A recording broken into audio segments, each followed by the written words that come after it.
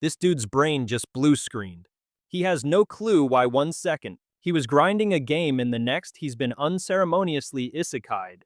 The very first sight that greets Feng Xia when he opens his eyes is him being in the middle of a dense, overgrown forest. And well, the local flora and fauna didn't exactly roll out the welcome mat for an outsider like him. Because the moment Feng Xia landed, he got jumped by a swarm of spiders. The tragic part is our boy is just a game-addicted shut-in who's basically allergic to sunlight. The concept of a strong, athletic body is completely foreign to him. His personal best is a 12-second 50-meter dash, and that's an all-time record. So, yeah, being chased by a horde of spiders, Feng Xia's great escape ended in an epic fail. He was this close to getting a game over screen on his 18th birthday. But hold on, he's a proper ISEKAI'D main character in a manhwa. How could he possibly get taken out so pathetically? By a bunch of starter zone spiders? Unwilling to accept such a lame fate, Feng Xia decided to fight back. Luckily, this world has a shred of decency. After you defeat a monster, it drops a reward in the form of a mysterious orb of light. These glowing orbs come in different colors, which means they have different attributes and effects. For example, a green orb of Toxin conveniently helped Feng Xia neutralize the poison. A red essence orb buffed up his physical body, and a yellow speed orb boosted his agility. So there he was, fighting for his dear life while frantically snatching up these stat points. And he actually managed to push back some of the venomous spiders. He fought while strategically retreating. And when his stamina bar started flashing red, he did the smart thing, he booked it. He was pretty sure he'd outrun those 8-legged freaks. But of course, he then proceeds to get lost in a thick fog. A wave of dizziness washed over him, and then some weirdo with white hair suddenly dropped down right in front of him. "You little punk, you've nearly ruined this old master's grand plan." Feng Xia, of course. Of course, he had absolutely no clue who this guy was. But seeing him just pop out of thin air like that screamed, "Not your average Joe." To avoid the very real possibility of getting one-shotted into the next dimension, he decided to play nice and ask, "And you are esteemed elder. I just happened to accidentally squish a few of your pet demon spiders. How could that possibly ruin any of your grand plans? You have no idea how important those spiders were to me." The man seethed through gritted teeth. The old ancestor hasn't had a salty snack in 3,000 years. He wanted to try some roasted spider legs for a change. And it took me 50 years just to lure that one nest of jade spiders here. Feng Xia's jaw dropped in utter disbelief. He was pretty sure none of what he was hearing was even remotely based in reality. It seemed he'd barely been in this new world for 5 minutes and had already ticked off a certified lunatic. What a classic manhwa plot. He couldn't for the life of him figure out why he was suddenly here getting the ever-loving daylights beaten out of him by some crazy old coot. But the pain felt way too real, so this definitely wasn't a dream. After absorbing that first wave of light orbs, Feng Xia noticed the attacks from the cloud soldiers were packing a lot less punch. At this point, Feng Xia could take on 2 cloud soldiers at once, absorb the attribute points they dropped, and get another nice little power-up. Doing this over and over, he slowly built up the courage to face the old man again. "The name's Feng Xia, no sect, no affiliation," he announced coolly, and as the words left his mouth, he threw another punch, completely obliterating the last of the man's cloud soldiers. Then, with an almost dainty wave of his hand, he said, "Senior, thanks for the lesson." In reality, despite his cool-as-a-cucumber exterior, Feng Xia was internally screaming his head off in a blind panic. But his acting skills were top tier. So much so that even the old man had to admit this kid wasn't half bad. He has innate divine power, and his spiritual strength is off the charts. There was just one little thing. He was fairly certain the kid had a few screws loose. He came to this conclusion after watching Feng Xia flail his arms and legs around like a madman. Of course, our hero was actually busy, scooping up all the glowing orbs containing attribute points. But since no one else could see them, it just looked like Feng Xia was frantically picking up invisible leaves and kicking imaginary cans. After watching this bizarre performance for a moment, the old man suddenly closed in on him, a dangerous look on his face. "Hey kid, this old master sees that your spiritual energy is quite different from the average person's. I wish to pass on to you an unparalleled world-shaking technique. Are you willing to become my successor? The moment Feng Xia heard this, his eyes lit up like a Christmas tree. It's here, it's here. This plot point is so familiar. The transmigrated main character passes some kind of test, meets a god-tier master, gets a legendary technique, masters it, and then conquers the world, right? Before he could even reply, the white-haired geezer enthusiastically continued his sales pitch. This ultimate art is called the Floating Dream 3 Lives art. Once you've mastered it, your soul will be indestructible. You'll be able to create and enter dreams warp reality and even possess another body to be reborn.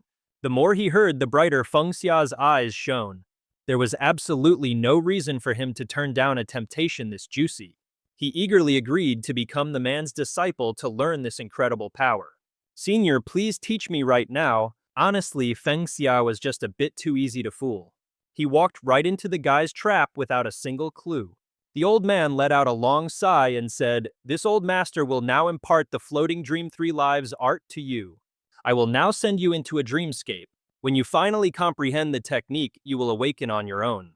As he spoke, he touched two fingertips to the center of Feng Xia's forehead, and a blinding golden light erupted. In an instant, his consciousness dissolved. Feng Xia had fallen into a deep sleep, completely oblivious to the wicked, calculating smile spreading across the geezer's face. The poor kid felt as if his body was sinking endlessly, surrounded by countless floating cards. They looked strangely related to those attribute orbs from before. Feng Xia unconsciously reached out and touched one. Immediately, the card exploded in a flash of brilliant golden light. Meanwhile, on the outside, the old man was feeling incredibly smug. He had intentionally left a grand total of 12 loopholes in the Floating Dream 3 Lives art. He was absolutely certain that by now Feng Xia's soul was completely lost in the incomplete technique. It wouldn't be long before he could easily trap him for good. Classic Manhwa villainy. But who could have possibly predicted that just a few moments later, Feng Xia would suddenly let out a soft sigh and slowly wake up. Plastered on his face was a smile that reeked of pure danger, a smile that sent an icy chill down the old geezer's spine. "Senior, I've had an epiphany." What kind of epiphany did you have? That white-haired dude seemed so stressed out he was starting to stammer. His original plan was to trick Feng Xia into becoming his personal sacrifice. But who could have guessed the kid actually had a genuine connection with this ultimate technique? Feng Xia didn't hold anything back, and immediately spilled the beans about his amazing encounter.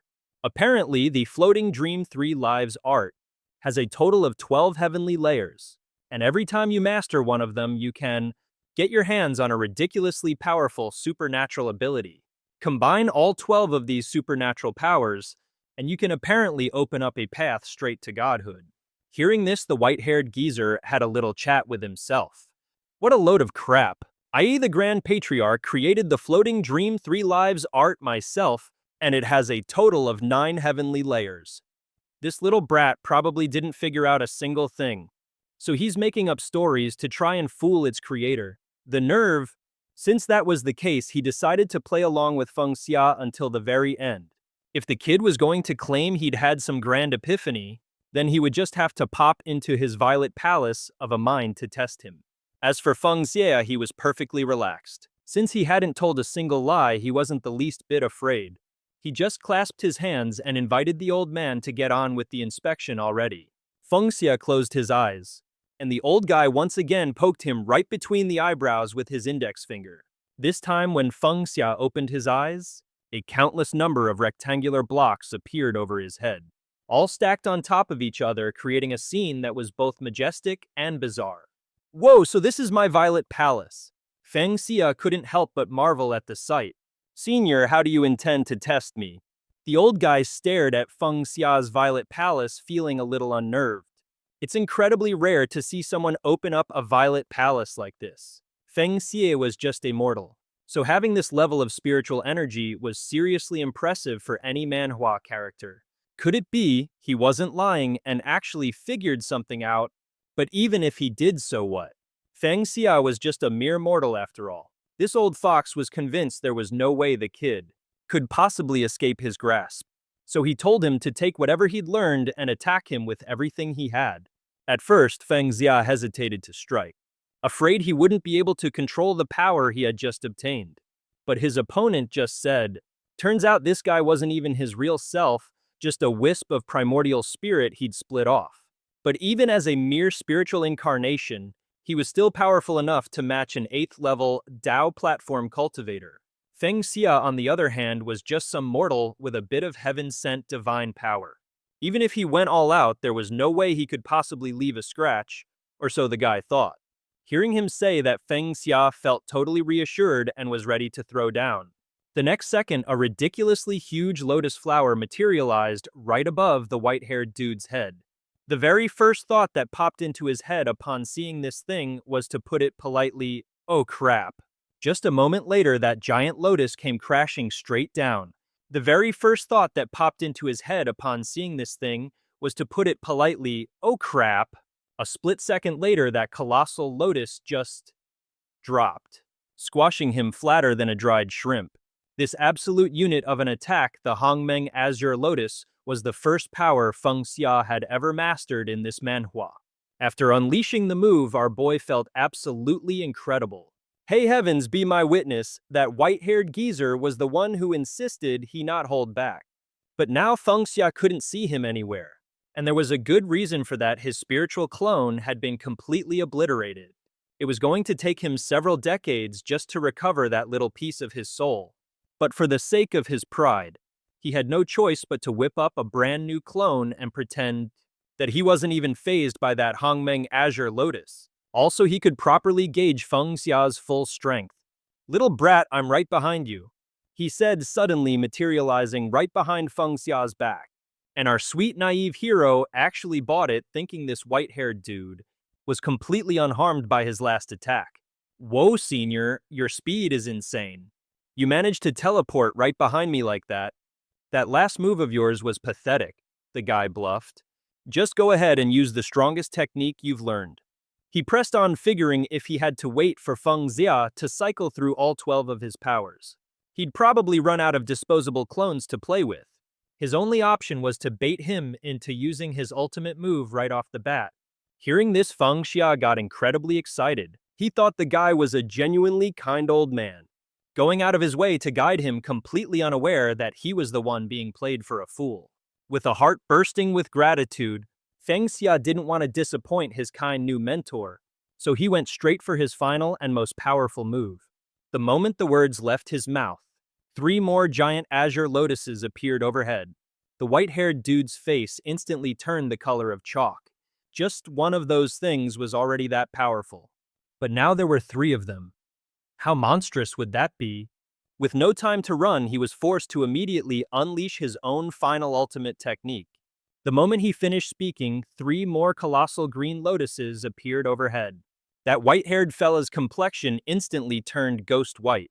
Just one of those things had been a nightmare to deal with. But now there were 3. Just how unbelievably catastrophic was this power going to be? He had no time to run, and his strongest defense was useless. He couldn't even fight back. All he could do was brace for an impact with the destructive force of a tactical nuke. A massive cloud of dust and debris exploded outwards, temporarily blinding Feng Xia completely. As the smoke began to settle, he saw that the guy had vanished once again. But our boy, in his infinite innocence, just figured the guy had skillfully dodged it. Wow, what a truly talented master with profound skills, he thought. Little did he know, he'd just vaporized another one of the dude's primordial spirit clones. Finally, realizing Feng Xia was a serious threat, the antagonist decided to stop messing around and just forcibly capture the kid. And so the white-haired guy materialized right behind Feng Xia. Like we said, the plan was to snatch him up by force. But the second he reached out a hand to probe, his face twisted in absolute terror.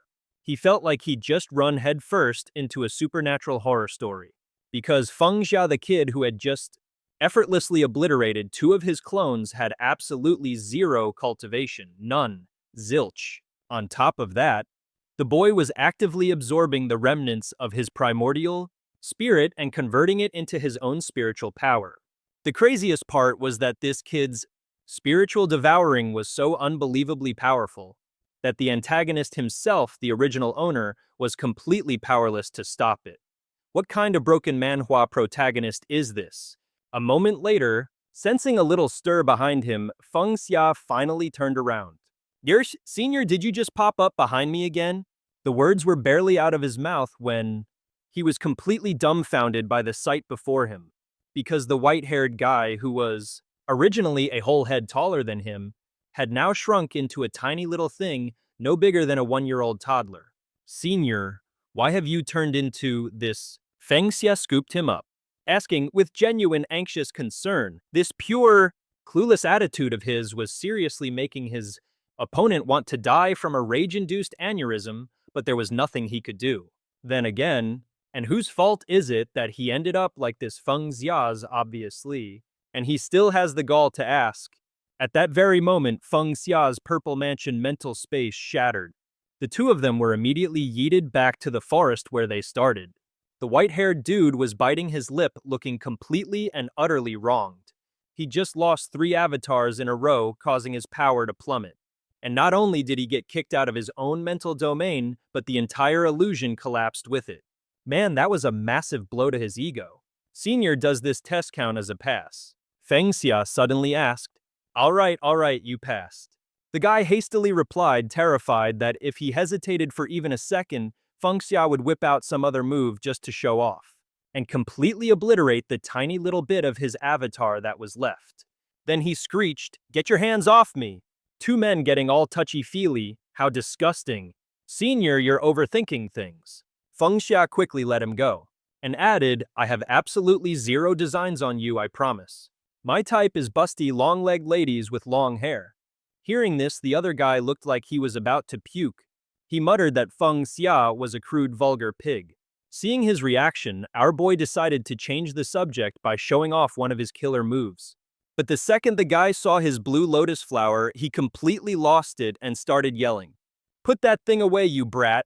Stop being so damn narcissistic. Meanwhile, Feng Xia still had no clue just how powerful his ephemeral Dream of 3 Lives technique was, especially its effect on beings overflowing with spiritual energy.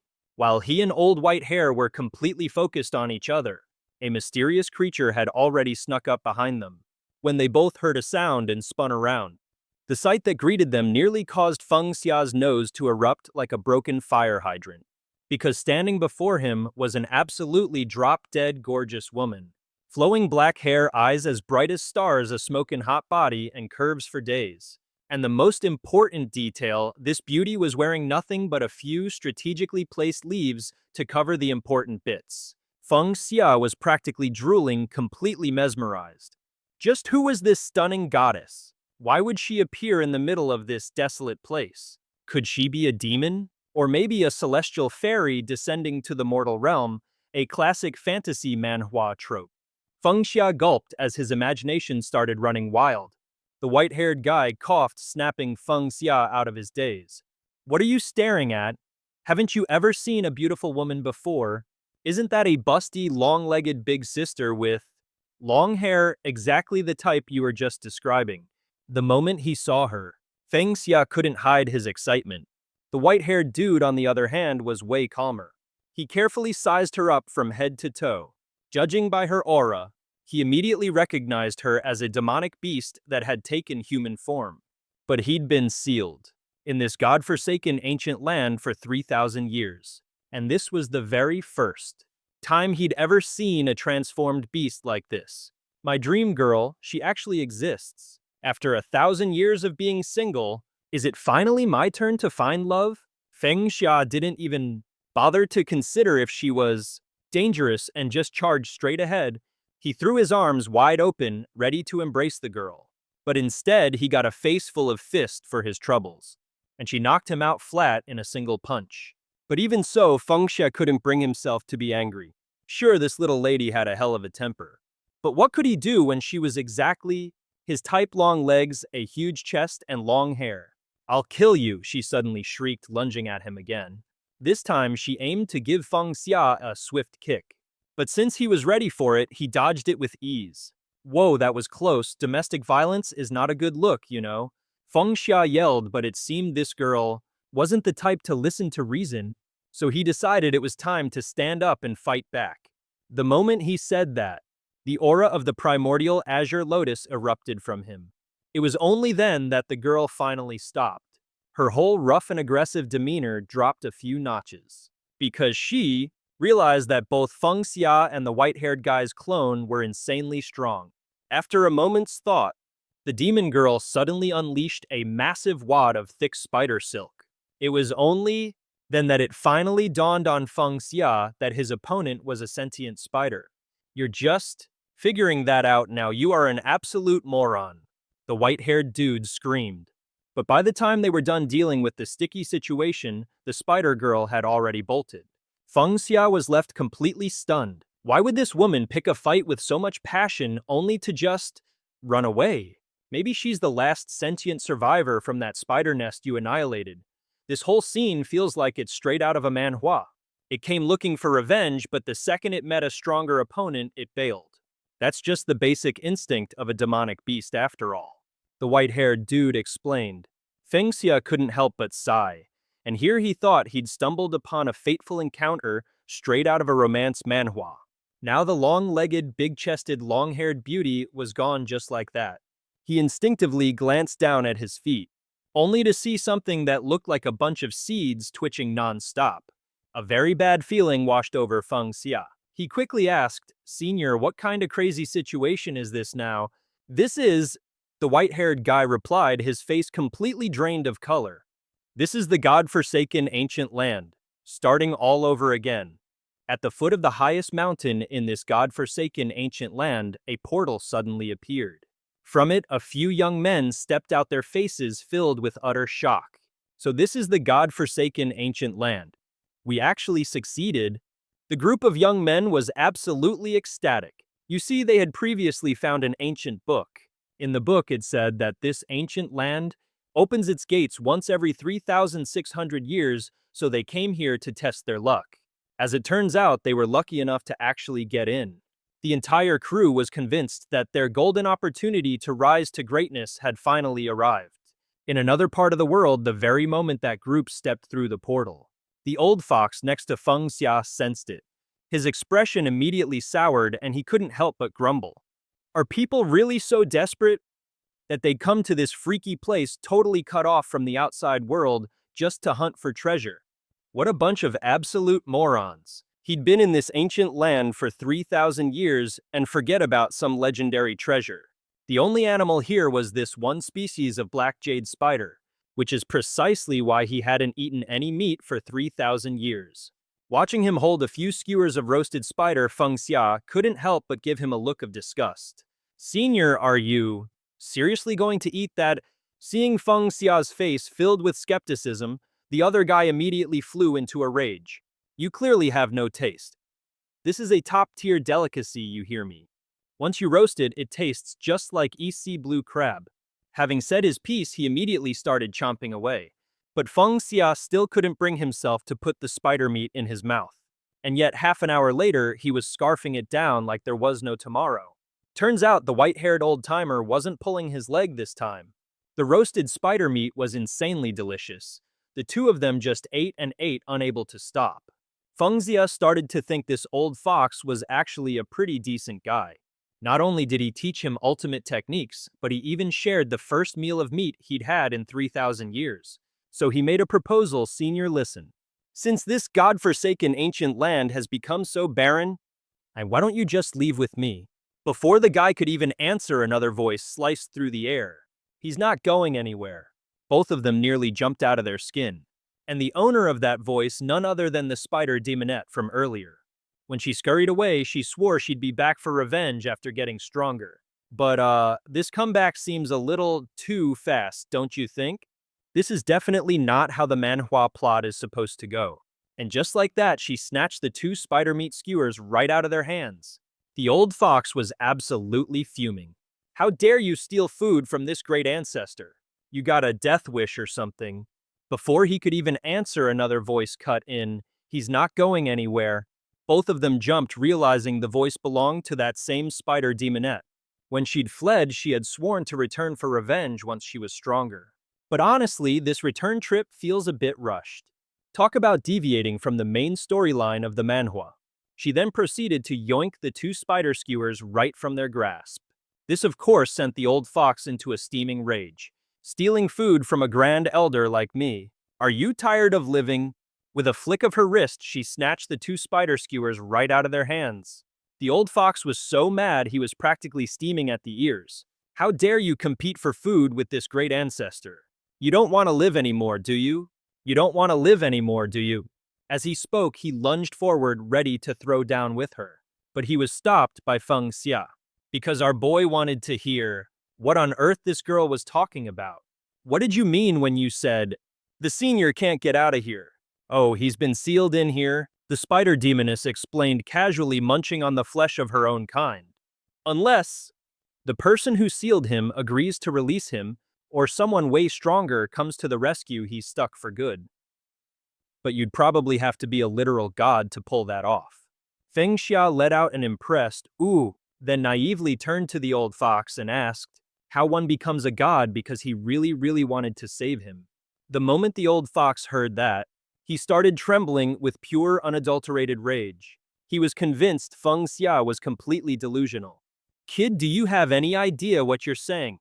Back in my prime, my own ancestor's seal only reached the third level of the divine bridge realm, which is still like 108,000 miles away from true godhood, mind you. Feng Xia let out another, "Oh!" completely clueless about what the heck a divine bridge realm even was. Hearing this, the spirit practically spat on the ground, calling him an absolute ignoramus.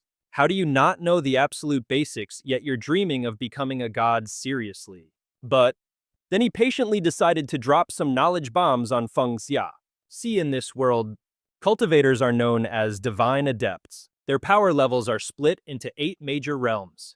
Listed from lowest to highest: the Divine Wheel Realm, the Divine Power Realm, the Tao Embryo Realm, the Origin Core Realm, the Dharma Form Realm, the True Spirit Realm, the Divine Bridge Realm, and at the very top, the Heaven Scryer Realm. To break through from a lower level to a higher one, you have to overcome insane, nigh impossible challenges. And finally, after hitting the peak of the Heaven Scryer Realm, you still have to survive a freaking lightning tribulation just to become a god. That's why the number of folks who actually make it to godhood is so small, you could count them on one hand.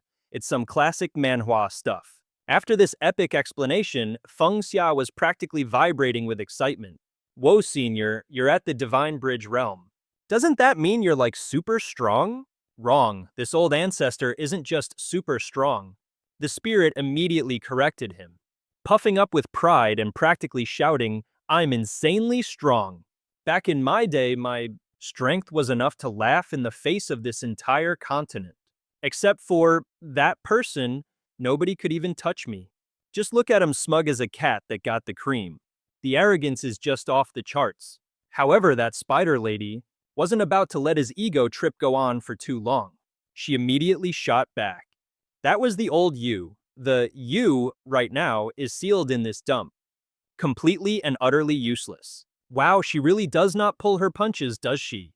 Her sharp words plunged like a dagger straight into the old geezer's fragile, paper-thin heart. Feng Xia had to rush over and catch him, desperately trying to get the old man to calm down. Model. Then he declared that this guy had helped him out a great deal, and he was the type to always repay his debts. Therefore, he would give it his all to repay the old fox by becoming a god himself, helping him break the seal and escape this god-forsaken place. And even though becoming a god is so difficult, it's practically impossible, seeing our boy's unwavering determination. The wily old fox was so moved he couldn't even speak. Meanwhile, the girl over there had just finished her spider meat, and she felt that Feng Xia and the white-furred geezer were putting on a cringy dramatic show that was just painful to watch. So she yeeted the meat skewer right at them while throwing some shade. You two are all talk, that's what you are. Luckily, both Feng Xia and the old fox managed to dodge it. Otherwise, they'd be missing at least one eye by now. Let's cut back to the group of powerful cultivators who just successfully entered the ancient land. Right now, the only female disciple in their group was relentlessly clinging to the guy surnamed Bai, their so-called senior brother, pestering him with questions. Senior brother? if you manage to obtain the world-shaking opportunity from this ancient godly land. You'll definitely become an expert at the Kylun realm, right? The main purpose of this trip is for the future of our Thousand Autumn Valley. Senior brother. Bai tried to answer calmly. But let's be real here. The man is only human. This whole Manhwa scene was getting intense. Having his junior sister's massive... Yeah, keeping your mind as still as water is a whole lot harder than it sounds. Even the other disciples could sense that something was off about their junior sister today, but they just couldn't quite put their finger on it. All of a sudden, the meat skewer that the spider demon had just launched was dodged by Feng Xia's group and went flying, lodging itself squarely in senior brother Bai's forehead. The male disciple beside him couldn't help but scream. Senior brother, a hidden weapon, but wait, don't panic, I think it's just a bamboo skewer. Senior brother Bai casually plucked the skewer from his forehead while reassuring his little junior. It was only then that this group of people finally saw the other party. Feng Xia's crew was just casually grilling some meat right in front of them, meaning they'd overheard the entire dramatic conversation. The crafty old fox couldn't help but let out a chuckle. A Kylun realm expert hidden weapons. You're gonna make this old ancestor die of laughter, ha ha ha. Seeing people pop up in this godforsaken ancient land, the group of disciples was completely stunned. About 2 seconds later, the female disciple in the group was the first to snap out of it. She drew her sword and yelled, "Senior brother, be careful. That woman in their group is the demoness from the White Nether sect." And without waiting for anyone to react, she swung her sword with ferocious intent. "You insolent witch, how dare you injure my senior brother, surrender your life." Feng Xia was startled by the sudden attack and quickly warned the spider lady to be careful. However, the sword slash seemed to only hit an afterimage, leaving her completely unharmed. Seeing their opponent emerge without a single scratch, the disciples from the Chenqiu Valley were even more convinced that she was the White Nether sect's demoness. What a classic Manhwa misunderstanding. "My name is Zhu Yunyang, and I'm not some demoness," the spider spirit explained, but her tone and expression were clearly dripping with annoyance. This was the first time Feng Xia had learned her name. Seeing that Zhu Niang was a powerhouse in the Kylun realm, the Chenqiu Valley disciples hesitated a bit, but that's when their senior brother Bai cooked up a plan. With a determined shout, he drew his sword and charged straight towards Zhu Yunyang, spurred on by the enthusiastic cheers of his junior sister. Zhu Niang was ready to see what this guy was made of, but his blade coldly swerved right past her, aiming straight for Feng Xia instead. He pressed the sword right up against Feng Xia's neck, just a hair's breadth from his skin. Then senior brother Bai warned Zhu Yunyang in a threatening voice. "My lady, if you don't want your friend here to get hurt, you'll surrender without a fight." "Yo, hold on, I'm just an innocent bystander enjoying the show." Feng Xia was utterly speechless. How in the world did he get dragged into this ridiculous mess? Even though this senior brother's method of attack was a little shameless. His junior sister and junior brother were still cheering him on with insane enthusiasm, even praising him for seizing control of the situation with his very first move. "My apologies. My methods may be a tad dishonorable, but this ancient hall is tied to the very fate of our Thousand Autumn Valley. Bai had no choice but to resort to this lowly tactic." "That," senior brother said, turning towards Zhou Yunyang. She could only sigh and reply, "I'm really not some demoness from the White Nether sect. And another thing, as for the rest of that sentence," Zhou Yunyang didn't even get to finish before he cut her off. He completely shut her down with a full-blown lecture. "Fellow Taoist, there's no need for excuses. Your appearance is unique, as are your clothes and makeup. And that technique you just used. They've already exposed your identity. Stop." This time it was Feng Xia who spoke up. He was, after all, the one with a sword to his neck. It only seemed fair that he should get a word or two in right. "I don't know anything about a White Nether sect demoness, and I couldn't care less what kind of grudge you people have. But what I do know is that I really don't like having a sword pointed at me." As he said this, Feng Xia raised his right hand. With a gentle flick against his opponent's blade, it instantly shattered into a million pieces. The three disciples from Thousand Autumn Valley were completely and utterly floored by this classic Manhwa power move. As for Feng Xia, he felt damn good. So sorry, looks like you picked on the wrong guy. You're even weaker than I pictured. He says, my bad, and gives the guy a gentle little tap on the chest. But that gentle little tap from Feng Xia was apparently all it took to send senior brother Bai flying a good 10 meters through the air. Watching the dude eat dirt, Feng Xia felt a little sheepish. Looks like he still hasn't gotten the hang of, controlling his own ridiculous strength. But here's the weird part. After flooring the guy this time, no glowing orbs of power popped out. Guess that means it's not like in some video game or manhwa, where you get stat-boosting loot drops every single time you defeat an enemy. Senior brother, are you alright? Over on the side, a junior disciple is asking frantically. Our boy Bai is mostly okay, but his sword, yeah, that thing's in pieces. He is absolutely heartbroken because that was a precious sword gifted to him by his own master. This is when Zhou Yuniang finally gets a word in. She'd actually tried to warn the guy earlier that Feng Xia was way stronger than even her. But who would have guessed the dude wouldn't even listen? Seeing this utter demolition, the guy immediately drops to his knees. He clasps his hands respectfully towards Feng Xia and begins to beg for forgiveness. Right after he called her a demoness, she was about to warn him that Feng Xia was on a whole other level, but nope, he wouldn't give her the time of day. So now seeing the aftermath, the guy scrambles to his knees, hands clasped in reverence, and starts groveling for forgiveness in Feng Xia's direction. This junior Bai Konghai had eyes but failed to see Mount Tai. I have gravely offended you, senior. May I be so bold as to ask, what realm have you achieved, senior? Feng Xia hears this and just stays silent. Not because he's trying to be mysterious, but because he literally has no idea. So Feng Xia has no choice but to ask that wily old fox to give him a checkup. He materializes the sun tome, which hilariously looks just like a golden brick. The old fox gives it a once-over, and then says, your divine wheel isn't even open yet. You're technically just a regular brawler, but cultivating with this brick of yours has given you a taste of the power of the Tao Embryo Realm. The second they hear the words, Tao Embryo Realm, the disciples from Qianshu Valley are left completely speechless, their jaws on the floor. Wait, what? A Tao Tai Realm King, is that what they're calling it? The old fox couldn't help but scoff internally. The moment he heard them call Feng Xia a king, he was overcome with contempt. Someone who's only just reached the Tao Tai realm gets to be called a king now. If these youngsters knew he had once reached the legendary Divine Bridge realm, they'd probably have a heart attack on the spot. Feng Xia could only let out a silent sigh. Not wanting to spoil the old ancestor's mood, he wisely kept his mouth shut. But the truth was, times had changed, drastically. 3,000 years have passed after all. That's enough time for a civilization to rise from nothing. And it's certainly enough time for the civilization of cultivators to fall into decline. In this era, the Tao Tai realm was already a ridiculously big deal.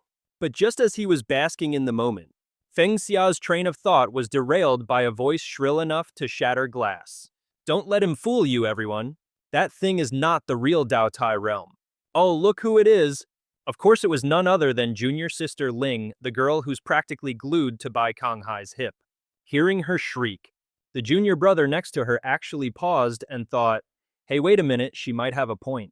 I mean, the headmaster's Tao Tai realm is absolutely massive, but Feng Xia's version is laughably tiny, like a single little brick. Since you're such a pathetic fraud, I'll expose you for the imposter you are right here, right now. And with that little speech, she whipped out a talisman and slapped it square on Feng Xia's forehead. Our boy, having just been isekai'd into this world like the protagonist of a crazy manhwa, had a grand total of 0 clue about how anything worked here. So naturally, he had no idea what this new forehead accessory was, and could only mentally scream for help from the old ancestor. The old ancestor calmly explained that it was a soul-snatching talisman. For the average, broke nobody, this thing was considered a high-end luxury item. However, for a powerhouse at the Tao Tai realm or higher, it's about as effective as a wet noodle. It was pretty clear that junior sister Ling was absolutely convinced. Feng Xia was faking it, which is why she used this little toy to try and control him. With that done, she gloated to her companions. All right, senior brothers. One of them is completely frozen by my soul-snatching talisman. So let's take this chance to finish off the other two. She even drew her sword, ready to pounce on her supposedly helpless victim. But right at that moment, looking bored out of his mind, Feng Xia casually reached up, peeled the talisman off his forehead, and let out a massive sigh. Who exactly said I couldn't move? That one simple action proved that his strength was without a doubt at least at the genuine Dao Tai realm. Besides that, something had been bugging Feng Xia this whole time. A weird feeling in the back of his mind, and now he figured it was time to test that theory. With that thought, Feng Xia channeled energy into his fist and shot straight towards junior sister Ling. He moved with such blinding speed that Bai Hai, who desperately wanted to play the hero, couldn't even react in time to save her. All right, sister, how much longer are you planning to keep up this act? Feng Xia demanded. His only answer was a devilishly sly smile from his opponent. With a massive crash, his fist slammed into her as if striking a mirror, shattering the illusion to smithereens. The sheer force of the impact sent shockwaves through the entire area, and once the tremors subsided, the other two disciples snapped back to their senses. The remaining disciple of the Qianqiu Valley was absolutely horrified, because the person standing before them was most certainly not their junior sister Ling. Ooh my, this big brother is so rough. You're hurting little old me, you know. I'm just dying to know. When did you realize I wasn't your precious junior sister Ling? Standing before Feng Xia now was a woman, dressed even more scandalously than Zhou Yuniang. This was the real deal, a true demoness from the Baiyu sect named Yan Wuyu. Kang Hai and the other kid were completely gobsmacked. How is junior sister Ling a demoness from the Baiyu sect? They stammered. Feng Xia brought a hand to his nose, gave a couple of theatrical sniffs, and then spoke. Your half-baked acting and shoddy magic might have fooled them, but when it comes to me, you've still got a long way to go. The other guy couldn't believe his ears. He thought to himself, the Baiyu sect's tricks are notoriously cunning. And this dude thinks she's not even close. Wu Yu giggled. Was my performance really that bad? Feng Xia's expression changed, his eyes lighting up as he waved a dismissive hand. To be precise, it was absolutely atrocious. He spread his arms wide and elaborated. Whether you were encouraging them to attack over and over, or sneakily tossing out hidden weapons and soul-gathering talismans, you just seemed so ridiculously rushed. Feng Xia pointed a finger straight at her and declared, there can be only one truth, this whole Manhwa plot was just you trying to provoke a fight. She gave him a shy look and replied, you caught me. Then she instantly unfurled the silk ribbons on her outfit, sending them whipping towards him. In that case, Wu Yu yelled, let this big brother see what I'm really made of. In a flash, Feng Xia had already snatched the ribbons out of the air and declared, it's useless, you can't beat me. She spun around, twisting the ribbons into a tangled mess as she laughed playfully. Who said anything about trying to beat you? Feng Xia immediately realized the ribbons were just a diversion, and with a loud laugh, Wu Yu took off at top speed. He gave chase with all his might. Get back here, Feng Xia shouted. Listen up, missy, he called out. I'd advise you to surrender quietly. You're heading for a dead end. But then Wu Yu leaped and soared into the air, leaving Feng Xia completely stunned. Wait a minute, that's your escape route. She stretched out a hand and called out, farewell, and you better remember the name Yan Wuyu. With that said, Wu Yu took a dramatic leap straight down below, her body creating a swirling ribbon of flowers in the deep dark void. A bewildered Kang Hai asked, why did she just jump? A thought sparked in his mind. Wait, that's not right. He spun around, scanning the bushes, certain she was still lurking nearby. In Feng Xia's eyes, glowing lotus blossoms suddenly flared to life. His gaze locked onto a single tree that was practically leaking a dark aura. He said softly, quit hiding, come on out. And what do you know?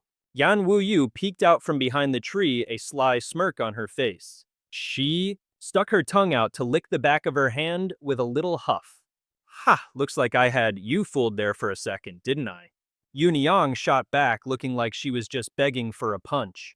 He let out a long sigh. She's the type who'd still be running her mouth in the afterlife. She turned to him and asked, "Who are you even talking to?" Feng Xia replied, a bit confused, "Aren't I talking to you?" But then he whipped his head back around his jaw, practically on the floor. The confusion was written all over his face. Why are there two Zhou Yunyangs? And there they were. Two Yunyangs, both with their arms crossed, snapping in unison. "You have the nerve to impersonate me," Feng Xia gritted, his teeth as he watched the figure that had been by the tree vanish into thin air. Knew it, that one was the fake. The two Yunyangs immediately launched themselves into a full-on catfight. Yelling, "You shameless imposter," the two spitting images charged wailing on each other. The attacks came flying non-stop like something straight out of a battle manhwa. "Take this!" One of the Yunyangs thrust her hand forward, roaring, "Juti Fu!" Meanwhile, our boy on the sidelines was getting the show of a lifetime, pumping his fists and cheering them on like it was the main event. Now one of them had her hands tied tight while the other was completely wrapped up. Feng Xia got so worked up watching this that he started having a massive nosebleed. Chen Hai immediately gave him a look of pure judgment. "Dude, why are you making such a thirsty face right now?" He then shoved a gag into Feng Xia's mouth. Then he roared, "You despicable coward!" Meanwhile, the two little ladies were still in the middle of a heated argument. "Did you really think you could get away with hiding it? When it comes to the art of tying people up, you dare challenge me." At that moment, one of the girls whose hands were bound tight put her palms together and chanted, "Binding cursed Titan." Instantly, the ropes on the other girl cinched viciously tight. Her body was squeezed so hard she screamed in agony. In a flash, her entire body vanished, leaving behind nothing but a swirl of flower petals in the air. The first girl scrambled after her, shouting, "Get back here." She cursed under her breath. Where the hell did she run off to? Ugh, I just lost focus for 1 second. Just then Kang Hai approached and said, "Senior, thank you for saving our lives." He spoke with urgency. That demonic woman from the Baiyu sect is famous for being treacherous and unbelievably cruel. If you hadn't stepped in, Senior, I'm afraid my brother and I would have been goners. The younger boy urged him, "Senior brother, your injuries are serious. We need to return to Tianqiu Valley immediately." But Kang Hai stood his ground. "We have to find a fated opportunity. Tianqiu Valley has only just started to get back on its feet.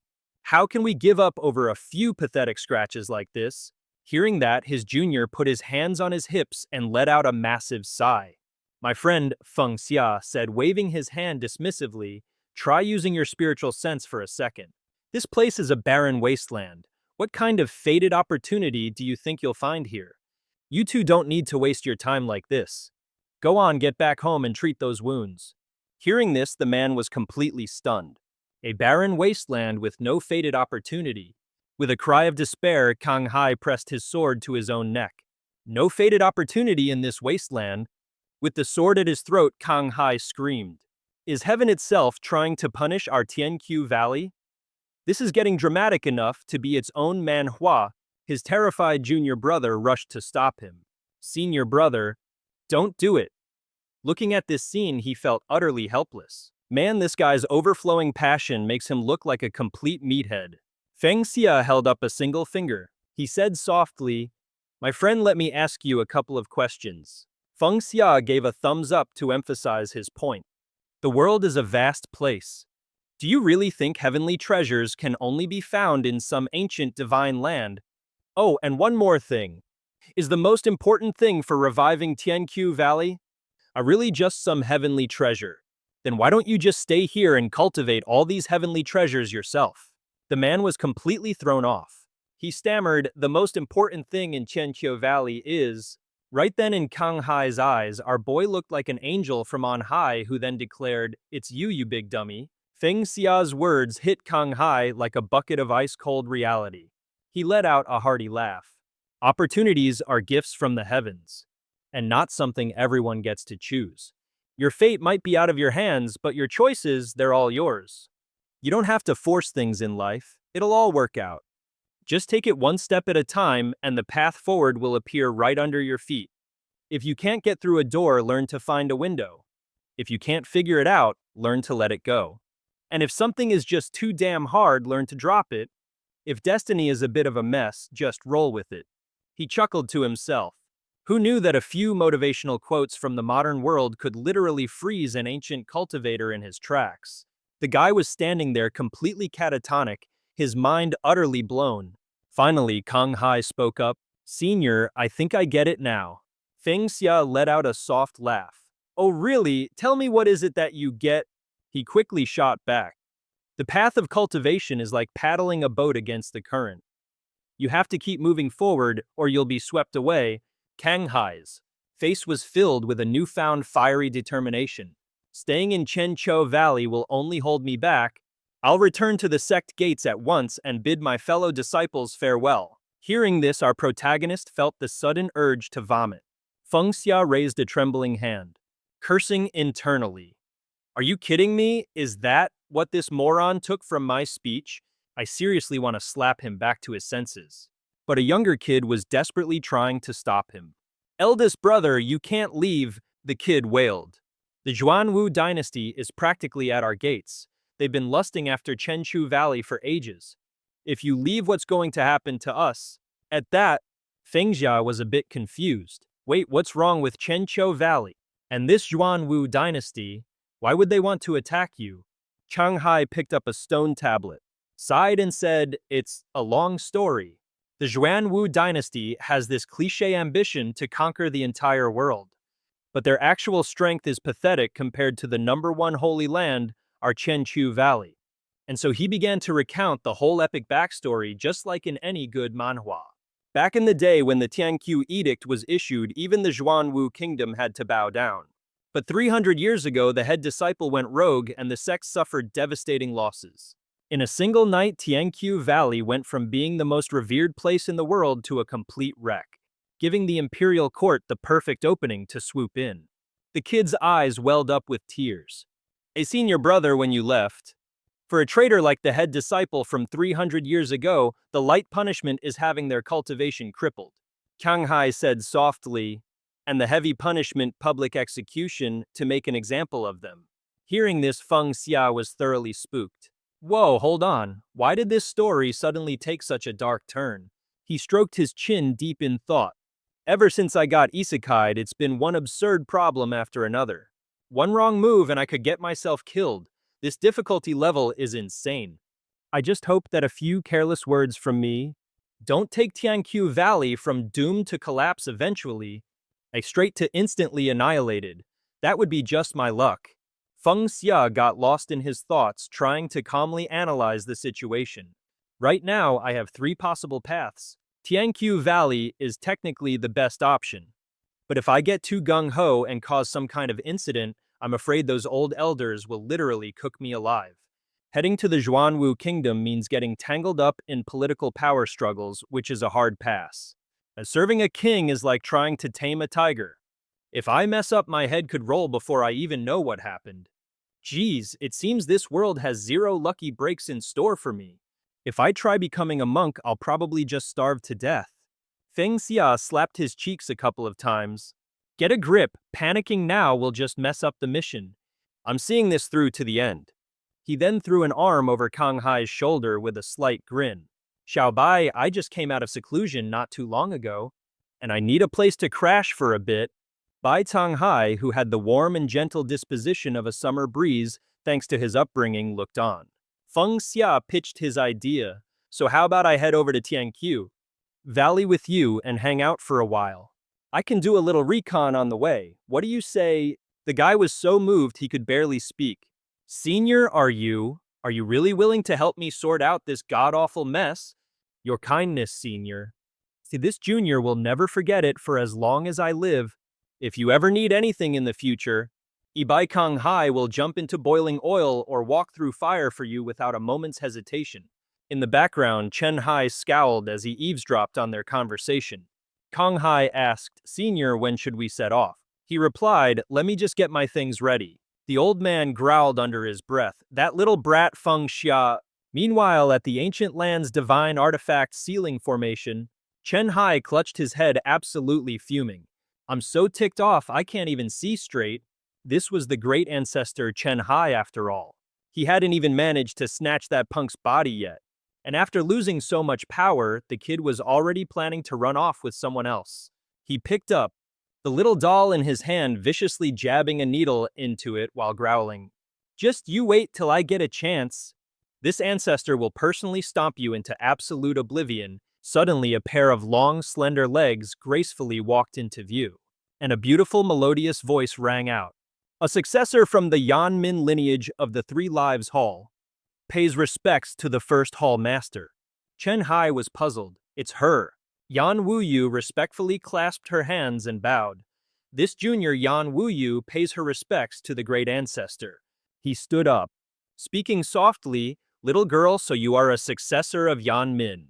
She introduced herself, replying to the Grandmaster, "I am the 41st successor of the Yan Min lineage." Chen Hai's expression turned serious. Wu Yu continued, "The Three Lives Hall lineage has been respectfully awaiting the ancestor's return." Hearing this, he felt a flicker of joy. 3,000 years. It's good that the Three Lives Hall still has people left. She clasped her hands again and declared, "Great ancestor, 3,000 years have passed. You should use this opportunity with the secret realm open to return to the mortal world." Chen Hai thought to himself, "This girl is clearly no pushover. Is she really this obsequiously respectful to her elders? Seems fishy." He then let out a long sigh. "Ah, little girl, it's not that the secret realm can hold me. It's this massive ceiling formation right under my feet." At that moment, a massive magic circle beneath his feet flared to life with brilliant light. Yan Wuyu was stunned to hear this. "A ceiling formation," Chen Hai said softly. "The scoundrel who sealed me here was a real piece of work." This ancestor was not only suppressed, but also completely sealed away. He spread his hands wide, explaining, "No matter how much power this old man accumulates, more than 90% of it gets sucked away by this damn formation." She wondered, doesn't that basically mean he's helpless? What kind of ridiculous manhwa plot is this? Hearing that, Chen Hai slapped a hand to his forehead, thinking in utter frustration, "More importantly, I was supposed to be a remnant of pure power. But that absolute jerk Feng Xia completely drained me dry. This is way too embarrassing. I can't let a junior hear about this disaster." Meanwhile, at the exit of the ancient land's secret realm, a teleportation gate materialized right before everyone's eyes. Feng Xia clasped his hands together. "Senior, Yunyang, you really don't have to see me off." Yunyang sashayed over and chirped, "Oh, I wasn't going to see you off." She leaned in close, practically invading his personal space. "But if I stick with you, there's a steady supply of grilled meat, so I absolutely have to come along." He was completely baffled. "Wait a second ago, weren't you dead set on killing me?" "Well, yeah," Yunyang explained, "that's because you turned my clone into a meat skewer." A sudden light bulb went off in her head. "Oh, that's right, I'm supposed to kill you." At this, Feng Xia just couldn't hold it in and burst into tears. Seriously, how can she talk about this so casually, like she's just paying the electric bill? Yunyang continued, "But if I kill you, then where will I get my meat skewers from?" The guy was at a total loss. This girl's processor is clearly not running at full capacity. Chen Hai placed a comforting hand on Feng Xia's shoulder. "Demonic beasts live by the law of the fist," he said. "If they can solve a problem by punching it, they're not going to waste a single brain cell on it. Once you're out of this secret realm, you'll get it." Feng Xia turned back, nodding. "You're right, we're about to leave this place." Then he threw his arms around the old man in a dramatic, sobbing embrace. "Senior, you have to wait for me. I promise I will come back and save you." Chen Hai, who was still tied up, just yelled, all right, I get it. And now just get the hell out of here." As the group began to leave, Feng Xia waved cheerfully. "See you later, senior." The old man just shot him a look of pure annoyance. "Get lost. And it'd be best if you never came back." With that, Feng Xia turned and started to walk away. Suddenly, a powerful gust of wind shot towards him. A massive surge of energy came flying at him, causing Feng Xia to freeze in his tracks. The lotus sigil on his forehead instantly began to glow. And at that exact moment, Chen Hai came rocketing out of that wave of energy. Seeing this, a horrified Feng Xia screamed, "Senior!" And in the next instant, their lips met. The air suddenly filled with a very potent, very unwanted romantic tension. The force of the collision sent them both tumbling backwards straight into the teleportation gate. A moment later, they were unceremoniously spat out on the other side, leaving everyone absolutely speechless. Chen Hai and Feng Xia scrambled to their feet, both gagging as if they'd swallowed something awful.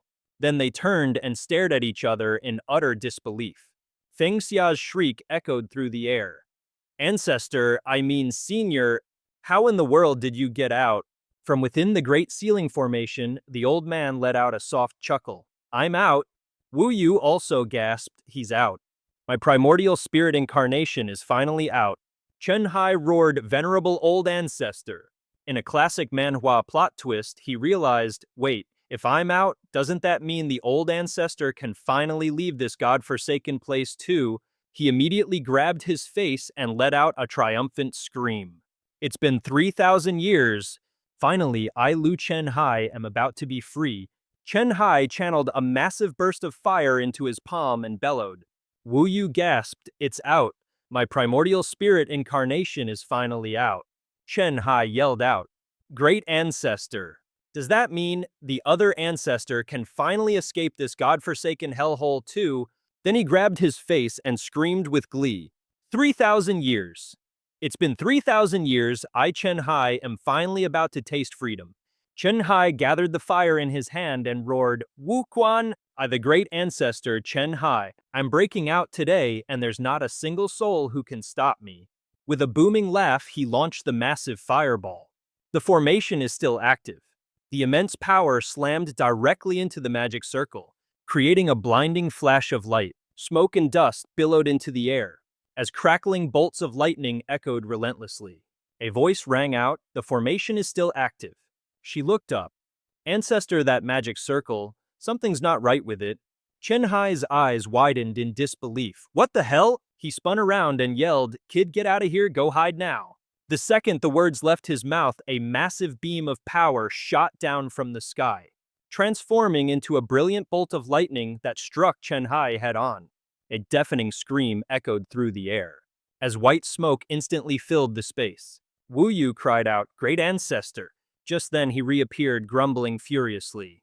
That old scoundrel Wu Guan has the guts to keep this old master trapped in here, but he doesn't have the balls to face me in a real fight. She called out in a panic, ancestor. His long silver hair, once majestic, was now a charred, frizzy mess on his head. Chen Hai tried to play it cool. Don't worry, a flashy little light show like this can't hurt me. But internally he was fuming. My primordial spirit incarnation can get out, but my main body is still stuck in this prison. Could this have something to do with that disrespectful little punk Feng Xia? Wu Yu's expression fell as she explained. To finally meet you, ancestor, I went through so many hardships, only for it to end like this. He replied, hey, don't get too down about it.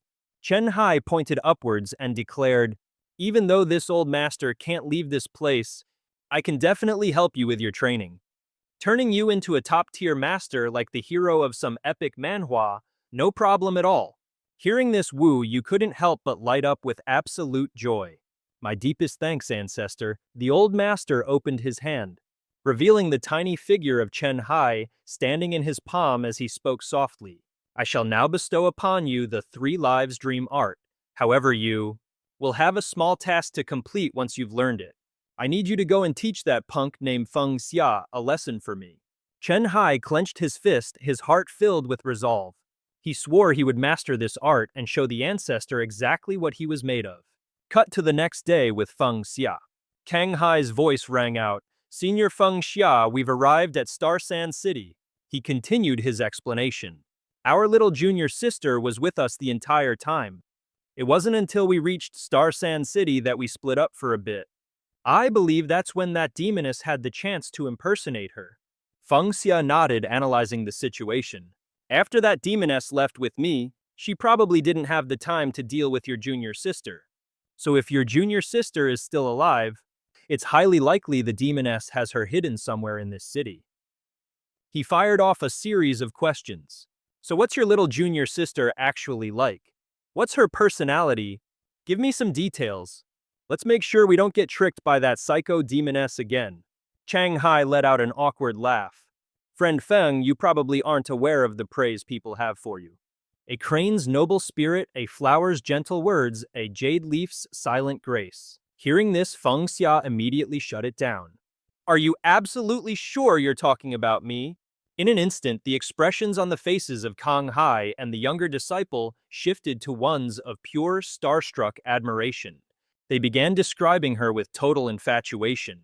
Our junior sister is breathtakingly beautiful, talented, beyond compare, and as kind-hearted as they come. From the highest elders on the mountain to the newest disciples, there isn't a single soul who doesn't absolutely adore her. She's basically a real-life Manhwa heroine. Both of them were buzzing with excitement as they retold the story. Our little junior sister was ranked number 3 on the most wanted Dao companion list. It's like something out of a romance manhwa. We absolutely have to get her back. Suddenly from outside, a voice called out, "I've finally found you guys," Jiyu complained with a slight pout. "Big brothers, where did you two run off to? Leaving me all alone here." Both of them gasped in utter shock. Junior sister Ling Kang Hai couldn't believe his eyes.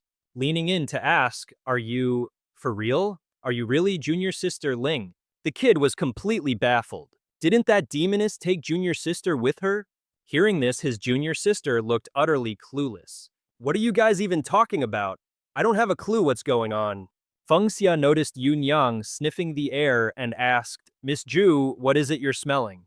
She declared that the woman's scent was a dead ringer for the demoness. Feng Xia raised his hand, his eyes glowing like lotus blossoms as he smirked.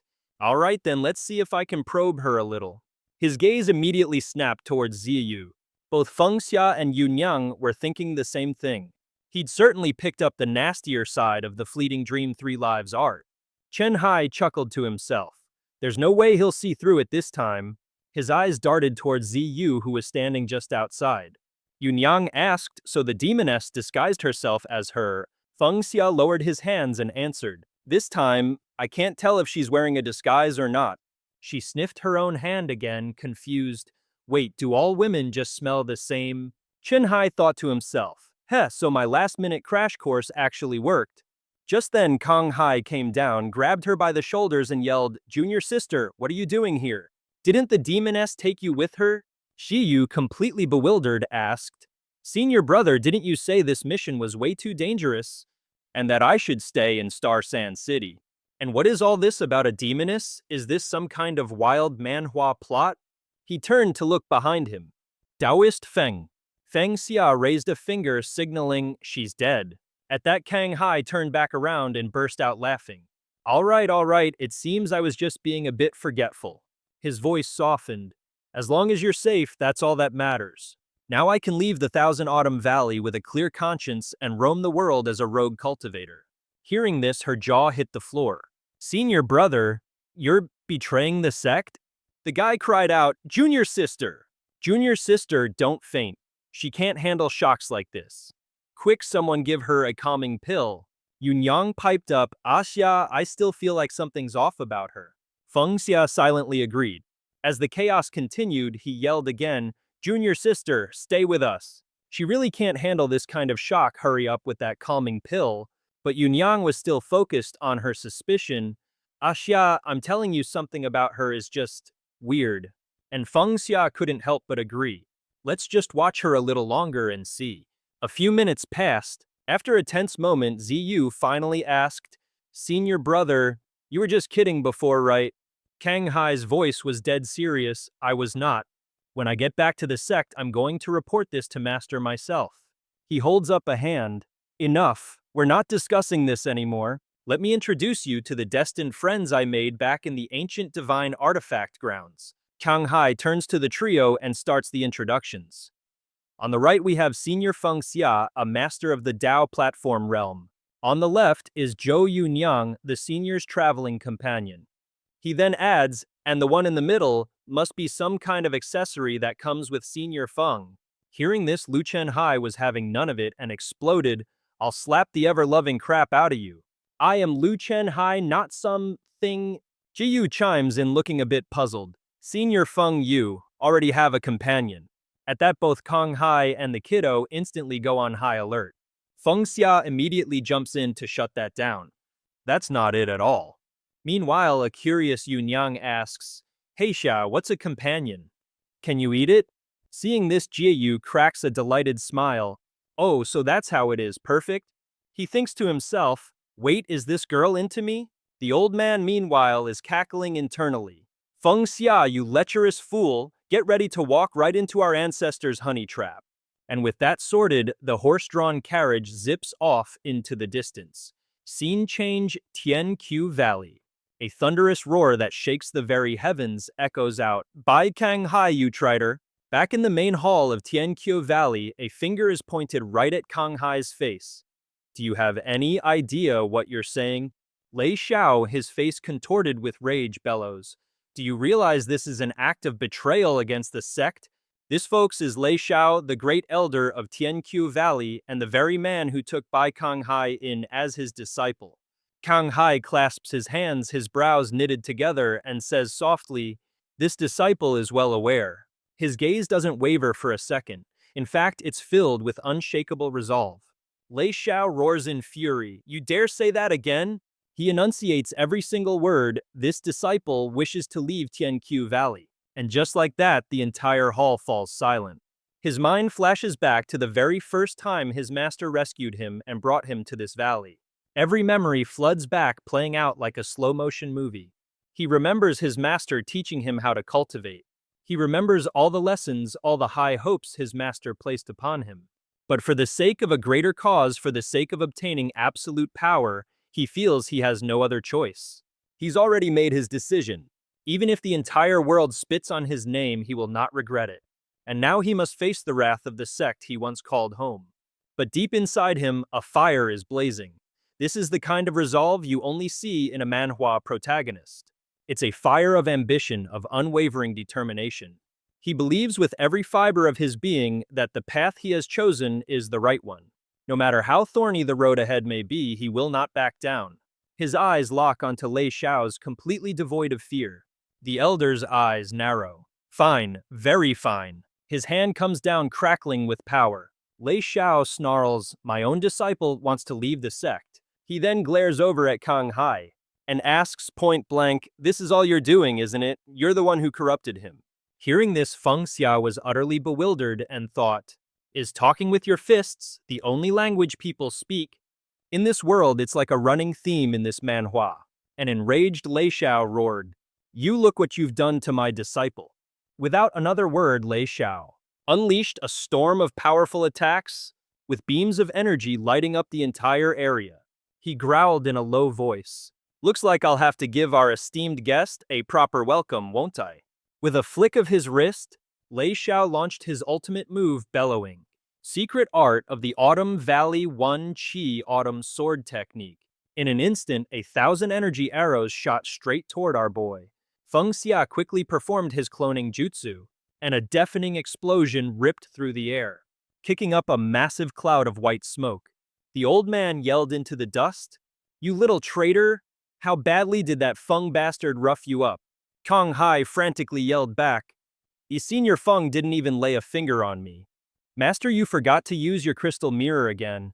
Lei Xiao snarled, I have no need for that useless crystal mirror. In the background, Elder Lu was casually munching on a slice of watermelon, enjoying the drama.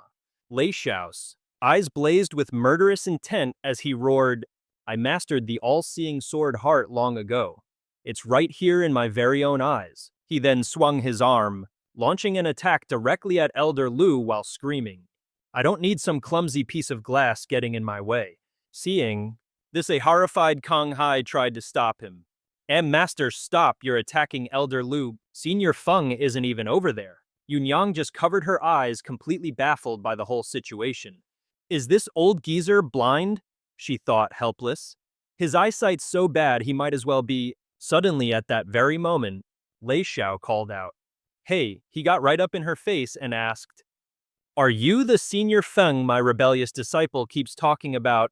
Feng Xia immediately stepped forward to prevent Yunyang from blowing a gasket and said, Fellow Taoist Lei, you can just call me Feng Xia.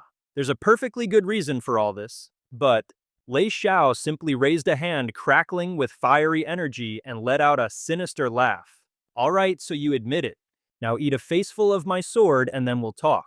Without another word, the old man unleashed a devastating slash right in front of the kid's face. Feng Xia just sighed. Senior, are you seriously calling that a sword attack? That was a palm strike. Suddenly he froze. Senior, Feng Xia looked around totally bewildered. Chen Hai, where'd the old man go? Don't tell me he blew himself away with that attack. Meanwhile, at that exact moment, in another corner of the courtyard, some other poor soul was getting chased for his life by Lei Xiao, who was screaming at the top of his lungs. Don't you run, you little brat. As for Chen Hai, he was busy pointing a finger straight at Ziyu's face and chewing her out.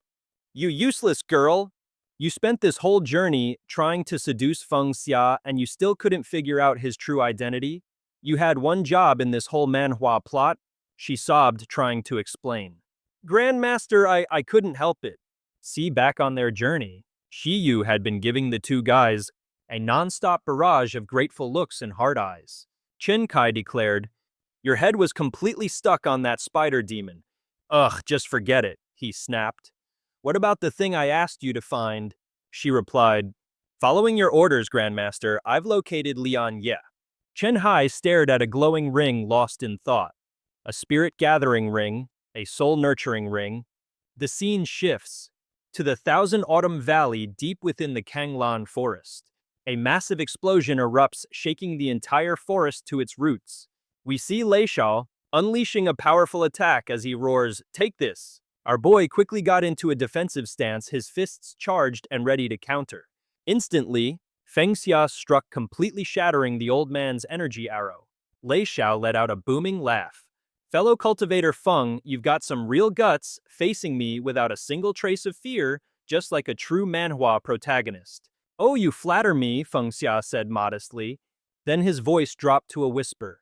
But isn't that just because you've been deliberately making a huge scene while only using fake-out moves? Hearing this, the old man's eyes narrowed, his expression turning grim. Feng Xia continued, So you pretended to have bad eyesight and sent someone else to lure me here. You hiding some juicy secret you can't talk about. Lei Xiao let out a long, weary sigh. He clasped his hands together in a formal gesture. His voice low, This old man must thank you, fellow Taoist. While I have no idea what you're really up to, my disciple ran afoul of that demoness from the 100 Phantom sect, and if you hadn't swooped in to save the day, I'm pretty sure he'd be 6 feet under by now. Feng Xia felt a tad awkward hearing all this praise. He scratched his face, thinking to himself, Phew, dodged a bullet there. Looks like nobody's mentioned that the wicked beatdown Bai Kong Hai suffered was a courtesy of yours truly. Just then, Lei Xiao spoke up again, his voice hesitant. Fellow Taoist Feng, truth be told, I've been wanting that boy to leave the sect for a very long time. Feng Xia was completely floored. Say what now? The old man sighed. I've dropped more hints than I can count, but he always just pretends to be fascinated by a speck of dust on the floor. Lei Xiao's gaze fell, a flicker of tension crossing his face. That boy's talent is completely wasted here. He could be at a much better sect, achieving a much higher realm. Feng Xia's curiosity was piqued. So why did Xiao Bai even join Thousand Autumn Valley? The old man grabbed a wine jug, popping the cork as he spoke. It's a pretty simple story, really. Lei Xiao took a few hefty gulps before continuing his tale. A while back, this old man descended the mountain, and I found him starving to death in Weitang. So I just gave him a couple of steamed buns. It's a classic manhwa protagonist backstory. The memory seemed to flood back to him. And ever since that day, Lei Xiao recounted, he's been stubbornly devoted to Thousand Autumn Valley. Feng Xia cut in, well, he's finally made the decision to leave. The old man set the jug down. I suspect, he said softly, it's because he wants to find a way to restore Thousand Autumn Valley's glory by venturing into the outside world. With a bit of liquid courage in him, Lei Xiao's mood seemed to brighten considerably. He let out a loud, booming laugh. And that's for the best. He should get out and never look back. All of us here at Thousand Autumn Valley have struggled and fought until today, but we're stuck. We can't change our fate, and we probably never will. If he stays here, it's just a tragic waste of his immense talent. Feng Xia turned to him and said, Fellow Taoist Lei, everyone acts in their own self-interest. You never know what the future holds. Lei Xiao's head whipped around to face Feng Xia. his voice dropping to a chilling, serious tone. On that single night, Thousand Autumn Valley fell from its pinnacle of power. So tell me, who gained the most from our downfall? The one pulling the strings. How could they possibly let Eternal Autumn Valley rise again? Hearing this, Feng Xia was completely bewildered. Lei Xiao of the Zhuanwu Kingdom covered his mouth and whispered, "There's a mole inside Eternal Autumn Valley." He was instantly stunned. A mole. Then Feng Xia's eyes widened. He scoffed, "Fellow Taoist Lei, what kind of technique did the Zhuanwu Kingdom use? I have a way to help you sniff out the spy." He was immediately intrigued. "You want to willingly dive into the messy business of Eternal Autumn Valley? This isn't some simple Manhwa plot, kid." Feng Xia replied, "This one has a connection with Eternal Autumn Valley. I will give it my all to assist." After they had reached an agreement, he thought to himself with a smirk, "If fellow Taoist Lei agrees, I'll stay and train with the disciples of Eternal Autumn Valley. And maybe I can figure out the principles behind those light orbs." Lei Xiao then turned back and warned him, "I advise you to stay far away from my disciple. Best not to lose your life in these murky waters." Feng Xia quickly replied, "But I really do have a way." The old man brandished the sword in his hand, his gaze as sharp as a blade. "Talk is cheap." Gripping his sword, Lei Xiao said softly, "Let this old man's sword ask you if you've really got what it takes." Seeing this, the kid was genuinely taken aback. With that, the old man let out a loud laugh and shot towards Feng Xia, unleashing a devastatingly powerful slash. It crashed down on his position, creating a horrifying explosion.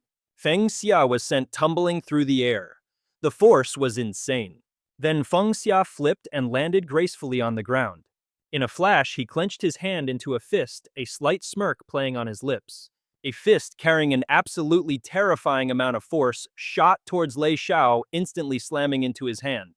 At the same time, the sword was sent flying. It soared through the air before finally plunging hard into the ground. Feng Xia flashed a smirk. "Well, fellow Taoist Lei, what do you think of me now?" Lei Xiao stared at his own trembling hand and stammered that physical strength is monstrous. Kong Hai really wasn't lying. If you're a Tao platform realm expert, then of course you have the skills. His eyes narrowed. But forgive this old man for being blunt. Given Eternal Autumn Valley's current situation, it's really hard to believe that a Tao platform expert would suddenly appear to help. Lei Xiao raised his voice. "If you truly wish to help Eternal Autumn Valley, then let this old man see your true power." As he finished speaking, countless glass-like walls erected themselves all around them. The two were now trapped inside. He roared, "My sword heart divine ability will reveal your intentions." Fellow Taoist Feng, my apologies for this. Feng Xia found himself in a tough spot. Thinking to himself, "But I genuinely agreed to help Eternal Autumn Valley. But no matter what, I absolutely cannot let them see my true elemental abilities." He crouched low, crossing his hands as streams of raw energy began to swirl around him, preparing his ultimate move. A massive wave of primordial energy just exploded out of him with ferocious intensity. Azure Lotus Palm.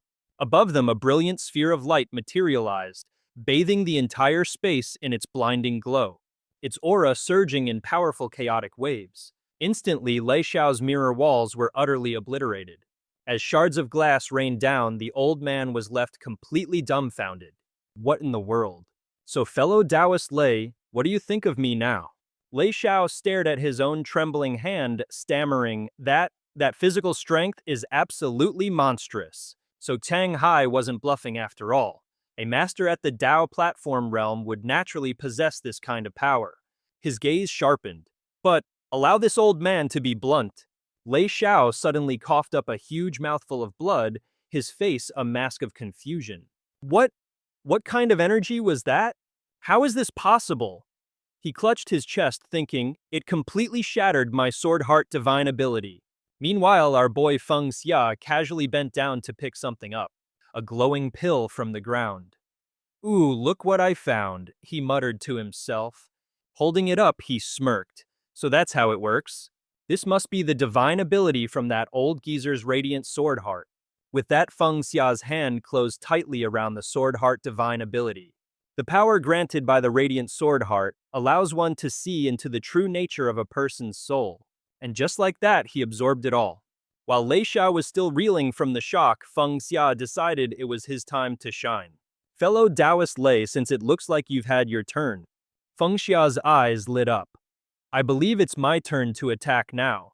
The old man saw this and gasped in total disbelief. Your eyes? How is that even possible?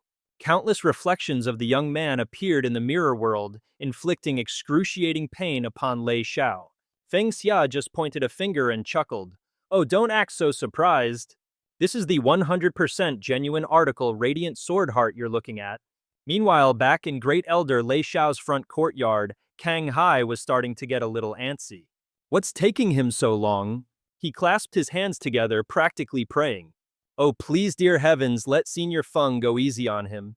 Don't let anything happen to my master. Just then, Yun Yang piped up from behind him. Hey, I'm starving. Where's the kitchen around here? Not now. But Kang Hai couldn't care less, muttering to himself. This is bad. I have a really bad feeling about this. Behind him, her stomach let out a monstrous rumble. He clenched his fists, his mind made up. I have to go check on the situation. Seeing Kang Hai completely ignore her and just walk off, Yun Yang's face scrunched up into a prune, so mad she could just about spit nails. But just then a voice rang out from the distance. Well, if it isn't Kang Hai, the guy who royally screwed up the sex mission. A blonde-haired pretty boy strolled into view, his voice dripping with sarcasm. What's the matter? I could spot that gloomy face from a mile away. This fine specimen is Ye Yi, the personal disciple of the sixth elder. You know, a classic Manhwa rival. He shoves Ye Yi by the shoulder and bellows, Get out of my way, I'm in no mood to deal with you right now. The man retorts, Well now Mr. Bai, look at you acting all high and mighty. Ye Yi mockingly starts counting on his fingers. It's been a while, I bet that wandering con artist you follow has been beaten to death by now, eh? Kang Hai finally loses it, lunging forward with a raised fist and roaring, Yeah, you better shut your mouth before I shut it for you. Senior Feng is not a con artist. But Ye Yi is quick, throwing up a hand to block the attack. The two immediately tumble into a messy brawl, worthy of a manhwa, surrounded by the whispers and gasps of the crowd.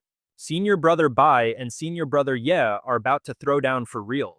It's no secret the first elders and sixth elders' disciples have always been like fire and water. In the background, a famished Yun Yang is getting desperate, repeatedly asking, The kitchen? Where's the food? Where is the kitchen? Ye Yi grabs a handful of Kang Hai's hair, snarling, Oh, Bai Kang Hai? Bei Kang Hai, you must be pretty shocked. You can't even land a punch on me, huh? While you were out chasing some pointless treasure, my power level went through the roof. A shimmering wheel materializes above his head. Ye Yi declares with pure unadulterated arrogance, See this, a divine wheel. As of today, I am a master of the wheel-opening realm. The divine wheel is the mark of a cultivator who has reached the wheel-opening realm. Mastering 8 of these divine wheels means reaching the absolute peak of that realm. He pins Kang Hai to the ground and growls, Today I'll do your master a favor and take out the trash. The second he finishes his sentence, a small, delicate foot smashes right into his face. Yun Yang shrieks, Seriously, is anyone listening to me? She kicks him clean over and demands, Now tell me where the kitchen is. The crowd of onlookers gasps in perfect stunned unison. The divine wheel is the mark of a cultivator who has reached the wheel-opening realm. Mastering 8 of these divine wheels means reaching the absolute peak of that realm. He pins Kang Hai to the ground and growls, Today I'll do your master a favor and take out the trash. The second he finishes his sentence, a small, delicate foot smashes right into his face. Yun Yang shrieks, Seriously, is anyone listening to me? She kicks him clean over and demands, Now tell me where the kitchen is. The crowd outside roars in utter disbelief, their voices echoing in shock. 8 divine wheels, and with that we cut to a new scene. At Kanglan Mountain's Eternal Autumn Valley, Lei Xiao is crumpled on the ground. Feng Xia asks, with feigned concern, Fellow Taoist Lei, are you okay? He flicks his hand, shattering an invisible barrier. In a soft voice he says, I was just testing out a new divine ability, that's all. I haven't even really tried yet. Hearing this, the man is overcome with a sense of pure dread. You haven't even tried yet? Lei Xiao slowly pushes himself to his feet and says, Wait, fellow Taoist Feng, did you just master the sword heart right now? If I may ask, how long have you been practicing with the sword? Stroking his chin with a smug little grin, he replied, "Oh, this I guess I just picked it up. To be honest, I've never actually practiced with a sword before." Hearing that was like a bolt of lightning that left Lei Xiao utterly stunned, thinking to himself, "No freaking way. How could anyone master the sword heart without ever even practicing? It took me an entire lifetime of grueling training to finally grasp it." His eyes bored into Feng Xia. Could it be? Lei Xiao rushed forward, grabbing the kid's face with both hands, and shouted, "I've heard the legends. They speak of a constitution called the sacred spirit body, born blessed by the heavens, able to comprehend any divine technique. I understanding it with a single glance and mastering it in an instant. Are they talking about you, hero Feng?" Feng Xia just scratched his face with an awkward laugh. "Haha, I'm not as amazing as the legends say. It's not like I can learn everything on the first try." But inwardly, he was cackling. "Whoa, I can't believe this world has a legend that perfectly explains my powers. This is a great cover story for my unique ability." Feng Xia reached out and gently patted the man's shoulder. "But fellow Taoist Lei, with an ability like mine, I think I can help Chenqiu Valley." Lei Xiao clutched his chest, overcome with emotion as a thought hit him. "I am so incredibly grateful to fellow Taoist Feng. He has this unbelievable power, yet he held back during our fight. He must have been worried about hurting me. A man of such character, he can truly be trusted." He then cupped his hands respectfully. "I can never repay such a great kindness. You mentioned that you could help Chenqiu Valley find the spy. What exactly is your plan?" Feng Xia snapped his fingers. "It's simple. With my special ability, all you have to do is let me train with your disciples. I'll be able to instantly spot anyone who is using techniques that don't belong to Chenqiu Valley. It's a talent you usually only read about in a manhwa. And just like that, we'll find your mole." Lei Xiao's eyes instantly lit up. A brilliant plan. With that, the two men shook hands firmly. He declared with conviction, "We're counting on you, fellow Taoist Feng. I promise to cooperate in every way possible." The kid just gave him a reassuring smile. "Don't worry, just leave it all to me." With the plan set, their confrontation ended as they stood before the Great Elder's courtyard. Feng Xia was completely at a loss. He couldn't believe he was only gone for a minute, and this was the scene he came back to. How could Yu Niang do something like this to another person? Just then, Yu Niang lifted her foot, raising it off Ye Yi's face, only to slam it right back down with a vengeance. She asked, ready to admit defeat yet? "Just say you give up, take me to the dining hall, and I'll stop rearranging your face." Even though Ye Yi had been beaten into a pulp, he was still as arrogant as ever, raising a trembling hand and sputtering, "Never! A true man will not submit." Seeing this ridiculous spectacle, Feng Xia flew into a rage, storming over and yanking the guy up by his collar. "You absolute moron!" With a single punch, he sent Ye Yi flying. "Get the hell out of my sight! I haven't even had the privilege of touching Yu Niang's foot yet." Suddenly, a small pellet dropped from the guy. Feng Xia stared at the tiny object in his hand, a little surprised. "Wait, that actually works." An embroidery icon appeared, leaving him utterly confused. Embroidery! Feng Xia clenched his fist, thinking to himself, "It's hard enough to get an attribute drop in this manhwa, and I get embroidery." Yubinyang happily ran over Feng Xia. Kang Hai followed close behind, calling out, "Senior Feng." Meanwhile, Ye Yi, his face a canvas of fresh bruises, furiously roared, "You two-bit con artist! You arrogant punk! We from the Tianqiu Valley are not to be trifled with." Feng Xia heaved a long sigh. The crowd behind them exploded into an uproar. "A senior brother Ye is right.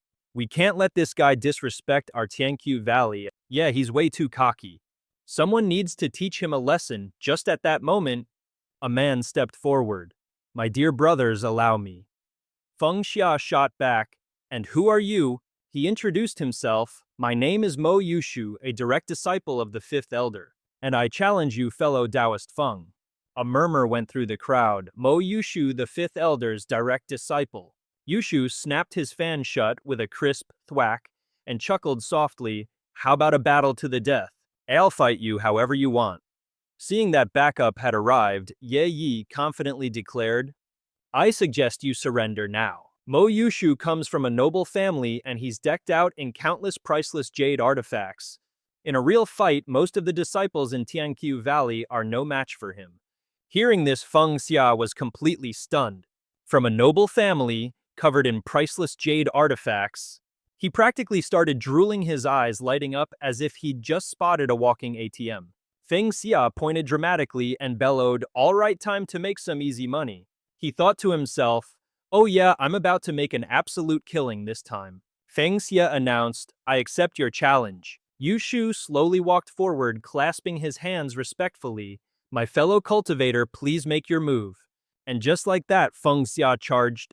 "Well, it'd be rude not to oblige then." Kang Hai, filled with anxiety, yelled out, "Junior brother Mo, you absolutely have to be careful.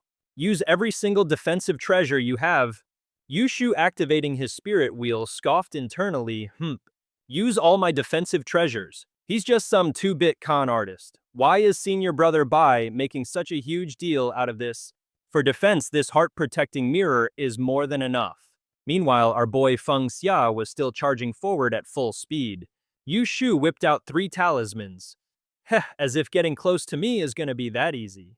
With that thought, Yu Shu flung the 3 talismans and yelled, "Go!" The 3 talismans shot forward, slicing through the air like powerful daggers aimed right for him. A massive, violent explosion erupted, sending plumes of white smoke everywhere. The blast was straight out of a peak action manhwa. Cheers erupted from the crowd as a smug grin spread across Yu Shu's face. Hell yeah, he finally took down that good-for-nothing scam artist. But then Feng Xia's voice cut through the noise. "My bad."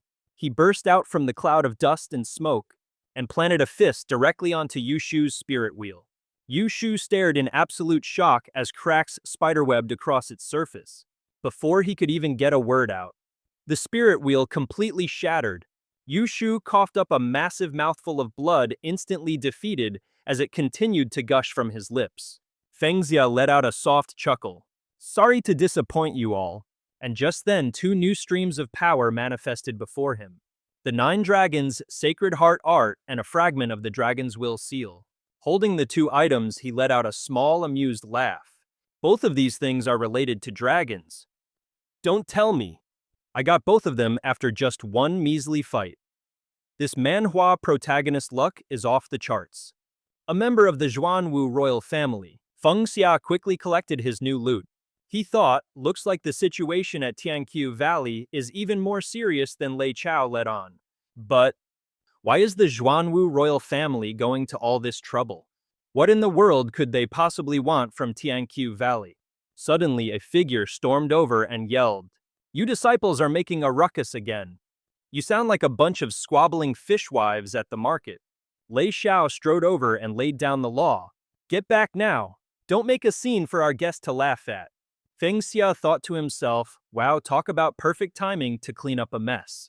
The second Ye saw him coming, he switched on the waterworks, putting on a nauseatingly whiny act. Great Elder, it was all this guy Feng's fault. He started everything. Lei Xiao just held up a hand, signaling for silence. "That's enough out of you, Ye Yi." He then turned to Feng Xia, clasping his hands respectfully. "He's just a hot-headed youth. I hope you fellow Taoist Feng can find it in you to forgive him." Feng Xia just laughed heartily. "Oh, don't worry about it. A little sparring with the juniors now and then is a great way to stretch the old muscles." Lei Xiao then announced, "This man is my esteemed guest. Everyone mind your manners. No disrespect will be tolerated." Hearing this, the entire crowd just stood there completely baffled.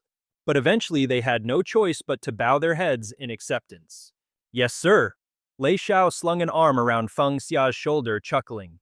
"Come, Taoist Feng, allow me to escort you to your quarters." Feng Xia didn't refuse. "Then I'll have to trouble you, Taoist Lei." Just then a lock of hair on his head stood straight up. He held up a single finger. "Oh, right." A smirk played on Feng Xia's lips. "If there's anyone else who fancies a match, feel free to come find me. Whatever your reason for seeking me out will determine exactly how badly you get beaten." Provoked Ye gritted his teeth in pure, unadulterated rage. Yu Shu quickly stepped in to hold him back. "Senior brother Ye, don't be rash." His eyes narrowed. "This brat, he's like the main character of some overpowered manhwa, not gonna be easy to deal with. We need to prepare thoroughly." Cut to the reception hall of the Kyunghua Villa. Lei Xiao's voice echoed through the room. The 9 dragons, sacred heart art, the hidden dragon's chi. To be precise, these techniques belong exclusively to the Zhuanwu imperial court. He trailed off suspicious. I can't believe that kid is actually... Feng Xia casually took a sip of tea and cut in. Let's not expose him just yet. I provoked him on purpose today. He's definitely going to find some backup and come cause more trouble for me. At this, the elder let out a hearty booming laugh. Taoist Feng, you and I are truly on the same wavelength. Great minds think alike. Feng Xia added, we'll just lie in wait and watch the show. And when the time is right, we'll spring the trap and catch them all in one fell swoop. The scene changes to a bathroom filled with the sounds of someone enjoying a nice long soak. So warm, so comfortable. Feng Xia couldn't help but let out a few suggestive sighs of pleasure. It's been a while since I've done this. He was currently sinking into the bathtub, exclaiming in pure satisfaction. That Master Lei, he's a real softy under that tough exterior. He even prepared this bath for me. Ah, the bathtub, truly humanity's greatest comfort. Just then there was a knock on the door. That Master Lei, he's a real softy under that tough exterior. He even prepared this bath for me. Ah, the bathtub, truly humanity's greatest comfort. At that moment, a sound came from outside. A silhouette appeared. Feng Xia glanced over, a look of approval spreading across his face. Perfect, Yunyang's finally back. Guess I'd better seize this chance to show off the goods. He immediately sat up, putting every last chiseled muscle on glorious display. Flashing a sleazy grin, he purred, come on, baby. Thanks to absorbing all those light orbs, Feng Xia's body was absolutely ripped, like he was pulled straight from a hit Manhwa series. But when the door swung open, it wasn't Yunyang. It was Jieyu.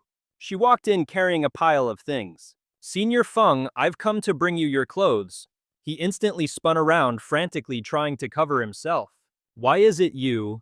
Jieyu gave him a shy smile. Senior, there's no need to be embarrassed. Suddenly, as she walked closer, her foot slipped, whether by accident or totally on purpose, who's to say. Her skirt flew up as her entire body lurched towards the bathtub. And just like that, she tumbled right inside. Water splashed onto Feng Xia's face as he let out a baffled, nervous laugh. Jieyu lay sprawled on the water's surface like a beached mermaid. She asked in a daze, am I dreaming? To think I'd get a chance to be this close to Senior Feng. The closer she moved, the more he trembled, trying to back away from her. He stammered, that's way too close. Men and women should maintain a respectable distance. Young lady, it would be best for you to get out now. Inside her head, Jieyu was thinking, hey, so he's just some inexperienced homebody, huh? This is going to be easy. Instead of backing off, she pressed even closer, her voice turning pouty and sweet. Senior, there's something in my heart that I simply must tell you. Feng Xia leaned his head back, his mind racing in panic. What is going on right now? Don't tell me she's not about to confess her love to me, is she? Suddenly, at that exact moment, Yunyang threw the door wide open. Ah, Xia, I'm back. She froze, completely stunned by the scene in front of her. The look on Feng Xia's face was pure panic as he scrambled to explain. Yunyang, it's not me, it's her. In his head, he was screaming, my pure innocent image, it's ruined. But instead of reacting, the girl just moved in even closer. In a syrupy, sweet voice, she cooed, Senior, there's something from the bottom of my heart I need to tell you. Feng Xia leaned back, totally bewildered and wondering, what in the world is going on? Surely she's not about to confess to me, right? Suddenly, at that exact moment, Yunyang threw the door open and walked in. Asi, I'm back. She stopped dead in her tracks, completely stunned by the scene before her. Feng Xia's face screamed, I'm so screwed, as he rushed to explain, Yunyang, it wasn't me, it was her. But instead of the dramatic reaction you'd expect from a manhwa, Yunyang just calmly asked, Asha, I'm starving. Do you know a place that has Donghai Qingning crabs? I'm really craving some, but in reality, Yunyang had just transformed into her human form and had absolutely no clue what was actually happening. The other two let out a huge sigh of relief. Qingning crabs, he thought to himself. He suddenly realized that Yunyang and not being the brightest bulb in the box might not be such a bad thing after all. Just then, Chen Xia burst in from behind, a look of intense craving on his face. I've heard of Qingning crabs. Where are the Qingning crabs? Seeing him, Feng Xia's face lit up as he exclaimed, Senior, where have you been all day? I honestly thought you got zapped into another dimension by that lightning storm. The old man chuckled softly. This old ancestor was just feeling a bit peckish. So I went to find a snack. Now stop talking and tell someone to bring out those Qingning crabs. Jiyu tiptoed out from another room. About that, we can't really eat crabs right now. She explained that the Zhuanwu Kingdom is located in the northwest corner of the Western region's continent. The 10,000 Demon Kingdom rules over the Linhai region in the southeast, and the two nations are separated by the Kanglan mountain range. Our Qianshou Valley happens to be located right in the middle of this mountain range. Jiyu continued. The Linhai region has already been taken over by the 10,000 Demon Kingdom. Feng Xia, who was already getting hangry, listened as she went on. Qianshu Valley is deep inland, nowhere near the East Sea. There's no way to get Qingning crabs here. The old man was instantly floored, blurting out, "The 10,000 Demon Kingdom, what's that? Why has this old ancestor never heard of such a thing?" Ji Yu recounted the story. After the spiritual energy of the world was depleted, the naturally gifted human race could no longer stand up to the demon beasts. They seized the most prosperous southeastern region and established the 10,000 Demon Kingdom we see today. The color drained from Chen Xia's face. He couldn't believe that after 3,000 years, demon beasts were now lording it over the human race. With the spiritual energy this thin, it's impossible for anyone to ascend to godhood, which means there's no one who can save my original body. Grandpa? Feng Xia walked over and gently patted his head to comfort him. Cheer up, senior, don't lose hope. No matter how different this world is, as long as you keep your spirits up, everything will be fine. At that moment, Jie Yu produced a ring and slipped it onto Feng Xia's hand. Senior Feng, please wear this. He asked, bewildered. What's this? She explained. This soul-nurturing ring can nourish a person's spirit. I can see that Senior Chen Hai's spiritual form is quite weak. If you wouldn't mind, he could rest inside this ring from now on. Flashing back to that day, during Feng Xia's fight against the Thunder Tide, Chen Hai glanced at the ring and said, "That Feng Xia punk is a real piece of work. Find an excuse to give this soul-nurturing ring to him. That way I can stick to him and figure out his whole deal." Then, as if remembering something, he asked, "Wait a minute, this body of yours is just an illusion. Where's your real self? Don't tell me you're not Jie Yu," he mused aloud. The ancestor of the Baiyu sect may not meddle in worldly affairs, but he instructed his disciples never to commit evil. She just chuckled. There's no such person as Ling Jie Yu in this world. From behind them, Wu Yu's cold voice cut in, "Ling Jie Yu has always been me." Chen Hai roared with laughter. So that's how it is. This plot twist is better than any manhwa. Brilliant, absolutely brilliant. She stammered, then ancestor, and back in the present, Feng Xia gazed at the ring with a sly grin. The original honey trap plan was back in business. Ever since getting the ring, he spent all his time just staring at it. Feeling on top of the world, Feng Xia turned to his senior and asked, "This ring looks insanely valuable. Isn't it kind of shady for me to just take it for free like this?" Chen Hai snickered. "Well, why didn't you give it back to her then? Weren't your eyes practically bulging out of your head the second you saw this treasure?" Feng Xia remembered how she'd taken off running the moment she gave it to him. "Hey, I was in my pajamas. It would have been a pretty bad look to be seen chasing her outside." The old man flicked his hand, releasing a wisp of energy. He declared grandly, "You can't possibly return this treasure now, and therefore it shall belong to me, your great ancestor." A moment later, Chen Hai dove right into the ring, saying, with this soul-nurturing ring, I can finally get some decent rest." Feng Xia was completely flabbergasted. Senior. If you were going to move in with me, you could have at least asked for permission first, you know." The next morning, a blood-curdling scream shattered the peace. A figure was seen hanging upside down wearing Yunyang's pajamas. A loud voice suddenly grabbed Feng Xia's attention. "Fellow Taoist Feng, would you care to show yourself?" Just then, Yunyan's face scrunched up in discomfort. Getting the hint, he walked over and tucked her hair behind her ear, and her expression immediately softened in relief.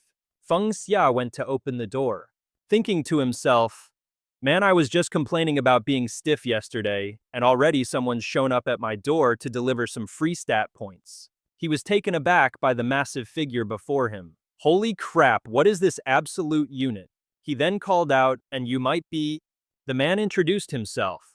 Apologies for the intrusion. I am Feng Yang. I've come to challenge you, fellow Taoist Feng. If it's convenient, I'd like to have a match at the sparring arena. Feng Xia looked him up and down, thinking, this guy is way stronger than Ye Yi Mo Yu Shu. Honestly, they're not even in the same league. It's like a whole different tier in a manhwa. Judging by his looks, he probably dropped some epic loot. He raised a hand and replied, all right then, you're on. The scene shifts to the Thousand Autumn Valleys dueling hall, where the two quickly took their places on the stage. Feng Yang cupped his fists respectfully. Disciple Feng Yang now requests a duel with fellow Taoist Feng. I hope you can offer some guidance. Hearing that, Feng Xia was momentarily speechless. At that moment, from behind a nearby door, a terrifyingly dark aura began to emanate, and a voice called out. Just then the ground began to shake, startling Feng Xia. The ground. A sinister smile crept across his opponent's lips. The very ground the two were standing on then shot up from the earth, letting out a deafening roar. Murmurs and whispers rippled through the crowd. It's just a practice match. Do they really need a formation this grand? Voices filled with awe rang out. That Feng guy is actually getting in the ring with senior brother Feng Yang. Didn't see that coming. The man's got guts. Feng Xia eyed Feng Yang's treacherous smile with caution. Something felt off.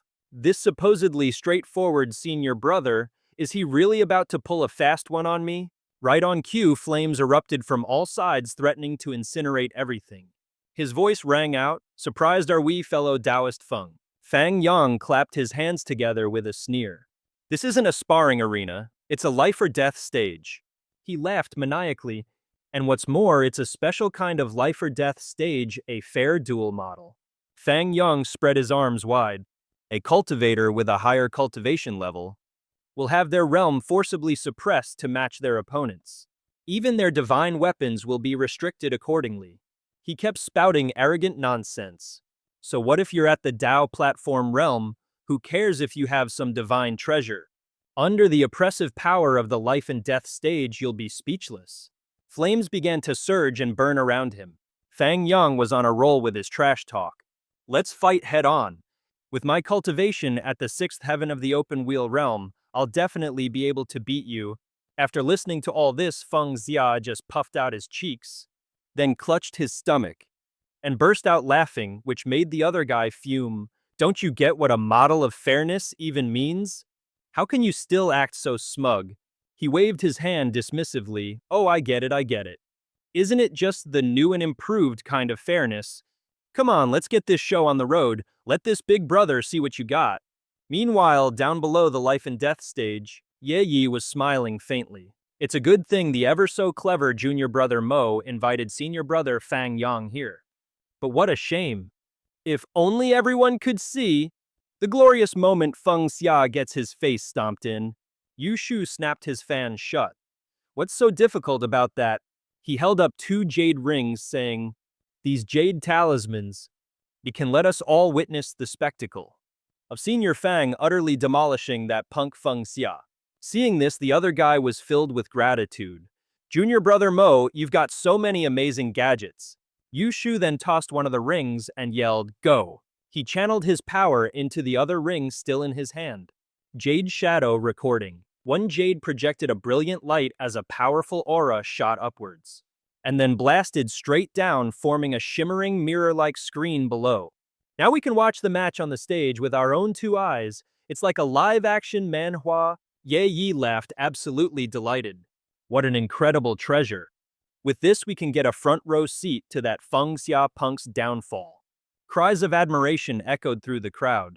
Amazing junior brother Mo is the best, but then someone got a little suspicious. Hold on a second. Junior brother Mo, you have a treasure this good and you're only telling us about it now. You haven't been using this secretly before, have you? The others immediately chimed in, grilling him. So sneaky, tusk, not very brotherly of you. Yu Shu snapped back furiously. What in the world are you guys imagining? Back up on the dueling stage, our hero said, all right, buddy, whatever you've got, you better bring it all out. Hearing this, his opponent just cursed. You're about to meet your maker and you're still running that mouth of yours. Feng Xia just repeated himself, Hey, I'm telling you, every word is the gospel truth. Feng Yongyun, flames crackling in his hand, just burst out laughing. Well then, enjoy your last ever look at the sun, buddy. Now shut your trap and prepare to witness my ultimate technique. And just like that, a massive flaming bull materialized, summoned by his ultimate move, the maximum overdrive, molten flame bull. The fiery beast let out a terrifying roar, perfectly synchronized with Fang Yang's own battle cry. This move of mine, he bragged, can even go toe-to-toe with a novice in the divine power realm. At your level, puffed, there's absolutely no one who can block this. Better luck cultivating in your next life, pal. With that, the flaming bull charged forward with a deafening roar, heading straight for our boy. But completely unfazed by all this drama, Feng Xia just stood there looking chill as ever. Fang Yang's mighty punch meant to obliterate him instead bounced right off with a comical thwump. It was like punching a brick wall, leaving Fang Yang in a state of pure, unadulterated awkwardness. Feng Xia just chuckled. My dude, did you skip breakfast or something? Where's the power? Come on, put some muscle into it. Everyone watching was absolutely dumbfounded. Not even a scratch. Fang Yang's hand was trembling from the pain. He tried to force a pained smile, but his mind was screaming, How is this possible? Did my fist technique and special skill just evaporate on contact? Suddenly, the tables had turned. He felt tiny looking up at this absolute unit. Fang Yang stammered, What in the world is your cultivation level? Feng Xia licked his lips, a smirk playing on his face. Oh, maybe in a few months I'll finally be able to open my first Dao God Wheel. That answer hit him like a bolt of lightning. He was utterly baffled. He won't even open his Dao God Wheel for several more months. Does this dude even have a cultivation level? So what in the holy heck is this Feng Xia kid running on to be this ridiculously strong? This crazy Manhwa power-up makes no sense.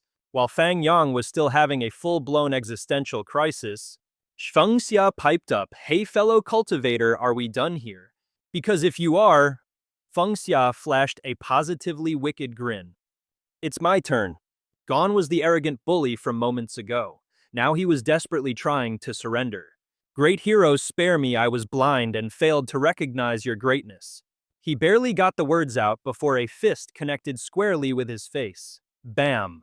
The crowd went into a state of collective shock. And just like that, Fang Yang went timber falling straight down. But as he fell, orbs of blade and fist essence materialized below him. Feng Xia thought to himself, oh sweet these two again, jackpot. He channeled the two orbs into his hands, a faint smirk gracing his lips. Fist arts and blade techniques. His expression suddenly turned serious. I think I'm starting to understand a bit about the rules of these attribute abilities. It seems the attributes that drop can be split into two main types. One type is for natural talent, like these essences, for example. Speed, toxicity, physical stats, and spiritual power. The other category covers cultivation methods and martial arts skills. Sabers, spears, swords, pikes, fists, kicks, finger jabs, and palm strikes. Should I be learning these things? The first type is for raw stats, kind of like the attribute system in a cultivation manhwa. The second is for skills. For example, techniques like the Dreamy 3 Lives Axe Technique or the 9 Dragons Sacred Heart Manual. Just like skill points in a game. Feng Xia mused to himself. But as for the attribute orbs that drop, 1. It's related to the opponent, and 2. While it's also related to my own luck, it's mostly dependent on my opponent's strength. The weaker the opponent is compared to me, the less frequently these light orbs will drop. But if they're stronger, the loot rains down. So the fact that I got absolutely nothing from fighting that Xiao Bei guy, isn't that a little worrying? He felt a pang of frustration. Man, if only a stronger challenger would show up already. We cut to the moon-gazing pavilion inside the 6th Elder's chambers. Ye Yi bursts in to make a frantic report. Master, this Feng Xia guy is an absolute freak. It's like he's the main character of some overpowered manhwa. His cultivation level is clearly way lower than ours. And yet even senior brother Fang Yang was defeated by him. A man takes a sip of tea before asking in a deep gravelly voice, where in the world did Lei Shao and Bai Kang Hai even dig up this monster? He quickly replies, Word is he came out of a secret realm.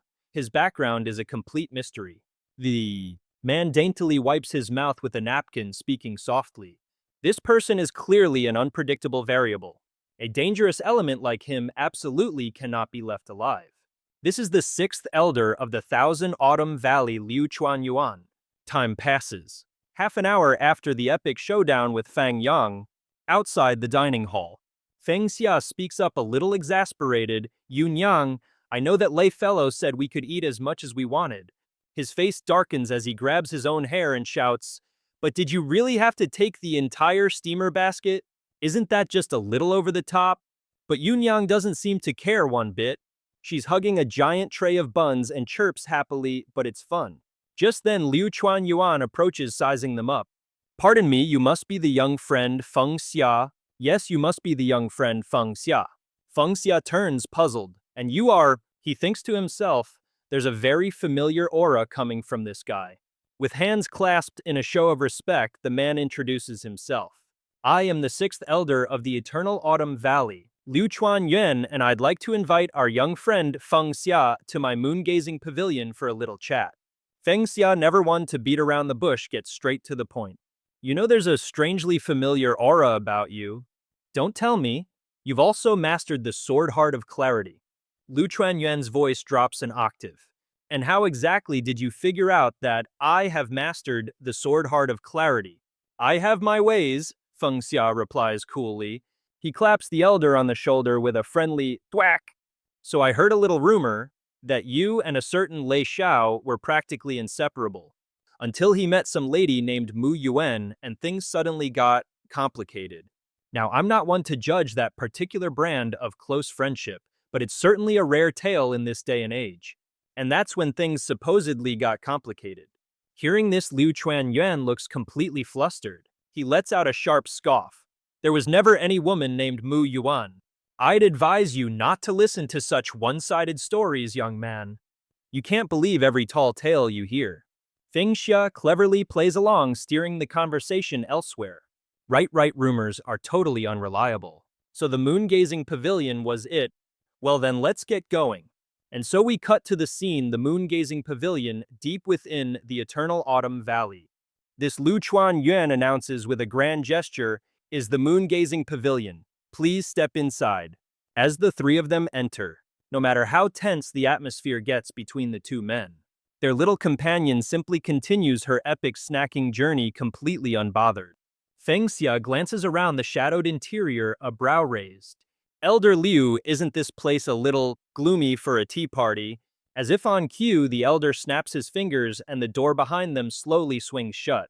A loud thud echoes through the room, making both Feng Xia and his friend whip around. And just like that, every other door in the pavilion slams shut in unison. Elder Liu, what exactly is the meaning of this? A sinister smirk spreads across his face. Young friend Feng Xia, you saw this coming a mile away, didn't you? Just a moment ago, a snap of his fingers had sent the door behind them creaking shut. Then came the thunderous slam that made them both jump in surprise. And in that instant, every other exit sealed itself off simultaneously. A magic circle flares to life on the floor, and his voice turns to ice.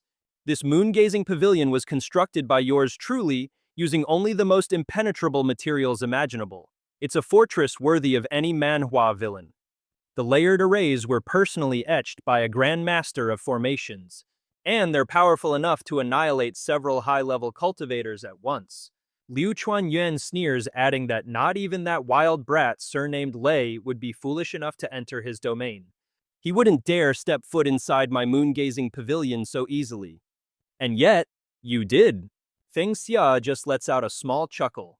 That's because Elder Lei already gave me a heads up about it. Someone who's mastered Sword Heart Illumination can't possibly be a bad guy. Hearing this, the old man let out a soft chuckle. With a flick of his sword and a razor-sharp glint in his eyes, he made it clear that Lei Guy was still a simple-minded fool.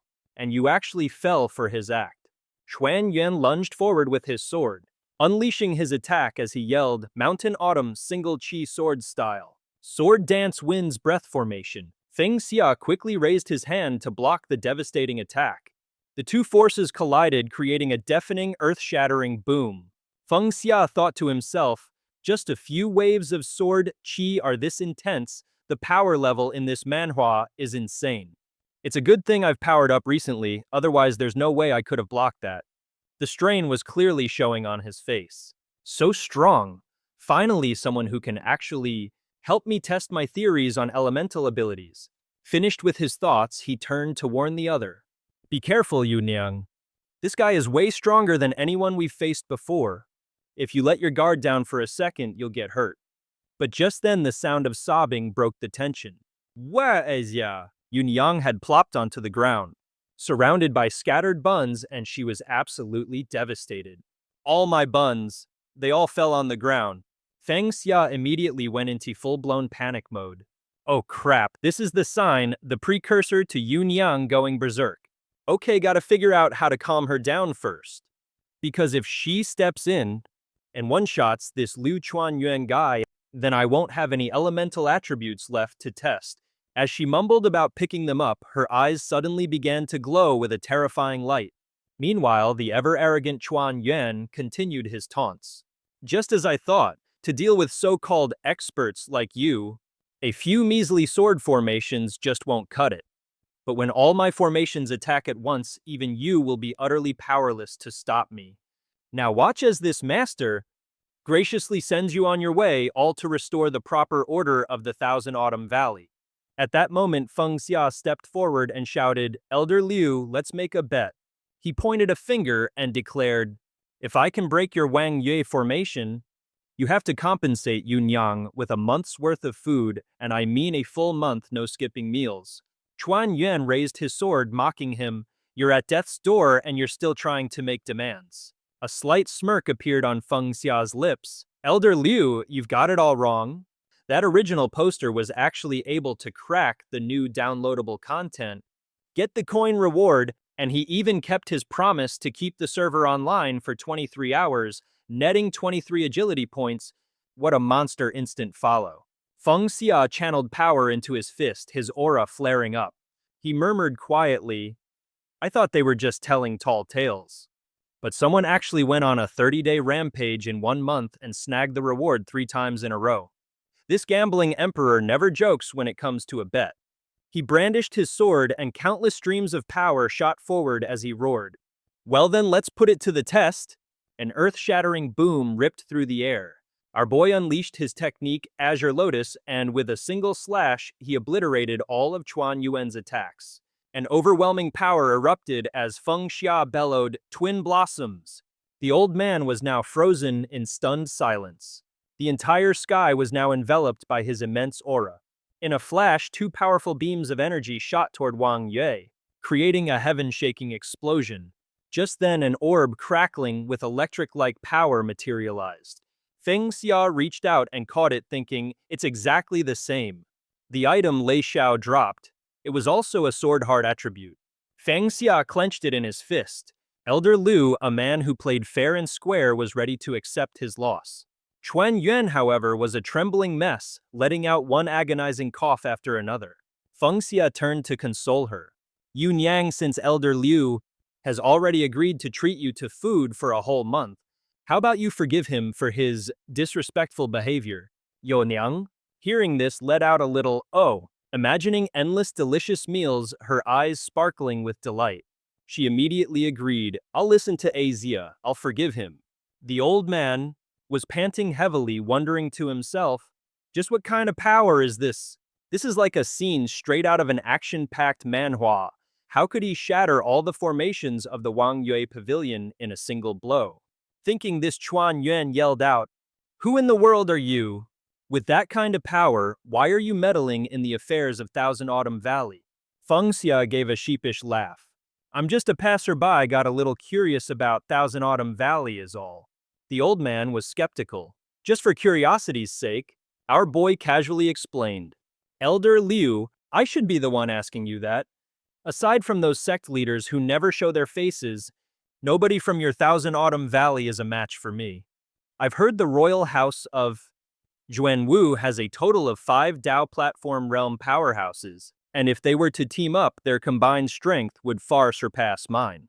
Enough to crush this Changqiu Valley dozens of times over.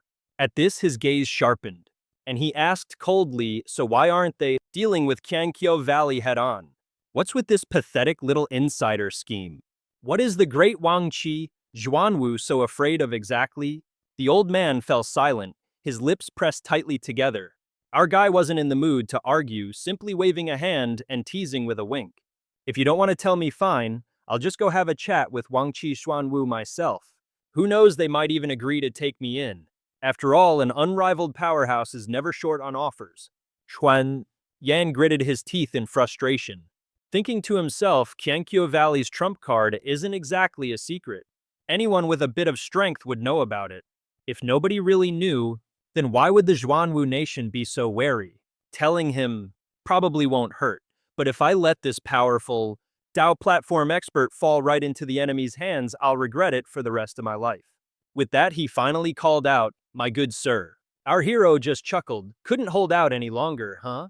Chuan Yuan dramatically grabbed our hero's hand, practically sobbing as he said, "This isn't really a secret. It's perfectly fine to tell you, my good sir." Faced with such an over-the-top display, our guy was a bit bewildered and stammered. "Elder Liu, I can feel your sincerity, really. Now can you please let go of my hand?" The man pleaded, "I must ask you to follow me somewhere." Scene change, and now the three of them have arrived at Kanglan Deep Mountain. Krangam Bigan, please look, this is Kankyo Valley's trump card. Feng Xia shielded his eyes as he looked up at the sparkling object and exclaimed, "Good heavens, what is that thing?" A colossal golden bell appeared, the kind of OP artifact you'd find in a top-tier manhwa. The elder introduced it. "That is our sect's ultimate treasure, the Kankyo Bell." Chuan Yuan continued. "The battle back in the day between Wangqi Xuanwu and Kankyu Valley was incredibly intense. Luckily, we had this treasure, forged by the first-generation sect masters of Kankyu Valley, the Kankyu Bell." He recounted, about 695 years ago, long before the first patriarch ascended to immortality, this very bell had annihilated countless powerful enemies, becoming the #1 sacred treasure of the Eternal Autumn Valley. Huan Wen declared with immense pride, "Legend has it that when the Eternal Autumn Valley faces its greatest peril, the Eternal Autumn Bell will activate and obliterate every last one of our enemies." Over at the Eternal Autumn Valley, Feng Xia strolled right up to the bell for a closer look. He had to admit this Eternal Autumn Bell certainly didn't look like your average trinket. But then he spun around, casually clasping his hands behind his back and asking, "So this bell has been sitting here for nearly 700 years. You sure the warranty hasn't expired? Look at all this dust. Your whole cultural heritage preservation program is seriously slacking." The old man chuckled. "Taoist Feng, you jest? Why would an unparalleled divine weapon of this world ever need maintenance? The first patriarch's cultivation was boundless, reaching the heavens. How could the bell he poured his very life's essence into possibly fail just because a few years have passed?" At that moment, Yunyang, unable to contain her curiosity, walked up and gave the bell a little poke. A crack instantly spread across its surface. She turned around, looking completely baffled. Xia, it's broken." Feng Xia was a bit taken aback himself. Wow, time really does a number on things. As for Chuan Yuan, he let out a blood-curdling scream. He scrambled forward, placing both hands on the bell. The Eternal Autumn Bell is broken. But just then the crack spread even wider with a series of sickeningly crisp, crunching sounds. Feng Xia called out softly, "Elder." Instantly, the entire bell shattered its pieces, raining down onto the floor below. Chuan Yuan's vision went black. How can this be?" He collapsed to his knees, weeping in absolute agony. "I am the most disgraceful disciple in the entire history of the Eternal Autumn Valley. As the #1 stan of the first patriarch, I simply cannot accept this reality. This is some top-tier manhwa drama." Feng Xia tried to console him. "Hey, it's a super ancient artifact. This kind of thing is normal. It's not your fault." "Then why?" Chuan Yuan cried out accusingly. "If the Eternal Autumn Valley is this vulnerable, why hasn't Emperor Zhuanwu made his move yet?" Feng Xia's voice turned cold. "Perhaps that great lord of yours sensed that the Eternal Autumn Bell's time was running out, so he deliberately delayed his attack, waiting for the moment the Eternal Autumn Valley lost its ultimate protection completely. And then he would strike." The thought made him unconsciously think of his own father. That's when he'd moved to devour you all. Having said his piece, Feng Xia peered into the shattered remnants of the bell. The old man covered his face, his whole body trembling. Without the Tianqiu Zheng, the Zhuanwu nation is going to completely steamroll us. Is this the end for Tianqiu Valley? Are we about to be wiped off the map? But Feng Xia's voice cut through the despair. Hold on, Taoist Liu, don't start planning the funeral just yet. Get a load of this, I have no idea what's in there. But Yunyang's eyes are sparkling like she just stumbled upon an all-you-can-eat buffet. Chuan Yuan stopped dead in his tracks. He let out a small chuckle. It seems your first-generation Valley Master left you all one hell of a trump card. Inside, a scene straight out of a fantasy manhwa was unfolding. Countless tiny bells, all glowing with a blood-red aura, were just floating in the air. He gasped, completely overwhelmed. I can't believe it. There are so many of them, and they're all packed with divine energy. The first-generation Valley Master was an absolute legend, a genius beyond compare. Tianqiu Valley is saved. Feng Xia, Yunyang asked, did the big bell have babies? Feng Xia sighed, trying to explain patiently. Yunyang honeybells don't have life cycles. Chuan Yuan just chuckled. That's right, the Tianqiu bell isn't a living creature. He cupped his own tomato-red face, practically giddy with excitement as he shouted. But the first-generation Valley Master, that magnificent bastard, actually pulled it off. The first master is my idol, everything I aspire to be. Feng Xia just stared, bewildered. Seriously, what is it with this guy? Mentioned the first master, and he goes into full-on psycho fanboy mode. He stepped forward and reached for one of the bells. Chuan Yuan calmed down a bit. We have no idea how much juice these things even have left. But the second Feng Xia's finger grazed that aura. Ding! One bell rang out and then another until all of them were chiming in a deafening chorus like some kind of alarm. Suddenly, a thunderous voice boomed through the chamber. What vile demon dares to touch my treasure? Feng Xia nearly jumped out of his skin. Whoa, what in the world was that? Feng Xia thought, completely baffled. Don't tell me, he mused, cracking his knuckles. Did the first master ditch ascension to become a hermit and just chill in here cultivating for the past 700 years? But Chuan Yuan shook his head. No, that's not the first master's voice. I'm afraid we've got ourselves a thief, someone who's been secretly trying to refine the master's bells. A smirk crossed Feng Xia's face. Oh, not one of our own. Well, that makes things simple. He looked at Chuan Yuan. You're on guard duty at the door. I'm going in to find the source of that voice. And if this guy really is a thief, I'm going to beat him into a pulp. Chuan Yuan immediately cupped his hands and yelled after him. Rest easy, Taoist brother, I will protect your beloved partner with my life. Bonk. Yunyang smacked Chuan Yuan right on the noggin. You colossal idiot, she corrected. Asia meant I'm supposed to protect you. You're injured and way too weak right now. Chen Hai's voice echoed from within the ring. Hey kid, I can feel that guy's at the origin core realm. So don't you dare do anything reckless. Feng Xia whispered. We've uncovered the secret of the bell. There's no way that guy is just going to let us walk away. I have an idea. With that, he looked up, coughing a few times to clear his throat. Feng Xia then put on an ancient booming voice. What utter nonsense! This treasure was forged from my very own soul-bound divine weapon. Since when did it become your property, huh? Has this venerated one truly been in seclusion for 700 years? Has the world already forgotten my fearsome reputation? The thief was utterly baffled. Forged from a soul-bound weapon, could you be Hu Hai Sheng? Feng Xia gently rubbed the ring, whispering, Senior. My impersonation of Hu Hai Sheng is lacking a little oomph. A little emergency assistance, if you please, I'm just borrowing your aura. The old man, feeling a bit ticklish, protested. Stop, quit rubbing me. Fine, the Grand Ancestor will lend you his power. Immediately, a series of deafening rumbles shook the air. A tidal wave of energy erupted, and Feng Xia boomed again. Since you recognize this venerated one, why haven't you surrendered already? The man exploded with rage, shouting, Impossible, 700 years have passed. There's no way you're still alive. Feng Xia thought to himself. So just name-dropping isn't enough to make him give up. This isn't some predictable manhwa. Looks like I'll have to get my hands dirty. He clenched his fists tightly. Chen Hai's voice boomed out. This venerated one has not left his seclusion for a long time. I didn't expect someone would actually think I was dead. Feng Xia thought, Divine Tao Authority. Azure Lotus, Double Bloom Sword Heart Manifestation, Full Power. He unleashed a flurry of attacks from his hands, roaring. It seems it's time to remind everyone of my glorious name. Chuan Yan stared at the scene, his jaw on the floor. A sword heart of such a high level. A look of pure disbelief crossed his face. How could he reach this level after just a few days of practicing sword heart?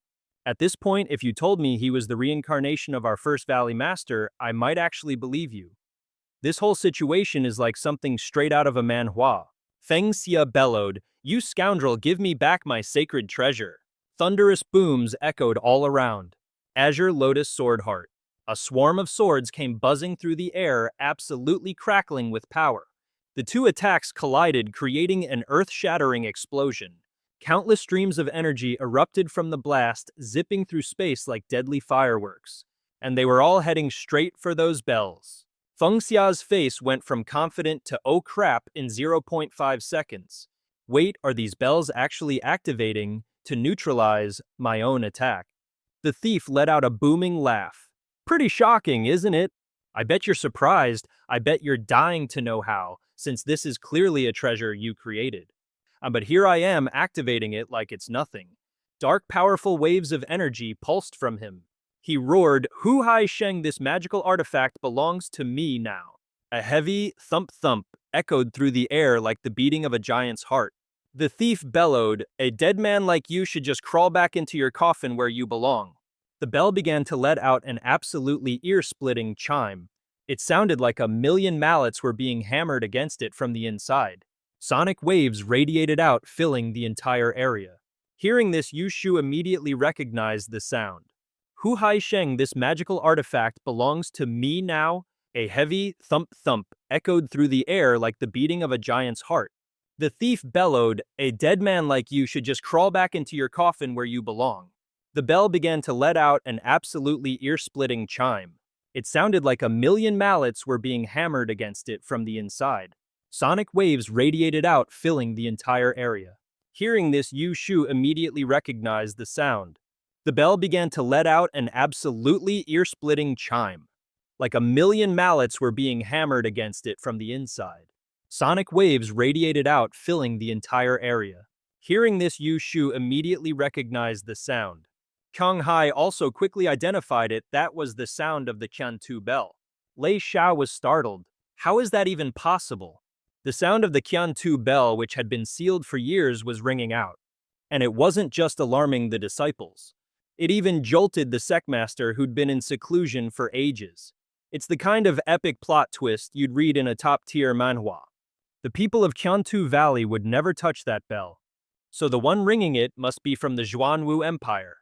According to the elders, the ringing of the bell is basically the Zhuanwu Empire's declaration of war, a signal that they're done pretending to keep the peace. At that moment, an elder was deep in meditation, surrounded by swirling torrents of energy. He raised a hand, his voice low and grave. What was bound to happen has finally come. It's time to come out of seclusion. The great war between Qiantu and Xuanwu has raged for hundreds of years. It's about time we had a finale. Meanwhile, back on the battlefield, Feng Xia was covered in wounds, panting heavily. Yunyang stated the painfully obvious, Xia, that guy is ridiculously strong. Even with the two of us, this guy is going to be a real pain to deal with. Feng Xia called out softly.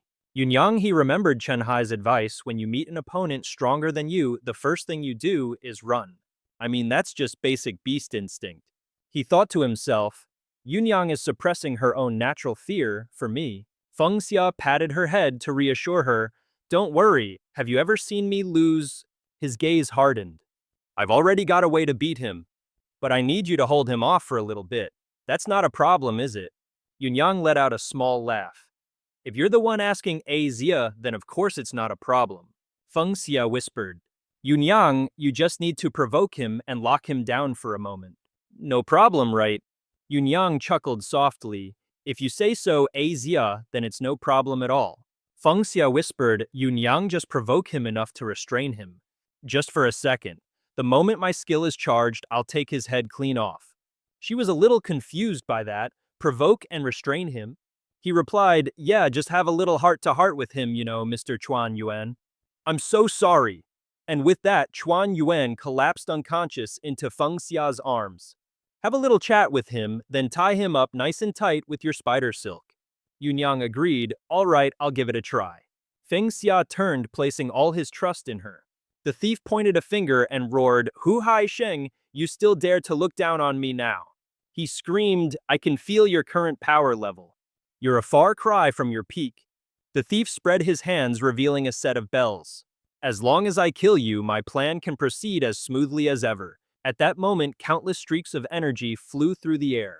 They looked like a meteor shower, forming threads that wrapped tightly around the bells. Seeing this, the thief panicked and yelled, My bells? Yunyang grabbed the threads and pulled, shouting, In your dreams, he's mine, only I get to kill him. The thief laughed loudly. Hu Hai Sheng's little loli, are we? You're just a measly 8th heaven Kai Lun realm fighter, and you dare challenge me in this Manhwa. Hu Hai Sheng, you must really be out of options. By this time, Feng Xia had already run outside. When Elder Liu Chuan Yuan saw Feng Xia running out, he asked, Hero Feng, why have you come out here?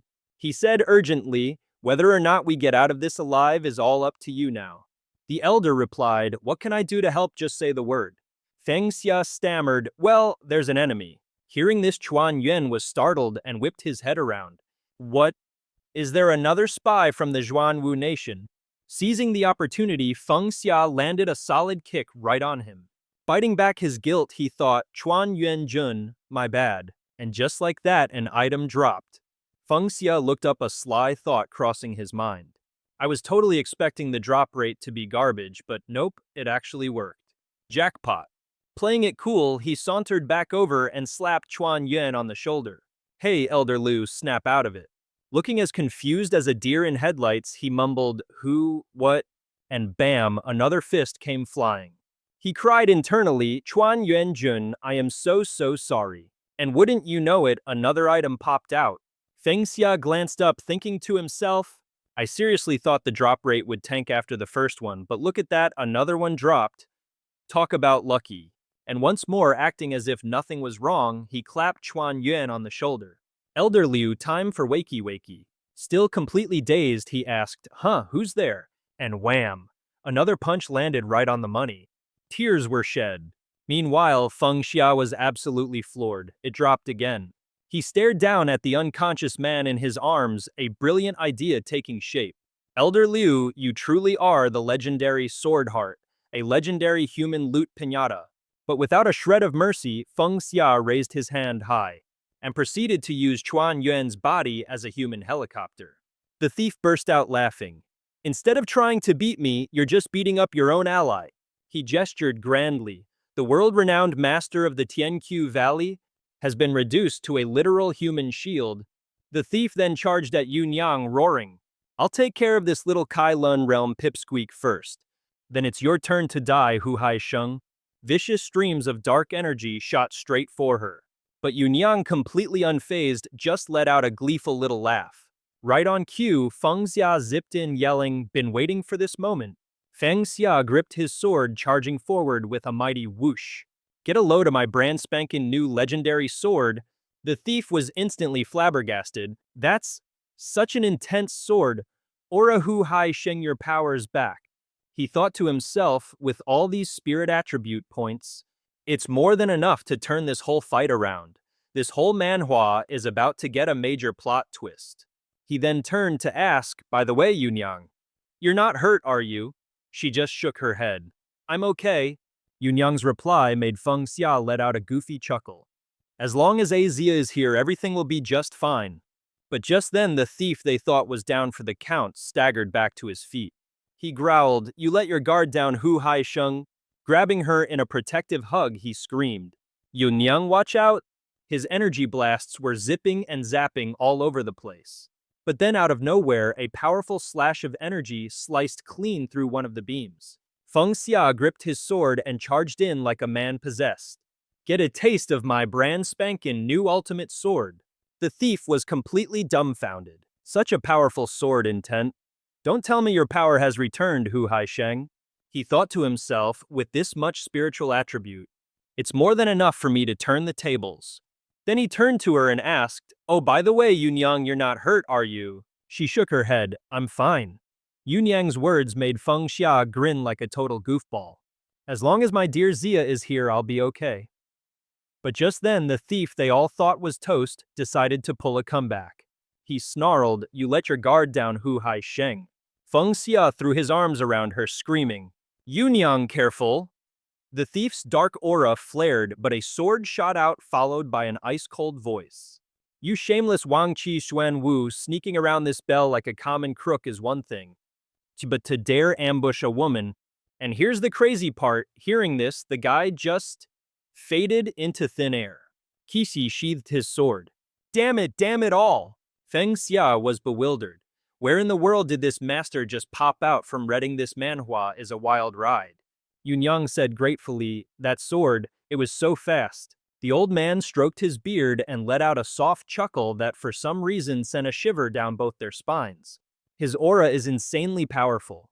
But then Qixi whipped out a single rose, held it out to Yunyang, and asked, "Would this beautiful big sister care to become my cultivation partner?" The moment he saw this, Feng Xia had a classic full-blown manhwa nosebleed. She looked a little annoyed. "I might be a bit older than you, but calling me big sister is... well, it's a little weird." Feng Xia meanwhile exploded in a fit of rage. "You look all righteous on the outside, but you're just a dirty old man." Overcome with jealousy, Feng Xia roared, "You lecherous old geezer! Get away from her!" The old man backed off. "Ah, my fellow Taoist grandpa, what seems to be the issue?" Suddenly, two figures slammed down onto the ground, startling Feng Xia. "Now who is it?"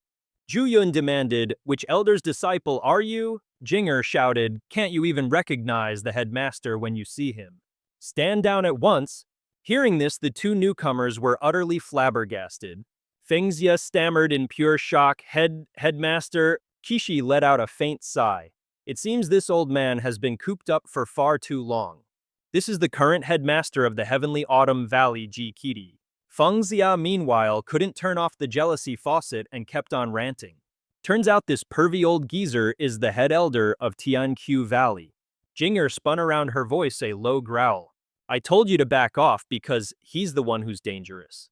Zhu Yun calmly reassured her, "Don't you worry, friend. Head elder or not, we're not pulling any punches." She added, "We are absolutely going to clean house." Jinger spun around, her voice a low growl. "I told you to stand down because he's way too dangerous." Zhu Yun calmly cut in, "Don't you worry, my friend. Even if he is the head elder, he's not getting any special treatment from us." She continued, "We're going to clean up our sect no matter what. And get justice. Justice for you and your husband." Hearing this, the old man looked utterly defeated. He let out a sigh right before the two women lunged at Bishi, beating him senseless while cursing him out. "Tianqiu Valley having you as a head elder is a complete disgrace. Every single time you come out of seclusion, you're out chasing skirts. And now you even have the audacity to make a move on a married woman." Feng Xia, watching this beatdown from the sidelines, was a bit stunned. Ladies, isn't this a little excessive?" The old man yelled out his defense. "It wasn't harassment, I was genuinely smitten with that young lady." Feng Xia, who just a second ago was feeling a tiny shred of pity, was now seeing red. This whole scene was getting wilder than a manhwa plot twist as he charged in to join the beatdown, roaring, "I am so not done with you, you old lech." BC was absolutely howling in pain under the three-person assault. Chuan Yuan, who had been watching this chaotic mess from afar, was thinking what a pain it all was, when he suddenly recognized the second and third elders. Jinger paused her attack. "Ace, sixth elder, what are you doing here?" He bellowed, "What are the two of you doing here? And what in the world is that heap on the ground? Is that our venerable head elder?" Zhu Yun turned and replied, "We heard a disturbance and came to check it out. We certainly didn't expect to find him being so depraved in his old age." Jinger jumped in.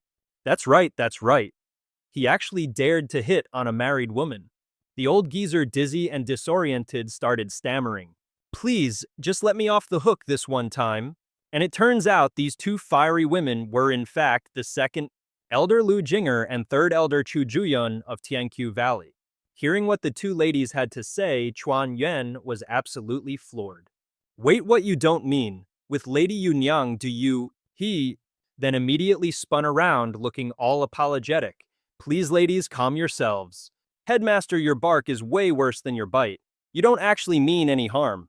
Feng Xia cleared his throat awkwardly. Well, if Elder Lu says so. He whipped his head around to give a stern warning.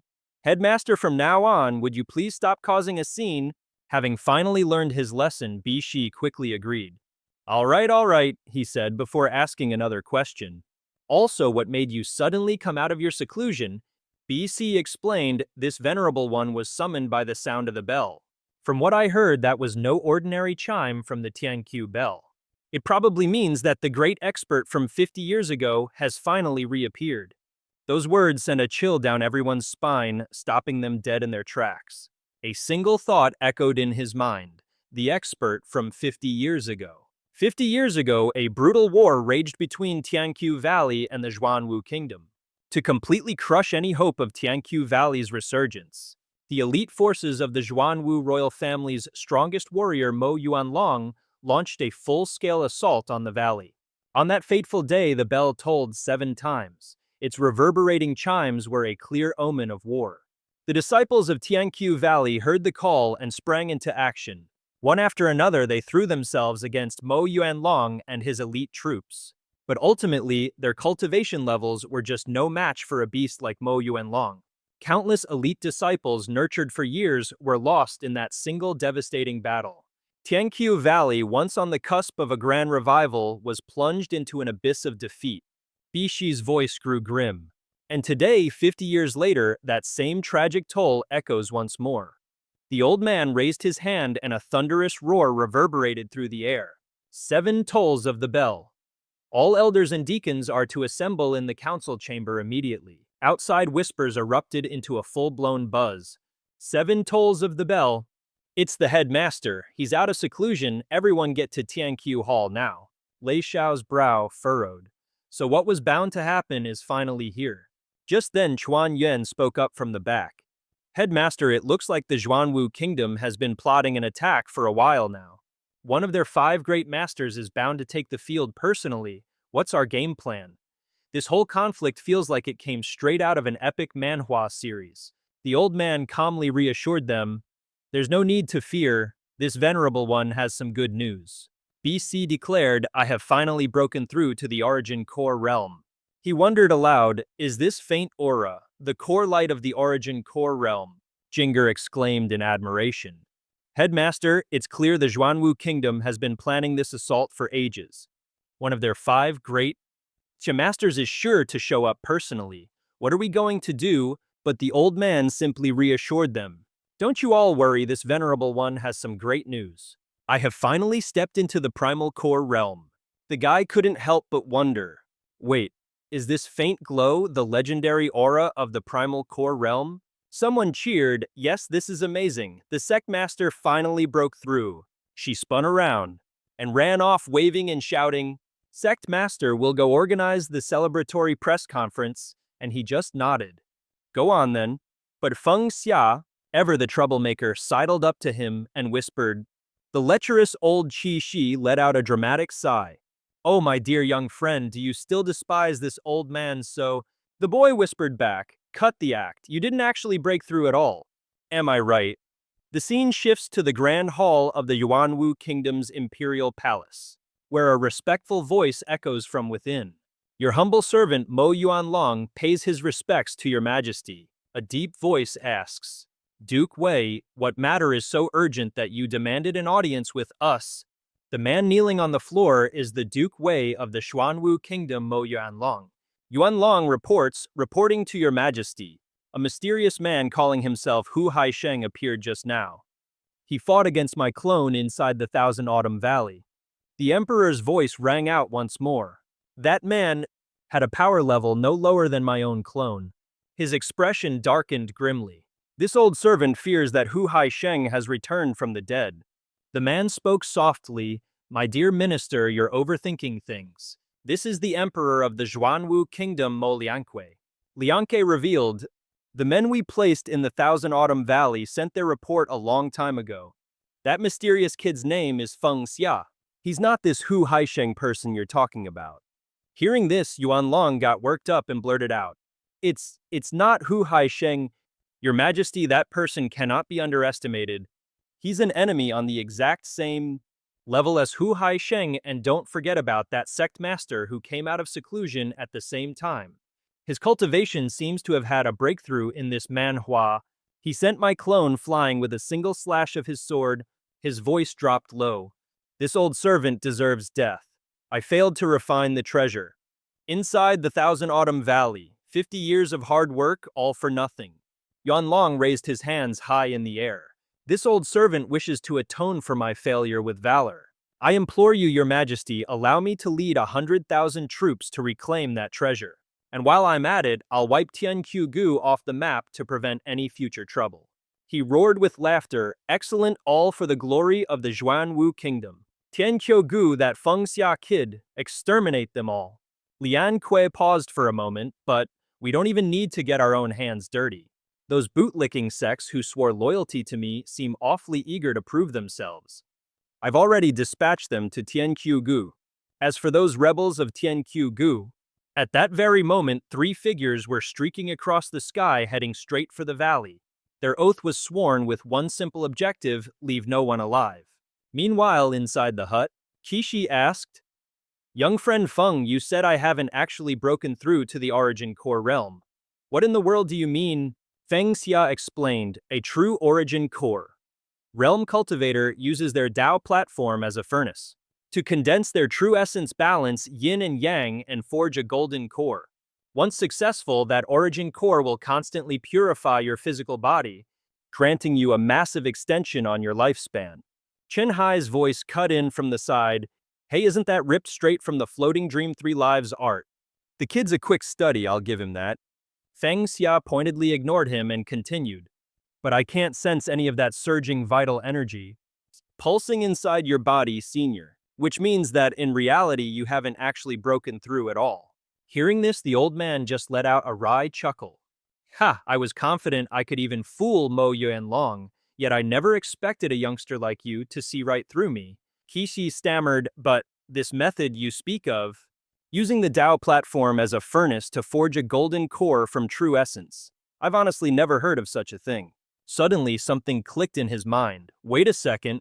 Kishi muttered to himself, "Dao platform, furnace, true essence, golden core." All at once, Qi Shi threw his hands into the air, his face alight with pure ecstasy as he bellowed, "I see it now. So this was the step this old man has been missing all this time?" Feng Xia looked utterly baffled. "See what exactly?" The old master grabbed both of Feng Xia's hands and practically started dancing. "Young friend, no, my fellow Taoist, a simple thank you is not nearly enough for this monumental kindness. If Tianqiugu can survive this calamity, I am at your complete disposal. This Ji Mao will personally charge through a sea of fire for you without a second thought." Inside, Chen Hai crossed his arms, thinking to himself, "It's only been 3,000 years. How did they already lose the recipe for condensing an origin core? Is it possible someone intentionally sabotaged the cultivation path for these guys?" The old man added, "To possess the secret of forging an origin core, your background must be extraordinary. And yet you shared this world-altering secret with me so freely. You truly are the noblest of the noble, a protagonist straight out of a cultivation manhwa." Feng Xia just scratched his nose, trying to look humble. "Oh, it was nothing, really. Just as long as you drop a donation, a like, and maybe a follow, we're all good." The old man was baffled. "Fellow Taoist, what you just said, I Jimo have never heard of such a thing. Could it be some kind of special method for a breakthrough?" He just chuckled. "Don't mind me, I was just spouting nonsense." But deep down, Feng Xia was laughing his head off, absolutely ecstatic. At that moment, Feng Xia was flashing back to his past life as a gamer, grinding through a strategy guide, his mind flooded with ideas. "Thanks for paving the way, Bro Gandhi. I've cleared the stage and I even saved a ton of stamina. Hope to see you again, you'll always be the GOAT in my book." A monster, an absolute monster. This familiar feeling is the best. Just then, the old man's booming voice yanked Feng Xia back to reality. In the 700 years since the Zhuanwu kingdom was founded, A person who can forge an origin core is a one-in-a-century rarity. And now this old man has grasped a sliver of a chance at success. I can finally break through to the origin core realm. This is a stroke of pure luck. Feng Xia lunged forward, grabbing the old man by his robes and yelling. Grandmaster, isn't your whole character persona supposed to be some kind of epic hero like you see in a manhwa? Qixi looked puzzled. Persona, what's that? Feng Xia shouted, the enemy is almost at our doorstep. But don't you worry, I've got a plan. You need to top up your account. You need to cultivate. Focus on condensing your origin core and don't let anything distract you. This is a once-in-a-millennium opportunity for you. Hearing this, Jimo snapped out of it. Thank you for the reminder, fellow Taoist. He immediately sat down, circulating his energy according to the secret technique Feng Xia had shown him. A massive vortex of spiritual energy began to gather around him. Suddenly, the sky turned pitch black as dark clouds rolled in, crackling with thunder and lightning. Feng Xia muttered, the heavenly tribulation is here. Looks like this old master is about to succeed. He turned to Qixi beside him. Protect him. Don't let anything get in his way. Qixi nodded, his face grim and determined. Feng Xia then gazed into the distance where the enemy forces were approaching. A smirk played on his lips. Bring it on. So you're saying you only have a sliver of a chance of succeeding? The old man's face flushed. With the current state of Thousand Autumns Valley, forget a sliver of hope. Even if I only had half of that, this old man would still risk everything to fight for it. Qixi's fists tightened as he declared, as long as we can protect Thousand Autumns Valley, I am willing to sacrifice this old life of mine. Yunyang asked, this sounds really dangerous. Azia, are we really going to stick around for this? Chen Hai shot back, run. What the hell does their beef with the Zhuanwu kingdom have to do with us? Why should we stay? Feng Xia offered his 2 cents. I think it's fine if we stay for now. After all, we've got food and a roof over our heads. The only condition is that it has to be safe. But the second he finished his sentence, a massive earthquake shook the very ground beneath them, leaving him speechless. You and your big jinxing mouth. The 4 of them quickly scrambled outside. He jumped back in shock. Holy smokes, what in the fresh heck is this terrorist-level barrier? Before them stood colossal pillars wrapped in rings of vibrant color that illuminated the entire space. Qixi announced, metal, wood, water, fire, and earth. This is the 5-element sealing grand array of the 5-element sect. Chen Hai spoke up. Well, looks like even if you wanted to leave now, you're fresh out of luck. Feng Xia was utterly bewildered. The 5-element sect. The old man replied, the 5-element sect was supposed to be an ally of our Thousand Autumns Valley. But it seems they sold their souls a long time ago and are now just attack dogs for Wang Qi Xuanwu. Feng Xia dashed forward, yelling, Headmaster, don't be rash. Let's scout around the array for a bit and see if we can find a weak spot to break through. From behind, Qixi said softly, then we shall trouble you, fellow cultivator Feng. He turned and gave an order. You all spread out and take a look. If things go south, we'll just blast our way out. She asked, puzzled, do you even know what going south means? He let out a little chuckle. My dear ancestor, of course I know. Wondering in confusion, the 5-element sect. The old man replied, the 5-element sect was originally an ally of Thousand Autumns Valley. But from the looks of it now, they've long since betrayed us and become lackeys for Wang Qi Xuanwu. Feng Xia rushed forward, shouting, Headmaster, hold your horses, let us circle the array and check it out first. See if we can find a way to dismantle it. Qixi said gently from behind. Then we will have to trouble fellow cultivator Feng. He turned his head and ordered, you guys go look around. If things get hairy, we'll just charge straight through. She asked, confused, do you even know what a hairy situation is? He chuckled softly. Ancestor, of course I know. I'm just not going to tell you. Cut to the inside of the light barrier where a heaven-shaking explosion just went off. A massive kaboom and the dust quickly settled. Feng Xia frowned. Looks like brute force isn't going to work. Suddenly, right on cue, a loud and spectacularly stupid-sounding laugh echoed through the air.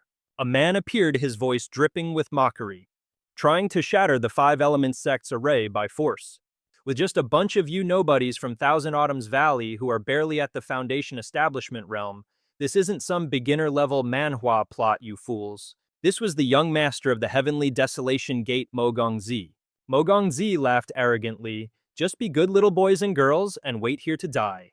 When Wang Qi's grand army arrives, they're going to turn your Thousand Autumns Valley into a bloodbath. And this young master, in his infinite mercy, will grant you all the privilege of a complete corpse." At that, Feng Xia's face soured. Just looking at the guy's outfit was painful. Yunyang's killing intent flared. This guy had a seriously punchable face. Completely oblivious, he prattled on, but of course.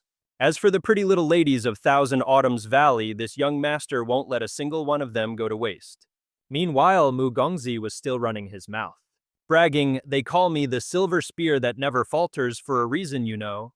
You ladies from the Thousand Autumn Valley, better get ready to enjoy the show." And just then, Yunyang, who was right behind him, delivered a swift direct kick to his family jewels. And just like that, everything descended into chaos. The two goons were totally bewildered, realizing their buddy had vanished into thin air.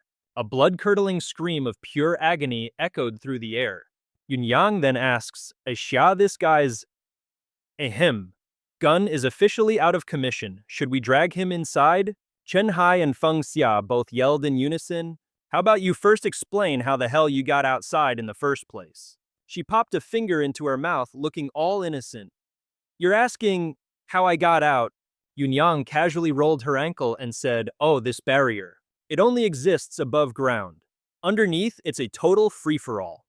The old man just let out a dumbfounded laugh. So, by burrowing into the ground, she actually found a loophole in the magical formation. Not bad, kid, not bad at all.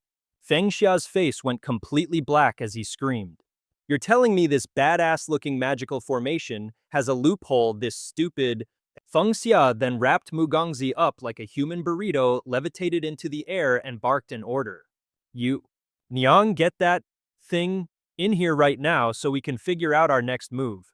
Yunyang instantly agreed. "You got it." Suddenly, a voice boomed from the shadows. "Found them." "Over there," Feng Xia yelled, "Yunyang behind you?" Just then, the two assassins sent by Lian Ke appeared. It happened so fast. Before she could even react, their sword plunged deep into her chest. He roared in a frenzy, "Yunang!" Wu Ya sneered, "Heh, we almost let this little vermin slip through the cracks. Got some real nerve, don't you, daring to lay a hand on our young master?" King Song taunted, scooping up the incapacitated Mu Gongzi. If Master Wang Shi hadn't given the kill order for everyone in the Thousand Autumn Valley, I'd have been very tempted to take her as my personal cultivation furnace. Feng Xia's eyes blazed with fury as he growled, "You two mongrels." He was utterly enraged. How dare they touch Yunyang, the star of this manhwa? The man just scoffed. That wench from Thousand Autumn Valley, she deserved to die. Feng Xia channeled his power, his fist glowing with raw energy as he lunged forward. "You are unforgivable." Wu Ya reminded him condescendingly, "Don't waste your strength. A little brat like you can't possibly break this formation." He chuckled softly. "Yeah, that's right. Just stay in there and wait obediently for death." But just then, Feng Xia's power was simply overwhelming. It unleashed a terrifying earthquake that slammed directly into the duo, making them cough up blood. A moment later, they both vanished without a trace. A sizzling sound echoed through the air. He gritted his teeth in frustration. Damn it, still not quite enough power. This blasted formation. Meanwhile, the two goons found themselves transported to a completely different space. Ching Song, still rattled from the attack, let out a sigh of relief. "Whew, that nearly scared me to death." Wu Yai felt the same way. "You said it. In all of Tianqiu Gu, only that old tortoise who's always in seclusion has the skill to tear a hole in the Wuxing Fengkong Grand Formation. How dare they lay a hand on the young master? Even 100 lives wouldn't be enough to atone for that. If it weren't for this pesky barrier, you all would have been dead ages ago." But the two morons were completely oblivious as a pair of feet silently approached from behind, accompanied by a bone-chilling laugh. Yunyang's voice was soft but sharp. "It's time to settle the debt for attacking me." Seeing this, Feng Xia was overjoyed. "Yunyang's okay." Chen Hai praised her. "That girl's clone technique is seriously fast." King Song was utterly confused. A wheel-opening realm cultivator with such a perfect clone technique? How is that possible? Wu Yai corrected him, I can clearly sense a physical body. He raised his sword and roared, she's definitely not human. The oaf charged forward, screaming, let's take this monster down together. Yunyang let out a faint smirk. If you think you've got what it takes to kill me, then by all means, come and try. Seeing her like this, Feng Xia was completely mesmerized. What's this side of Yunyang? Her aura, it's become unbelievably powerful. The old man winked. That my boy is the awakened form of a demonic beast. Chen Hai explained, in this state, a demonic beast's 5 senses and cultivation are amplified to their absolute peak.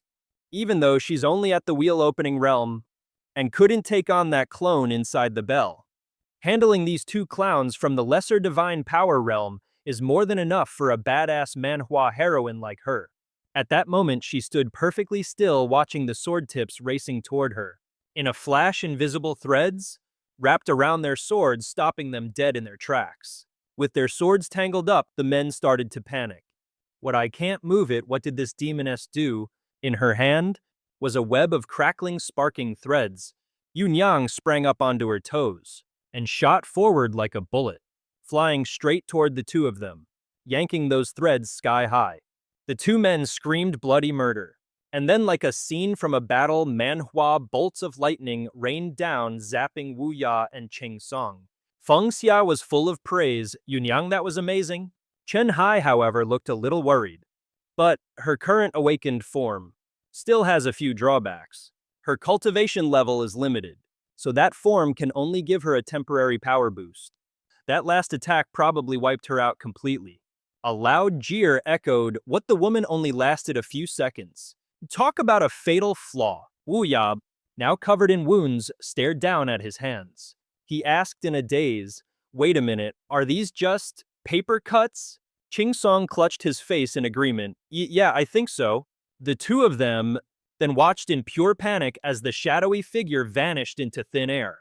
Hey, where did that she-devil take our young master? Meanwhile, Yunyang had already returned. She offered a faint smile. Asya, I'm back. Feng Xia cried out, thank goodness you're back, I was worried sick. In his head he chuckled, heh, she's back to normal. Outside the 2 goons were still screaming their heads off. Give us back the young master of our Tianjue sect. Our heroes stuck their tongues out taunting them. If you've got the guts, why don't you come in here and get him yourselves? Wu Ya roared in fury. You despicable filth, we're going to get back up and save our young master. Keisol chimed in. That's right, then we'll show you what we're made of. Suddenly, a flash of sword energy shot toward them. Swoosh. It cut clean through their bodies, freezing them on the spot. Look over there. His eyes flew wide open. That sword energy, it pierced right through the 5 elements formation. Could it be, was that Qi Si who showed up and unleashed that attack? This is like a classic Manhwa plot twist. Wu Ya was completely dumbfounded. Ji Qi Shi, a voice droned, how utterly pathetic. Not only did the 5 Elements sect bow down to the Zhuanwu Empire, but now even the Tianjue sect has turned against us. At that, both men collapsed onto the ground. Kishi asked, Old Man Si, what in the world is the Tianjue sect? And what do they have to do with Tianqiu Valley? The massive gash on their bodies began to slowly heal. The old man explained that the Tianjue men, just like the Wu Xingzong, were supposed to be nominal allies of the Tianqiu Gu. But now they've all cozied up to the royal family, basically becoming their attack dogs. Feng Xia was completely lost. So why in the world would your Tianqiu Gu even bother making an alliance with a bunch of ungrateful backstabbers? The old man sighed dramatically.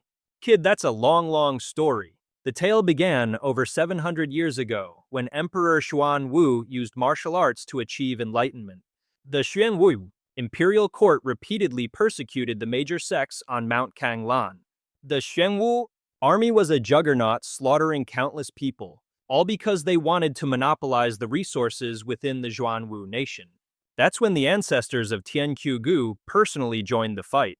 With the help of Tian Qiuzhong, Emperor Xuan Wu's grand army was utterly crushed, and just like that, Tianqiu Gu became the #1 holy land in the Zhuanwu nation, like something straight out of a wuxia manhwa. The Woxingzong, the Tianjue men, and all the other sects, big and small, quickly set up shop near Tianqiu Gu, forming an alliance and begging for protection. But then about 300 years ago, a traitor colluded with the royal court and Tianqiu suffered a devastating blow. The alliance shattered overnight. Qi Shi then added, the Xuanwu royal family originally had 5 powerhouses at the Dao platform realm, and there are rumors that one of those 5 has already surpassed that realm entirely. Chen Hai's eyes widened. Could that be the real body of the guy in the cloak? The old man turned back, his voice booming. And now with all these major sects coming at us, Tianqiu is literally fighting for its very survival. Qi Shi's gaze fell upon young Master Mu, who was still lying defeated on the ground.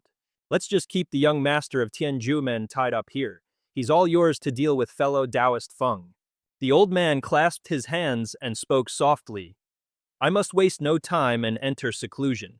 My primordial spirit must be stable before that powerful expert shows up. Qi Shi bowed his head. While this old man is in seclusion, I hope fellow Taoist Feng will look after Tianqiu for a while. Hearing this, Feng Xia was put on the spot, standing there in awkward silence with nothing to say. Sometime later, he was just sitting there, chin propped on his hand, completely zoned out. Chen Hai urged him, hey kid, you gonna start packing or what? We need to get out of here while the coast is clear. Yun Yang called out, hey Xia, hurry up and help me pack the food. But when he didn't move an inch, both of them turned to look at him. Chen Hai saunters over to him and asks, hey kid, you're not seriously thinking about helping that pervy old geezer, are you? Getting nothing but radio silence, Chen Hai decides it's time for some hands-on persuasion. He smacks Feng Xia right across the face and bellows, let me give you a little reality check. We are in no position to be picking a fight with an entire nation. And this ragtag bunch from Tianqiu Valley, they can't be saved by some pretty boy who's all face and no substance. A bright red handprint blooms on Feng Xia's cheek. Finally snapping out of it, he grumbles, Senior, just give me a little more time to think. I'll have an answer for you by morning. Later that night, Feng Xia hits the hay, but sleep is the last thing on his mind. Staring wide-eyed at the ceiling, he thinks about how his life after getting ISEKAI'D is way more fun than his old one. After all, back in the modern world, he was just another shut-in gamer nobody even knew existed. A flashback hits him, completely absorbed in a video game. That was the only place his skills actually mattered, the only place he made friends. All those hours I spent grinding in the game, wasn't this what I was fighting for? I just wanted to be acknowledged. That single thought jolts him bolt upright in bed. The next morning, while the other 3 are still fast asleep, Feng Xia grabs his sword and marches alone to the gates of Tianqiu Valley. He shoves the ridiculously heavy gates open and is met with the sight of the townspeople kneeling before him in gratitude. Thank you, Taoist Feng, for saving us. Yeah, we'd all be dead meat if it weren't for you. But that was the Valley Master's decision, it had nothing to do with me. Feng Xia says, turning his back on them. But he freezes when a small child tugs on his sleeve. All he ever wanted was recognition, that epic sense of accomplishment that comes from being a king or a hero. Feng Xia is thrown back into his spiral of self-doubt. Senior Chen Hai was right. I'm just a normal guy. Tossing and turning his mind, racing with impatience, Feng Xia finally sits up. His gaze hardens with newfound determination. The people of Tianqiu Valley believe in me. They need me to stay. But just as he's having his big hero moment, a cascade of hair drapes over his shoulder and a sweet voice pipes up, making him jump. Xia. It's Yun Yang, and she promptly flicks him right on the forehead. If you go off and get yourself killed, who's going to take me out for snacks? The sharp thwack of the flick yanks Feng Xia right back to reality. She declares, if you're not leaving, then I'm not leaving either. A small smile plays on his lips as he rubs the sore spot on his forehead. Feng Xia grins. Well, since I've got a cheat-level golden finger, I guess I'll have to be the main character of this manhwa after all. Some hero. Just then, from inside the ring, Chen Hai's voice booms out, radiating waves of powerful energy as he boasts, Feng Xia, I've made my choice. The old man appeared. I knew you wouldn't listen to my advice. The kid jumped for the second time. Senior Chen Hai observed. But since you've already made up your mind, this old ancestor won't stand in your way. Remaining calm in the face of mortal danger, kid, you're starting to remind me of myself back in the day.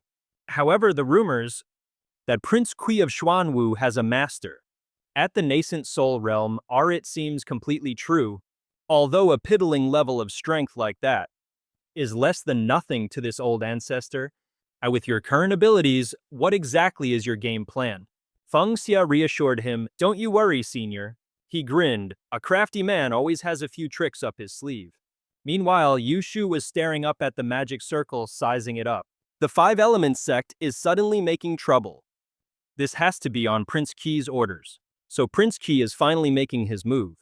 My days of lying low are finally coming to an end.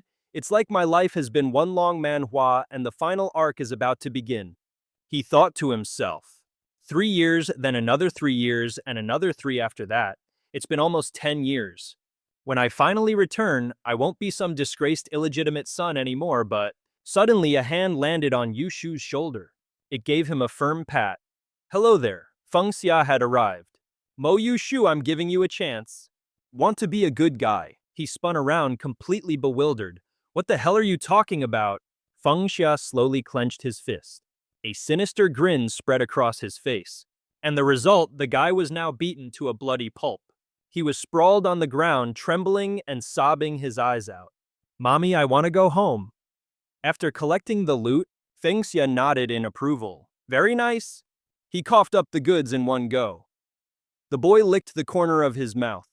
While his hands were still warmed up, Feng Xia cracked his knuckles. They let out a series of satisfying pops. He eyed Yushu like a hungry wolf. Better squeeze out a little more. The guy shrieked in terror. Feng Yu, what are you planning to do? Feng Xia let out a positively gleeful laugh. He said bluntly, you of course. Then he lunged and a series of high-pitched, pathetic screams filled the air. At that very moment, Yunyang was sitting quietly on a rooftop. She glanced around, starting to get a little antsy. That's weird, she thought. Where on earth did Feng Xia disappear to? Just as she was starting to worry, some shadowy figure crept up from behind. He was brandishing a sharp dagger ready to strike. It was young Master Mu. He thought to himself, thank goodness I still have this short dagger on me. The one my old man gave me. If not for this, I would have been trapped by those blasted spiderwebs for good, stuck like a fly. Young Master Mu raised the dagger high. This is all your fault. You're the reason this young master got trapped. You filthy woman, now die. But please, Yunyang had already spotted him. She whipped around and planted a swift kick right in his face. Young Master Mu went down with a spectacular thud. She spun back around, letting out a disdainful little humph. Then she gracefully leaped down to chat. Well, if it isn't the annoying little pest himself. He looked absolutely pathetic at this point. Clutching his aching chest, he started swearing. Damn it, she's just a demoness. But before he could even finish that sentence, Yunyang showed zero mercy and stomped his head straight into the dirt. This is some peak manhwa brutality. Every single bone in young Master Mu's body let out a sickening crackle, the distinct sound of things shattering to pieces. Given up yet? She asked. If not, we can keep going. Terrified, he began to tremble and stammer, begging for his life. Spare me, please, I swear I'll never do it again. Yunyang praised him. Good boy, now hand over all the tasty snacks you have on you and I'll spare your life. Meanwhile, over in Mo Yushu's courtyard, Weishu wasn't faring much better than young Master Mu. He had been beaten to a pulp and was whimpering on the ground. Mommy, I want to go home. As for Feng Xia, after collecting a massive pile of items, he was so overjoyed he was practically dancing as he counted them out. 7, 8, 9. He then gleefully absorbed them all into his body. Thinking to himself, man, this method of getting stronger is just way too satisfying. He brought 2 fingers together and raised them. Feng Xia whispered softly, not a bad feeling at all. Let's take a peek inside the purple mansion between my brows. Then he pointed his fingers towards the floating spheres of light. It immediately began to glow and information popped up. The 9 Dragons' Sacred Heart Art, the strongest body cultivation technique in the Zhuanwu Kingdom. It can provide a cultivator with an endless source of vitality and blood qi, thereby enhancing their own power. Normally, only the direct descendants of the royal family can even dream of practicing it. Fragment collection progress 12 out of 25, new skill unlocked. Feng Xia let out a soft chuckle. Who knew the Violet Palace in his mind's eye could directly monitor the attribute collection status? He really should have checked this feature out sooner. There were still more than 10 fragments of the 9 dragons' Sacred Heart art left to collect. But then his gaze dropped, and he looked over at Mo Yushu with a bit of hesitation. If I just keep beating up, the drop rate is probably gonna tank. Should I even continue? The guy had lost all his arrogance and was now stammering, begging for his life. Senior, please stop hitting me. A thought flashed through Feng Xia's mind. Wait, I think I just discovered a new rule in this whole Manhwa system.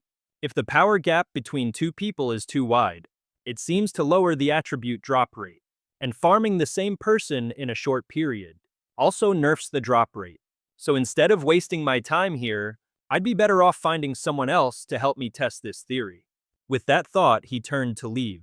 Farewell for now. This one named Feng shall return another day. Mo Yushu trembled as he asked, You're coming back? Meanwhile, back on the other side of town, Yunyang was munching away on something. When she saw Feng Xia return, she lit up. I finally found you, Az. Feng Xia, however, was just confused. Yunyang, where did you find that pill? You shouldn't just eat random things. She tossed the pill in the air and giggled with delight. Oh, this little thing. That young master from the Heavenly Despair sect gave it to me. It's super delicious. Yunyang offered it to him. You should try some too, Asia opened up. He covered his mouth, looking utterly helpless as he refused. No thanks, Yunyang, you can have it all. He thought to himself, yeah, from a human perspective, that color is a major red flag. Then Feng Xia suddenly remembered something. He spoke up, wait a minute. Did you just say that master from the young master from the Tianjue sect we captured, you mean? His expression immediately turned sharp, and a wicked grin spread across his face as he asked, where is he? Take me to him, now! Without missing a beat, Yunyang grabbed Feng Xia's hand and started pulling him along. All right, I get it. Honestly, you're impossible. I know exactly what you're thinking. You're just ticked off that I ate that pill already, aren't you? So now you want to go shake that guy down for a new one. Yunyang teased as she skipped ahead, glancing back at him. Why are you being so childish? He looked a little baffled, but tried to explain anyway. Hey Yunyang, you've got it all wrong. Feng Xia then let out a heavy sigh. But inwardly, he was practically buzzing with excitement. He just couldn't wait to see what kind of loot would drop from that young Master Mu. This was better than any manhwa. Cut to the cell where they were holding. The young master of the Tianjue sect, Yunyang still snacking, gave a cheerful wave. Young Master Mu, it's been a whole day and you've certainly had a makeover. Young Master Mu, who was covered in bruises, shot back a sarcastic retort. Cut the sweet talk. Are you here to beg for the antidote for that woman of yours? Despite his state, he was still dripping with arrogance as he commanded. Get on your knees and beg me, then maybe I'll consider giving you the antidote. Feng Xia blinked in surprise and asked, what antidote? Veins bulged on young Master Mu's forehead as he erupted into a maniacal laugh. That foolish woman of yours asked me for food, so I generously gave her a 9-poison heart-devouring pill. I can't believe the idiot actually ate it. He threw his head back, his aura turning dark and sinister.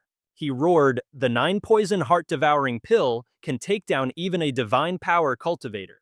And she ate a whole handful. I'm afraid she'll be kicking the bucket any second now. The two of them just stared at this display, utterly baffled, before exchanging a confused look. Feng Xia nonchalantly tossed another pill into Yunyang's mouth and smirked. Look, young Master Mu, Yunyang's true form is a spider. She comes with her own built-in toxins. Giving her your poison pills is basically like feeding her multivitamins. It only makes her stronger. Upon hearing this, young Master Mu was completely stunned. What? Feng Xia's voice dropped to a low, dangerous growl. You know, I was originally just planning to have a little spar with you. He cracked his knuckles with a loud pop, his voice turning to ice. But now you just deserve a good old-fashioned beatdown. One so thorough you won't even be able to lead a normal life again. The guy was so terrified he was frozen on the spot. If you dare touch me, the Tianjue sect will wipe out your entire clan. Before he could even finish his threat, the hot-headed Feng Xia launched his attack, aiming a fist straight for young Master Mu's face. Go to hell. Just then a sickening crack echoed through the air. He started wailing, I'm broken. Young Master Mu's entire body crumpled to the ground. Beaten so badly, he was unrecognizable, making Yunyang cry out. I'm completely broken. Young Master Mu collapsed onto the ground, a twisted, unrecognizable mess. It made Yunyang exclaim, I can't even tell what he looks like anymore. But Feng Xia wasn't done with him yet. He reached down, grabbed the guy by the collar, and hoisted him up. Young Master Mu stammered, This young master will have you drawn and quartered for this. I'll make sure you don't even get a clean death. With zero hesitation, Feng Xia landed another devastating punch. It sent the guy shooting straight up into the air. Get the hell out of my sight, he roared. And just like that, young Master Mu came crashing down to earth with a heavy thud. Feng Xia thought to himself, this young Master Mu is probably way too weak. The action in this manhwa needs a serious upgrade. After all that work, he only dropped 2 measly light attribute orbs. Still, Feng Xia absorbed them both immediately. Oh well, he mused, better than nothing, I guess. A faint wisp of smoke escaped from the corner of his mouth, drifting out from within him. Feng Xia's gaze fell upon the battered corpse of young Master Mu. This just confirmed what he'd suspected all along. The target was just too pathetic. Beating up the same target over and over really does lower the attribute drop rate. This limitation means I can't just keep farming these useless scrubs. Guess I need to find some new opponents to fight. Just then, Yunyang spoke up. Xia, does he have any more of those little round orbs on him? Her entire body suddenly began to emit a blinding light. I still want to eat more. Feng Xia had to shield his eyes. Whoa, that's bright. He stared at the radiating beams of light and asked, Yunyang, what's with all this light coming from you? Right on cue, Chen Hai stormed out shouting, Damn it, that girl, she's about to have a breakthrough. Feng Xia was confused. A breakthrough? The old man pushed his glasses down his nose and ordered, A little girl, show me your divine wheel, now. Yunyang immediately complied, okay. Her divine wheel instantly flew out. A brilliant light flashed. First level of the divine power realm. Whoa, I can actually feel the power boost. Chen Hai mused to himself. Ever since she got here, this little girl's power has absolutely skyrocketed. That kind of growth is just insane. And man, back in Thousand Autumn Valley, this kid must have been munching on some premium stuff. Demonic beasts are way better at converting all that good food into raw power anyway. Feng Xia was a little taken aback. It works like that. He flexed the power in his fist, shouting, Check it out, I just figured something new out. He put his hands on his hips, sizing it up. A new poison-based attack, huh? Not half bad. Feng Xia smugly waved 2 fingers. But I'm immune to all poisons. The old man whipped out a mirror and roared, Immune to all poisons, my foot. You stinking brat, take a good long look at that mug of yours. Feng Xia stared at his own blood-streaked face in the mirror, completely horrified. His whole body trembled as he thought, You've got to be kidding me. My poison resistance is useless now. No wait, it's because her realm got a boost, so Yunyang's poison is way more potent. Suddenly, his vision was flooded with countless Yunyangs. Ugh, my head is killing me. There are so many of them. Feng Xia collapsed into a dizzy, delirious state. All of a sudden, a sweet kiss landed on his cheek. It was Yunyang. Feng Xia's face instantly turned beet red, his eyes flying wide open. But in reality, she wasn't kissing him. She was biting. His cheek making Feng Xia let out a pained yelp. Yunyang, what are you biting me for? Chen Hai snapped, You idiot. She's sucking the poison out for you. A light bulb went off in Feng Xia's head. Really? Hey, I don't feel dizzy anymore. The old man explained, Now that the little miss has entered the divine power realm, her poison is worlds stronger than it was back in the aperture opening realm. See now how crucial one's cultivation realm is for a divine arts user. Chen Hai shot him a look. With your current level of cultivation, trying to fight that Wang Qichuan Wu fellow is basically a suicide mission. Feng Xia mulled this over, imagining himself getting one-shotted by some OP blade attack, and immediately started panicking. Then, Senior, is there any way to boost my cultivation in a short amount of time? Senior, is there any way I can level up fast? My realm, I mean. The old man chuckled softly. There are no shortcuts when it comes to raising your realm.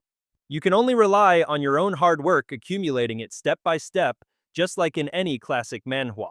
He pointed a finger, adding, however, this old master can give you a few pointers, it'll help you multiply your results. Feng Xia clasped his hands respectfully. So about raising my cultivation level, I'm all ears, senior. Lay some wisdom on me. Chen Hai began to explain. For cultivators, practicing all those different techniques isn't just for show, it's about strengthening your soul, your mind, and your body. That's the grind that actually raises your cultivation realm. If you're one of those prodigies who just glances at a divine technique and instantly gets it, mastering it on the first try, you're skipping the most crucial part, the personal tempering. Your cultivation level will stay firmly at rock bottom. Hearing this, Feng Xia's gears started turning. He thought to himself, when I absorb those attribute fragments, I get skills that would take a normal person years to cultivate. So my special ability is basically a shortcut, letting me skip the training montage, but it doesn't actually level me up. This is like a manhwa where I've got a skill hack but not an EXP hack. My skill levels get a nice boost, but the cultivation realm is like your character's base level. If I want to raise that, I have to do it the old-fashioned way and grind my way up from level 0. The old man then presented 3 technique scrolls. Mortals who want to reach the wheel opening realm all have to start with body cultivation techniques first. That's step 1, he clarified. But a big shot like myself doesn't exactly carry around those beginner-level manuals. Feng Xia piped up. Senior, I actually have a body cultivation manual right here. It's called The 9 Dragons Sacred Heart Art. Chen Hai stroked his chin, a thoughtful look crossing his face. The 9 Dragons Sacred Heart Art, you say? Tell me everything. Meanwhile, at that very moment, the representatives from the major sects under the Emperor's direct order to siege Tianqiu Valley were gathered in the conference hall of the Tianjue sect. A man's voice cut through the tension. Fellow sect masters, my own son has been captured by Tianqiu Valley, and one of my sect's most respected elders was completely obliterated by Ji Qishi's sword energy. This situation is nowhere near as simple as the imperial court made it sound. We can't just charge in like brainless morons anymore. We need a real strategy, and we need it now. This man was none other than Mu Fugui, the sect master of the Tianjue sect. Xiao Han boomed, so what, the imperial court played us all for fools? Their intel has to be seriously flawed. Murong chimed in, agreeing. He's right. Ji Qishi's strength is clearly at its absolute peak. How in the world did she get so powerful? Another man in the room just chuckled softly. That little emperor definitely wants us to be his cannon fodder. If it weren't for the sweet deal the imperial court promised, my 5 Elements sect wouldn't be caught dead wading into this filthy mess. And this schemer is Yao Chukyu, the master of the 5 Elements sect. Fuquei shouts excitedly, hold your horses. Emperor Zhuanwu already planted his moles deep inside Eternal Autumn Valley. And don't you gentlemen forget about that shared bird technique. Schwanger's eyes glinted with an unreadable calculating light. He analyzed the situation. Basically anyone with royal blood, or even a noble who's been gifted a drop of it, can transmit messages through any situation, and I mean any barrier. Fukui's voice turned ice cold. We just need to use the dragon vein to contact one of the spies inside, and then we'll finally get the real story on what's happening in Eternal Autumn Valley. Xiao Han chimed in. Well, in that case, Brother Tianjue, don't just stand there, work your magic. He replied, as you all know, activating this secret art drains a massive amount of power. Fuke added, using royal blood to cultivate the shared bird technique severely taints the user's soul. He continued, even if you manage to cleanse it later, it takes a ridiculous amount of effort, not to mention the backlash from the secret technique itself. The one who casts it takes a huge hit. Xiao Chukyu thought to himself, this old fox is just beating around the bush to squeeze more loot out of us. With that, he summoned a crackling orb of electricity and said aloud, Brother Mu, don't you worry. We won't let you waste your energy for nothing. Brother Taoist, take a look. This is a 5 Thunder Pearl.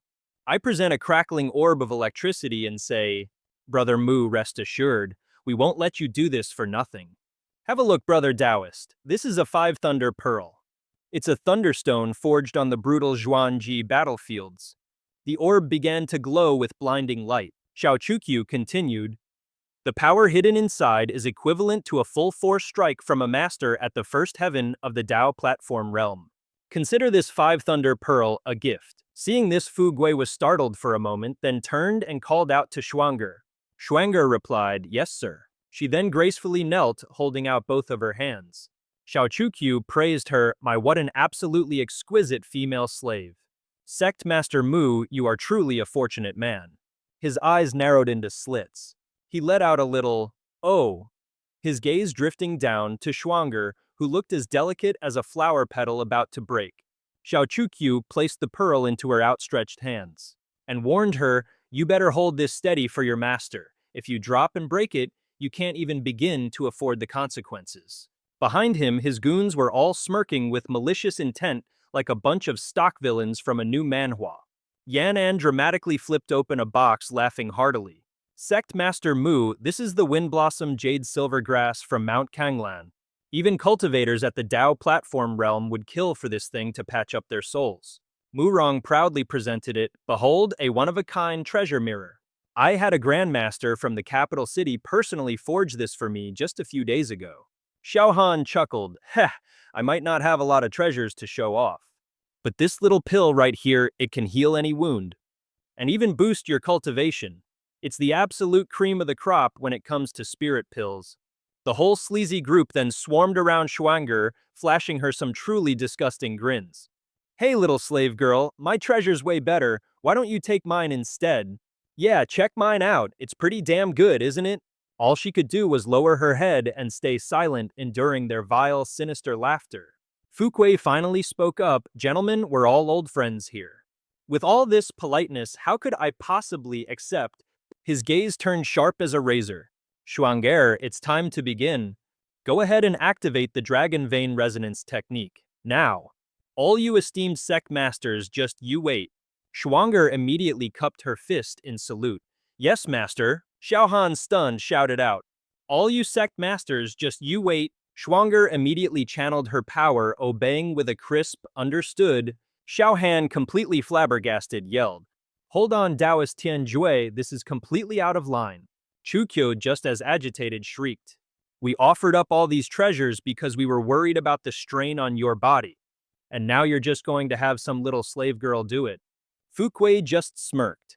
"Fellow Taoists, please rest assured, I trained this woman myself. Her cultivation might be a tad weak, but when it comes to the Dragon Vein Resonance, the technique she performs is absolutely identical to my own."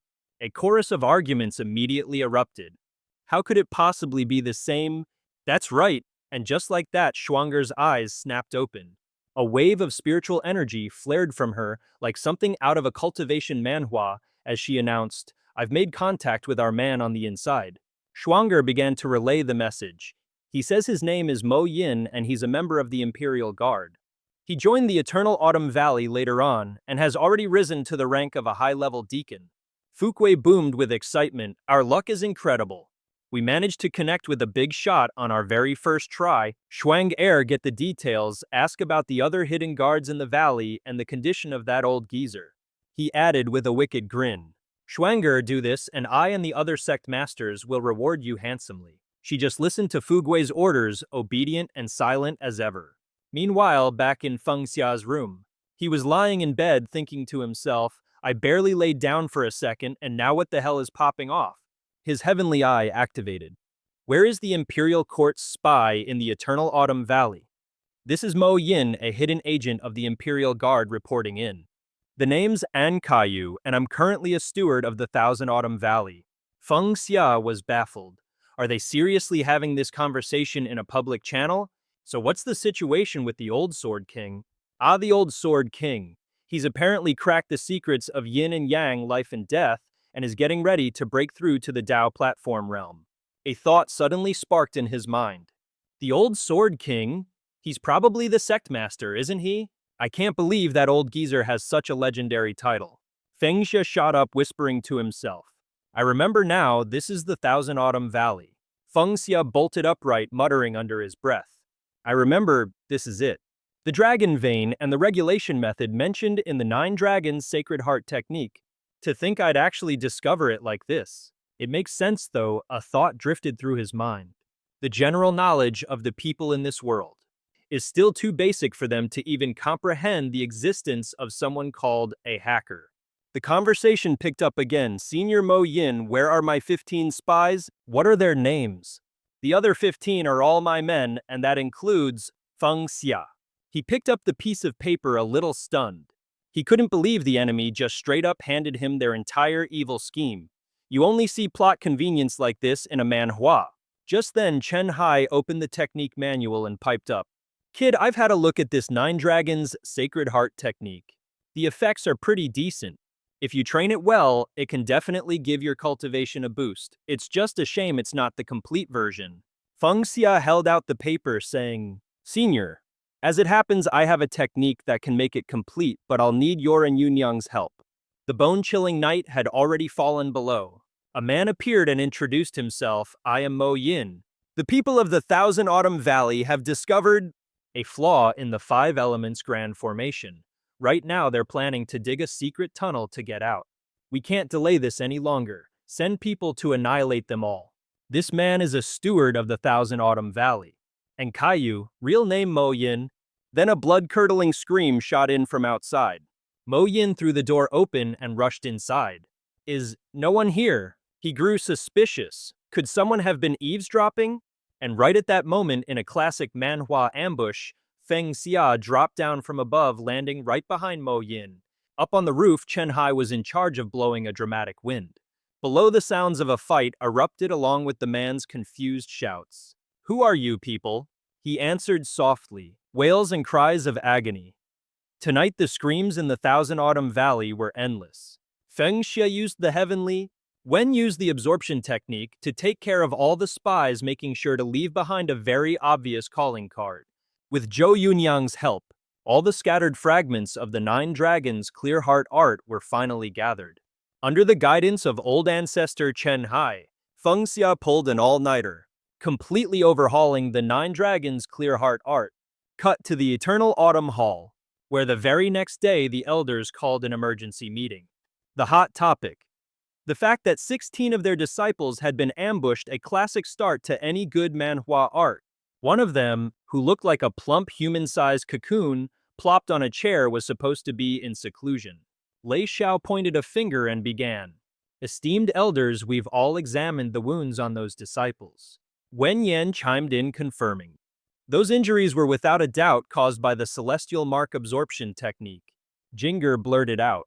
Isn't that one of the dirty little tricks of the Heavenly Absolute sect? Zhong Yu looked completely lost. Zhu Yun asked the group, are they trying to get their young master back?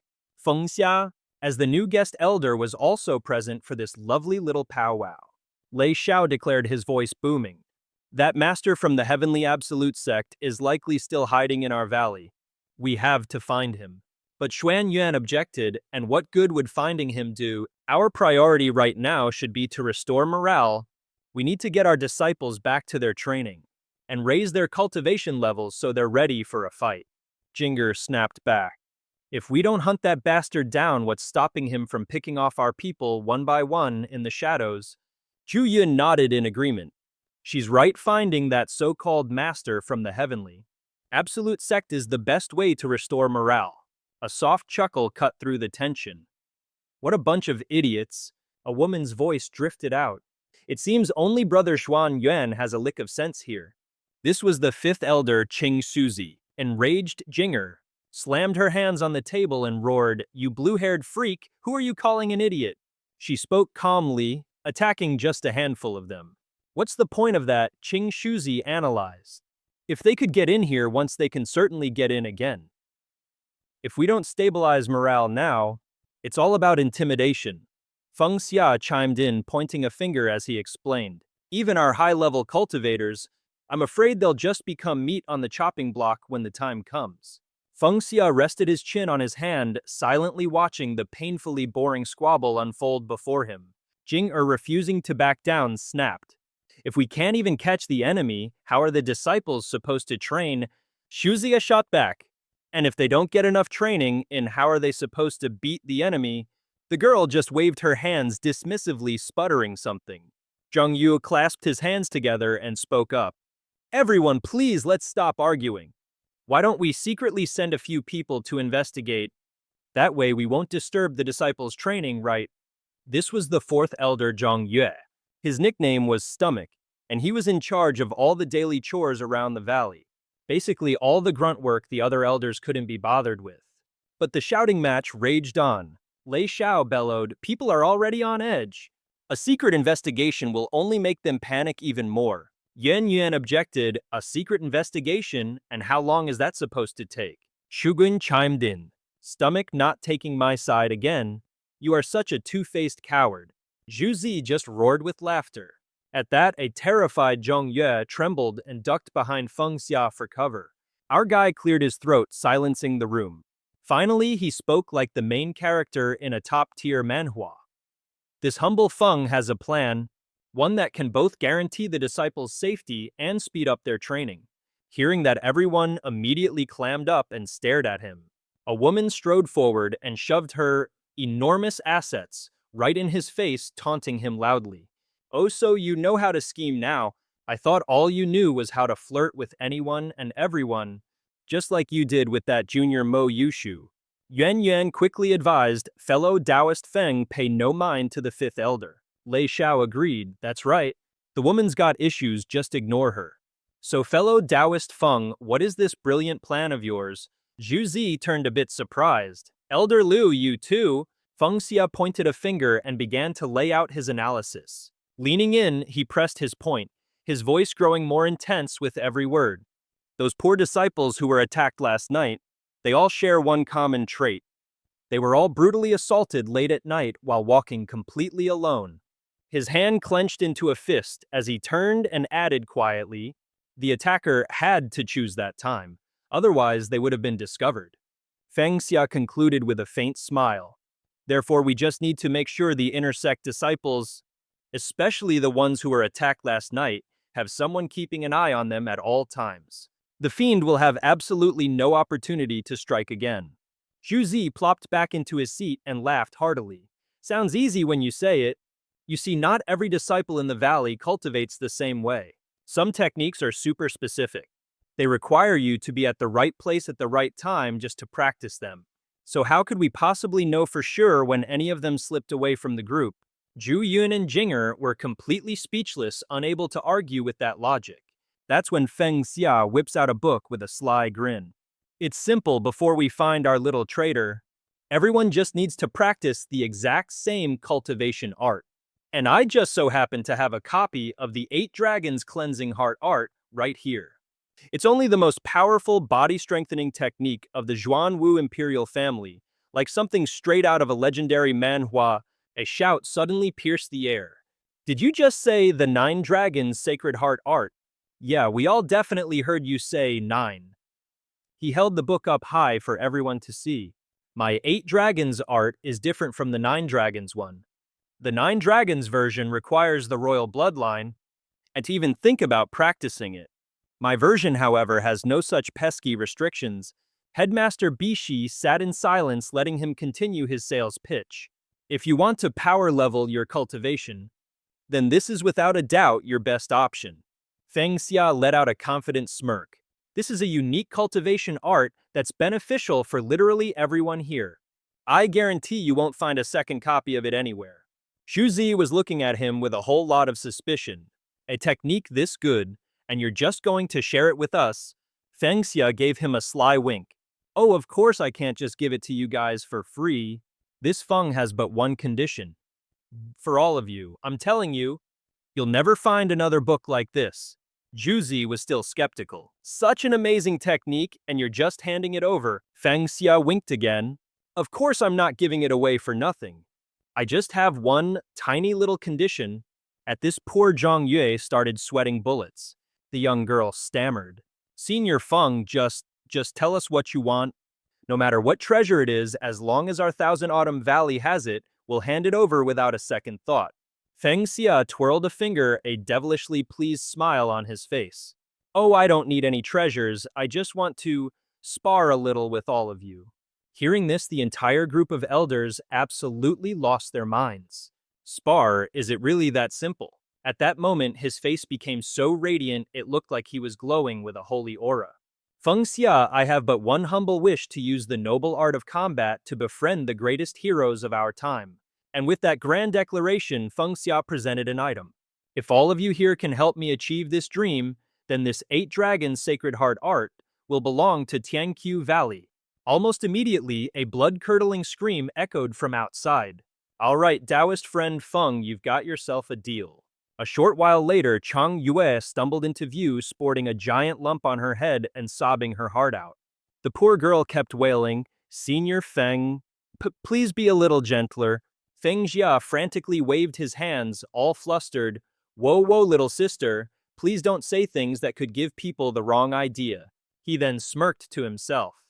Hey, lucky for me, with the 6 elders helping out, I managed to copy all 3 of Tianqiu Valley's main sword arts. The Spring and Autumn 1 Qi Sword Art, the Tyrannical Thunder 6 Sword Art, and the Azure Moon Sword Cleansing Art. Just then an idea popped into Feng Xia's head. Oh, that's right, little junior sister. There's one tiny thing I forgot to mention. Could you do me a favor and pass on a little message? This 8 Dragons Sacred Heart art of mine, well, it has a tiny little flaw. Basically, while you're training, you might experience some auditory hallucinations. The girl repeated blankly, "Auditories, hallucinations." Feng Xia then whipped out a piece of paper. No matter what you hear, all you have to do is silently chant one little phrase in your mind. I am a pig. And with that, he made a run for it. He left behind a whole mob of cultivators screaming in his dust. Get back here, Feng Xia. You damn bastard, I swear I'm going to destroy you. By now, Feng Xia was already safely aboard his flying ship, clutching the very book he had just scammed them for. He flipped through it for a moment, only to discover that the 2 most important pages had been ripped right out. Ah, no wonder Tianqiu Valley was so willing to hand it over. A classic trope right out of a manhwa. But hey, no big deal. Just getting his hands on these pages was a massive stroke of luck. He sat down on the floor and immediately began to circulate his qi and cultivate. With every single breath he took, a gentle light began to appear, enveloping his entire body. Then 2 figures appeared at his door, Yue-chan and Mu Siqi. Mo Yin, this is Mo Yin, requesting backup. I repeat, requesting backup. I'm being hunted down by a core formation realm expert. But don't you worry, because his horse is nowhere near as fast as me. Everybody remember that. After hearing the report, Chang Yue just nodded sagely. Roger that, understood. In the blink of an eye, the next day arrived. On the training grounds, led by the 6 elders, the 8 Dragons Sacred Heart Sutra was quickly distributed to all the disciples. The whole crowd of them raised their hands and began to mutter, I am Moan. I am Mo-an requesting backup, requesting backup. I'm being hunted by some schmuck from the Origin Core realm. But hey, I'm not even breaking a sweat because his horse runs slower than a dial-up modem. Meanwhile, the disciples of the Tianqiu sect have been cultivating day and night, and their moods have finally stabilized. But there's something even more important. The #1 protected animal of Tianqiu is now getting the VIP treatment, with all the disciples banding together to guard it fiercely. Requesting backup, requesting backup. I'm being chased by an Origin Core master. But there's absolutely no need to panic because his ride is an absolute joke. Mo-an grits his teeth, wondering to himself, just who the hell is playing these games with me? Right now, he can't even use his 9 Dragons Sacred Heart technique to send a single message out. Just then, 2 figures stand on a rooftop looking down on the chaos. Feng Xia whistles in admiration. Man, you've got some serious schemes up your sleeve, kid. It doesn't matter what world you're in. This kind of chaotic misdirection is a classic manhwa tactic, and it's always super effective. Yunyang stammers in response. Jia? You're saying weird things again. Then she tilts her head and asks, why don't we just, take them out? Isn't this whole thing incredibly risky? Feng Xia totally agrees. Exactly, we're keeping them alive because they're still useful. He continues with a smirk. Besides just having a body cultivation technique like the 9 Dragons Sacred Heart thing isn't going to cut it. Next on our to-do list is finding a technique to boost our magical arts. Feng Xia hums thoughtfully. A technique to boost our magic, huh? He then raises his hand and a wisp of energy instantly appears at his fingertip. I've got an idea. With that, he playfully starts flicking Yunyang's little hair tufts, grinning mischievously. Yunyang, I need to pop out for a bit. That earth-burrowing technique of yours. How far can it take me? She mumbles. Well, since my cultivation level increased, I can go a little bit farther than before. Her two little pigtails sway gently. Yunyang looks at him sweetly and replies, let's give it a try, shall we? Scene change to the area outside the wind-sealing Grand Array, where a peaceful twilight paints the sky. At that moment, Chukyo frowns annoyed. We've been busting our butts for 2 whole days following that so-called directive from Moan. So how come we haven't heard a single peep? The man next to him couldn't agree more. Right. Just standing around waiting isn't going to solve anything. At this, Fugui spun around to ask, Shuang-er, have you contacted Mo Yin yet? Suddenly, Shuang-er coughed up a sickening mouthful of fresh red blood, and her whole body started to tremble uncontrollably. Her voice was cracking as she spoke. The dragon vein resonance technique? There's a problem, she gasped. I think someone broke it. He replied doubtfully, a problem. The very next second, Fu Gui, without a shred of hesitation, slapped the other guy across the face. I'd say the real problem here is the dragon vein resonance technique some kind of cheap manhwa trick that can be broken that easily? Chukyo, standing to the side, tried to de-escalate the situation. Brother Mu, she has no reason to lie to you. Then he crossed his arms and added with a knowing smirk. Besides, whether the secret art has a problem or not, you can just check for yourself and find out. Xiao Han shouted at the top of his lungs, Taoist Tianjui, we listened to you, we brought out all our best treasures for this. Mu Rong chimed in, filled with resentment. And you're still putting on an act, you clearly have no respect for any of us. The pressure mounted and Chukyu's face instantly darkened. That's right, Brother Mo. After all, it wouldn't be impossible for a certain sect master to get ambushed and killed by the Thousand Autumns Valley, now would it? Fukui's face had gone pale, but he tried his best to keep his composure. Everyone, let's just talk this through calmly. As he said that, he immediately raised a hand. Fine, I'll handle this myself. Is that what you want? Right at that moment, a deep voice suddenly boomed out of nowhere. This is Mo Yin, I repeat, this is Mo Yin. Requesting backup. I'm being chased by a core formation expert, but don't worry, I'm not even breaking a sweat because his horse runs slower than I do. Fukui asked skeptically, are you really Mo Yin? I am the sect master of the Tianjui sect. I have a few questions for you. Hearing that, Mo Yin cleared his throat. Oh, the sect master of the Tianjui sect, is it? Well, listen up, your son is in my hands. If you want him back alive, you'd better get your butt over here and start kowtowing to your granddaddy. The man exclaimed in shock, what? That was it. Fugui completely lost his cool. Damn you, what have you done to my son? Mo Yin casually listed off the damages. Oh, nothing much, other than beating him to a bloody pulp like a farm animal, swelling up his face until he's unrecognizable and shattering every bone in his body. I haven't laid a finger on him. At those words, Fu Gui erupted in a furious curse. You bastard, you've got some nerve. Give me back my son. Just then, Feng Xia flew up holding the young girl and taunted them arrogantly. You want him? Come and get him if you've got the guts. A voice suddenly spoke from his ring. All right, kiddo, what kind of trouble are you trying to stir up this time? Feng Xia replied with a sly grin.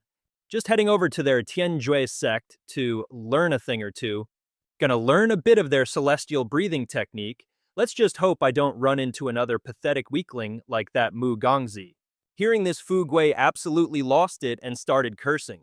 You bastard, you've got some serious nerve, give me back my son. Just then, Feng Xia, holding Yunyang, shot into the sky and taunted him, if you've got the guts, come and get him yourself. You're just scared you won't be able to get your hands on the complete technique, aren't you? Yunyang suddenly whispered, Azia, I'm almost out of strength, and he quickly tried to reassure her. Sorry, my bad, let's get back to the surface. On the other side, Fu Gui was still bellowing like a madman. Spit out your name. This master will personally grind your bones to dust. Feng Xia let out an amused, oh, well now aren't we full of ourselves? And in that exact moment, the two of them burst through the surface of the ground. Listen up, you Tianjui brat, I am your grandpa Tianxin fan. However, the first thing that greeted them was a scene straight out of a horror manhwa Shuang'er lying lifeless in a pool of blood. Why is there a corpse here the second we pop up? Did we just accidentally break into someone's freshly dug grave? What rotten luck. Just rotten. Just then, someone's shadow suddenly loomed over Feng Xia's head. Why'd the sky suddenly go dark?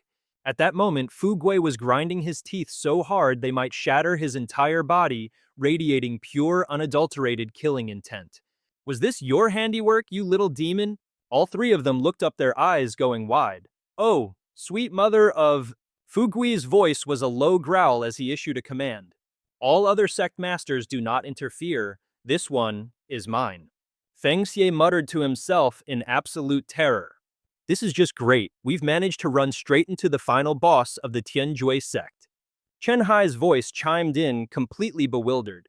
I can sense the auras of several Dao platform realm experts. Feng Xia was just as confused, asking, what kind of terrible karma did we rack up to deserve this? The voice shot back, karma that's worse than a zombie who robs graves for a living. Hearing that, Feng Xia quickly spun around and whispered urgently, Yunyang, quick, we need to get back underground now. She yelped in surprise. This next jump will take us really far. I need to eat something to get my energy back first. But Fu Gui had already snapped and he began screaming like a lunatic. Dai Tian Xin Fan. A deafening explosion ripped through the air as thick smoke and fire billowed upwards. But Fu Gui had already snapped and he began screaming like a lunatic. Dai Tian Xin Fan. A deafening explosion ripped through the air as thick smoke and fire billowed upwards. A few minutes passed and the black smoke slowly started to dissipate. Fu Gui stood there surrounded by the hazy smoldering aftermath. The air thick with the stench of scorched earth as he demanded arrogantly, so you actually managed to dodge one of my attacks? He continued his accusations. It seems that kidnapping my son along with... So, you're the one responsible for slaughtering my elder. But even in this dire situation, Yunyang's eyes suddenly lit up. Ashi, I can smell it? That big scary guy over there has food on him. If we can just get a bite, we'll have enough energy to escape. Chen Hai, shaking in his boots, had to chime in with a reminder. That dude is in the Dao platform realm. He's way, way out of our league. Feng Xia got to his feet, did a little hop to steady himself, and coolly declared, oh, we're definitely going to win. With that, he pinched his friend's cheeks and pulled them in close. All right, you two huddle up and listen to my plan. Moments later, with Feng Xia leading the charge, the whole squad shot forward. All right, piece of cake. Without a shred of hesitation, Feng Xia pointed right in Fu Gui's face. Master of the Heaven Zen sect, let's you and I settle this one-on-one. Hearing this, the old man immediately launched an attack, snarling, don't you dare regret this. Celestial breathing. Feng Xia's face turned dead serious as he bellowed, quaking lotus kick.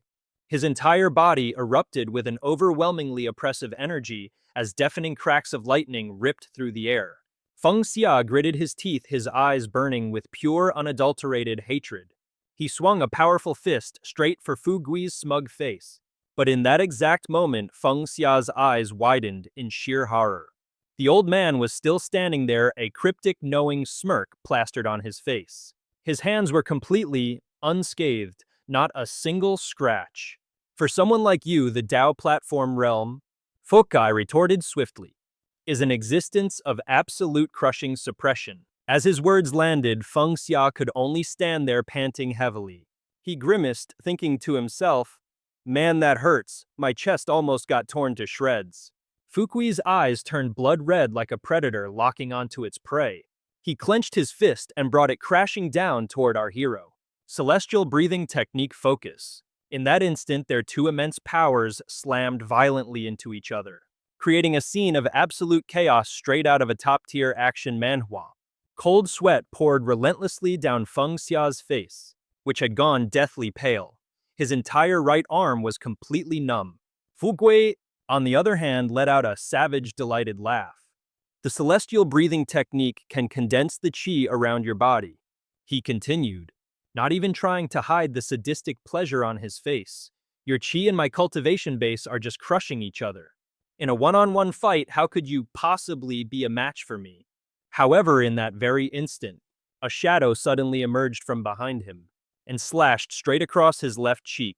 Fu Gui's eyes flew open in utter disbelief, trying to follow the movement. In that one single moment, His head started to spin, and the moment it touched his skin, his entire body went limp. What in the world is this poison? How come I couldn't even smell it? Chen Hai seized the opportunity, lunging forward to snatch the pouch from his robes. Blood was trickling non-stop from the wound on Fugi's face. He snarled, "You said this was a one-on-one duel." Feng Xia just smirked, his voice dripping with mockery. "You actually believed me when I said one-on-one? Did you really think I wanted to fight? The truth is, I was just the distraction. Yun Yang was the ambush from behind, and Chen Hai was the frontline thief." Fugui's face was drenched in cold sweat as if he'd just stepped out of a shower. Just then, Chen Hai dumped out the contents of the pouch. "All right, let this old master see what kind of goodies you were hiding in here. Well, now these herbs and pills look edible." With that, he tossed them over to the drooling Yun Yang. "Here you go, kiddo, catch." Feng Xia tilted his head, giving a serious order. "Time is short, Yun Yang. You need to absorb it now." Then he stretched out his hand. "Tianjui, sect master, as for you, sorry about this. I'm just taking advantage of your little illness to take your life." In the thick fog on the other side, a few disciples were still waiting with their hands on their hips. "Sect Master Mu, what's the deal? Why isn't it over yet?"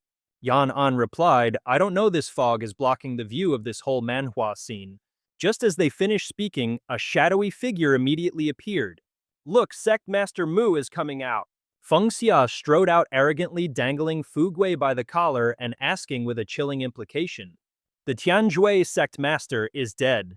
Do any of you other sect masters feel like joining him?" This sight sent a wave of utter shock through the disciples. Sect Master Mu was killed. Chukyo questioned him with suspicion. "Who in the hell are you?" The guy just casually grinned. "Heh, no point in hiding it. I am Chao Haisheng, the founder of the Thousand Autumn Valley." Hearing this, the other guy completely lost it, screaming, "Bullcrap. Chao Haisheng kicked the bucket 700 years ago. Even a master at the Origin Core realm would be nothing but dust by now. There's no way he could come back to life." In response, Feng Xia just nonchalantly tossed Fugui's motionless body to the ground. "You absolute mortal." With a flick of his wrist, he unleashed a wave of terrifying, oppressive energy. And who ever said I was only at the Origin Core realm? This energy swirled into a constellation of shimmering, winding stars across the sky. Feng Xia looked down on them, his voice dripping with arrogance. "Do you fools have any idea what you're looking at?" They immediately screamed their lungs out. "It's the devastating Sanjue sword diagram from Tianqiu Gu." So it really was a sword diagram. Practitioners of the sword path can condense their understanding of swordsmanship into a tangible sword diagram. The deeper the understanding, the clearer the diagram. A shiver shot straight down Chucho's spine. To be able to unleash 3 sword diagrams with such clarity, this was clearly beyond the capabilities of any mere mortal. Hearing this, Feng Xia just coolly raised 2 fingers. "Well then, gentlemen." He snapped his fingers with a crisp sound that shattered the tense silence. With that, Feng Xia leaped high into the air. "Rest in peace." As he spoke, an oppressive darkness fell over them, leaving nothing but the sound of their blood-curdling screams. Sometime later, Chucho groaned and rubbed his eyes. Then they snapped open as he glanced around in utter confusion. The others were all shaking like leaves in a storm. I'm still alive. Where's Chao Haisheng? Was that guy just some kind of illusion?" Just then, the sight of a man clutching his head and gasping for air sent him into a full-blown panic. It was Sect Master Mu, his face smeared with blood as he turned and snarled. "We've all been played for fools by that little punk." 2 hours flew by in the blink of an eye. Inside the purple mansion in his spiritual sea, Feng Xia muttered to himself in awe. "Looks like dear old dad is still a tiny bit stronger than his son." He couldn't help but chuckle out loud. Just one battle was all it took to gather the complete heavenly pattern breathing technique. The heavenly pattern breathing technique is now complete. 1 fragmented Jupiter wood spirit body, and 1 fragmented second wood spirit pupil. Talk about a massive haul. However, something else suddenly caught Feng Xia's eye. He stared at the item labeled Fragmented Slave Contract X1 and wondered, what the hell is this thing? You can actually get this as a random drop. Intrigued, Feng Xia pointed right at it. "Let's see just how this slave contract is supposed to work." A whooshing sound filled the air as the system interface promptly appeared. Slave contract alters consciousness. Controls life and death, allows for telepathic communication, and restricts behavior. Feng Xia looked on with a healthy dose of suspicion. Hey, now this sounds exactly like the kind of shady tool a scumbag villain from a dark manhwa would use. Morning came at the assembly point for the great sects attacking Tianqiugu. Shuanger's face was ashen and numb, her eyes completely lifeless, oblivious to the world around her. In an underground prison cell, she leaned weakly against the wall, a heavy chain still locked tightly around her neck. However, in that very instant, a light suddenly flickered in Shuanger's eyes. Shuanger's eyes lit up with a brilliant glow. Suddenly, a strange light flared to life. Feng Xia on the other side of the screen quickly called out, "Hey, you there." Shuang was completely freaked out by the blinding light. Who are you?" He awkwardly poked his cheek. Oh right, the name's Tianxin Fan." That name instantly sent Shuang into a frenzy. "You're the one who shattered the dragon vein resonance technique. Are you the legendary senior Tianxin Fan who defeated the sect master? But how can you use a summoning spell that only contract holders are supposed to use?" He just scratched his head, looking a bit flustered. "Hey, I have my ways." Just then Shuang suddenly dropped to the ground, making Feng Xia yell out, "Whoa, what are you doing?" She began sobbing uncontrollably like a small child. "Senior, I'm begging you. Please save me. Just get me away from that bastard, the Tianjue sect master. I'll do anything you ask for the rest of my life." Feng Xia, completely bewildered, asked again, "What's the deal? Is the Tianjue sect master trying to kill you or something?" She replied, He won't kill me." As she said this, her sobs grew louder. "But he makes my life a living hell." And so she began to tell him everything, a backstory so tragic it could be its own dark manhwa series. 10 years ago, he framed my parents for trying to assassinate him, and then he murdered them. Then he seized my family's entire fortune, but when he discovered I had a talent for cultivation, he decided to spare my life. After that, the hypocrite took me in, parading me around to show off what a benevolent saint he was. All the while, his smile grew more and more inhumanly twisted. Ever since I was a child, he's treated me like an animal. He'd beat me without a single word for no reason at all. Before Feng Xia's horrified eyes, she suddenly reached for the sash of her robe. He even forced a slave contract onto me. An icy chill shot down Feng Xia's spine, and he instinctively covered his mouth. There on Shuang'er's stomach was some thing.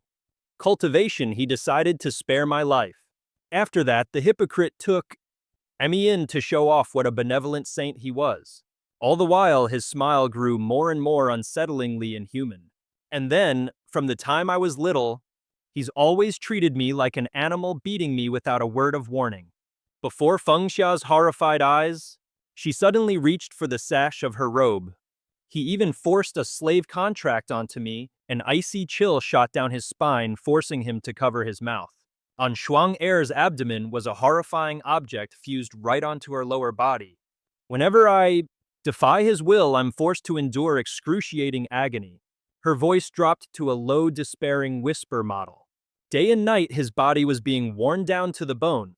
Every word from his opponent made Feng Xia's face scrunch up in disgust. He finally decided to speak up. "I can handle being worked like a dog." Feng Xia roared indignantly. "But I swear I will find a way to get you out from under that scumbag's thumb." Hearing his promise, Shuang couldn't hold it in anymore and burst into tears. "Thank you, senior. If there's anything I can do to help, just say the word. I, Shuang will do everything in my power." At that, Feng Xia got down to business. "All right, then let me ask you this. After I shattered the 9 Dragons' Sacred Heart art, did you guys get any more intel from your sources? Inside Tianqiu Valley or from the Imperial Court?" She slowly began to explain. "Our spy inside Tianqiu Valley has gone completely silent, but we did get a secret message from the court. Duke Weimo Yuan, Lord Long, is on his way to Tianqiu Valley as we speak." Feng Xia pressed for more details. "I hear this Mo Yuan Long character is a real beast. Do we have any intel on his actual power level? This is a classic manhwa showdown." Shuang answered hesitantly. "Well, he does possess the power of the Yuan Dan realm. But he can't be away from the royal city for too long. Feng Xia was puzzled. Can't leave the royal city for too long? What's that supposed to mean? She continued, in reality, his true strength is only at the Shu Dan level. The only reason he's stationed year-round in the royal city is to ensure the Yuanwu kingdom's fortune doesn't collapse.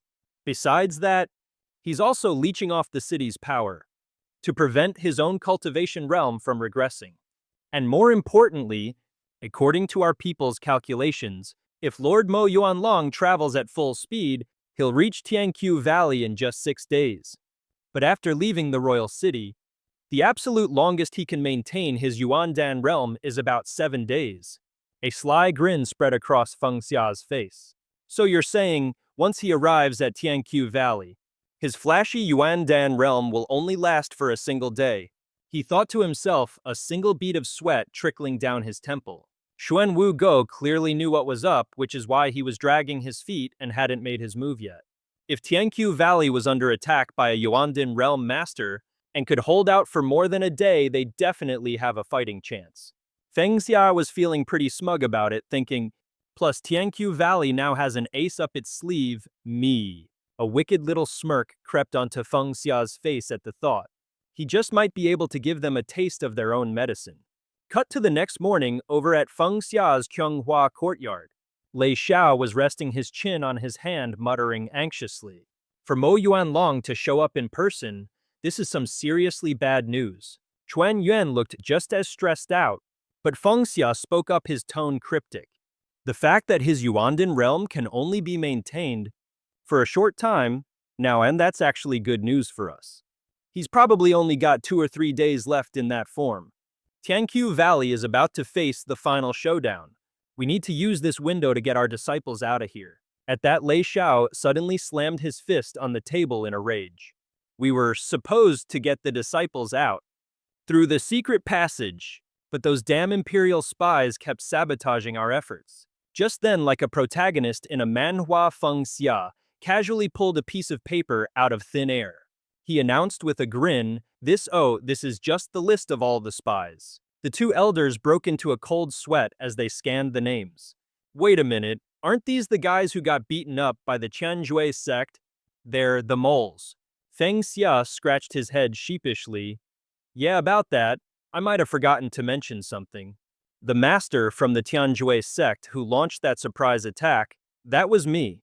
He then proceeded to give them the whole rundown, so what happened was this, and then that, and this happened. A few minutes later, Lei Xiao was already up on his feet and bolting for the door. Right, I'm gonna go chop those traitors to pieces. Feng Xia immediately yelled after him, Old Lei, get your butt back here. He skidded to a halt. Fellow Taoist Feng, what's the big idea? Isn't letting those scum live even a second longer just asking for trouble? Feng Xia just smiled confidently. Don't worry, I've already cut off their lines of communication. Keeping them around poses no threat. In fact, if we want to guarantee the safety of the Tianqiu Valley disciples, we're going to need their little assistance. So the three of them sat back down at the table and Feng Xia laid out his master plan. We have the Zhuan Wu imperial family's spies right where we want them. Their ability to send messages is severely limited now, which means we can use these moles to feed them some alternative facts. For example, here his eyes lit up with a mischievous glint, like the location of the secret passage. The moment he said it, Lei Xiao slapped his face in realization and yelled, a feint to the east to attack in the west. Chuan Yuan clicked his tongue, thoroughly impressed by the plan. Fellow Taoist Feng, you're a certified genius. Feng Xia calmly replied, you two flatter me. Right, let's cut to the chase. Your headmaster versus that Mo Yuanlong fellow in his void core state. What are the chances of victory? At this, both elders just stared at each other, utterly silent. Finally, Chuan Yuan broke the silence, muttering in a low voice. Mo Yuanlong is the undisputed #1 powerhouse of Zhuanwu. He's got a noble status and is loaded with more treasures than you can count. If they were to face off, honestly, the outcome is anyone's guess. Feng Xia's fists were clenched so tight they started to tremble. If only there was a way to quickly break through to the core formation realm. He thought to himself, these two probably have no clue that the headmaster hasn't even broken through yet. Nice. Chuan Yuan clicked his tongue in approval, a feint to the east to attack in the west. A brilliant plan indeed, Brother Feng, your reputation for genius is well deserved. Feng Xia calmly replied, you two flatter me. All right then. Your headmaster going up against that Mo Yuanlong guy in his void core state, what are the odds of him actually winning? At this, the two elders just exchanged silent, uneasy glances. Finally, Chuan Yuan murmured in a grim tone, Mo Yuanlong is Zhuanwu's #1 expert. His status is immense and he's practically dripping with magical treasures. If they fight head-on, the outcome is impossible to predict. Feng Xia's hands trembled as he clenched his fists. If only there was some method to fast-track a breakthrough to the core formation realm. He thought to himself, I bet these two have no idea the headmaster hasn't even made his breakthrough. Just then Chen Hai appeared out of nowhere. Keep dreaming. There's no such thing as a magical shortcut to a breakthrough like that. Feng Xia hesitated watching him. Senior, I already knew that you didn't have to tell me. Don't interrupt, the old man warned. Chen Hai began to analyze the situation with a serious expression. This old ancestor may not have a method to get you all the way to core formation, but getting you to the void core realm in a short amount of time, oh, that's definitely doable. Hearing this, Feng Xia couldn't hold back and lunged forward, wrapping the old man in a huge hug. Senior, is there really a way? Chen Hai let out a smug, excited laugh. Of course, back in my day, core formation masters were everywhere, and Dao platform cultivators were as common as background characters in a popular manhwa. We had tons of methods for breaking through. Witnessing this scene, the two elders were completely and utterly bewildered. Lei Xiao thought to himself, does this little brat even have a clue what he's spouting? Wei Yuan, however, mused, but the way he's talking, it sounds like he actually does have a plan. They looked at each other, a silent agreement passing between them. Screw it, they thought. Let's just see this through to the end. Chen Hai then added a warning. Don't you get too happy just yet. The price you'll pay for forcing a breakthrough is going to be steep. Feng Xia was stunned. A price. Just then, Lei Xiao grit his teeth and yelled, I'll do it. Whatever the cost for the sake of the Thousand Autumns Valley, I, Lei Xiao, will gladly pay it. Liu Yan, right beside him, scrambled to volunteer. No, let me go. If a method like that exists, then even taking my life would be a small price to pay. However, Chen Hai paid them no mind and continued to press on with his warning. Forcibly boosting your power to achieve a breakthrough only lasts for a short time. Afterwards, you'll be stripped of everything and revert to a mere mortal. Countless powerful cultivators have shattered their Dao hearts this way, rendering them unable to practice for the rest of their lives. His voice grew heavier and more grave with each word. So kid, even knowing that, are you still willing? I have to lay out the ugly truth first. If you really lose your ability to cultivate, this old master can't do a single thing to help you. He repeated himself for emphasis. Let me be absolutely clear. If you truly lose your ability to cultivate, I will take zero responsibility. In fact, I won't even bother with you anymore. Hearing this, Feng Xia was shocked into silence, not daring to utter a single word. That's when the two elders in the back cried out, we are willing to face any and all consequences. Just tell us the method. Chen Hai immediately shut them down. Sit down and be quiet. With your level of talent, it would take you nearly 2 years just to understand the basics. At his words, they deflated completely, whispering in despair. Is the gap between us and fellow Taoist Feng really that massive? And in that very moment of silence, Feng Xia suddenly spoke up. Senior, if there truly is a way to rapidly increase my cultivation, he pointed a thumb at his own chest and declared firmly, then I agree to learn it. The moment the words left his mouth, Chen Hai frantically grabbed him by the collar, looking like a character straight out of a dramatic manhwa panel. Kid, you need to think this through. You have no real connection to the Thousand Autumns Valley. Is making a sacrifice like this really worth it for you? A fellow Taoist Feng, you've already done more than enough for our valley. We can't let you take such a monumental risk. Thank you both for your concern.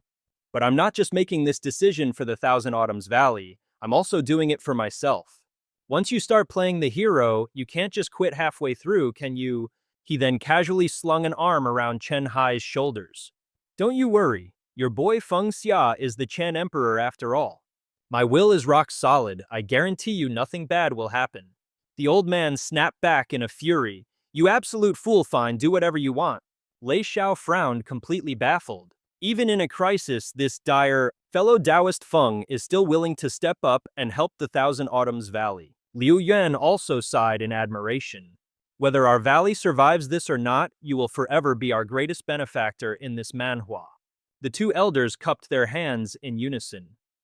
I, old man Liu, have nothing worthy to repay you with. This sword manual contains my entire life's work. I hope it can be of some use to you. With that said, Lei Xiao suddenly spun around to ask, wait a minute, isn't this that sword style we were working on back in the day? We'll accept any and all consequences. Just tell us how to do it. Chen Hai immediately cut him off. You just sit there and be quiet. With the talent you two possess, it'd take you nearly 2 years just to get a clue. At his words, they slumped over and whispered dejectedly. Is the gap between us and fellow Taoist Feng really that massive? At that very moment, Feng Xia suddenly spoke up. Seniors, if there really is a way to rapidly boost our cultivation, compile it together, you say, Lu Chuanyuan mused, nodding. You bet can't believe you're still grinding away at it. He propped his chin on his hand, doing a bit of not-so-subtle bragging. I've already mastered the 12th sword form. How about you? Liu Chuanyuan shot back, just following your lead brother. Me too. Just then Feng Xia strode forward, abruptly shoving the two elders aside. Make some room. This is a good sword style. If we actually finish it, it might just surpass the 3 legendary sword arts of Qianshou Valley. Liu Chuanyuan gritted his teeth. It's a damn shame the Zhuanwu Empire showed up when they did. If we just had a few more years, and we definitely would have perfected the 13th sword form. He clenched his fist and shot back. We don't need years. We're going to complete the 13th sword form for this Manhwa today. Then with a sinister grin, Feng Xia extended an invitation. How about you two gentlemen come and spar with me for a bit? The two men immediately clung to each other, trembling like leaves. Spar again, did he just say spar? The word spar from Feng Xia had awakened. A primal fear buried deep within the souls of Lei Xiao and Liu Chuanyuan. One of them had been beaten unconscious over and over and over, and Lei Xiao hadn't fared any better, getting seriously thrashed time and time again. It was only after a very long time that the brutal young man finally decided to stop. Feng Xia glanced around, assessing the aftermath. Wow, look at all these light attribute orbs that dropped. But a moment later he yelled out in frustration. But why can't I use these attribute powers to complete the sword style? Even after absorbing just so many of them, I still can't figure out the 13th sword form. Feng Xia flicked his wrist, unleashing a technique, perfect sword heart. He muttered to himself, well, that's it then. Looks like I'll just have to rely on my own genius to get it done. The two elders, still clinging to each other for dear life, started bawling. Fellow Taoist Feng, you're not gonna go another round, are you? Just then a blinding flash of light erupted, forcing everyone to shield their eyes. Feng Xia just stood there with his hands clasped while the two elders were practically vibrating with curiosity. My guy, are you gonna make a move or what? Lei Xiao stammered. I've already braced myself for a royal beatdown. You see, here's the deal. The attribute light could only help Feng Xia master skills and moves that already existed in this world. It was completely incapable of creating anything new from scratch. But the Sword Heart Illumination. That was a game changer. It could level up a user's technique and insight into swordsmanship, allowing them to literally invent brand new sword arts. A brilliant light instantly appeared, enveloping Feng Xia's entire body in a shimmering glow.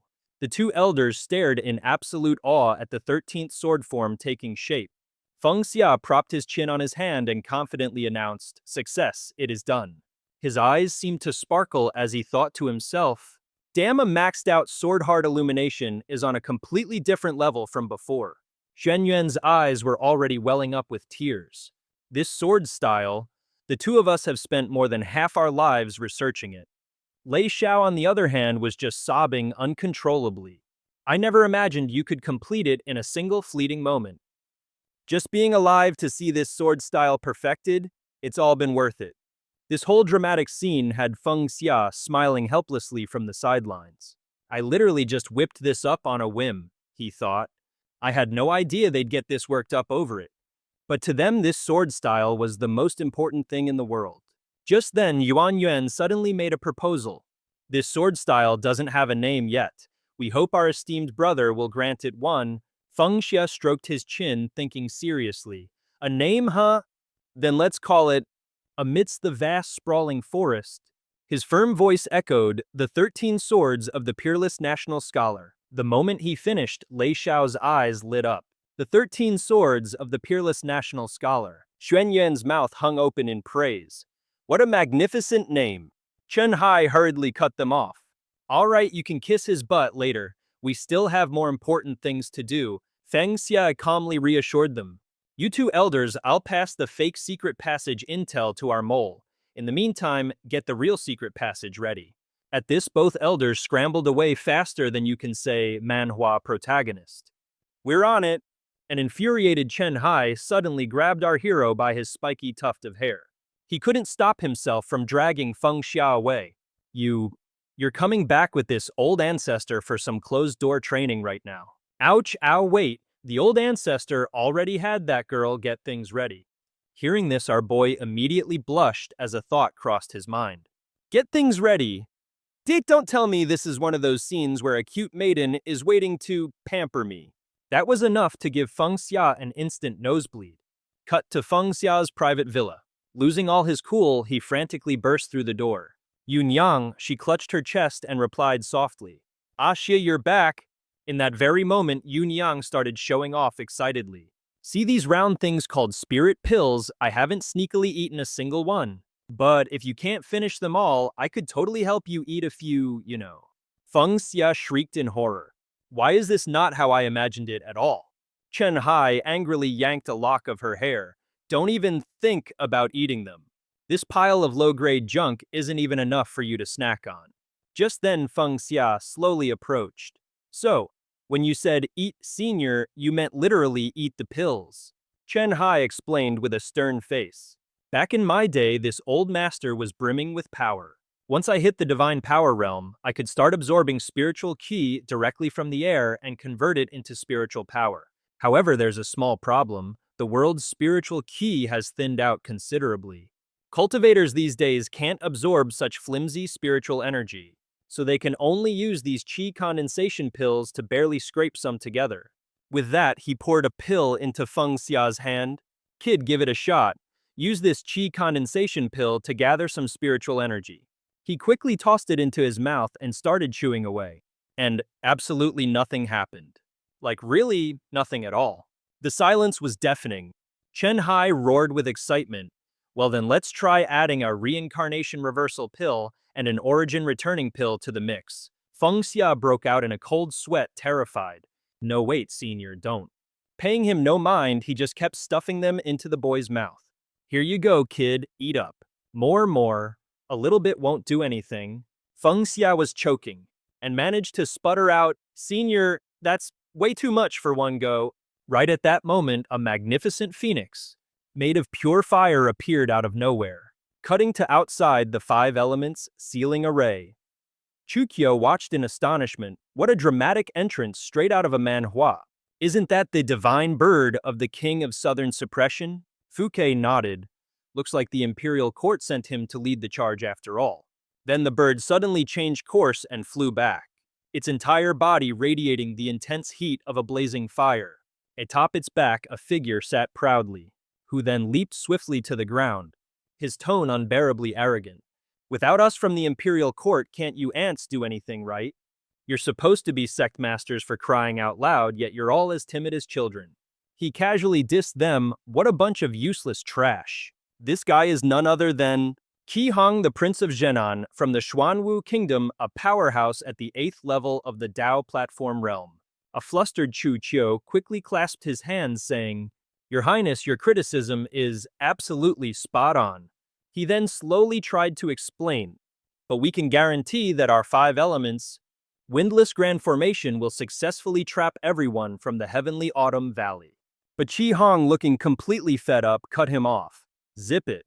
With that, Qi Hong confidently waved his hand. Just watch this.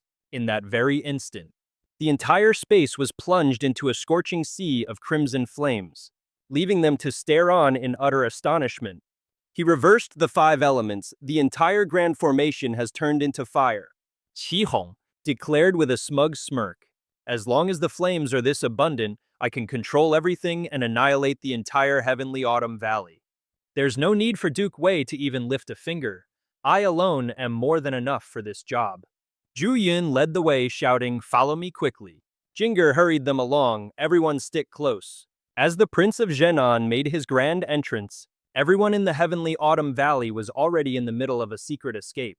To prevent their plans from being leaked, they had set up 2 separate secret tunnels. Mo Yin was continuously chanting a spell. "Hear my spell. I am Mo Yin. I am Mo Yin."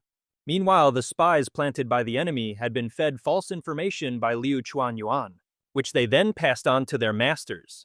Lei Xiao carefully instructed his student, "My disciple, you are to take the others and leave through the secret passage. If you encounter the enemy, you must find a way to guarantee everyone's safety. Do not engage them in battle." "Rest assured," Master Kang Hai replied confidently.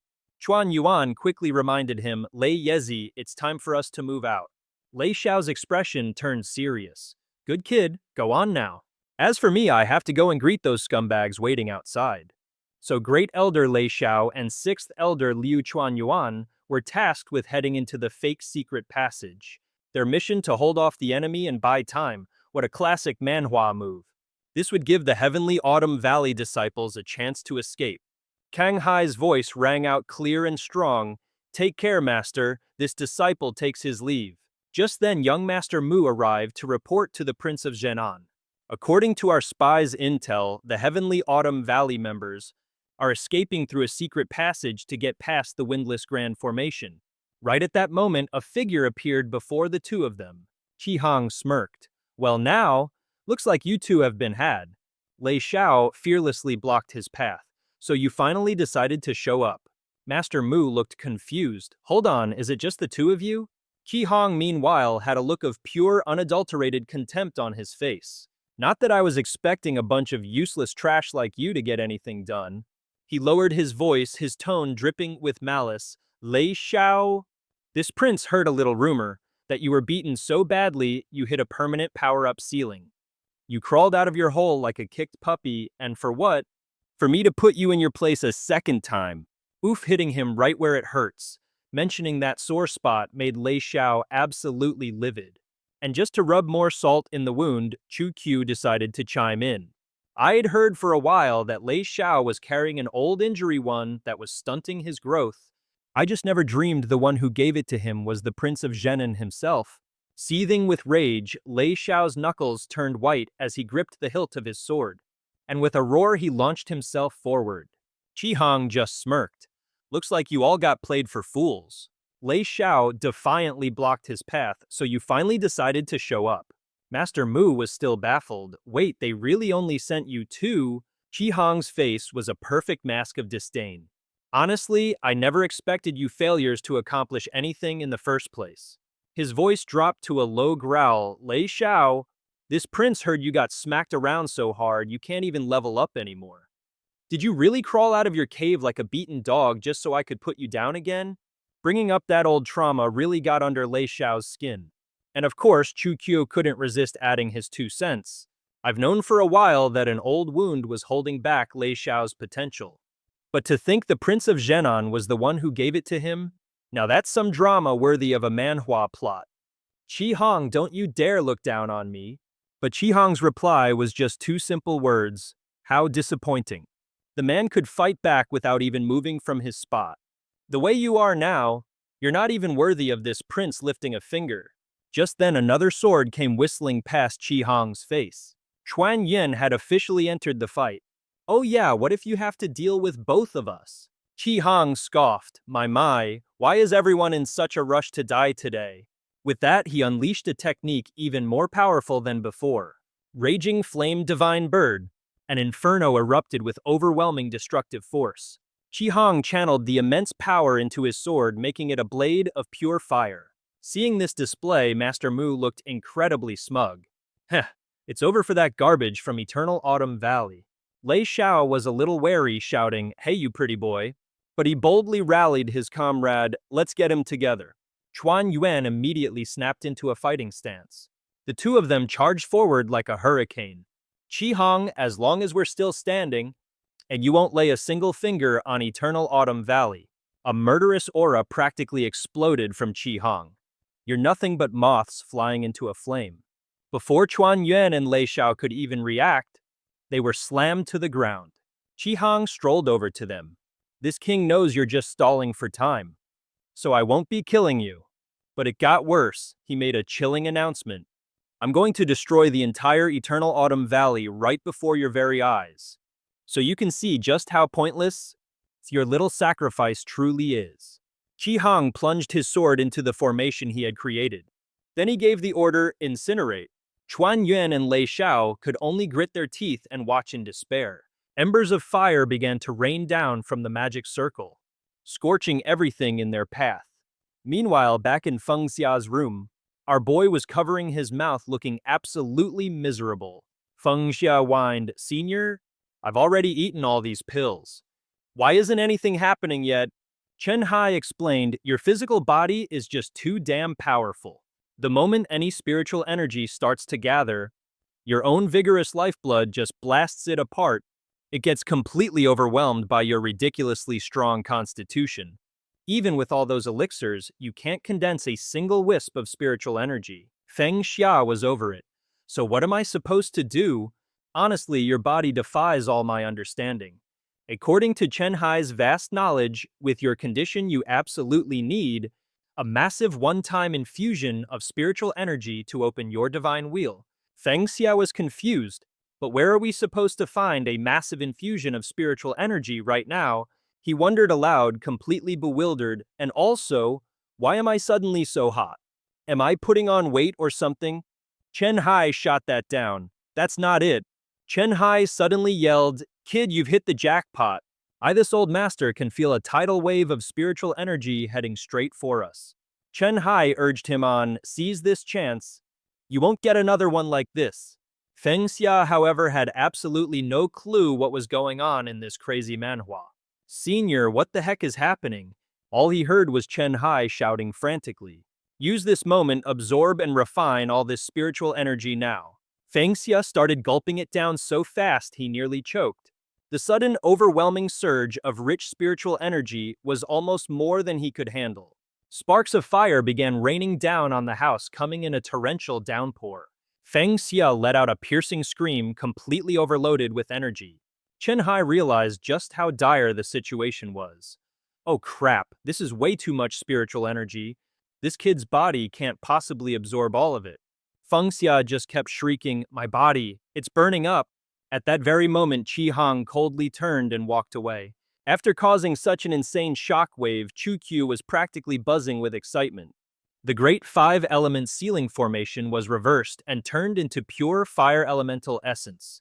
"I can't believe I got to witness such an earth-shattering attack in my lifetime." Young Master Mu chimed in. "Seriously, we must have been blessed for 3 lifetimes to see a spectacle like this." But Qi Hong He looked completely unbothered. After unleashing that devastating blow, he casually glanced back. Tianqiu Valley was about to become history. But suddenly, a vortex appeared out of thin air. As for Qi Hong, he remained totally nonchalant. After landing that hit, he shot a quick look over his shoulder. Tianqiu Valley's days were numbered. But then bam, a vortex just materialized. Qi Hong was completely baffled. Young Master Mu and Chu Qiu were just staring blankly. What's happening? Where did that insane attack just go? I have a feeling this is just the calm before the real storm."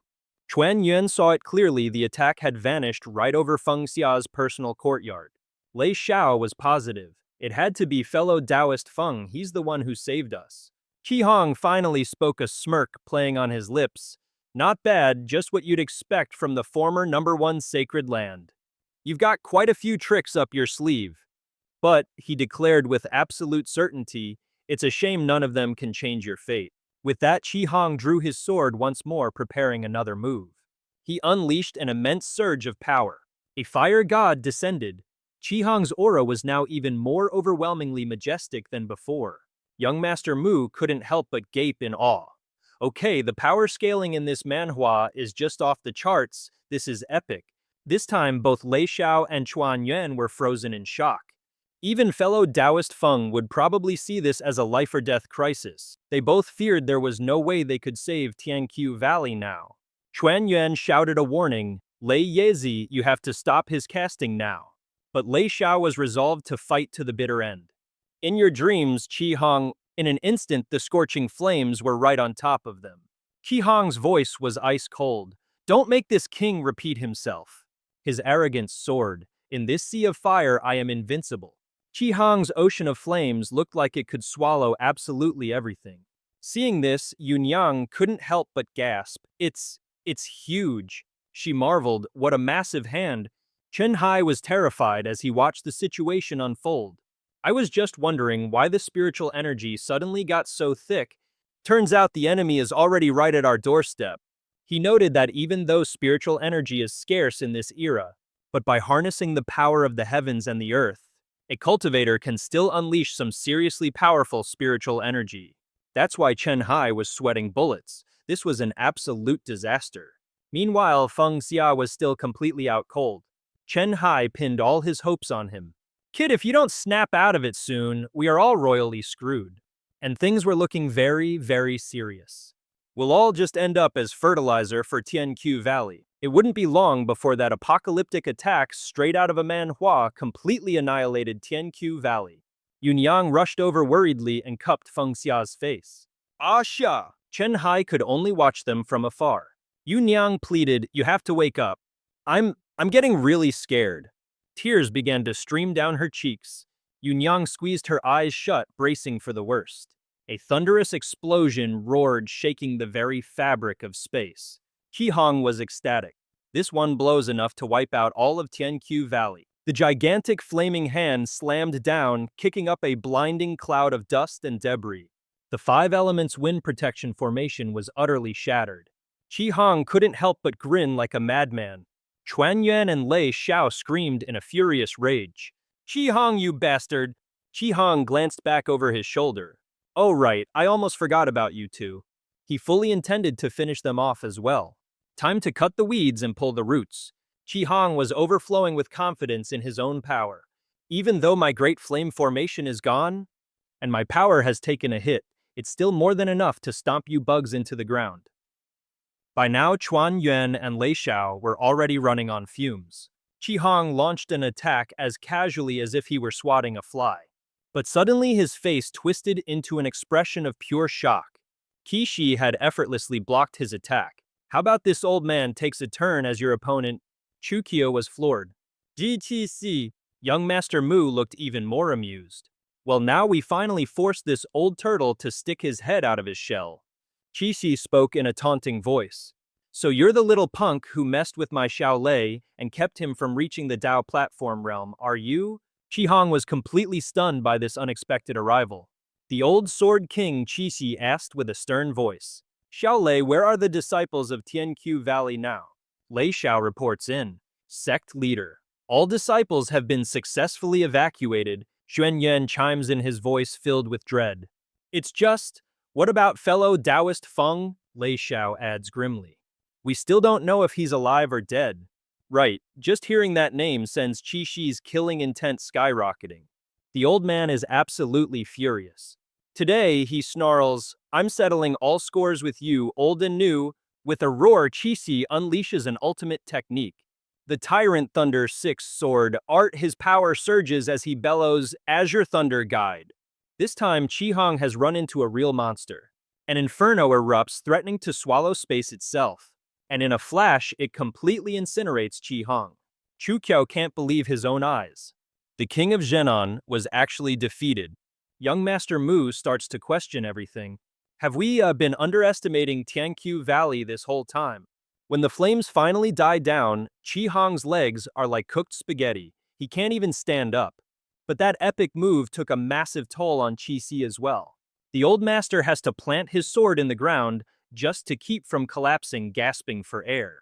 Trying to force a breakthrough, I drained way too much of my spirit energy. Qi Shi realizes just how bad this is. How could I be this exhausted just from dealing with that little brat from Genon? See, after he already lost his signature flame. And who's this now? Since when was Yuan Long here? I've been watching you, the newcomer says calmly.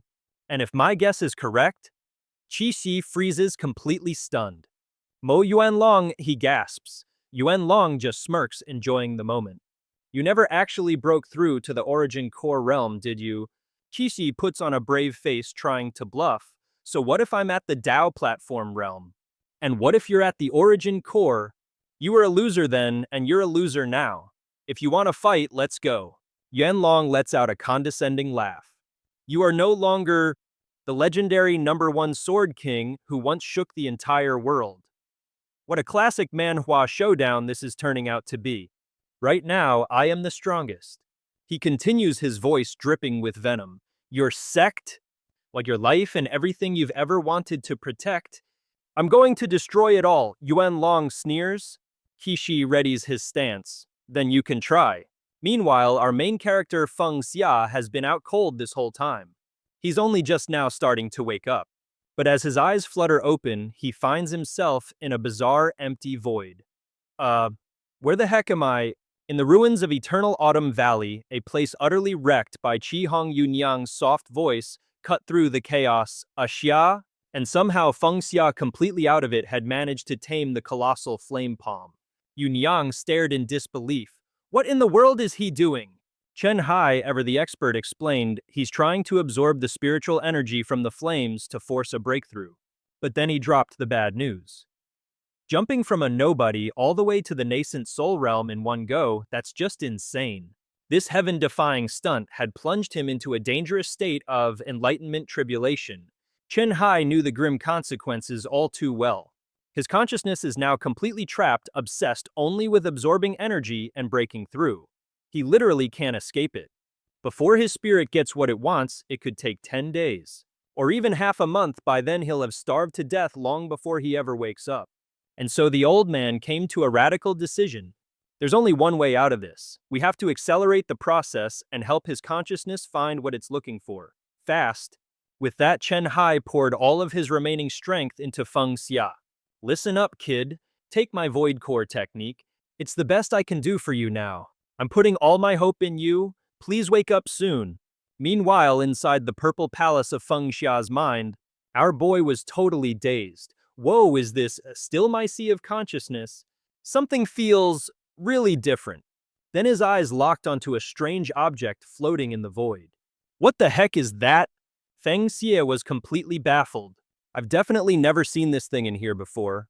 He reached out and gave the thing a little poke. Wait, is my subconscious controlling some kind of game interface automatically? As if on cue, Feng Xia's hand instinctively pressed a button.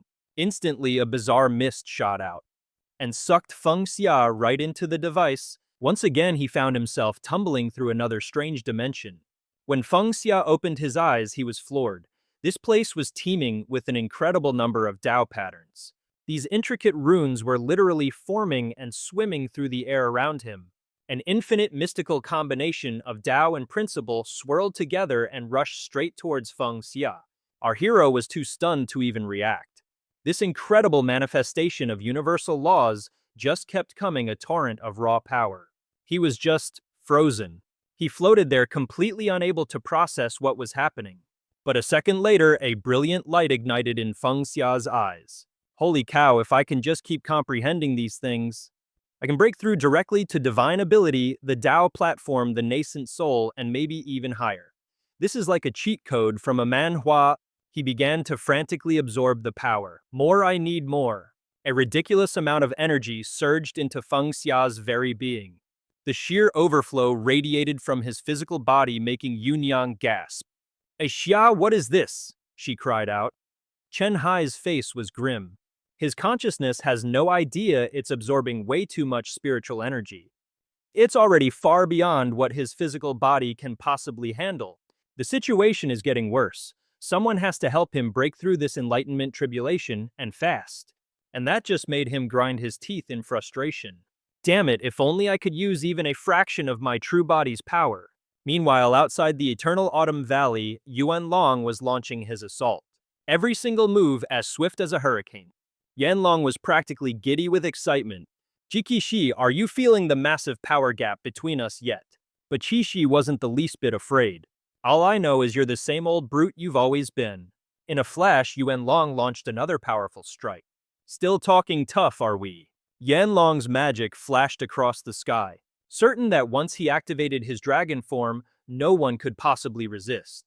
Watching from the sidelines, Lei Xiao was a nervous wreck. Headmaster. And yet Qi was brimming with confidence, declaring, Yanlong, your heart is filled with nothing but slaughter and conquest. A man like you will never defeat the eternal Autumn Valley. Suddenly, the old man's eyes darted to the side. Qi had sensed a massive surge of power. This light, it's an enlightenment tribulation. Could it be fellow Taoist Feng Yi? He burst out laughing with joy. Are the heavens themselves smiling upon my eternal Autumn Valley? Yanlong was utterly baffled. Old man, did I knock a screw loose in your head? But that was all the motivation Qi needed. The will to fight on Yuanlong challenged. What other pathetic tricks do you have up your sleeve? Go on, show me everything you've got. He then unleashed his own ultimate move, the 9 Dragons' Sacred Heart Art.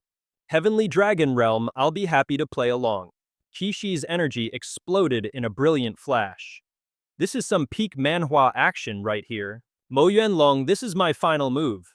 The two of them crashed into each other like ferocious beasts. Seeing Qishi's attack fly right past him, Yuanlong was puzzled. You worthless cripple, what in the world are you slashing at? And with that, he landed a devastating blow on Qi.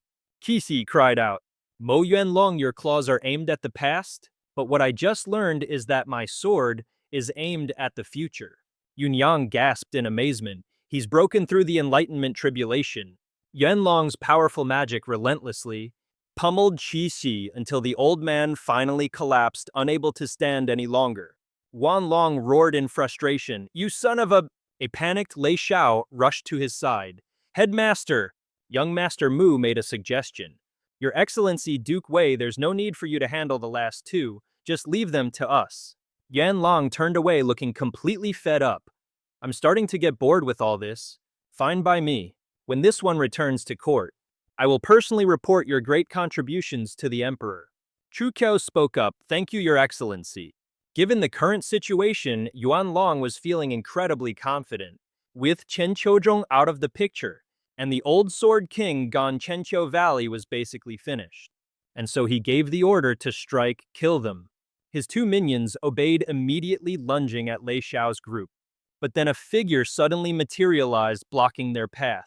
Chuan Yuan looked up, his eyes wide with disbelief. It's fellow Taoist Feng Xia, he realized, standing there radiating pure power. I've been waiting. Yanlong whipped his head around. That familiar spiritual energy. Feng Xia didn't forget to check in. So how's the old headmaster doing these days? Chuan Yuan gritted his teeth. The poor guy could barely choke out the words. The headmaster, he took a direct hit from Mo Yuanlong. Right at that moment, Chen Hai and Yunyang came soaring in. Don't you dare move him, he can still be saved. He quickly explained. This old lecher's heart is still beating. I've stopped the bleeding now, get over here and transfer your spiritual energy to him quick. Lei Xiao and Chuan Yuan immediately propped him up. Good, Feng Xia said, then ordered Yunyang to use her top speed.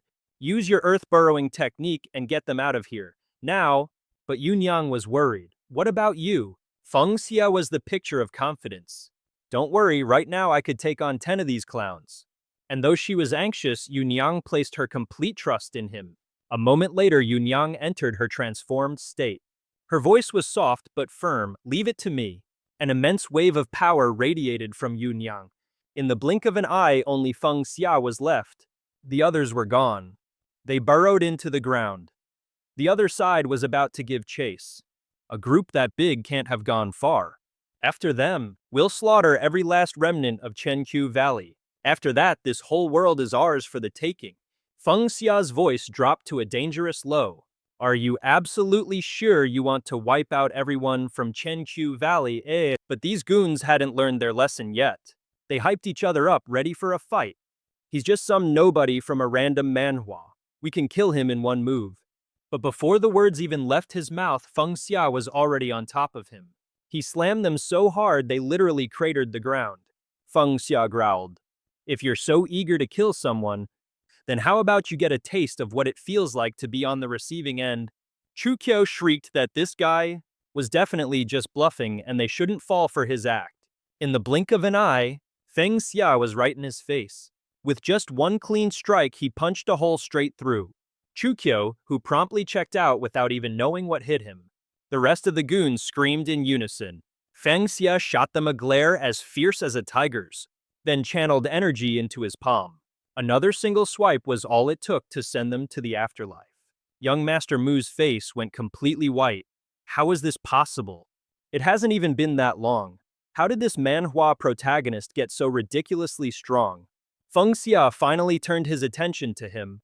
Hey Ji Tianjui, he recalled, I believe we have a new score to settle. Feng Xia taunted him coldly. Don't just stand there gawking, make your move. The young master instantly snapped into a fighting stance. He unleashed a flurry of attacks, but Feng Xia dodged every single one with ridiculous ease. The result, young Master Mu just ended up punching a bunch of holes in the dirt. He couldn't believe his eyes. He dodged all of them. Feng Xia decided it was time for a little lesson. Open those beady little eyes of yours and see what the real celestial breathing art looks like. The moment he unleashed his power, the entire area felt like it was about to detonate. The slave contract is complete. Yuan Long stood in silent contemplation, a thick dark aura swirling around him. Then he suddenly spoke up. This one remembers now. You're the kid who destroyed my avatar back in Tianqiuzhong. Feng Xia stood there silently, a mysterious energy radiating from his body. Staring at Feng Xia, he continued, to be able to kill several sect leaders with a single strike, including one who was at the Dao platform realm. What realm are you exactly? Feng Xia replied with icy calm, why don't you see for yourself? With that, Feng Xia summoned multiple rings of power. This was the divine wheel manifestation technique.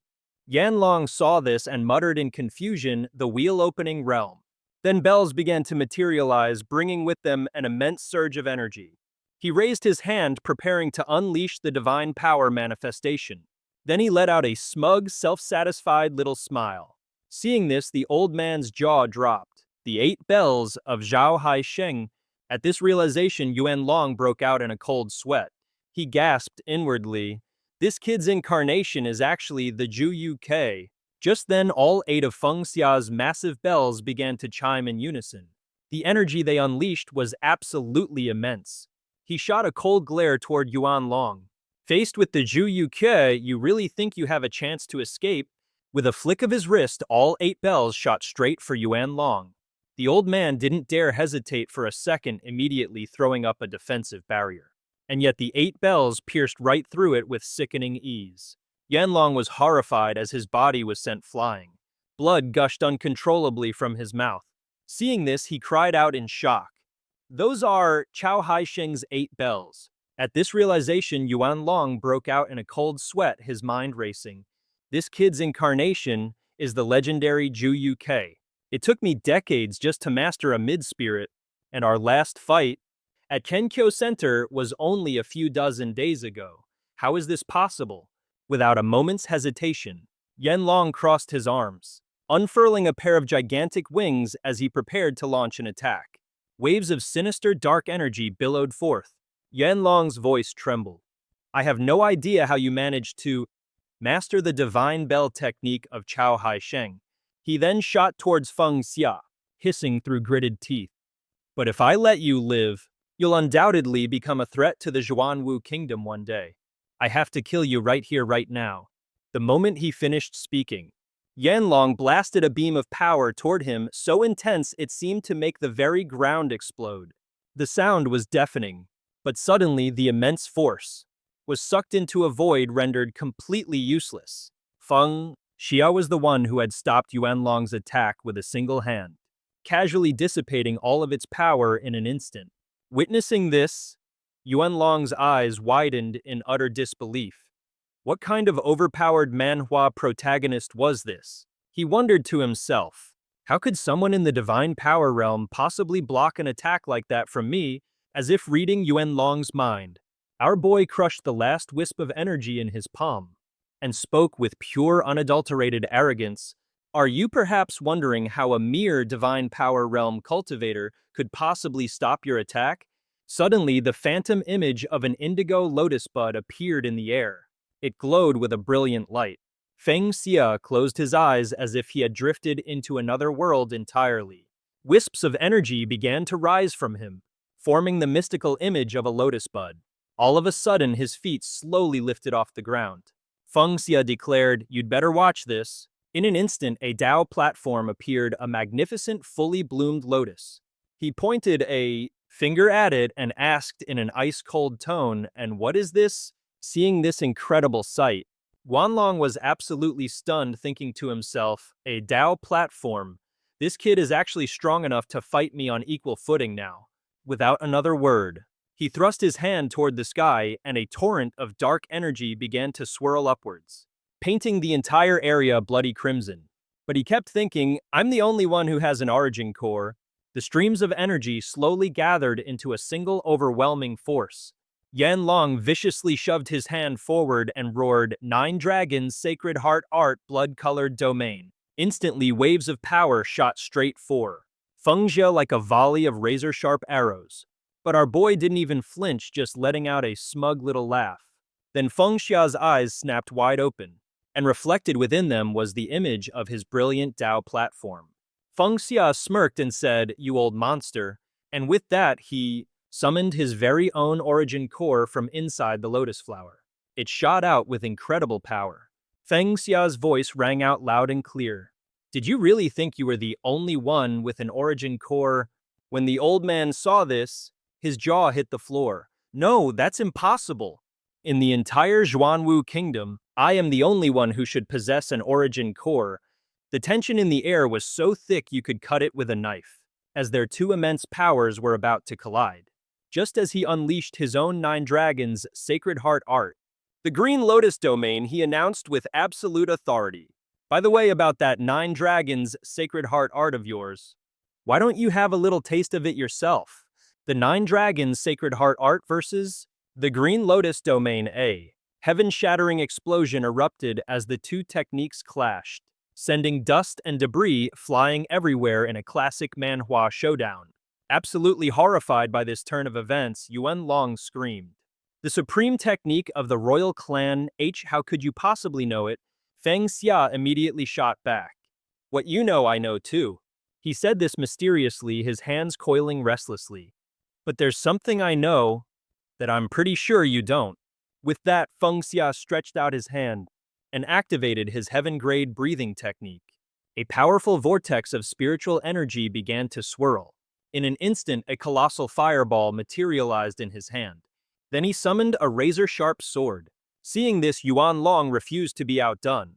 He flew into a rage, summoning a massive skull and screaming, "You little punk, you really don't know your place. So what if you have a core elixir? I reached this realm 10 years ago. You think I'm going to lose to a rookie like you?" As he finished speaking, the skull shot forward, unleashing a torrent of black miasmic energy from its horrifying eye sockets and mouth. Feng Xia didn't just stand there, he immediately began a flawless sword dance, unleashing the final move of the Peerless State Scholar's 13 Swords technique. This is the kind of epic clash you live for in a manhwa. The entire space lit up as his core elixir was about to collide with the skull, while the tip of his sword aimed straight for Yuan Long's own core. In the moments that followed, Feng Xia's power clearly had the upper hand. A series of sharp, crisp cracks echoed through the air, followed by a deafening boom as his opponent's core shattered into a million pieces. Yuan Long's eyes went wide with utter shock as he witnessed this, and he coughed up a huge mouthful of blood. Feng Xia stood there radiating power and spoke. "Yuan Long, just admit defeat." In a flash, Yuan Long's wings vanished. He let out a shaky, trembling laugh. Then his laughter grew more deranged as he sneered at his opponent. "Incredibly stupid. Instead of protecting yourself, you chose to go down together with me. This is my beloved magic artifact, the Lingba Feng. It can devour the life force of any supernatural practitioner." A glance at the skull revealed it had Feng Xia's core elixir clamped in its jaws, growling as it drained the spiritual energy from within. He declared smugly, It's about to suck your essence dry, and then you'll just pop and die. Hearing this, Feng Xia shot a cold, hard glare at the skull. Yanlong, however, couldn't stop gloating at the sight. He taunted, "The core is tied to your life. If the core is destroyed, you're finished." Despite the threat, Feng Xia didn't flinch. He just smirked, his face a mask of pure confidence. "If it's shattered, no one can survive. Now go down to the underworld and be buried along with the Thousand Autumn Valley." Not about to let that happen, Feng Xia instantly recalled his core elixir from the skull's mouth. He roared, "You think you can just eat my core?" With that, Feng Xia casually tossed the nascent soul right into his mouth. This sight left Yuan Long completely speechless, sputtering, What? Chewing on it like a piece of candy, Feng Xia gave him a thumbs up and said, "Let's see you try and eat it now, old man." The ghost was baffled. Can a nascent soul really be crushed up and eaten like a snack? This move was so unbelievably brazen that even the giant spectral skull seemed to furrow its brow in confusion. At that moment, Yuan Long's body began to fade away. He seethed with bitter resentment. "Your appearance was truly something I never accounted for." Yanlong then erupted in a final furious roar.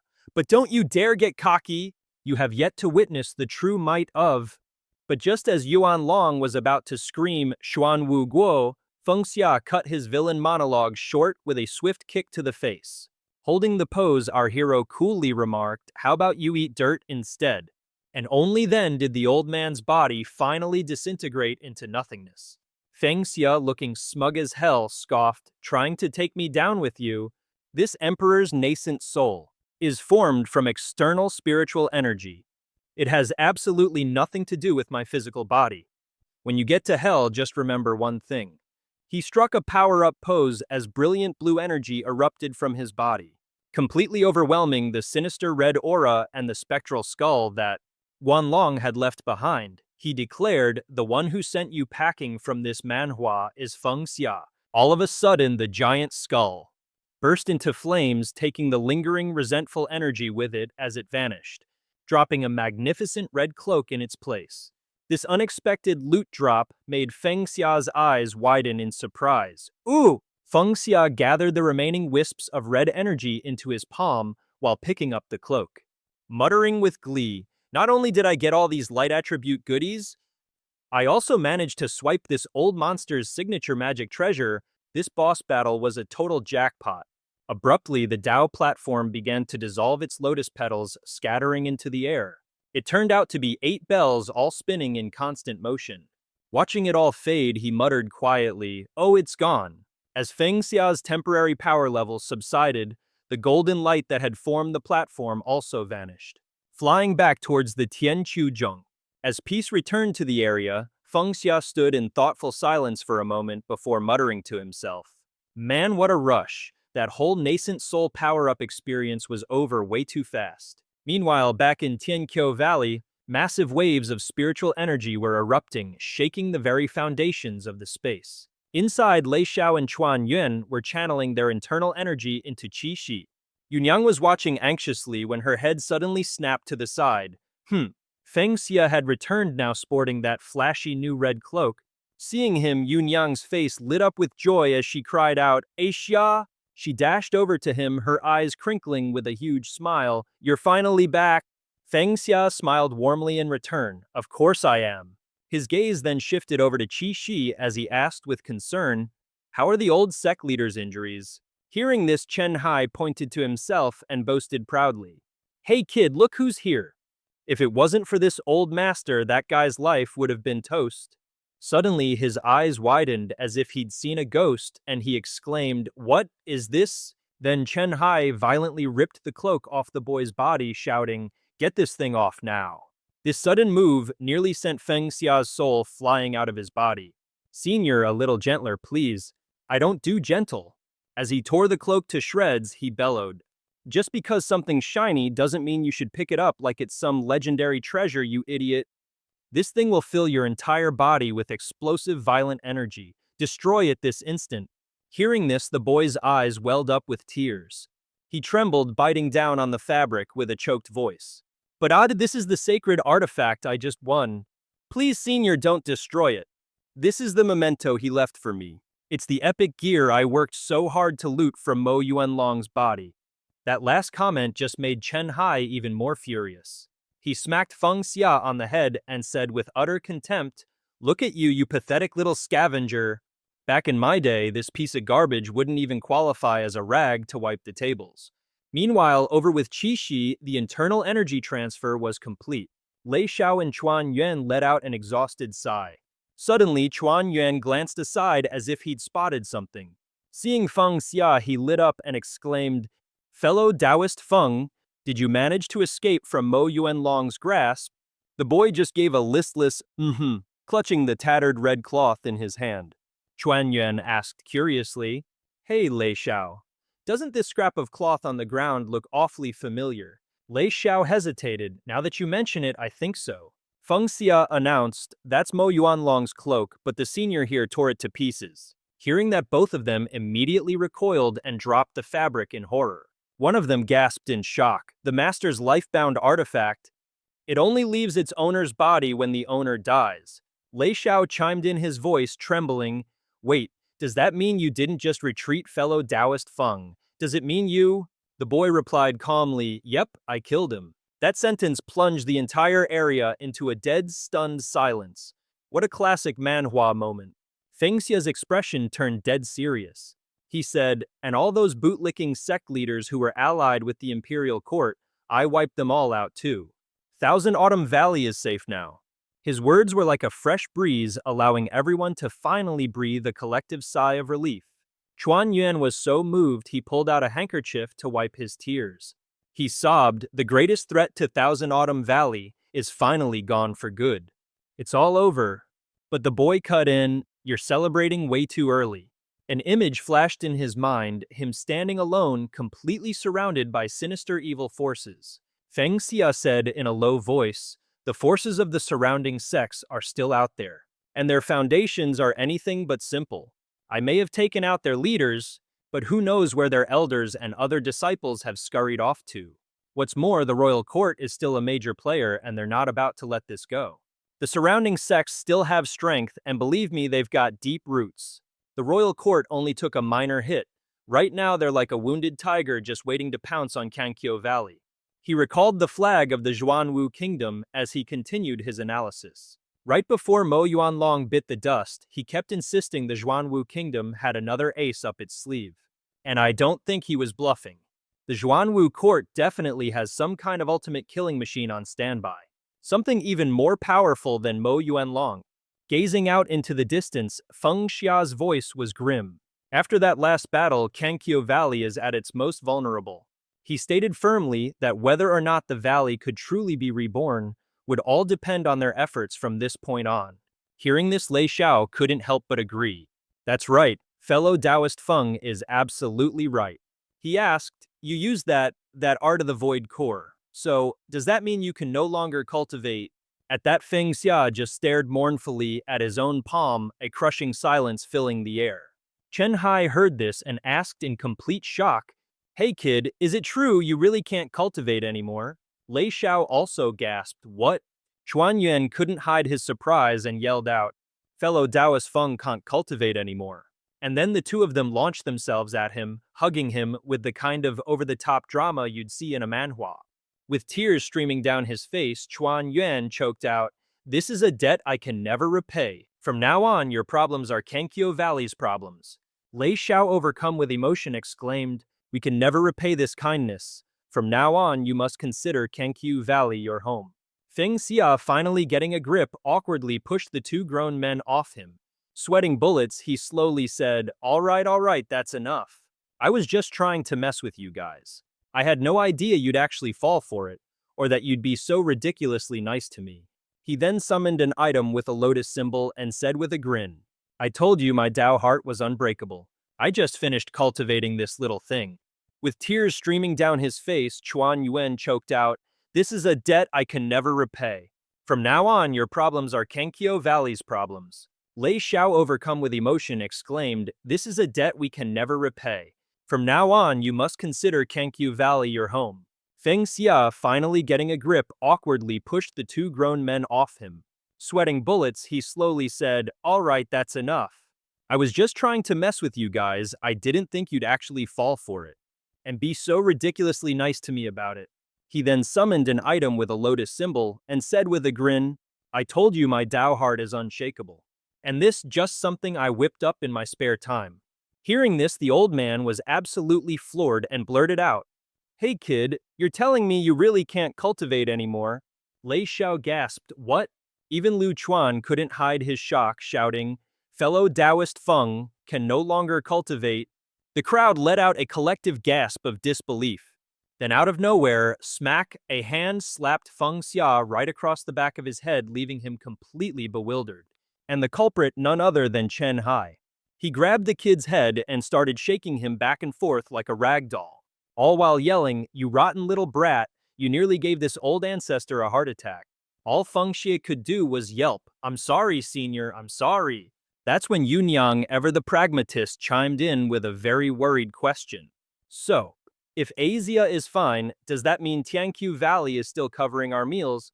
Hearing this, Lei Xiao and Chuan both raised a hand and declared in unison, Yes, of course we'll cover it. We at Tianqiu Valley will cover all of your food and living expenses. The man was overjoyed. This is fantastic. The headmaster is back, glancing over at Qi Shi, who was busy absorbing spiritual energy. Lei Xiao continued, And fellow Taoist Feng can continue his cultivation. This is truly a blessing. Meanwhile, Chen Hai still hadn't stopped, now delivering a series of light thumps to Feng Xia's face. All the poor guy could do was plead, Senior, please stop. Yunyang's eyes crinkled with amusement at the sight, but then he suddenly remembered something. Oh right, there's one more thing. The scene shifts to a peaceful forest. While Yunyang is off chasing butterflies and frolicking among the flowers, Feng Xia is meditating, trying to find his inner peace.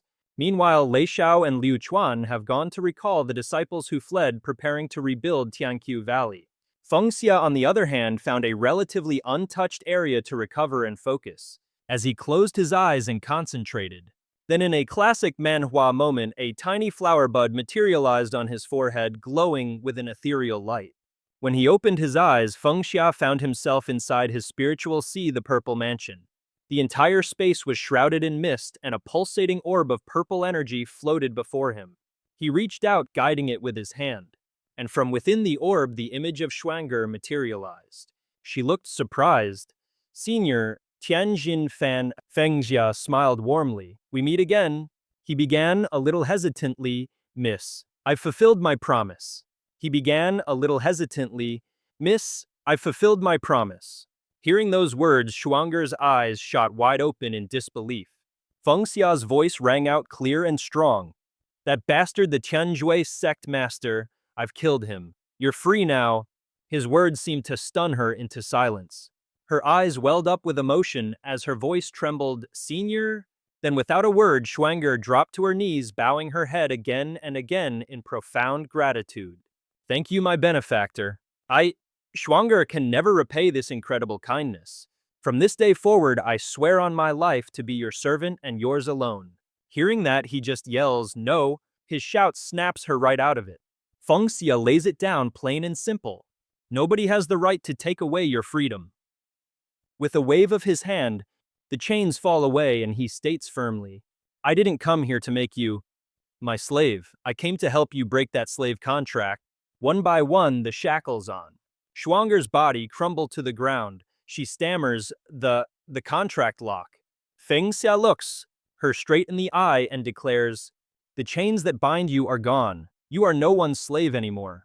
His words strike a chord deep within her and she's completely overwhelmed with emotion. She just can't hold it in anymore and breaks down into sobs, tears streaming down her face. Biting her lip, she asks in total disbelief, Am I really not a slave anymore? Sitting across from Shuang'er, he answers gently. That's right, from now on, the only master you have is yourself. Feng Xia cracks a warm, cheerful smile and says, Go on, feel free to do whatever it is you want to do. Hearing that, a small smile graces her lips, and you can just feel the weight lift off her shoulders. But just as they're talking, the connection starts to get all staticky and distorted. Shuang'er calls out in a panic, Senior? He's all confused, wondering to himself, Wait, now that the contract is gone, does that mean we can't communicate remotely anymore? her image starts to fade, and all that's left is her echoing voice calling out, "Senior." Just before she vanishes completely, Schwanger manages to get out one last gentle phrase. "Thank you." And with that, she dissolves into thin air. Feng Xia watches the last wisps of purple energy dissipate and gives a little wave. "Don't mention it." He lets out a huge sigh of relief. Feng Xia gathers up all the elemental energy and says excitedly, "All right, one job down. Now it's time to check out the loot from that last fight, just like in a classic manhwa." He closes his eyes, focuses, and reaches out to absorb the spiritual power. But after waiting and waiting, absolutely nothing happens. Totally confused, Feng Xia stares at the gold and red core pills and mutters, "You've got to be kidding me. Why isn't there any reaction I could get the dragon scale body? But what's with this extra pseudo label slapped on it? This thing is supposed to absorb the Azure Dragon bloodline, but I'm not getting a single twitch of a reaction. Don't tell me the dragons in this world are just duds." He decided not to dwell on it. He picked up the blue pill, observing it thoughtfully, as he said, "All right then, let's see what we have here. The Dragon Vein Pill. That name sounds awfully familiar." Suddenly, a system notification popped up detailing a technique available to those in the nascent soul realm. The caster can condense their life force into a single Dragon Vein Pill for someone of the same bloodline to use. The recipient can then instantly level up from the Dao platform stage to the nascent soul realm. However, after successfully creating the pill, the caster's physical body dissolves into thin air. After reading the description, Feng Xia muttered to himself, "Feels a lot like dropping all your legendary gear for your teammate right before you quit the game for good."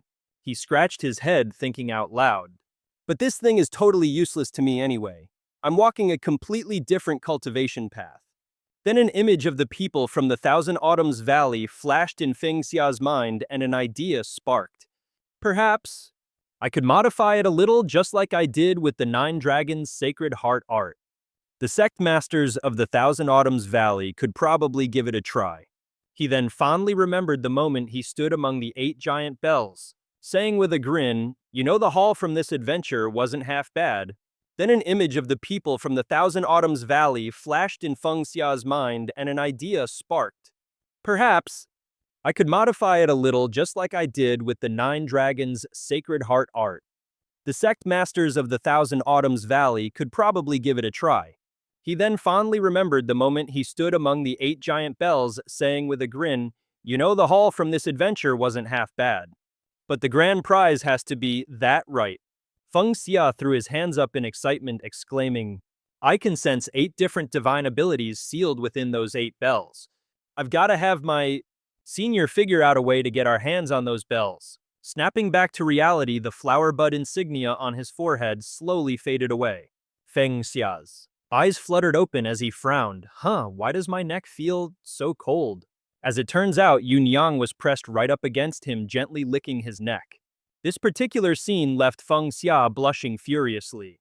She then gave him this incredibly pitiful doe-eyed look, her eyes shimmering, as she whispered, "Azia." Hearing that, Feng Xia's face went white as a sheet as he shrieked, "What in the world is happening now?" But Yun Yang didn't stop.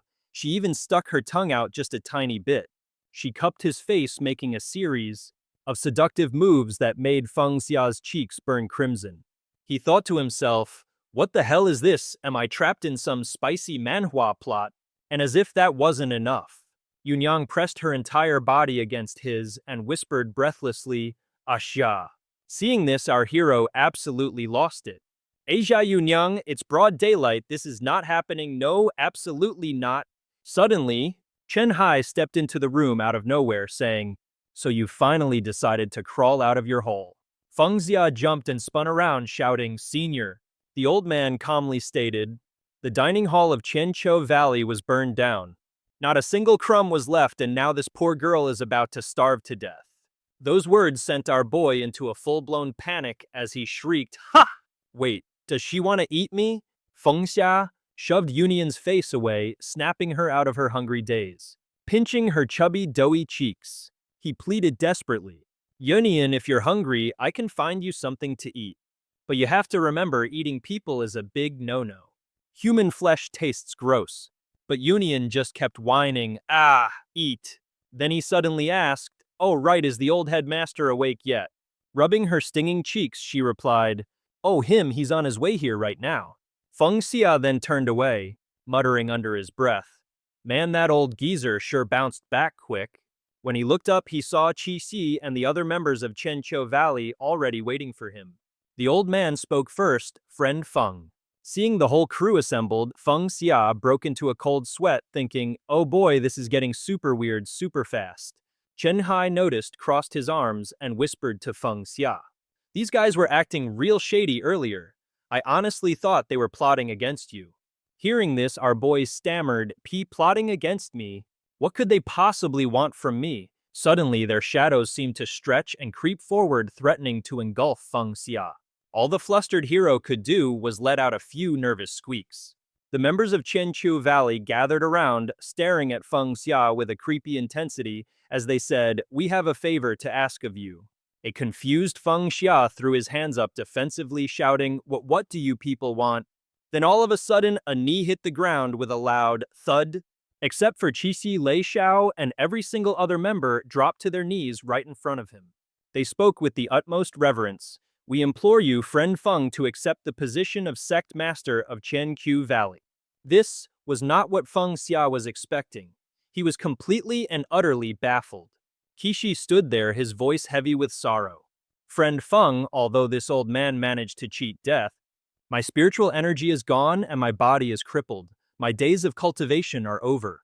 I no longer have the strength to protect Chenqiu Valley or our people." His mind flashed to the images of his disciples trying to rebuild their shattered home. He continued, "Chenqiu Valley is now in ruins, a century of hard work. The buildings are sacred techniques, are weapons. Nearly half of it has been wiped out. The devastation is straight out of a tragic manhwa." He then pictured the vultures circling, waiting to pick their bones clean. Qixi said grimly, "From the outside we face the threat of our enemies, the demonic cultivators from the other sects on Kanglan Mountain. And to top it all off, the imperial court is still circling Chenqiu like a pack of hungry wolves." Looking at the scene of his followers trying their best to rebuild Chenqiu, the old man couldn't help but let out a heavy sigh before turning to Feng Xia. Seeing Feng Xia lost in thought and not responding, Lei Xiao couldn't hold back anymore. "Fellow Taoist. Feng, what on earth are you hesitating for? Just say the word and agree to become the sect master of Chenqiu, and every single person here will follow your command without question." Another chimed in, "That's right. Even if it means climbing a mountain of blades or diving into a sea of fire, we won't even flinch." Feng Xia looked down at the people kneeling before him, their eyes filled with unwavering determination and sincerity. Even though they were at their absolute lowest point, they still radiated an unyielding will to fight back. He unconsciously raised a hand to his chest. Birds soared overhead, white clouds drifted lazily by. All around Chenqiu, the elder repeated his desperate plea for fellow Taoist Feng to take up the mantle of sect master for Chenqiu. Then Bishi summoned a seal. His voice was grave. "This is the Chenqiu seal, the symbol of the Chenqiu sect master. Fellow Taoist Feng, please accept it." Staring at the object, which was practically pulsing with a steady stream of spiritual energy, so powerful it even left Feng Xia feeling a bit bewildered. Seeing this, Chen Hai immediately spoke up to put a stop to it. "You rotten brat! This godforsaken place is nothing but a wasteland and a bunch of useless trash now. If you stay here, your cultivation will stagnate. When will you ever get strong enough to rescue my ancestors' divine body from that ancient sacred land?" Meanwhile, our boy just stared at the kneeling elder, his heart in turmoil and completely speechless. Feng Xia closed his eyes for a moment, then snapped them open with a sharp, piercing gaze. A faint, quick smile then played on his lips. Feng Xia reached out, took the seal, and declared loud and clear, "Chenqiu has not been unkind to me, and the old sect master was a great benefactor. This position of sect master, I Feng will humbly accept. Rest assured, everyone, I will protect Chenqiu with everything I have." The moment he accepted the seal, the people of Chenqiu erupted in joyous cheers. "We greet Sect Master Feng." Hearing his acceptance, Bishi finally felt a sense of relief. He stroked his beard and said slowly, "Now this old man can finally rest and recuperate in peace." Of course, this development did not sit well with Chen Hai. He started bonking Feng Xia repeatedly on the head. You rotten brat, you're going to be the death of me. Suddenly, Feng Xia wrapped an arm around Chen Hai's head and said, Senior. Feng Xia then pulled him in for a friendly headbutt, speaking with total confidence. Just trust me on this one. Me becoming the sect master of Chen Gu will only help our rescue mission. This is a classic Manhwa plot progression. This move managed to make Chen Hai both furious and flustered at the same time. He shoved Feng Xia away and yelled, You bastard, stop with your smooth talk. Seeing this, the young maiden piped up, Ah, Xia, you've made him angry. And with that, the scene shifts elsewhere. At the same time, Lei Xiao's head disciple, Bai Tanghai, was leading the other disciples still lurking around the secret forest within the Thousand Autumn Valley. Xie Yu was hiding behind a tree, panting like she'd just run a marathon. Meanwhile, Kang Hai was just wandering around, calling out for his junior sister Ling. She pulled out a jade pendant and muttered, Oh crap. I left the Thousand Autumn Valley in such a rush. I didn't have time to recharge the Phantom Spirit Jade Pendant. Now the spiritual energy is running on empty. The little trinket she's holding is the Phantom Spirit Jade Pendant, a divine artifact passed down through the Yan clan of the Three Lives Hall. It needs a spiritual energy top-up once every 7 days, and as long as it has juice, the user can maintain their transformed appearance. With that, she began to draw power from the Phantom Spirit Jade Pendant. She thought, while they're still blundering around, I need to recharge this thing fast. Suddenly, from right behind her, Kang Hai shouted, Junior Sister Ling, I found you. This understandably made our girl here jump out of her skin. He said excitedly, The master sent a message, Senior Feng defeated Mo Yuanlong. The Thousand Autumn Valley won, we can finally go back. But she just stood there, her face as dark as a thundercloud, saying nothing. All of a sudden, Kang Hai let out a shocked gasp, looking like he'd just seen something horrifying. Turns out this was Wu Yu disguised as Xie Yu all along. What a classic Manhwa twist. She was in the middle of dropping her transformation, and his little interruption had seriously ticked her off. She growled, You came looking for death yourself, so don't blame me for what happens next. Cutting back to Feng Xia, we see him waving his hand, opening some kind of panel in midair. A moment later, we see Feng Xia opening a massive detailed map of the Thousand Autumn Valley. Through this spatial screen, we see a flashback to when he had just become sect master, totally focused on designing a reconstruction plan for the valley. Suddenly, a disciple rushed in to report. It's terrible news, sect master. Feng Xia asked, What's wrong? He replied, Senior Sister Wu Yu has disappeared. The whole group of disciples who were with her are gone too. Feng Xia roared in fury, Wu Yu, you were all our master's disciples. How could you slaughter each other? Quick, assemble every disciple we have. Search the entire Thousand Autumn Valley for me. Then a voice from the present called out, Sect Master Feng, the disciple Bai Kang Hai, requests an audience. Hearing this, Feng Xia snapped back to reality. Xiaobai, you're back. He gestured with his hand, Come in, Xiaobai. At that moment, a flustered Kang Hai entered, Greetings, Sect Master. Hearing the formal title, Feng Xia said with a smile, Hey, even though I'm the Sect Master now, you don't have to be so stiff around me. Just treat me like your good old brother, that's all that matters. But he just clasped his hands respectfully and said, This disciple has failed. I await the Sect Master's punishment. This startling news made Feng Xia blurt out, Wait, what happened? Kang Hai, putting on the performance of a lifetime, recalled the moment his junior sister fell and began wailing with regret. I failed, I couldn't take proper care of our junior sister. She accidentally fell from the mountaintop and was swept away by a huge flood at the base. Now, there's no sign of her dead or alive. Hearing this, Feng Xia's face went deathly pale with shock. He glanced down at the ring on his hand, his voice laced with sorrow. Fate is so cruel. To think such a wonderful girl could be gone just like that. But just then the corner of his mouth curled into a subtle, dark little smirk. Meanwhile, Kang Hai was still hamming it up, pounding his chest, and blaming himself as he bellowed, Our junior sister. She was a goddess whose beauty put nature itself to shame, a peerless talent with a heart of gold. How could our precious gem just disappear like that? Feng Xia, his own eyes and nose now red, turned to him and said, I had no idea you were this sentimental. Look at you crying so tragically, like a damsel in a romance manhwa. That comment caught Kang Hai completely off guard. He placed a hand over his heart and declared, "A real man doesn't cry easily, only when the pain is truly unbearable." Then throwing his hands in the air, Kang Hai proclaimed, "Headmaster, I want to channel this grief into strength. I heard you've mastered the divine arts of the eternal autumn bell, and I wish to learn them too. Please grant me this opportunity." Feng Xia's expression hardened.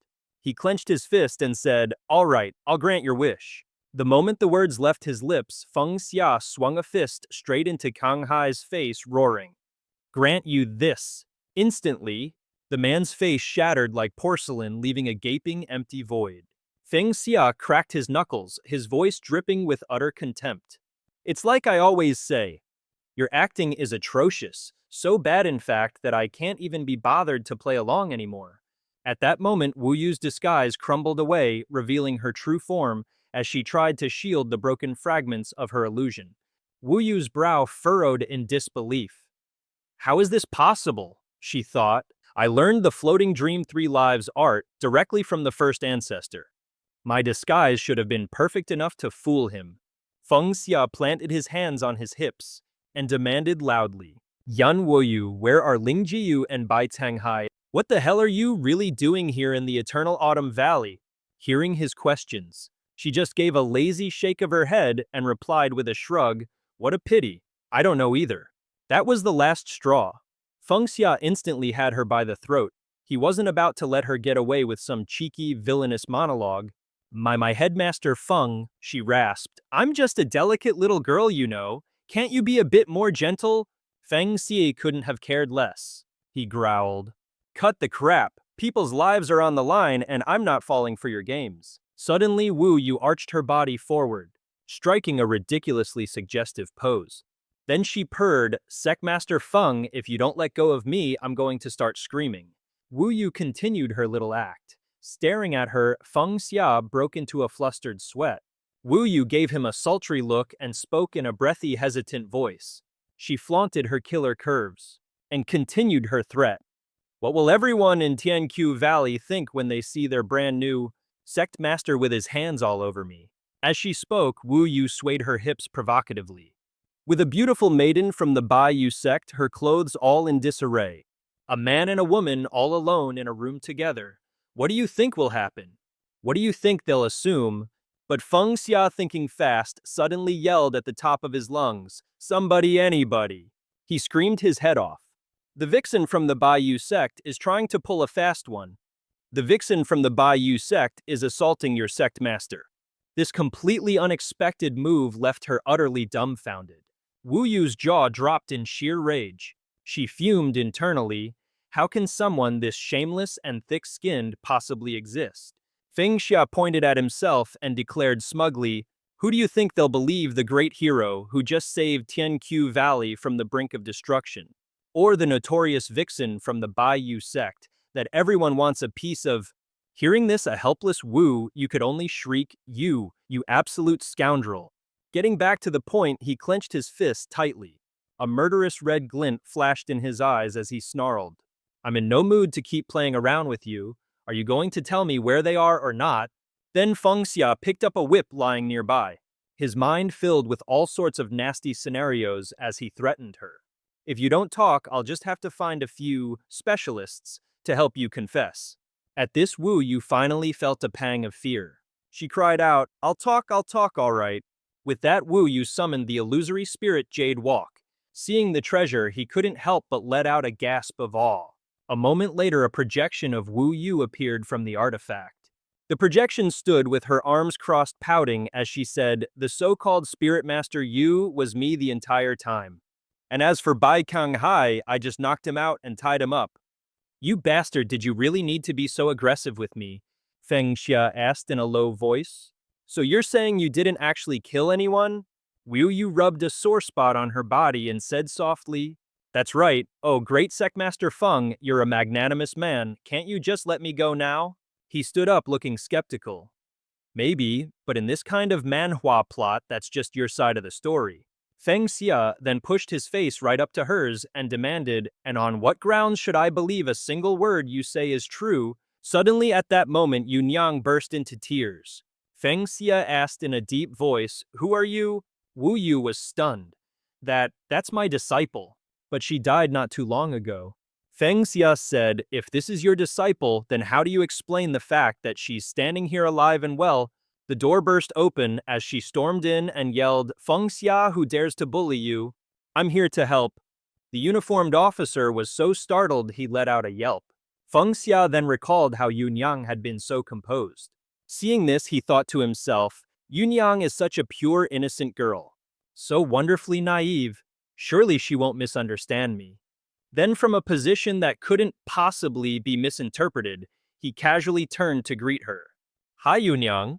Wu Yu could only manage a strained laugh, but contrary to expectations, Yunyang's face darkened and she covered her mouth, trembling. Then she blurted out, Feng Xia, how could you do this sort of thing behind my back? Hearing this, Feng Xia's soul practically left his body as he broke out in a cold sweat. He wondered, oh no, why is Yunyang's reaction so different from last time? Seeing the shady scene before her, Yunyang's suspicions were immediately ignited. Are you two dual cultivating? Feng Xia nearly had a spiritual heart attack as he scrambled to explain who in the world taught you that term, dual cultivation. Yunyang confessed honestly, when you were drinking all that medicine, old man Chen Hai told me about it. Hearing this, our boy was absolutely speechless. Senior, what in God's name have you been teaching this impressionable child? What do you mean? Yunyang, her soul still wonderfully pure, explained. It's when two people eat delicious food together to practice their cultivation. And you didn't even call me to join in. Feng Xia was stunned, thinking to himself, wait, isn't it better with more people anyway? He pointed a finger at Jia Yu, loudly exposing her. It's her shape-shifting technique. Yunyang, you've really misunderstood. This demoness is Yan Wu Yu in disguise. I was just trying to capture her. Then Feng Xia squeezed his eyes shut and declared with unwavering loyalty, besides, even if I were to dual cultivate, the only person Feng Xia would ever dual cultivate with is you, Yunyang. Her eyes lit up, her heart fluttering with anticipation. Suddenly, Feng Xia realized he had walked right into Jia Yu's trap. So, it was just an imposter. Seeing the shady scene before her in a classic Manhwa moment, Yunyang's suspicions were immediately ignited. Are you two dual cultivating? Feng Xia nearly had a spiritual heart attack as he scrambled to explain who in the world taught you that term, dual cultivation. Yunyang confessed honestly, back when you were drinking all that medicine. Yunyang, hurry, help me catch her. She chirped happily. So once we catch her, can we get right to the dual cultivation? But Wu Yu the demoness just scoffed. You think I would be that easy to catch, please? Still in the form of Jia Yu, Wu Yu brazenly zipped down the main street of Tianqiu Valley with Yunyang hot on her heels. Don't you run from me, she yelled, getting serious and whipping out her ultimate move. A massive spider-catching net erupted, completely cutting off Wu Yu's escape. She noted to herself, my opponent's not just Feng Xia anymore. This feels like a classic Manhwa power-up. She's definitely stronger than when we were in that ancient artifact place. With incredible agility, Wu Yu crouched down, gaining momentum. She launched herself into the air, easily clearing the low-flying net. Yeah, a head-on fight isn't a good idea right now, she thought. Wu Yu did a slick somersault, silently closing in from behind, her eyes locked on her target. Seeing her chance, Wu Yu went for the attack. And what she wanted was to aim a swift kick right where the sun don't shine on Yunyang. But luckily, Feng Xia warped in just in time. Trying a sneak attack, are we? Not on my watch. The secret art Wu Yu used immediately made him suspicious. How, as she dropped her disguise, Feng Xia's voice turned ice cold. You also know the floating dream 3 lives art. Where did you steal that technique from? He threatened. Wu Yu with a massive ice lotus hovering menacingly over her head.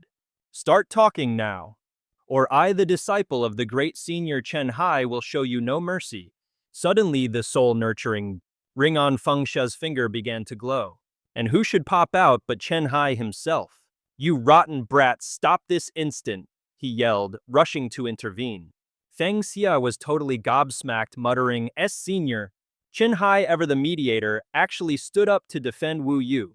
This young lady, he explained, is a descendant of the Yan clan from Sansheng Hall. Sure, her reputation isn't exactly sparkling, but she hasn't done anything truly evil. Can't we just let her go? This revelation absolutely blew Feng Xia's mind. Senior, why have you never once mentioned your relationship with her? And another thing, this ring she gave me. Was it actually for me or was it a gift for you? Chen Hai could only stammer, trying desperately to come up with an excuse. Oh, about this, Yu Niang, showing a surprising moment of insight, chimed in. Then explained to him, look, Xia, that Chen Hai guy was sealed for over 3,000 years. He barely managed to get out, only to see his own descendant looking like a complete and utter mess. If I were him, I wouldn't be able to accept it either. Feng Xia had to admit she had a point, so he just nodded in understanding. Yunyang's words were not only logical, they were also loud and aimed right at his pride, leaving Chen Hai utterly humiliated. He may have dodged a major disaster, but man, that little girl's tongue was seriously venomous. Suddenly, a panicked voice echoed from the distance. Senior Feng, this is bad, really bad. The person sprinting towards them buck naked and in a total panic was none other than Kang Hai. Junior sister, she's actually a demoness from the White Nether Valley in disguise. The Tianqiu Valley is in danger. Feng Xia's face went pale at the sight. He thought to himself, dude, I think your current state is a lot more dangerous right now. He stepped forward to try and calm Kang Hai down. Yeah, I'm aware, we literally just had a throwdown a minute ago. It was only then that Kang Hai realized Wu Yu was still using Jiayu's appearance. You she-devil, what are you doing here? Chen Hai cleared his throat, trying his best to mediate the situation. If you want to clear up this misunderstanding, you better start explaining why you came to Tianqiu Valley. Even I, the great ancestor, have no idea why you're here. Wu Yu hesitated before explaining.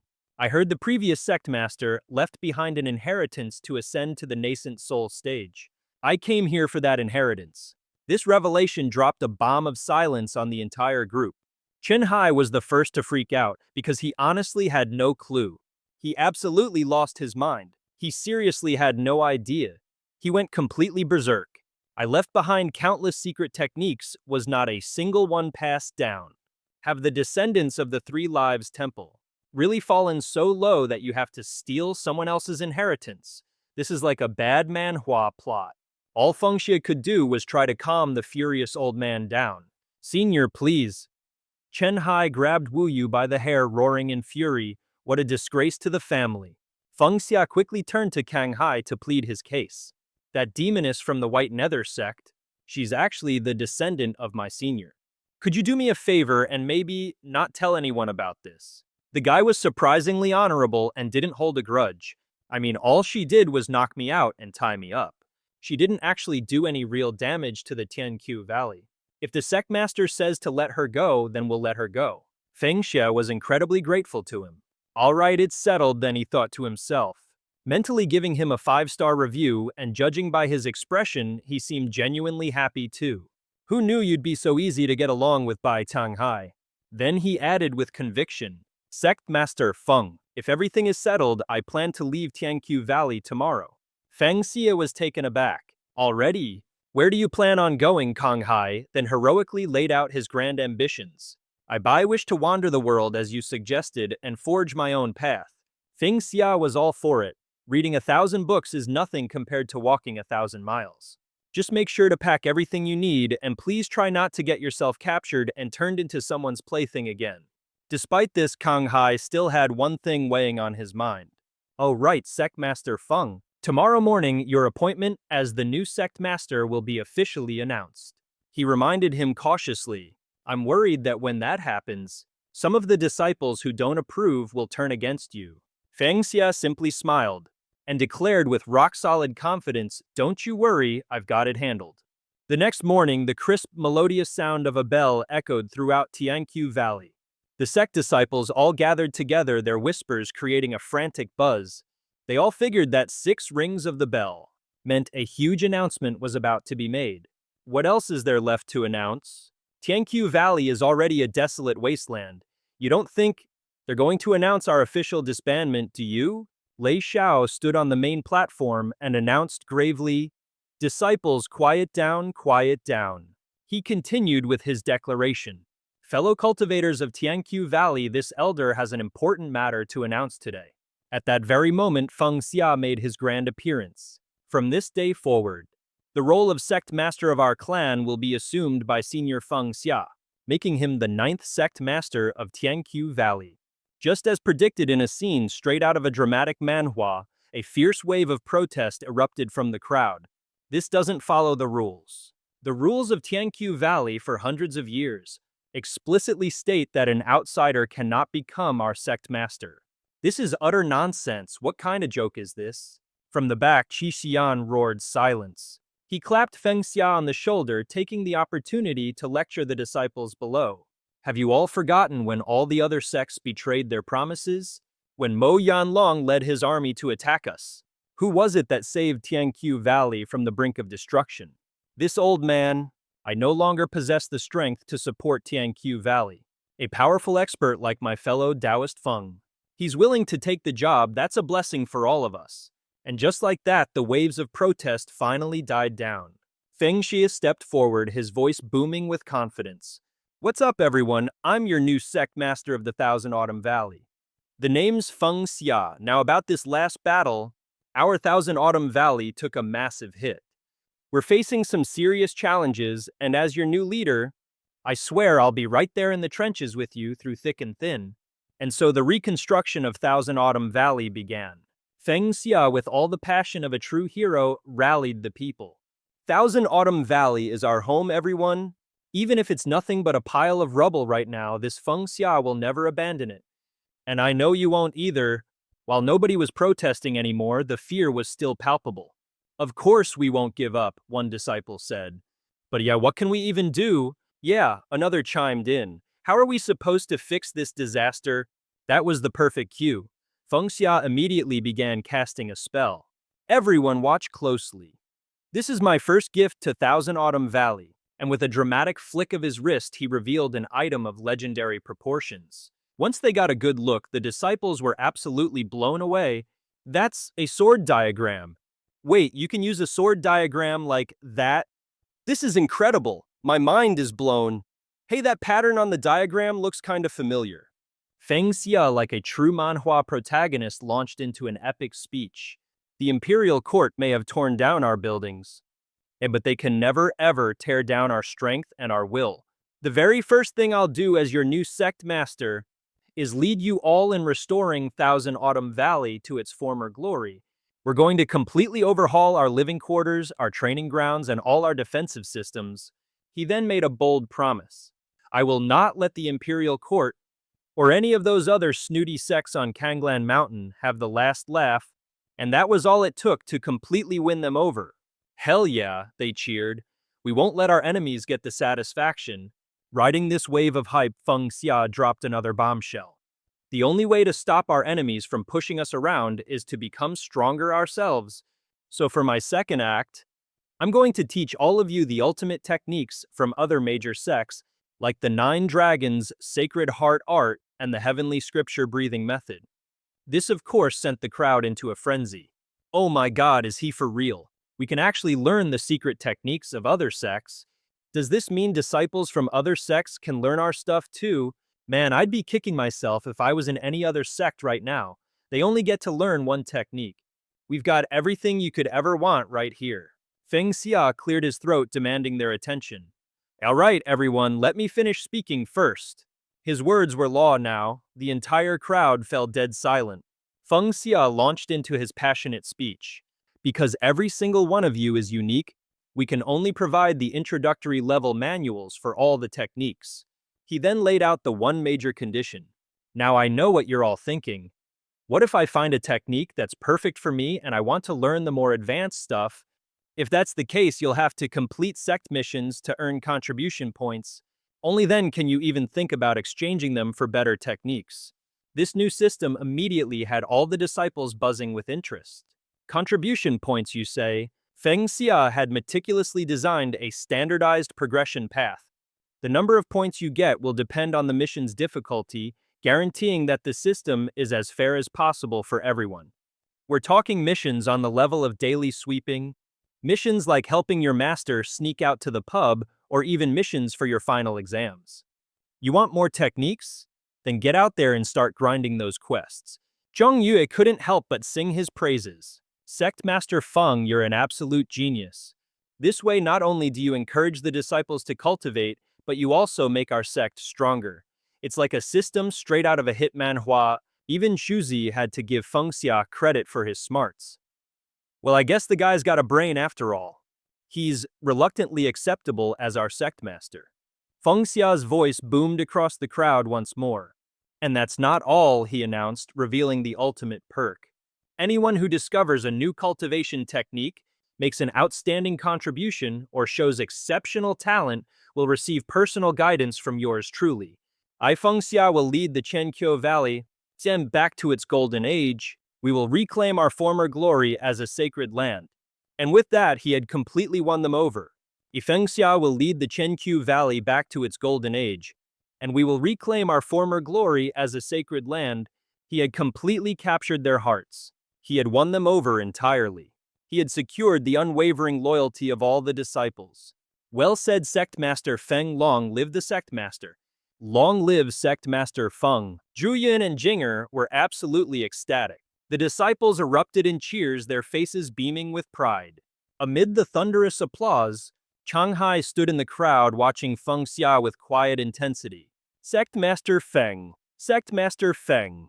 He turned on his heel and walked away without a second thought. Changhai's heart was filled with a new, unshakable resolve. Senior Feng, you're truly incredible. Ibai Changhai, swear I will not let you down. Shaking off the dust, our boy embarked on a brand new adventure. Qianqiu Valley, you just wait for my glorious return. I'm coming back with a glow-up that'll blow your minds. Meanwhile, Feng Xia secretly watched as Changhai disappeared into the distance. So Xiaobai is finally on his way. From the stands, he gave a subtle wave, a silent, catch you on the flip side. Right on cue, Chenhai materializes out of thin air, ready to throw some shade. Well, well, I can't believe you actually managed to bait that little brat into leaving. Senior Feng Xia deadpanned, you've been cooped up in that ring for an eternity. About time you decided to show your face. Wait a minute, were you just hiding all this time because you were too embarrassed to come out? Don't remind me. My glorious ancestral reputation has been dragged through the mud by that junior. How could a descendant of the Yan clan from Sansheng Hall be that stupid? Going after someone else's inheritance is one thing, but to lay in wait for years and still come up empty-handed, utterly shameless. What an embarrassment. Feng Xia got serious. Senior, I have a theory about this inheritance within an inheritance plot. It's a classic manhwa trope. I think it's connected to the Tianqiu bells. That got Chen Hai's attention. He'd always thought there was something weird about those bells. Back when I was fighting Mo Yuanlong, I got this nagging feeling that those 8 bells weren't just for decoration. I bet there's some kind of epic new power hidden inside them. Seizing the opportunity, Feng Xia started laying on the flattery thick. In all of Tianqiu Valley, you're obviously the most brilliant mind there is, senior. You must know the secret behind the inheritance of these 8 bells. Hearing this, Chen Hai puffed up his chest and grinned smugly. Het, you little punk. Finally learn to recognize greatness when you see it. All right, since you're begging so nicely, I suppose I can grace you with a nugget of wisdom. The Tianqiu bells are also known as the 8-part pagoda. Each one of those bells holds a different, ridiculously powerful divine ability. If you can actually manage to master them all, you'll basically be unstoppable. Feng Xia quickly pressed on, please senior enlighten me. Chen Hai cleared his throat. Let's be clear, I don't do charity work. In this entire Zhuanwu kingdom, only a person with immense wisdom could possibly see what's so unusual about it. Picking up on his cue, Feng Xia laid it on thick. Senior, would you perhaps do me the honor of joining me on a trip to central Tianqiu to take a look? That was all the ego-stroking Chen Hai needed. He was immediately on board. Since you've shown such sincerity, yet I suppose I can show some great compassion and accompany you on this little excursion. So the next day, Feng Xia and Yun Yang were making their way up the mountain path to Tianqiu Valley. He took the initiative to call out a greeting. Yomo Yusimo Yin, nice to see you. The two of them replied politely, greetings, Sect Master. Feng Xia announced magnanimously, you two aren't doing too badly. Keep up with the reform through labor and continue to accept this baptism by sweat. Do that, and I'll see about getting your sentences reduced. Hearing this, Yu Shu was absolutely over the moon. A reduced sentence, only Mo Yin remained on high alert. Well then we are so very grateful, Sect Master Feng. Feng Xia waved a hand and continued on his way. Don't mention it. This sect master has matters to attend to. I'll be taking my leave. Mo Yin grumbled resentfully. Who does that Feng guy think he is putting on this good guy act? First he puts me through hell time and time again, and now he's got me working like some common slave. One day I swear I'll make him pay for all of this.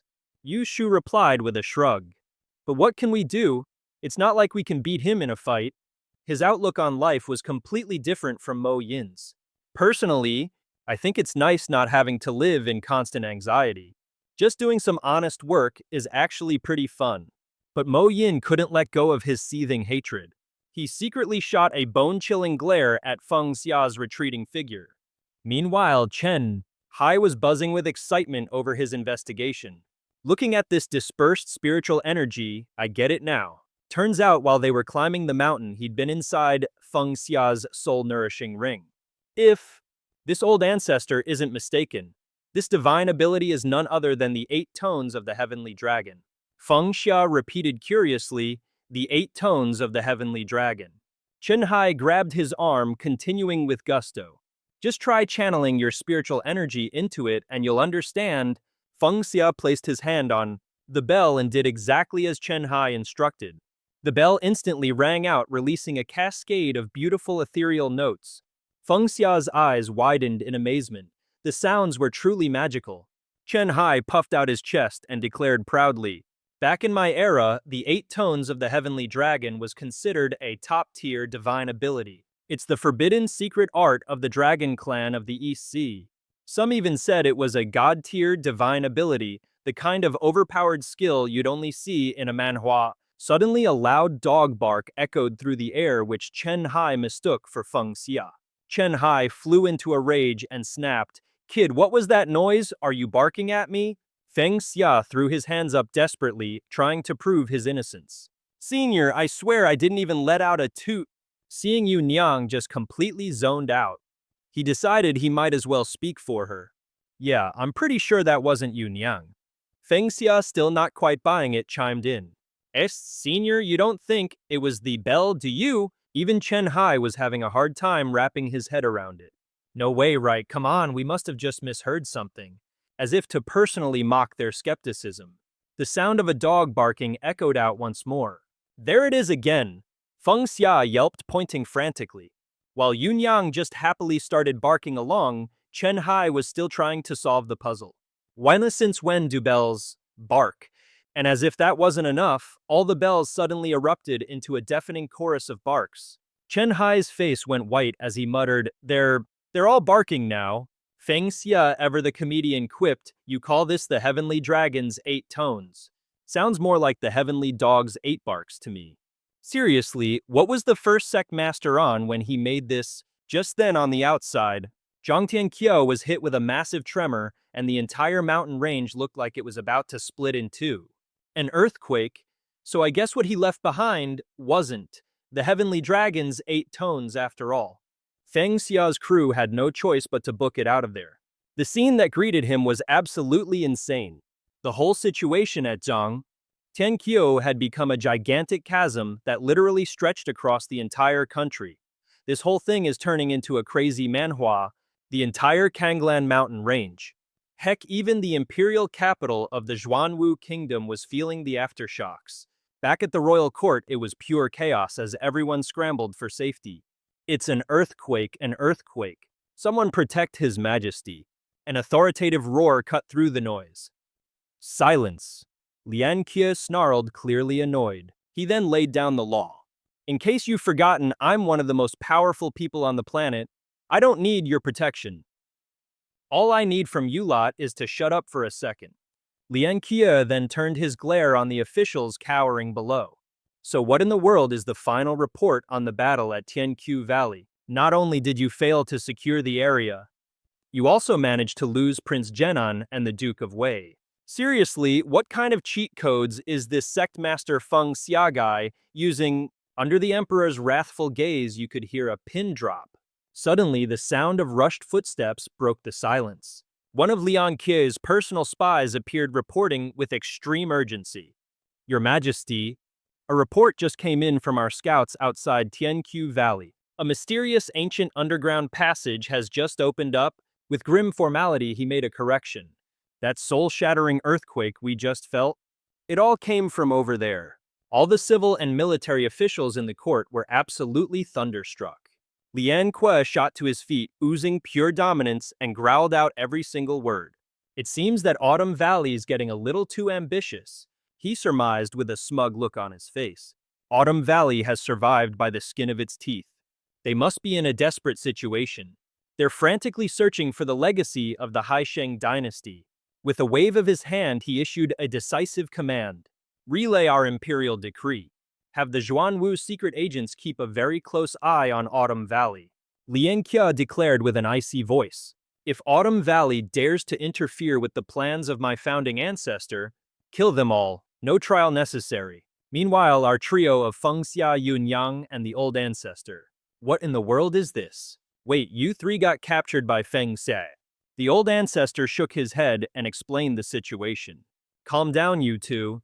Feng Xia isn't our enemy. He's our new sect master. Together, they ventured into the newly formed cracked pathway. He observed cautiously, so those 8 bells aren't just any old bells. Not only are they the 8 notes of the heavenly dragon, they're also the key that opened this very path. Yunyang, bless her heart, was clinging to him for dear life. 8G, I'm scared of the things on this path. He tried to comfort her, don't worry, I'm here for you. But hilariously, even the great Chen Hai was shaking in his boots. Even the old ancestor sensed something was seriously off about this path, like a classic horror manhwa setup. Feng Xia freaked out, screaming internally, "Are you serious?" So he had no choice but to calm himself down by rambling on and on. Prosperity, democracy, civility, harmony, freedom, equality, justice, rule of law, patriotism, dedication, integrity, and friendship. Suddenly, a dark shadow flitted past right behind the three of them. A petrified Chen Hai latched onto Feng Xia like a life raft.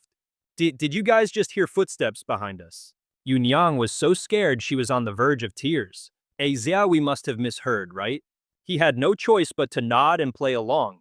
Yeah, you're right, this place just opened up. We have to be the first ones here. But before Feng Xia could even finish his sentence, that freaky phantom was already breathing down their necks. I must be way too stressed out. The creature let out a ferocious roar, acting all high and mighty. The whole group absolutely lost it, screaming their heads off in pure terror. Without a second thought, it charged straight at Feng Xia's party. Yunyang was so freaked out she could barely even speak. It's a monster. On pure instinct, she unleashed a mega punch, screaming, "Get the hell away from me!" The stranger took the full force of that punch, went flying head over heels, and landed in a pathetic heap. Only then did Feng Xia and Chen Hai finally move in for a closer look. He was shocked when he realized, wait a minute, isn't this Mo Yin that guy we met back on the mountain? Has he completely lost his mind? The sharp-eyed Chen Hai pointed it out. Take a good look. His body's been invaded by a murderous aura. He's gone berserk. Yunyang, however, was still in full-on panic mode. This freak is way too dangerous. We need to kill it now. But Feng Xia quickly stopped her. Hold on. His body's been invaded by a murderous aura. He's gone berserk. Yunyang was still freaking out. This freak is too dangerous. Let's just kill him. Feng Xia stepped forward, trying to calm her down. Yunyang, take it easy. I think his chi deviation is probably related to this ancient road. Let's keep him alive and find out what's going on. Chen Hai immediately chimed in with a plan. Kid that floating dream. 3 lives.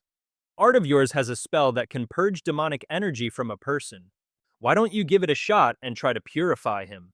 Wasting no time, Feng Xia did exactly as the old man instructed. All right, I'll give it a shot. And just as predicted, the demonic aura swirling around Mo Yin began to fade away. Talk about a classic manhwa purification scene. At long last, he opened his eyes, conscious once more.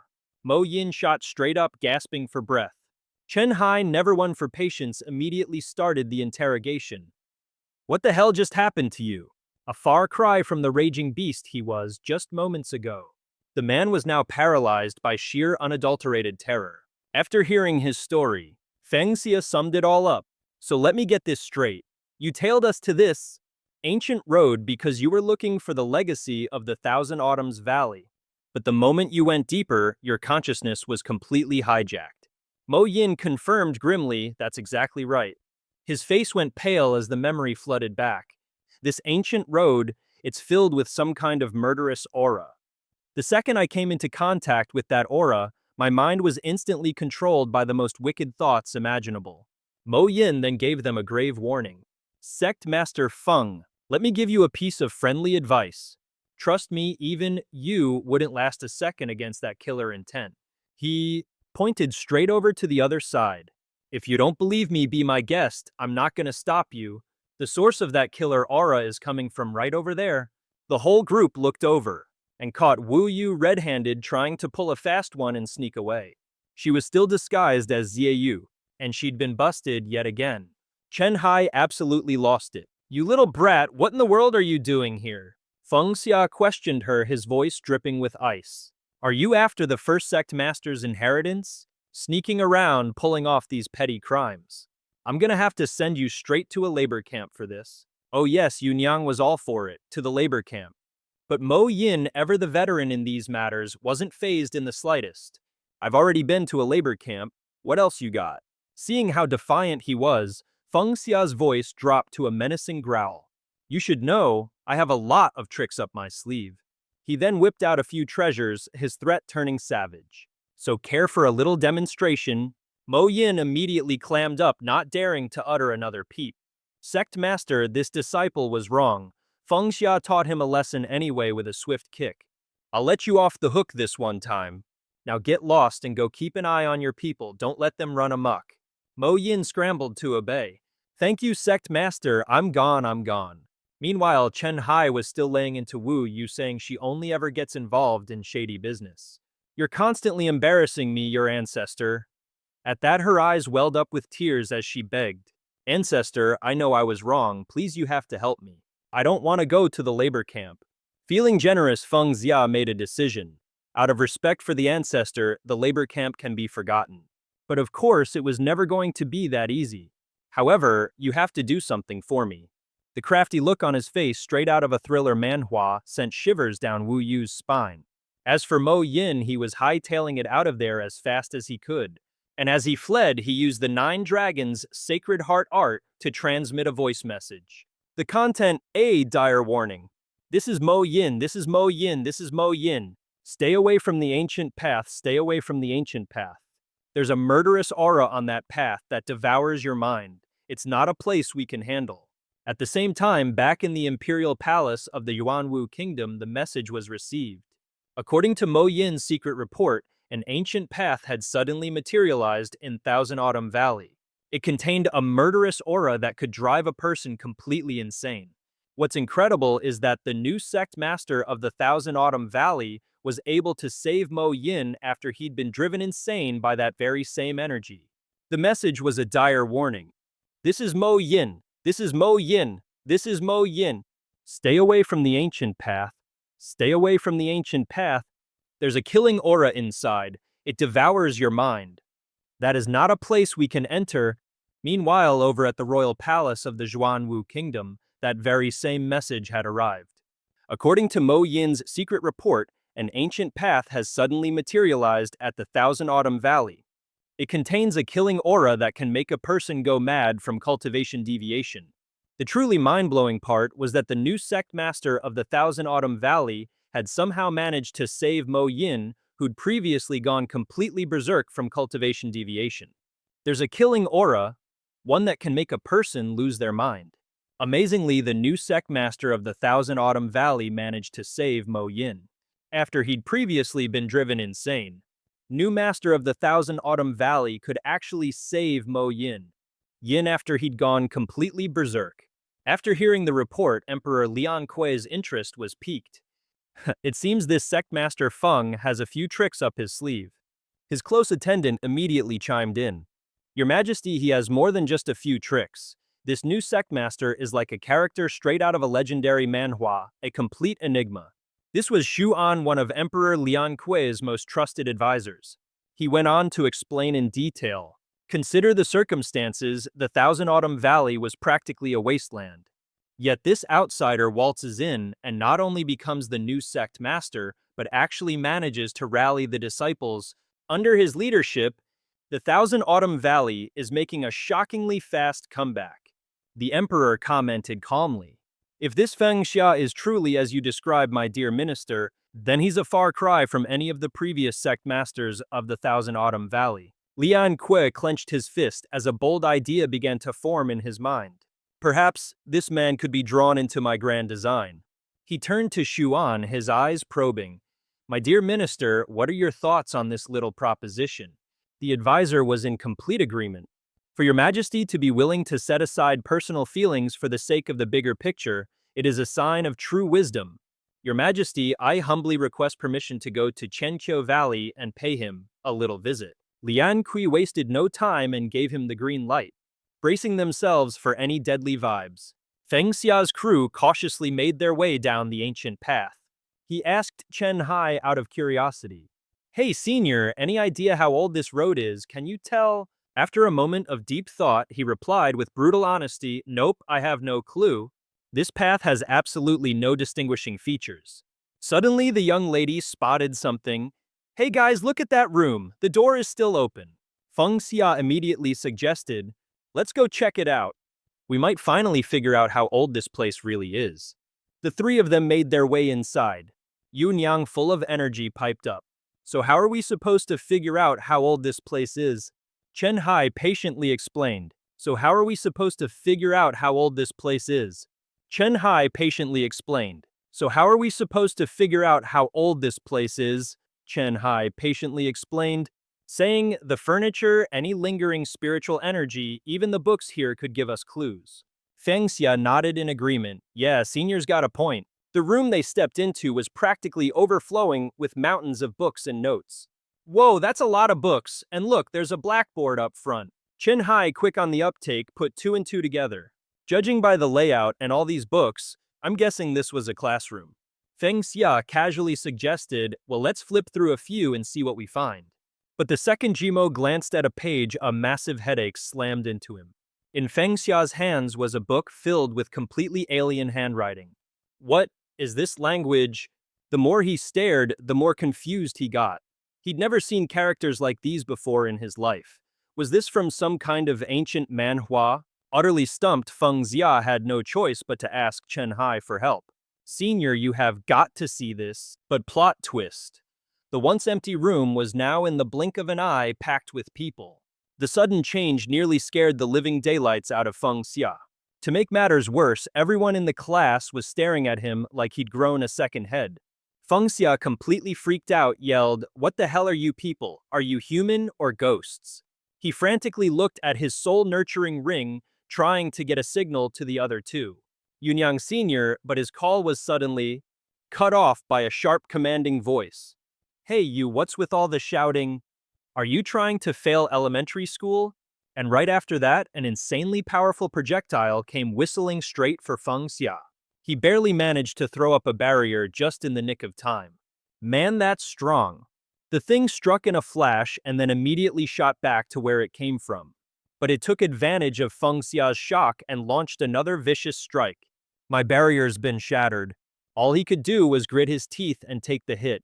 Gah, that stings. After that little disciplinary action, the voice rang out again. Sit down properly and pay attention to the lecture. The stern voice continued lecturing with intensity. The divine kingdom gave you life, it raised you, and it wasn't so you could goof off and waste your days. Sooner or later, the day will come when you must unleash your creativity. The divine kingdom gave you life, it raised you, and it wasn't so you could goof off and waste your days. Sooner or later, the day will come when you must unleash your creativity. The day when you must unleash your creativity and dedicate all of your strength to the divine kingdom. That unfamiliar name sent a shiver of suspicion down Feng Xia's spine. The divine kingdom. Tu Yan continued her lecture. All right, class, as citizens of the Tianwen Divine Kingdom, you will now study the Tianwen Divine Fetus Record. And every single one of you better remember this. The Tianwen Divine Fetus Record is your foundation. It's the key that guarantees you'll have a future worth living. From now on, you will study day and night without slacking off for a second. And just like that, Feng Xia found himself plopped down at a desk, forced to study with the rest of the class.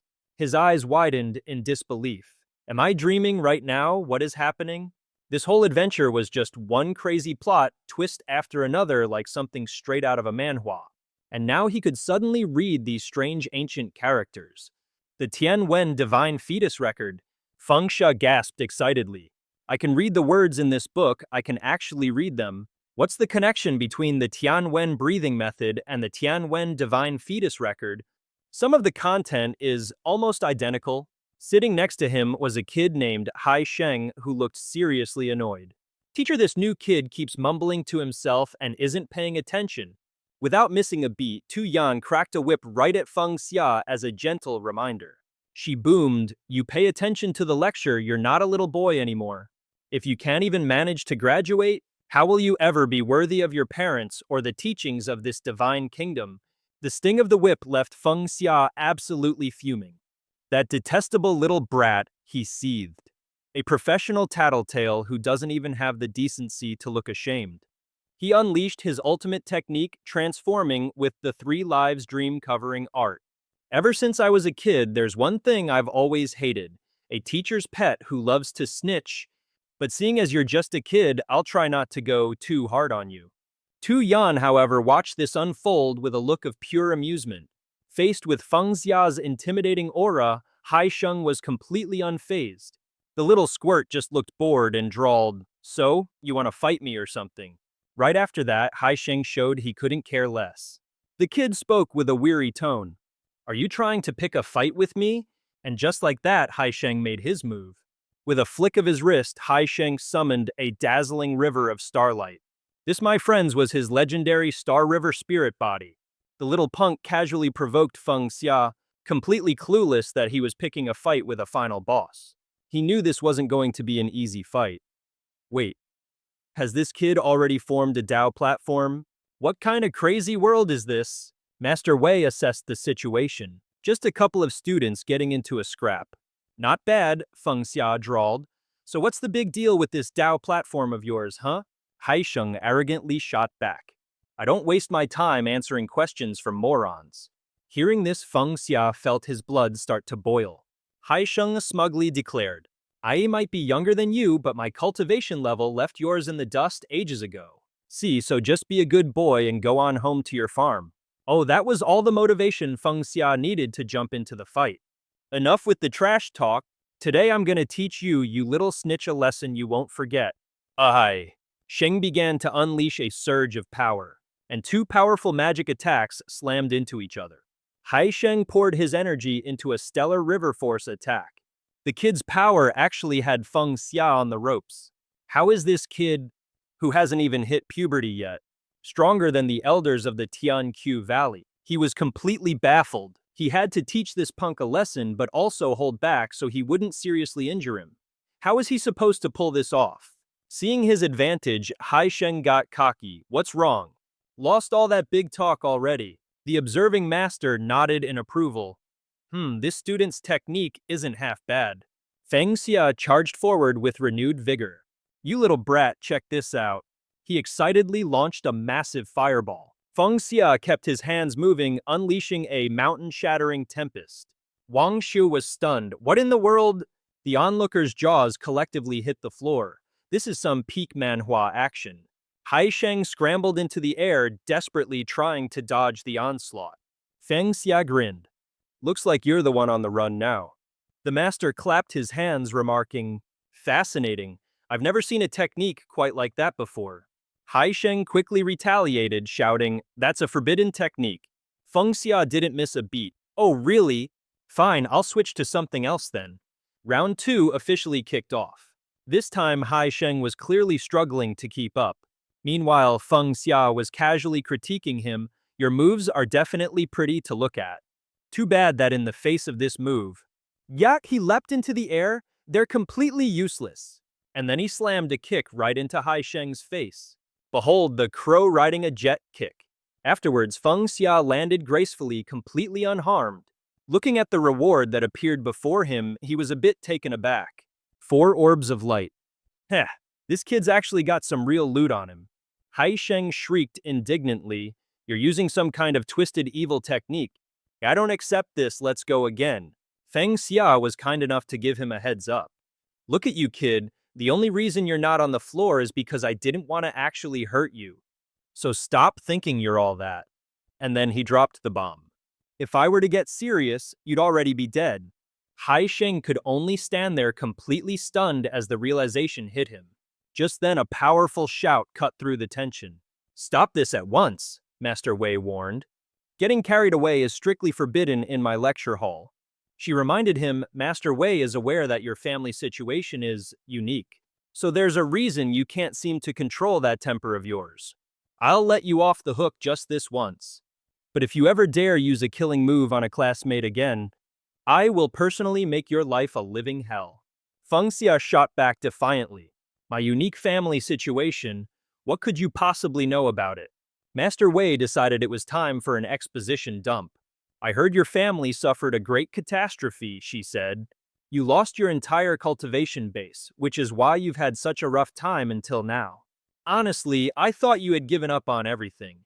But to think you've secretly been training and reached this level, it's a comeback story worthy of its own manhwa. This brings me great comfort." Feng Xia turned his head away. "Hold on, just let me think for a second." He quickly started putting the pieces together. "Based on the way they're all talking, and it seems I'm not the Feng Xia I thought I was. I'm just some kid who was held back a grade." His mind involuntarily drifted back to his father. "My father taught me, never become a savage. Elementary school. As for this classroom, it feels like something out of a history book. This seems to be a special kind of illusion, but I can't get a read on it yet. We'll have to investigate further." The master suddenly announced, "Class is dismissed." Then she dropped the good news. "Your master is in a fantastic mood today, so no extra homework for you lot. Now scram." The disciples bowed respectfully. "Goodbye, master." A beam of light enveloped them, and in the blink of an eye, not a single person was left. Feng Xia muttered, "They've completely vanished." He was bewildered to see Hai Sheng still standing there. "How are you still?" The kid just gave him the cold shoulder and turned to walk away. Feng Xia rushed to stop him.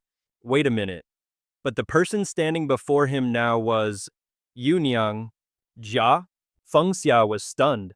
"Am I back?" Feng Xia was completely and utterly bewildered. "I'm back," he wondered in disbelief. The characters in the book had all turned back to normal. Feng Xia felt a pang of disappointment. In his dream, he was a literary genius, but waking up, he was back to being a complete dunce. Suddenly, Yunyang leaned right into his face, her voice as sweet as honey. "Xia, what are you muttering about?" Feng Xia's face instantly turned beet red. "Whoa, this feeling is way too real." Just then, Chen Hai smacked him. "You damn brat, stop playing possum. You were standing there completely still. You nearly scared this old master to death." Meanwhile, Feng Xia was still clueless about what was happening. Okay, that feeling was real too. Chen Hai persistently demanded, "What in the world is that book? Let this old master see it." But Feng Xia refused to hand it over.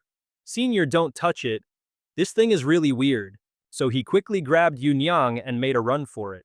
Long story short, this lecture hall is way too bizarre. We're better off getting out of here first. Afterward, Feng Xia recounted his experience to Chen Hai and Zhu Yunyang, explaining everything that had just happened in that lecture hall. After listening, Chen Hai mused, "It seems this path was left behind by the heavenly text divine kingdom. It certainly has some history. Back in this old master's day, well, that kingdom was already the stuff of legends." Feng Xia asked curiously, "Senior, what do you make of that classroom?"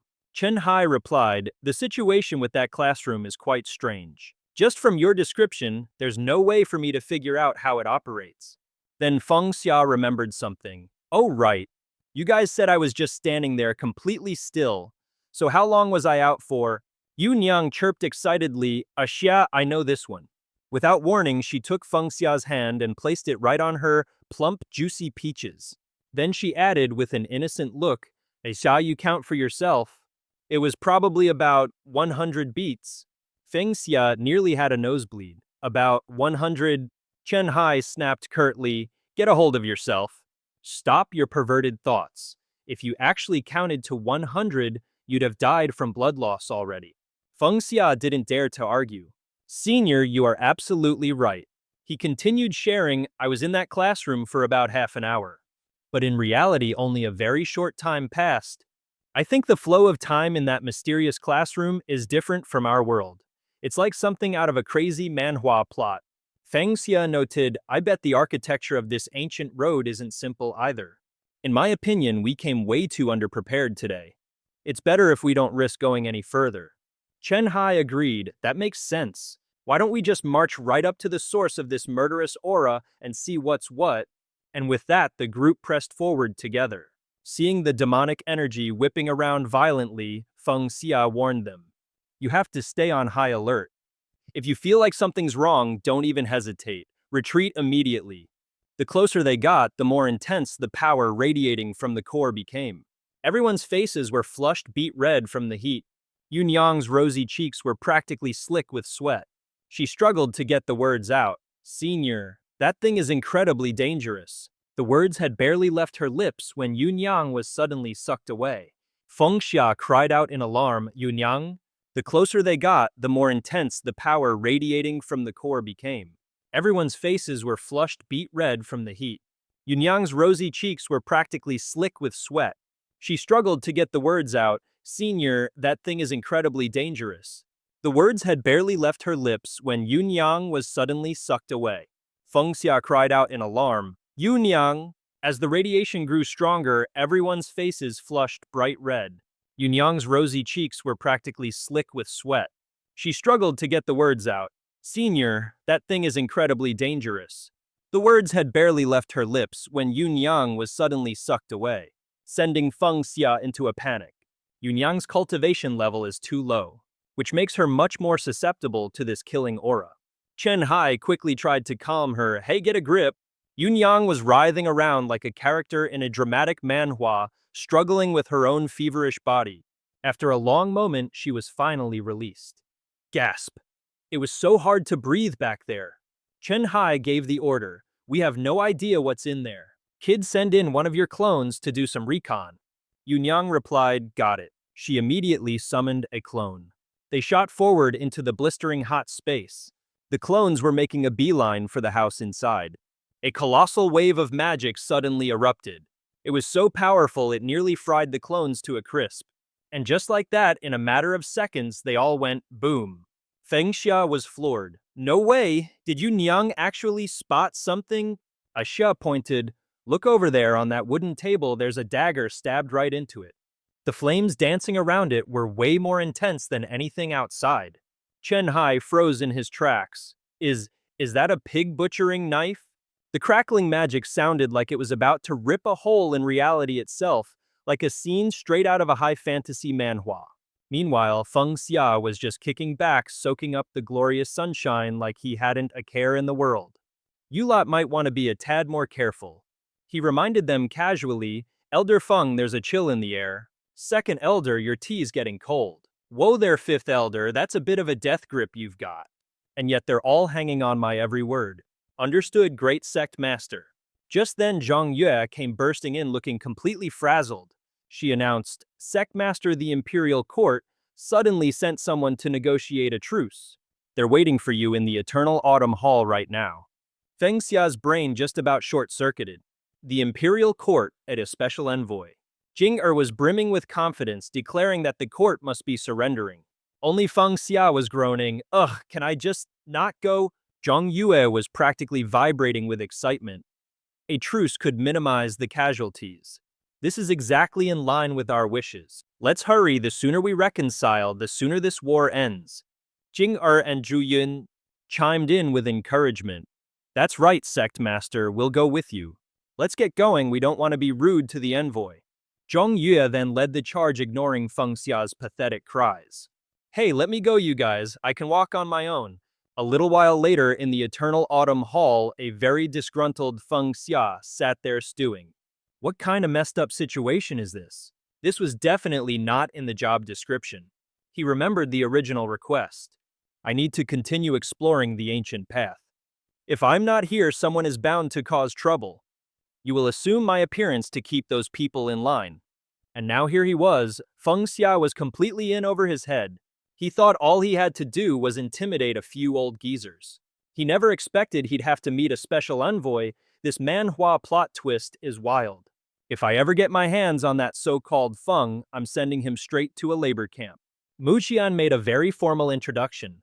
I am Mo Zian here on His Majesty's orders. I've come to negotiate peace between the Eternal Autumn Valley and the Imperial Court. All the while, Qing Yue was staring at Feng Xia without even blinking. It was seriously sending shivers down his spine. Why is this little brat staring at me like that? Qing Yue whispered. The legendary sect master Feng Mozi snapped, Qing Yue, do not be disrespectful. You can't judge a person by their appearance. But Qing Yue was sticking to his guns. Can't judge by appearance, huh? Then the kid unleashed a pulse of spiritual energy. In that case, let me see just how powerful the legendary sect master Feng truly is.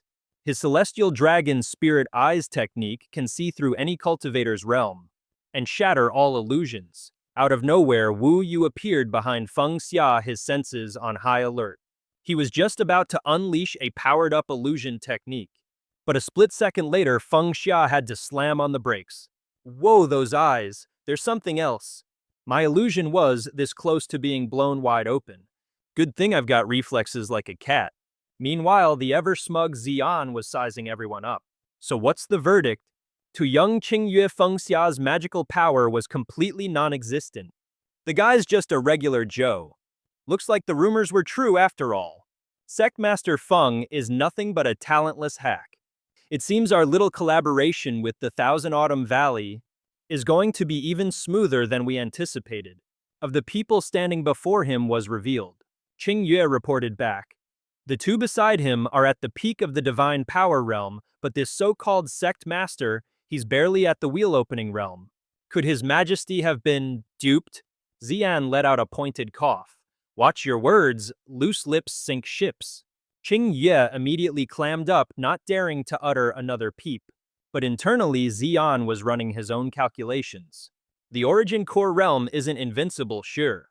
So to actually kill a master of that level, in a fight, the price he must have paid had to be astronomical. Jinger, who had been getting more and more annoyed by the second, finally snapped. You two have been whispering over there for ages. If you've got something to say, spit it out already. What on earth does the Imperial Court want by sending you here? Zhu Yun chimed in with a sarcastic jab. Hey, keep your voice down. You might scare these two delicate flowers right back to the capital. Xian, completely unbothered, stated his purpose. I am here on His Majesty's command to escort the Spirit King Jade as a gift for Sectmaster Feng. He has set one condition: as long as you accept this Spirit King Jade, you will become the Guardian Spirit King with a status and position equal to His Majesty himself. And as for compensating the Thousand Autumn Valley, rest assured, we won't be stingy. Feng Xia's eyes widened. Wait, equal to the Emperor? This immediately set off Zhu Yun's alarm bells. You people nearly wiped our Thousand Autumn Valley off the map not long ago. And now you're waltzing in here with such a sweet deal to tempt our sect master. Just what are you scheming?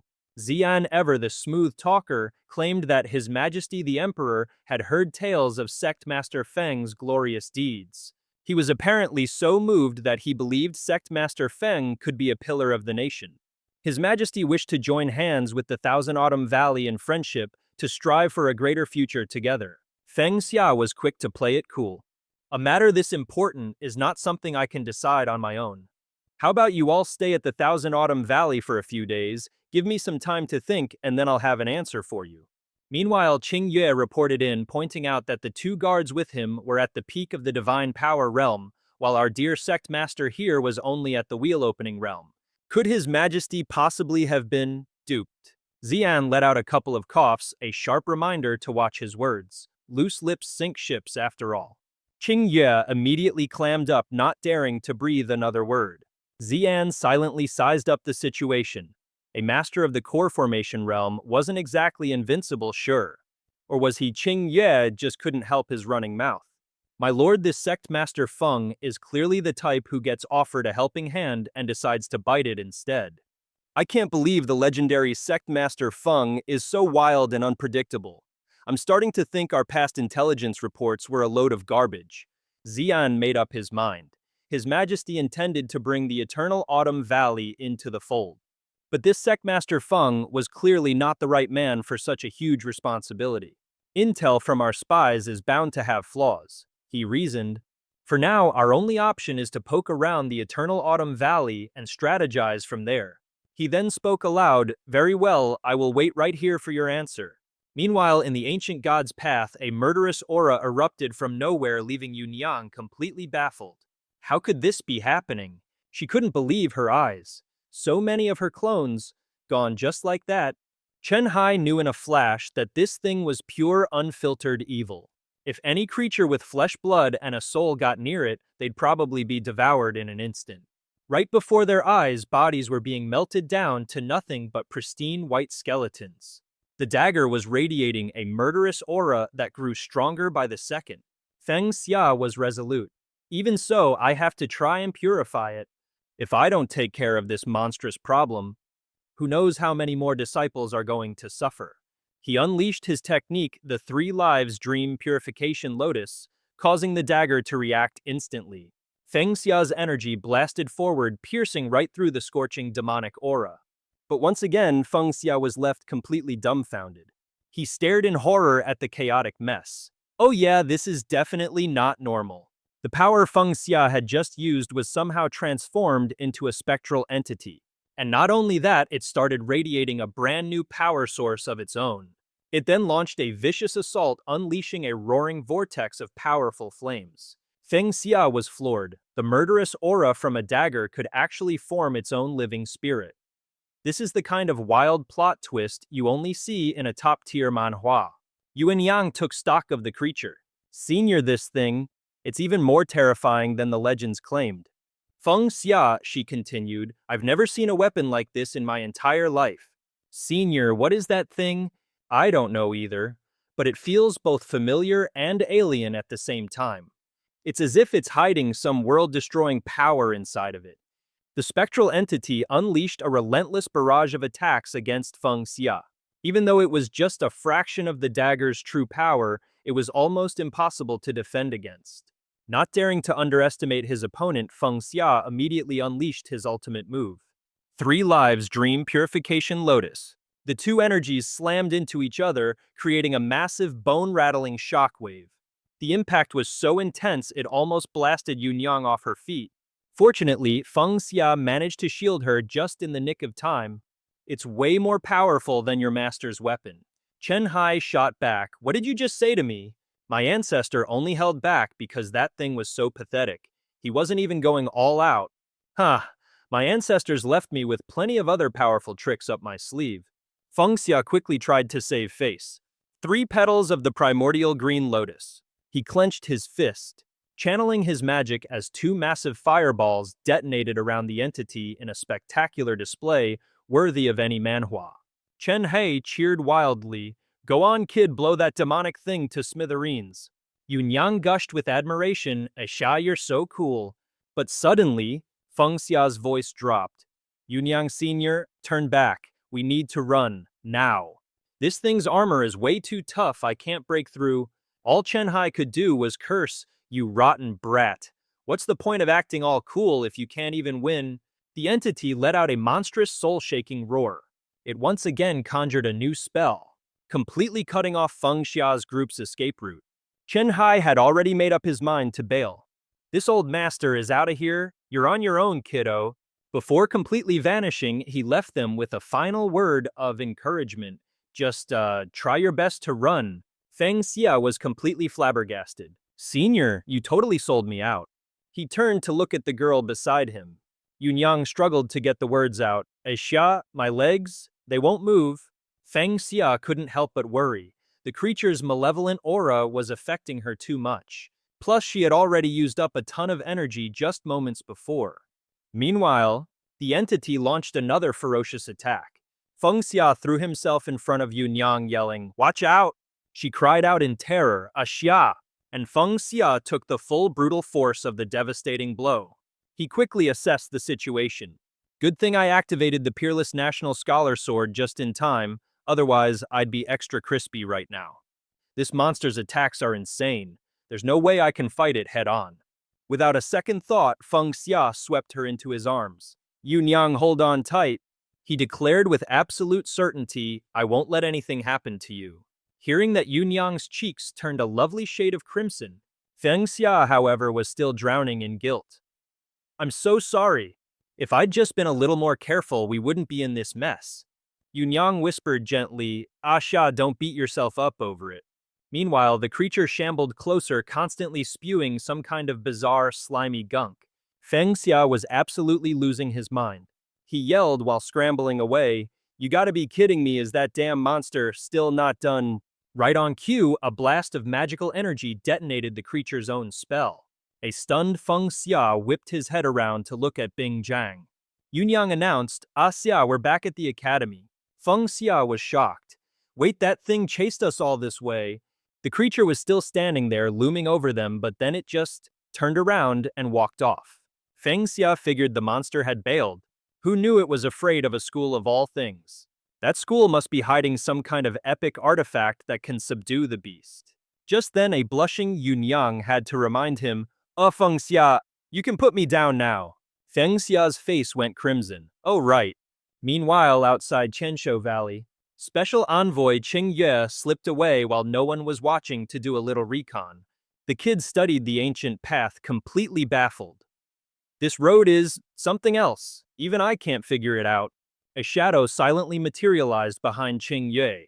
It was Feng Xia making a dramatic entrance. Well now, little sister, what are you doing all the way out here? But psych. This was actually Yan Wuyu disguised as Feng Xia. Qing Yue was not pleased. Do not call me little sister. The kid announced, I am a boy. Wuyu was rendered utterly speechless. Qing Yue, in a moment of pure innocent conviction, then flashed her to prove his point, causing her to shriek and cover her eyes. My apologies, why are you so worked up? Qing Yue asked, completely bewildered. Don't you have one of these too? A flustered Wu Yu sputtered, I have somewhere to be, farewell. Meanwhile, the real Feng Xia was still deep in his research. Of course, barging directly into the school for the Sun Treasure was a terrible idea. He was certain it had to be inside. Suddenly someone yelled, hey look, isn't that the special envoy Qing Yue? Feng Xia whipped his head around. It was him all right. Wait, wasn't that kid supposed to be back in Chensho Valley? What is he doing at the school now? Judging by the frantic way he was moving, he seemed to be searching for something. Could it be his target is also the Sun Treasure? Well, good thing this book covers swords and blades. You never know, this classic manhwa might just have something I can use. Feng Xia gave his instructions. Yunyang, if anything happens, just pull the book out to wake me up, got it? Yunyang promised, you can count on me. And with that, Feng Xia dove into the book's world, really hoping this last-minute prayer would actually work. He opened his eyes and was immediately greeted by a pair of formidable assets. His teacher was glaring down at Feng Xia with a look of utter disappointment. She grilled him, you little brat, are you asking to be skinned alive? Falling asleep in class again. Today I'm lecturing on the art of swords and blades. You'd better pay attention. Feng Xia was already so done with this. Her again, Feng Xia hesitantly spoke up. Teacher, I have a question for you. His master chimed in with some rare praise. You know, this is the first time I've ever seen you so energetic. It's good to see you, finally breaking free from your trauma instead of wallowing in despair. Feng Xia was speechless. Wasn't I energetic enough for you last time? He deadpanned. Wait, this academy, doesn't it have a continue function? Is every session just a pre-designed instance dungeon? He felt a pang of disappointment. If that were the case, Feng Xia had a terrible thought. It didn't matter what happened with his master. It didn't matter what she did. The next time she appeared, she wouldn't remember any of it. He promptly slapped himself across the face. What the hell am I thinking?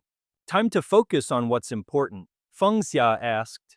Master, if swords and blades are always talked about in the same breath, then could someone with a perfected sword heart tame a cursed sentient blade? His master replied, of course it's possible. Blades and swords might be grouped together, but at the end of the day, they're two completely different weapons. She then grilled him, how can you not remember? Something so basic. It seems the only way to drill this into that thick skull of yours is through some hands-on combat. We're entering your spiritual abode. She added the last part in a much softer tone. Besides the fact you've cultivated your spiritual abode this well on your own is somewhat reassuring. Feng Xia rubbed a lump on his forehead and mumbled, thanks for the compliment, master. Suddenly, his master unleashed her magic. I happen to know a thing or two about blades myself. So how about I play the part of Jiao Ling for you? You can try using your sword heart to overcome the blade heart armament that I create. This whole scene is like it came straight out of a manhwa. Feng Xia. Wait a second, I recognize that move. It's the materialization of the blade heart's armed force. Is that a technique from the heavenly scripture Divine Nation? His master snapped at him, stop spacing out, and unleash your sword heart. And with that, Feng Xia began to focus his power. Oh yeah, you could feel the energy just pouring out of his body. His master pointed out that his sword heart cultivation wasn't half bad. But it's useless. If you don't understand the blade heart, you're never going to find my weakness. She launched a vicious attack. When you can't find a weak point, the only option is a head-on clash, and the result is simple, the weaker person dies. But then his master gave him a very specific pointer. So do you get it now? If you don't know your opponent's weakness, the little guy beating the big guy is just a fairy tale. Know your enemy, know yourself. And you'll win 100 battles if you want to see through the blade heart. You first have to grasp the blade heart yourself. And if you want to train your blade heart, then you better get back to basics. Hearing this, a light bulb went off in Feng Xia's head.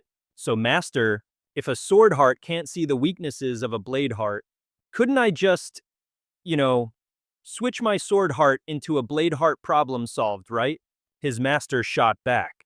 I always encourage you to think outside the box, but some rules are written in stone. It doesn't matter if it's the sword heart or the blade heart. They are both instincts, carved into your very soul through endless days of training. You can't just switch between them on your journey of cultivation. The master's eyes went wide as Feng Xia just said, but I already did. See, master, isn't this my sword heart becoming a blade heart? His master was absolutely floored, looking at him like he was some kind of cheat code manhwa protagonist. How in the world did you pull that off? Feng Xia just shrugged. Isn't it obvious? Wasn't it just super simple? Then he explained, I just gaslit myself. I told my brain, a blade is a sword and a sword is a blade. And after that, my sword heart just kinda flipped a switch and became a blade heart on its own. His master warned him sternly, that's absurd. Messing with your own memories will throw your entire perception into chaos. Your blade heart will be corrupted. Even worse, both your sword heart and your blade heart could completely shatter. Feng Xia just smiled reassuringly. No need to worry, master. In my entire life, I've probably held a sword for less than half a month total. As for a blade, I've never even touched one before today. I don't have any of those ingrained instincts to mess up. He boasted with a grin, watch this, master. Whatever I think of in my heart, the weapon's heart just changes to match it. His master was completely speechless. Unheard of. She gave him a rare compliment. I honestly never imagined you'd have such a bizarre talent up your sleeve. Then she issued a challenge. All right then, use that blade heart of yours right now.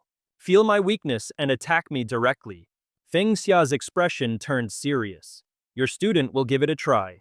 And once again he began to focus his magic. His master prompted him, go on, use your blade heart to find my weakness. A smug grin spread across Feng Xia's face. Because he could see it, clear as day, he had found his master's fatal flaw. And Feng Xia instantly struck that exact spot. A look of utter shock flashed across his master's eyes. Her clothes were completely shredded to bits. Feng Xia grinned, Master, does this mean I've learned it? He was absolutely ecstatic, having just picked up his own teacher's signature skill, the bloodied sword. Suddenly, his master's attitude towards Feng Xia did a complete 180. Don't tell me, are you the legendary natural-born divine saint? A sacred spirit body, one born already close to the Tao. Feng Xia humbly replied, something like that. Although I'm not quite as strong as the legends say. This is a stroke of incredible luck for the heavenly scripture Divine Nation, his master said, clearly pleased. From this day forward, if you ever face difficulties in your training, you just come and tell me. I swear I will use every ounce of my power to help you. Hey, does that mean I've learned it? He was over the moon, having even learned his master's signature skill, the bloodied sword. His master's attitude toward Feng Xia was now completely different. Could it be that you are the legendary natural-born divine saint from the legends with a sacred spirit to guide you? Feng Xia didn't forget his manners. In that case, thank you very much, master. But his expression turned a bit sad. He said, well, about that. The moment I leave this dungeon, your memory is just going to be reset. It's one of those bittersweet Manhwa moments. Back where Feng Xia and Yunyang were facing off against the demon blade. Yunyang was puzzled. Xia, you just flipped through a few pages of a book and suddenly you're this confident. Feng Xia just gave her a simple explanation. I learned a few new tricks from a very good teacher. He prepared for a little demonstration saying, let me show you the fruits of my labor. Feng Xia called out softly, hey there, Demon Blade. Then he announced his intentions. I happen to be in need of a good sword to strengthen my blade heart. The Demon Blade's voice rumbled, on what grounds do you think that a mere mortal like you can wield me? Feng Xia mentally checked off a box. Score. He could actually understand what the sword was saying. So he shot back, whether I can wield you or not, we'll know as soon as we try. The Demon Blade thought he was just a shameless braggart. So Feng Xia immediately unleashed the new skill he'd just picked up. And in mere seconds, he had a complete analysis of the Jiaoling's inner workings. This made Feng Xia incredibly confident. All of its weaknesses were laid bare for him to see. The Jiaoling launched a furious barrage of attacks, but Feng Xia just charged straight for it. A brilliant flash of his power lit up the entire area as he struck the Jiaoling's weak point dead on. This time, the creature actually shrieked in pain. Feng Xia couldn't help but crack a smirk at his own awesome performance. With that mess cleaned up, we find ourselves at the mysterious entrance to Gu Yai. The esteemed Lord Qing Yue is spilling the tea. Seems Qing Yue just got word that all the Imperial spies hiding out in Tianqiu Valley have been sniffed out by that Feng Xia fella and are now on hard labor duty. He also mentioned that this place, the Severed Ancient Cliff, is on another level of mysterious.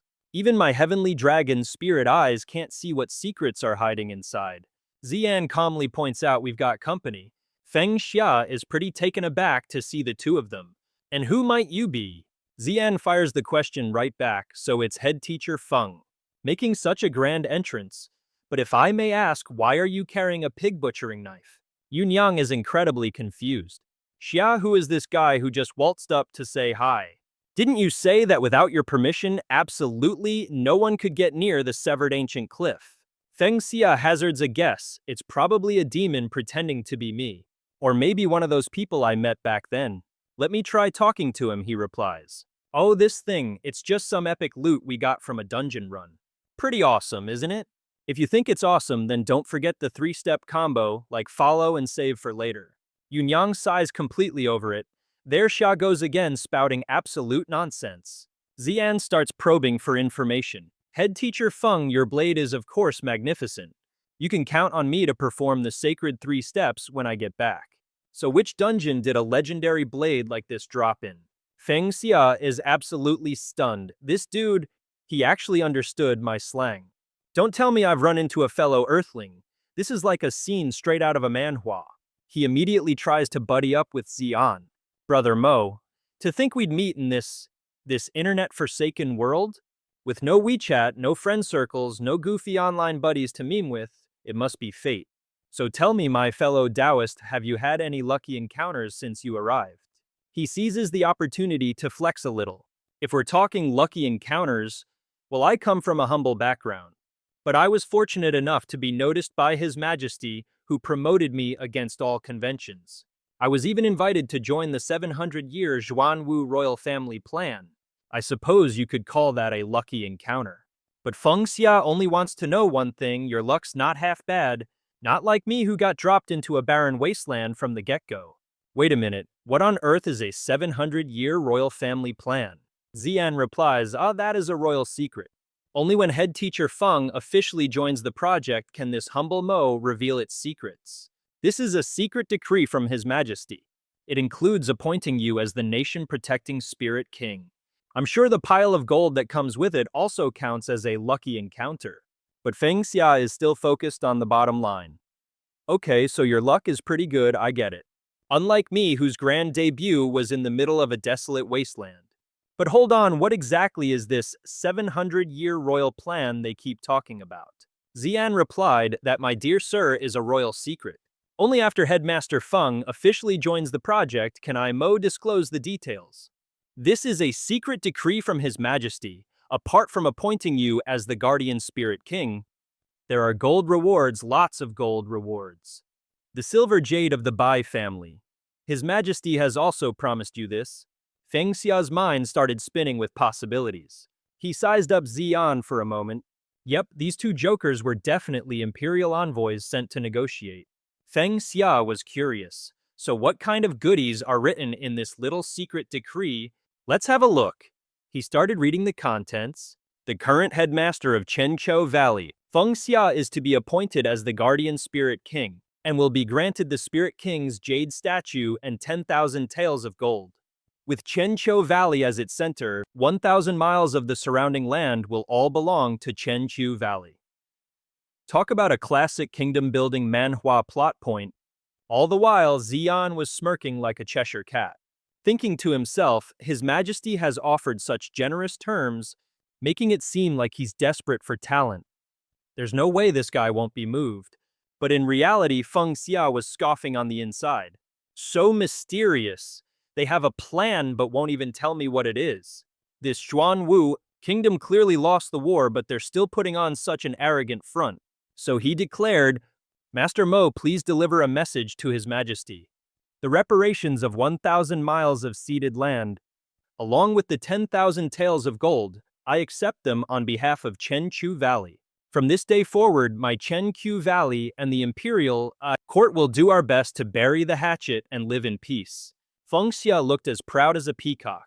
As for the title of Guardian Spirit King, and as for that pathetic little plan of yours, you can keep it, I'm not interested. Qing Yue yelled, You insolent maniac, what did you just say? Feng Xia advised, Whoa there, little missy, no need to be so fierce. Qing Yue was furious. You jerk, I already proved to you I'm not some little missy. Feng Xia wondered, wait, when that demoness was impersonating me. So what in the world actually happened? Xian flashed a smile so gentle it was terrifying. Children speak without a filter.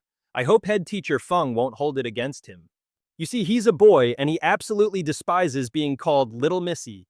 Feng Xia sized him up. Well, this kid of yours certainly has the looks, a promising prospect. She's a master of disguise, you could totally train her up. Xian scrambled for an excuse to refuse. Headmaster Feng, you must be joking. Qing Yue is usually so clumsy with her hands. She doesn't know the first thing about sewing or needlework, so there's no way she could handle women's attire. Feng Xia immediately sensed something was off and started sizing him up. This guy has no idea what master of disguise means. He's definitely not from my world. And he had the nerve to act all prim and proper a moment ago. Playing along with my nonsense, man, his social skills are way too OP. Xian spoke up again, if Headmaster Feng is unwilling to accept the title of Guardian Spirit King, then my only option is to return and report this to His Majesty. And with that, he spun on his heel. Qing Yue were leaving. Feng Xia was absolutely certain of his gut feeling. This Xuanwu Emperor is definitely not a good guy. He's trying to rope in our Eternal Autumn Valley, and it's for some shady ulterior motive. Yunyang, we need to hurry back. I have to find a few elders to discuss this whole affair. Understood, Yunyang replied. Meanwhile, Xian's face was as pale as a sheet sweat pouring down like a waterfall. Xian kept racking his brain. What is an internet? What did he mean by trap and master and all that other gibberish? What on earth was he talking about? I, Mo Xian, have prided myself on my scholarship my entire life, but damn, there are always bigger fish in the sea. Just trying to chat with that guy for a few minutes was more exhausting than debating national policy with His Majesty for 10 days straight. This is more confusing than a political manhwa. Back in Feng Xia's room, things were getting heated. You accepted the land the imperial court promised you, verbally. Zhu Zi questioned him relentlessly. Headmaster, do you not understand? What kind of enemies we're surrounded by here at Eternal Autumn Valley? This decision was a huge mistake. That so-called 1,000 miles of land is completely surrounded by our enemies.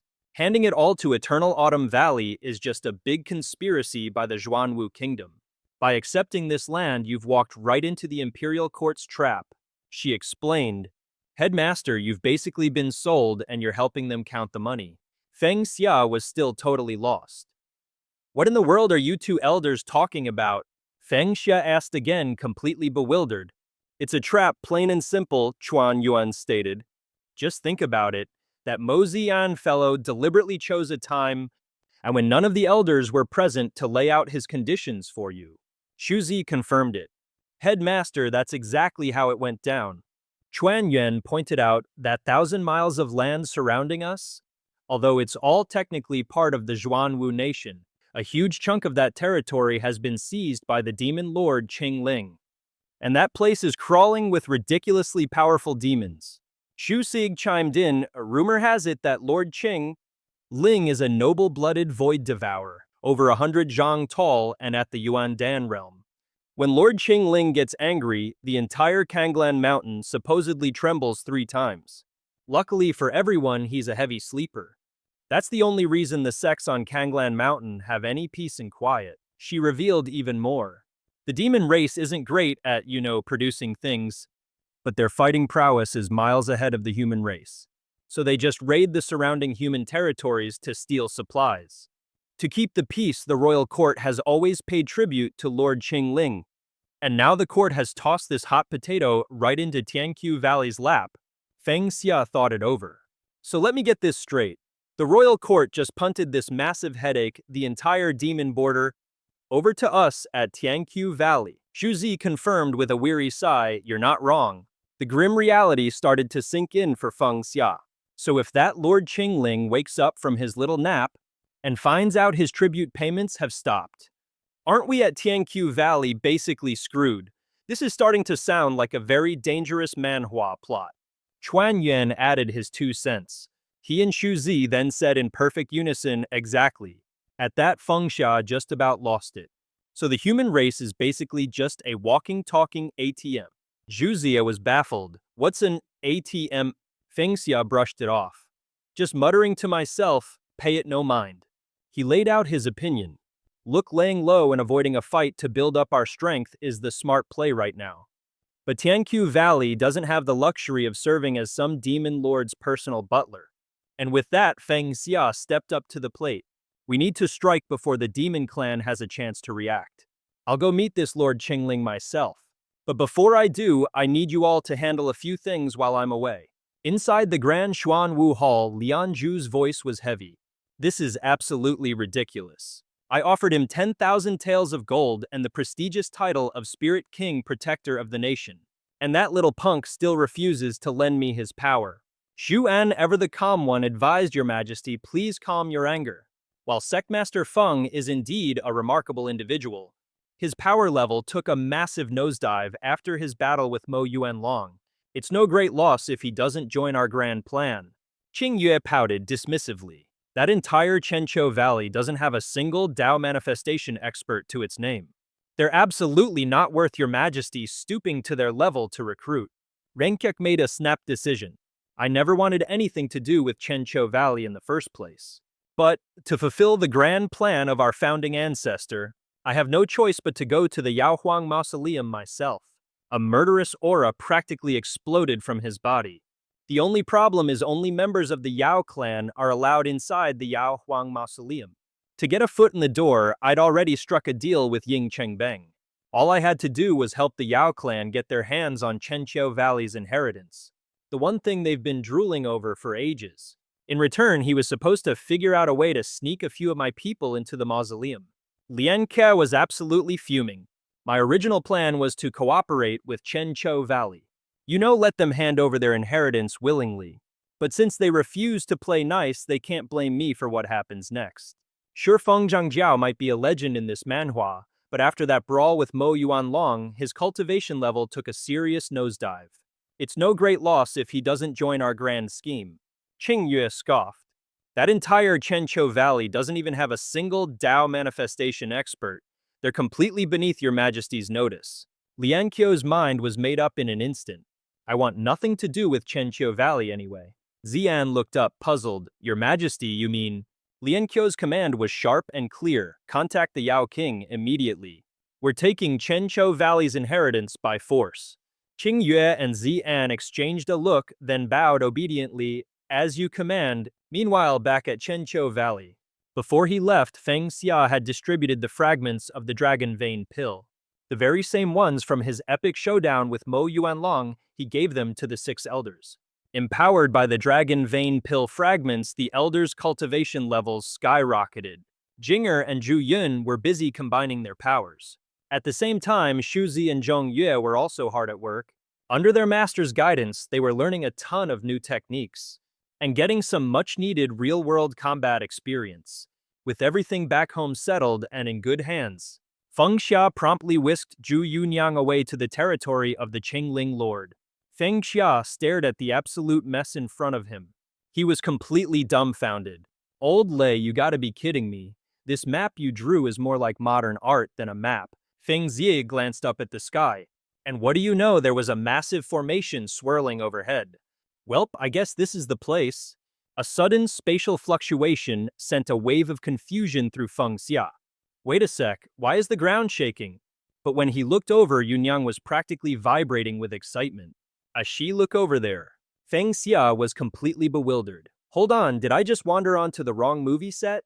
A bear cub was just casually frolicking about. And it wasn't just him, a whole stampede of spirit beasts suddenly appeared. Yunyang was absolutely delighted. Look. Feng Xia couldn't help but exclaim, well, this is interesting. Yunyang chattered happily. These spirit beasts are so adorable. I want one. Feng Xia chuckled. Man, that little demon beast is booking it. It's running like it's being chased by Zhang Lang himself. Just then, Chen Hai appeared out of nowhere. So many young demon beasts out in the wild and no one's hunting them. It truly is an age where spirit beasts run rampant. This whole scene feels like a wild manhwa. Feng Xia was still sulking a bit. Senior, you're finally here. It was only then that they all noticed it. Wait a minute. What in the world is that thing chasing the demon beasts? An object that looked suspiciously like a giant dinosaur egg was hurtling toward them. That speed is from a glyph, but the Dragon Clan is supposed to know how to live among humans. Caught completely off guard, Feng Xia jumped back in alarm. It was moving at the speed of light, heading straight for Feng Xia's group. The egg suddenly spoke, its voice booming. Where did you little pests crawl out from? How dare you curse this great one? Yunyang was stunned. Did that egg just talk? Feng Xia gawked. Whoa, up close, it's way bigger than I thought. Chen Hai immediately cautioned them. Now let's not say anything rash.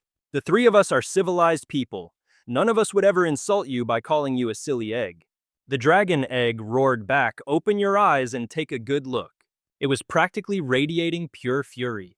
I am the great long not some dumb egg. Yunyang popped her head out with a curious look. Feng Xia was at a loss for words. It's just a little face drawn on the egg. The dragon egg fumed. Just a moment ago, I, the Great One, was busy chasing a pack of venomous demonic beasts for a morning jog. And you people have the audacity to call me a pile of cockroaches to my face. Chen Hai commented with admiration. What keen spiritual perception. It almost feels like a dragon's aura. Yunyang asked curiously, Zhao, what's a dragon? Are they friendly? This dumb egg is so huge we could probably eat for days. Feng Xia whispered to himself. You can run your mouth, but you can't just eat whatever you find. If you eat a dumb egg, you'll become a dumbass yourself. Chen Hai explained cheerfully, dragons are divine beasts. This old master has taken a liking to this egg, so hurry up and tame it as my mount. But Feng Xia had his doubts. Senior, how long does it even take for a dragon to hatch? What if it never does? You're not seriously planning on riding an egg around for the rest of your life, are you? Chen Hai retorted. Thousands of years ago in the Xuanyuan world, dragons had already vanished without a trace. This old master has no idea how long a dragon needs to incubate. Honestly, this whole situation feels like a comedy manhwa, and having this dumb egg around is just a huge headache. Hearing this, the dragon egg's fury reached its boiling point. I've heard enough out of you 3 scumbags. My mother is the great overlord Qingling. You dare cause trouble on my turf? Do you have a death wish or something? The dragon egg was seething. Shut your mouths, you three bastards. My mother is Overlord Qingling. You must be tired of living if you think you can mess with me. But Feng Xia just kept on teasing it. So Qingling is your mom, huh? That's interesting. Hey bro egg, I'm actually looking for your mother. Where is she? The dragon egg was so enraged it was practically speechless. It screamed, you'll never get the chance to meet her. But Feng Xia continued to poke the bear. Chill out, bro egg. The dragon egg completely lost it and did a flip dragon egg war chariot. Feng Xia immediately bolted. How did I get myself into this mess again?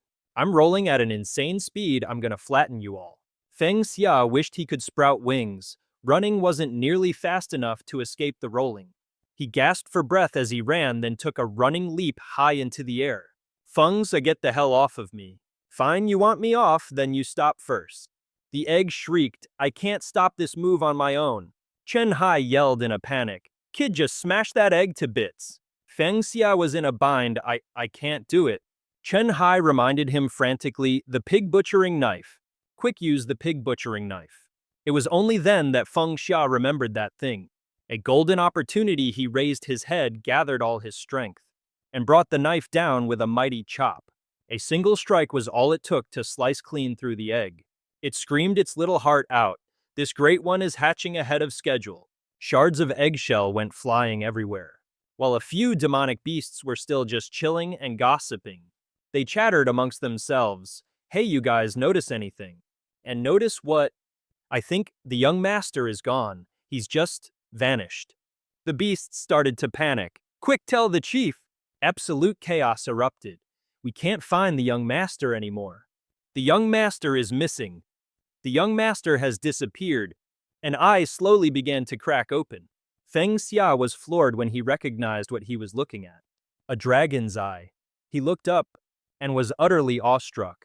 Feng Xia observed the rich essence floating all around. With this much glowing light, what kind of legendary Manhwa creature is this egg supposed to be? And just like that, a devious idea sparked in his mind. So this is a divine beast, huh? Truly on another level. I'll have to beat this thing up more often. It's a great way to boost my own strength. Then Feng Xia's attention was drawn to something else. Wait a minute, is this thing glowing?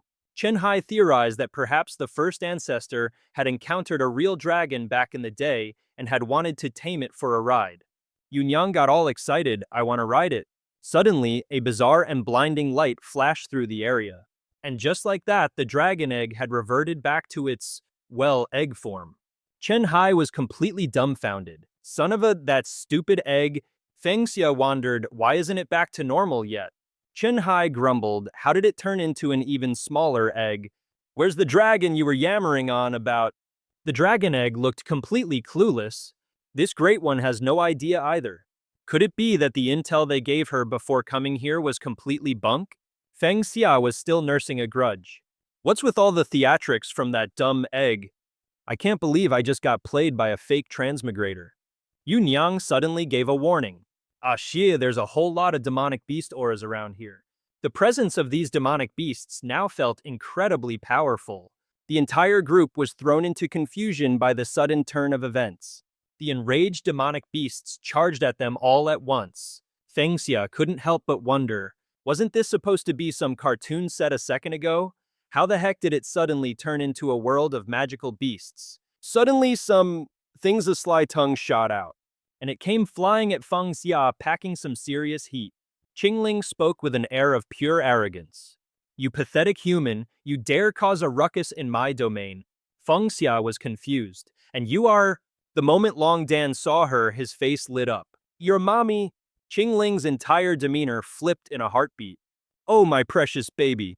The trio was absolutely gobsmacked. Could she really be the overlord Qingling? Feng Xia absolutely lost it. What the hell? What kind of weird manhwa plot is this? Yunyang was just as baffled. An egg? No. And should I say a dragon egg, but wait, Qingling is a void-devouring python. Chen Hai scoffed, you expect us to just believe that? See for yourselves. These two are obviously not void-devouring pythons, and they're definitely not any kind of dragon. Long Dan went full tattletale mode. Mommy, they made me hatch prematurely. Qingling cooed, there, my precious, don't you worry. Even though you're a whole size smaller now, you're still an egg. And you are the most handsome egg in this entire forest. Then she shot a death glare at the humans. Qingling's voice dropped to a low growl. Don't you idiots know whose territory you've trespassed on? Feng Xia got a little nervous. Overlord Qingling. Civilized people talk things out, right? I came here to negotiate. She declared, you knew my name, and you still dared to lay a hand on my child. That is an unforgivable crime. Without another word, Qingling launched an attack, her eyes dead serious.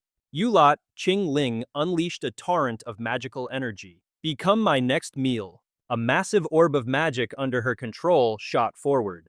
Feng Xia's crew couldn't believe their eyes. It really was a void-devouring serpent. Is that a black hole? Yunyang asked, bewildered. Xia, what's a black hole? Feng Xia snapped back in a panic. That is so not the point right now. Chen Hai was already booking it. Who gives a crap what kind of hole it is? Let's just stay alive. My guess is this serpent demon has already reached the core formation stage.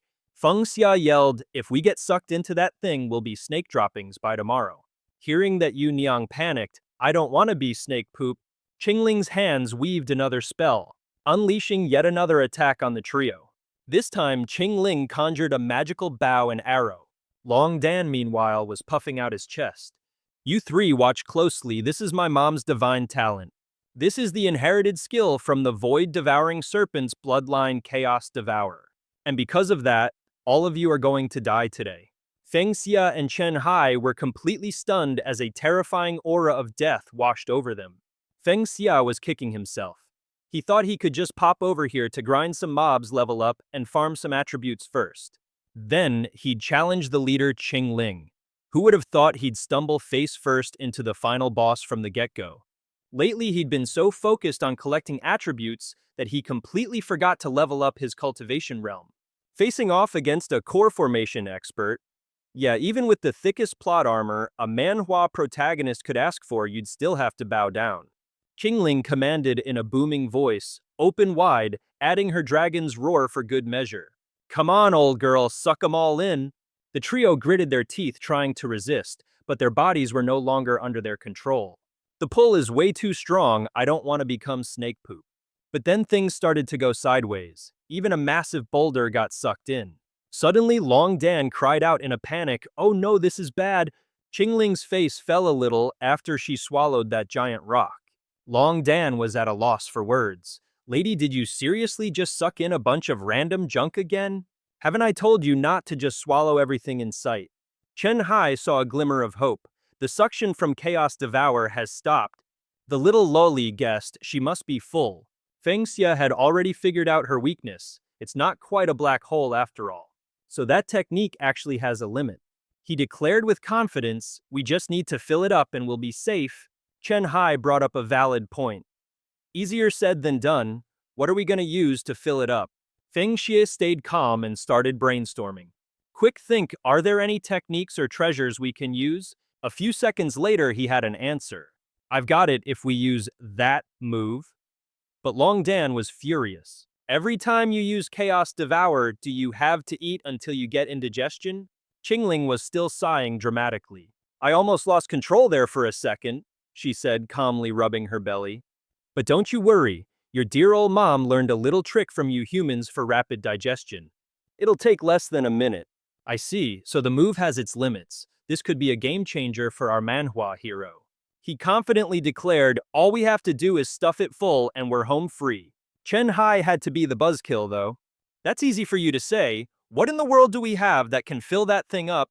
Feng Xia kept his cool and went into deep thought. Come on, think, is there any skill or treasure that could possibly work right now? After a few seconds, the light bulb went on. I got it if I use that technique. But his idea was met with Long Dan's fiery rage. Do you have to gorge yourself into a food coma every single time you use Chaos Devourer? Qingling was still letting out a long-suffering sigh. I almost overdid it, she mused, patting her stomach calmly. But relax, your mother here learned a neat little trick from you humans for super fast digestion. It won't even take a minute.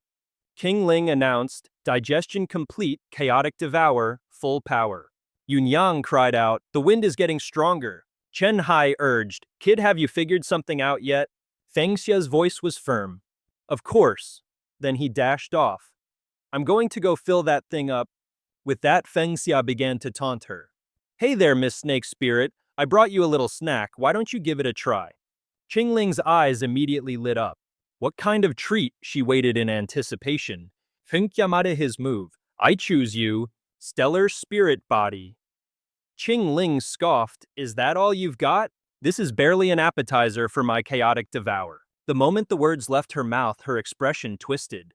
An endless torrent of magical energy poured into her, making it hard to breathe. Long Dan worried, what kind of bizarre technique is that?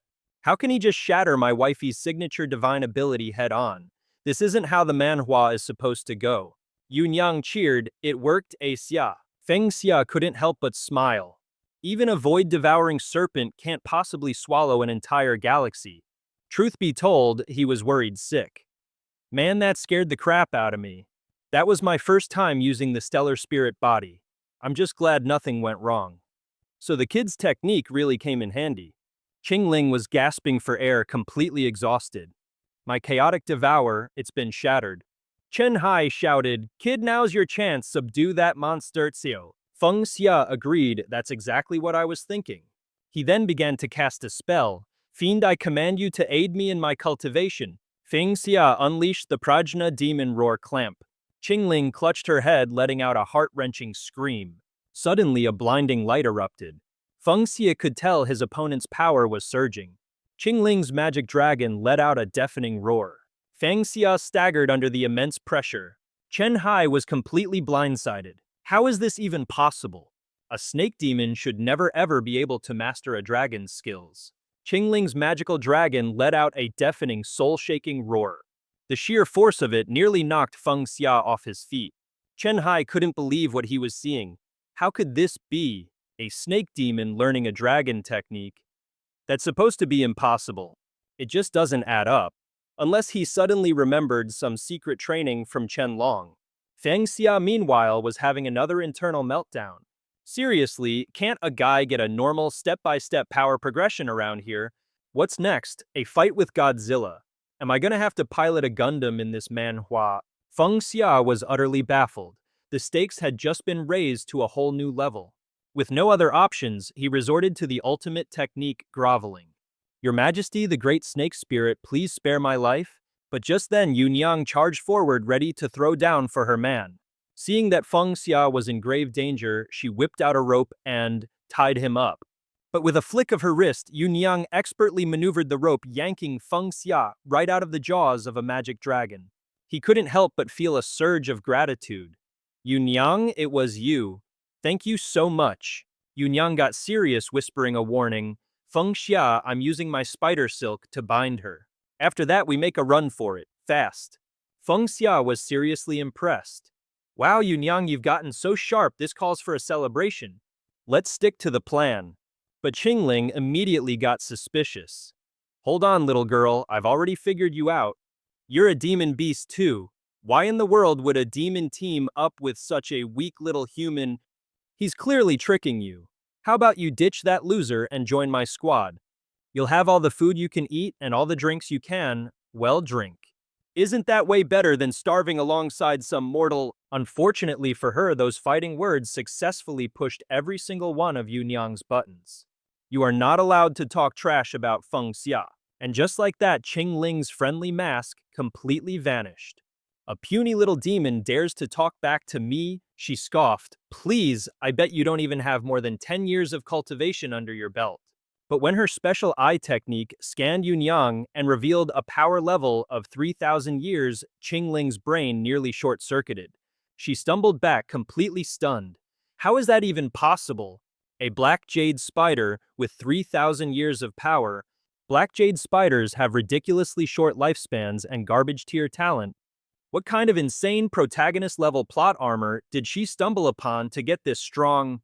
The more Qingling thought about it, the less sense it made. In the demon clans, a member's strength is mainly tied to the innate power of their bloodline. And of course, how long they've been training. The Black Jade Spider clan has an abysmally weak bloodline. By all logic, there's no way one could even live for 3,000 years. No, something's not right. She must have hit the jackpot, some massive destiny-changing event. And the more Qingling thought about it, the more her curiosity turned into pure greed. If I could capture her, maybe I could finally achieve my own breakthrough. Meanwhile, Feng Xia was in danger again. Yunyang immediately commanded her vines to attack. Vines again? Seems you're a bit of a one-trick pony, aren't you? The snake demon tried to incinerate the vines with her demonic flames. But Yunyang was completely unfazed, brimming with confidence in her special plants. My threads aren't your average garden variety vines. Your pathetic little fire won't even leave a scratch. I mean, a 3,000-year cultivation is more than enough to be a powerhouse on the level of a demon king. This Manhwa is just full of surprises. Yunyang then noticed her expression and quipped, "Hey, why the long face? You suddenly look as sour as a rotten sweet potato." Qingling, however, was lost deep in her own thoughts. A great demon at the demon king level, who hasn't even eaten tiger meat, and is actively hiding her true power. I bet she's sitting on a massive secret she doesn't want anyone else to know. If I fall into her hands, she'll eat me alive and my face will be a total wreck. If she really wanted to, Qingling was certain she could wipe this entire forest off the map, like blowing away a speck of dust. Behind her, Long Dan was trying to give her a pep talk. "My lady, you're the Shikong she destined to become a dragon. We can't be cowards. Go on, crush that puny little spider." Qingling was terrified. Of course I want to fight her to the bitter end. But as a wise and brilliant leader, I absolutely cannot let the people of my territory risk their lives on a suicide mission with me. And then she suddenly dropped to her knees. Qingling meekly tried to negotiate. "Senior, I am no match for you. I willingly submit. If you so desire, my territory can be yours as well." Seeing their master acting so respectfully, the other demonic beasts quickly followed suit. One by one, they obediently bowed their heads. Yunyang had no clue what was going on, but Feng Xia was secretly celebrating. Lord Qingling has mistaken Yunyang for some ultra-powerful being. Doesn't this mean we get everything without lifting a finger? It's like something straight out of a manhwa. If this entire territory belongs to Yunyang now, then Tianqiu Valley won't have to worry about tribute offerings ever again. But who would have thought Yunyang flat out refused? "No thanks sounds like a pain." Qingling earnestly tried to persuade her. Among all the lords in the 10,000 demon kingdom, this junior is considered one of the absolute strongest. So as you can imagine, my territory is quite vast. Even the Zhuanwu kingdom to the west and Beikonglan mountain are all part of my domain. You ladies refused. "No thanks, way too much of a hassle." Qingling tried to lay it on thick. Among all the lords in the 10,000 demon kingdom, this humble one is considered one of the most powerful there is. So my territory, it's huge. Even the Zhuanwu kingdom and Beikonglan mountain to the west are part of my lands. You ladies, every other beast lord around here, is practically drooling over my territory, so why are you treating it like it's worthless? Long Dan cut in. "Lady, she already said no, you can stop your sales pitch now." Feng Xia was a bit stunned. The entire Zhuanwu kingdom was within her sphere of influence. Chen Hai, on the other hand, was furious. Since when did the humans in this manhwa become such fools? They're just letting the demon race walk all over them. Qingling shot him a glare and warned in a low voice. "Human, I am speaking with my senior. Don't you dare butt in.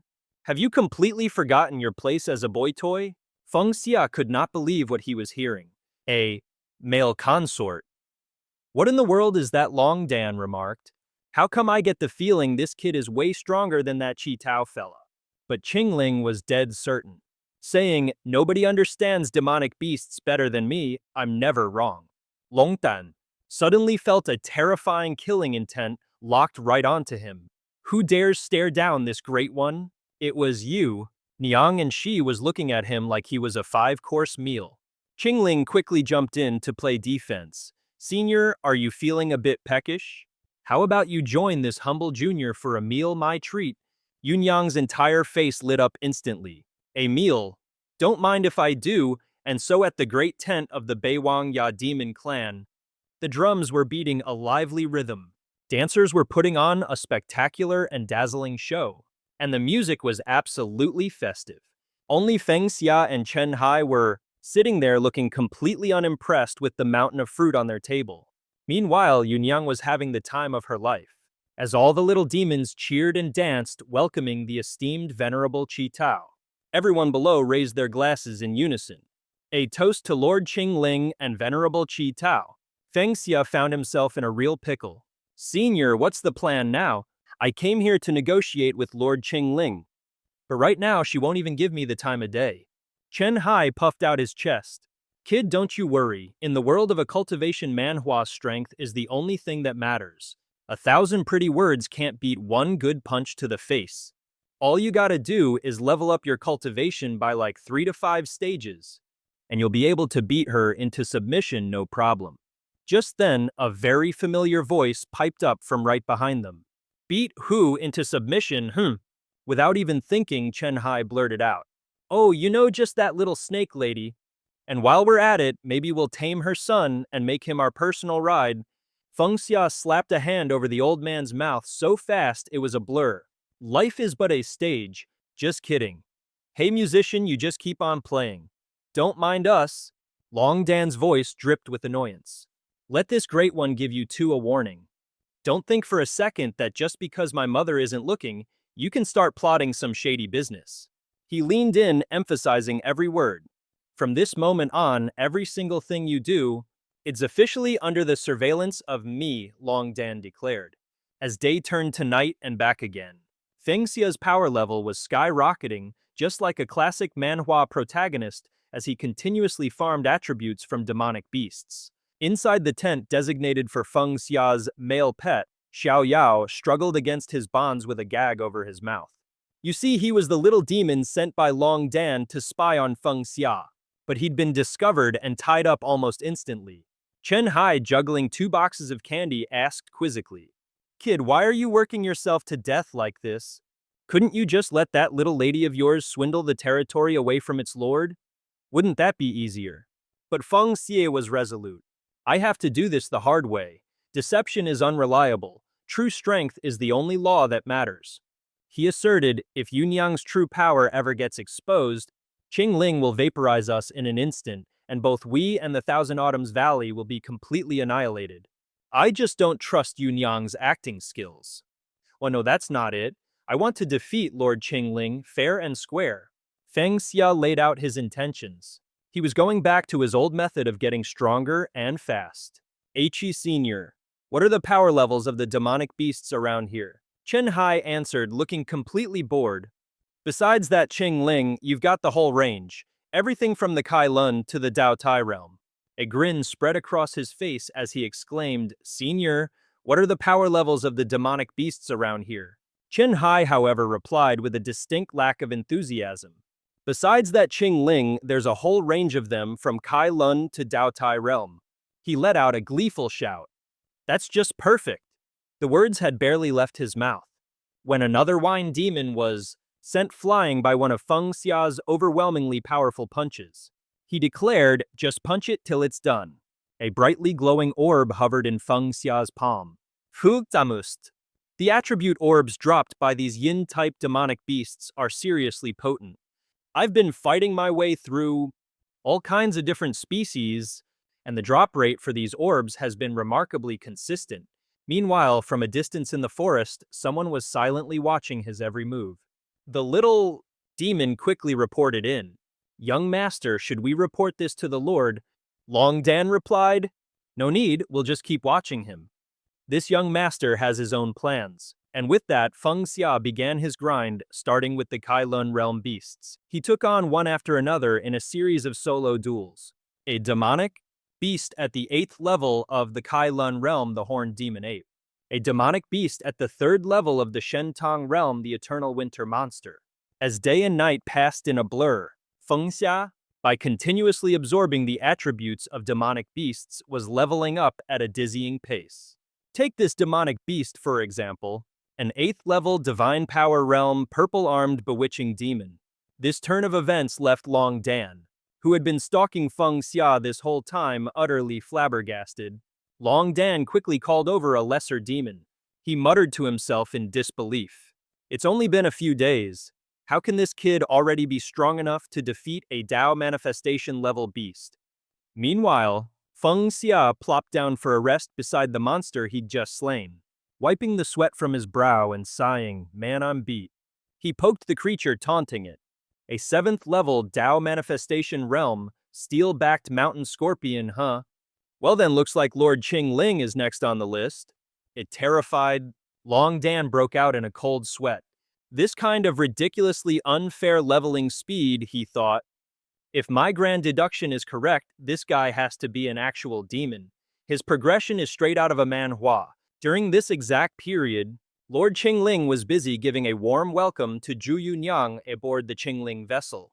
Clearing her throat, she began, "Senior, there is a matter I wish to discuss.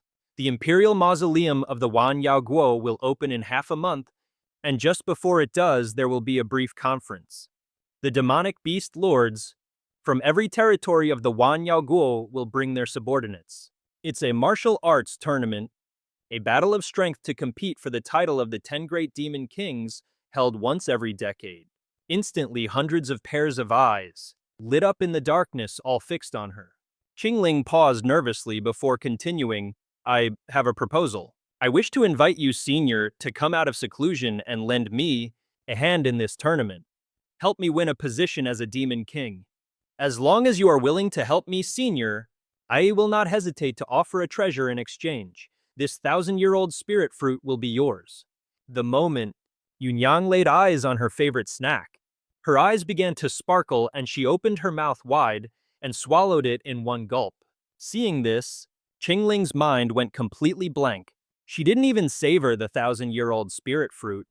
She just downed it instantly. Is this the sheer audacity of a 3,000-year-old demon king? She questioned it, but one look at her senior's happy face told her everything she needed to know. Model. Qingling hesitantly asked, "As senior, does this mean you agree?" Yunyang gushed with praise. "Little Qingling, this fruit is insane. I broke through to the next stage the second I ate it." Seeing this, Qingling could only stare, her jaw practically on the floor. "Wait a minute, don't you have like 3,000 years of cultivation?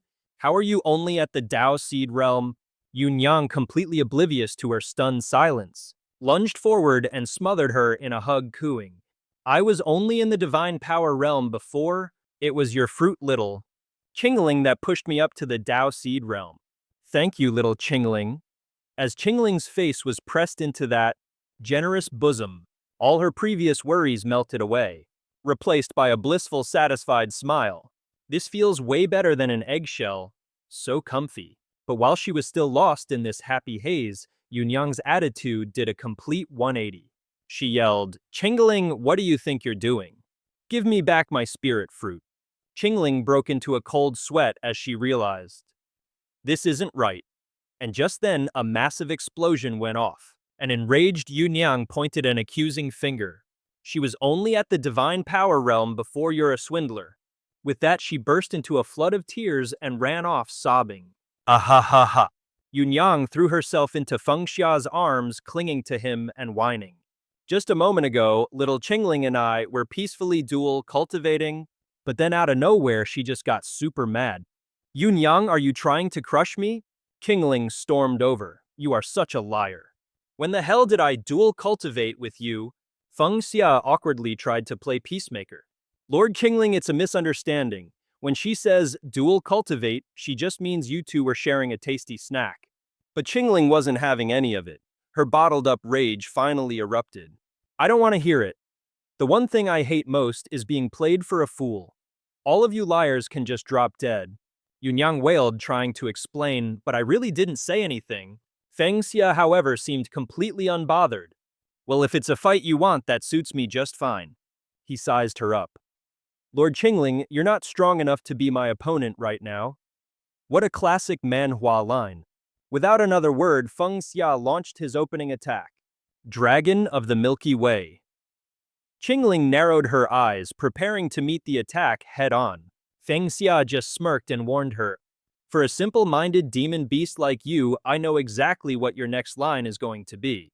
Qingling wondered, how does he know this move too? "Oh, this little trick, my boy Long Dan taught me this one." He didn't elaborate, just gave a vague reply. "And that's not all. My dragon shadow is a fusion of the two greatest techniques in existence. To put it simply, compared to yours, mine is just plain better. The crimson dragon swirled, crackling with raw power, and then shot towards its opponent without a shred of mercy. As Feng Xia finished his taunt, he suddenly leveled up. Qingling was completely overwhelmed, unable to even mount a defense. Feng Xia stood over her and announced, "Lord Qingling, I believe I've won." A panicked Qingling was on the verge of tears. How can a mere boy toy be this strong? He slowly walked over to her, a smirk on his face, and whispered, "Listen to me very carefully. I am Feng Xia, the new sect master of the Heavenly Autumn Valley. I'm not some boy toy. Now that I've officially defeated you, this territory belongs to my Heavenly Autumn Valley. Any objections?" Qing Ling turned away in a huff and shot back. "We beast folk only respect strength. You're stronger than me, so I'll follow you. It's as simple as that." Just then Long Dan scurried over from the sidelines, eager to get in on the juicy gossip. Seeing him, Qingling spoke up in a daze. "Hey, haven't you always been looking for a powerful expert to accompany you to the Demon Emperor's mausoleum?" Long Dan leaned in and whispered conspiratorially in her ear, "Well, don't we have the perfect candidate standing right in front of us?" Qingling had to agree.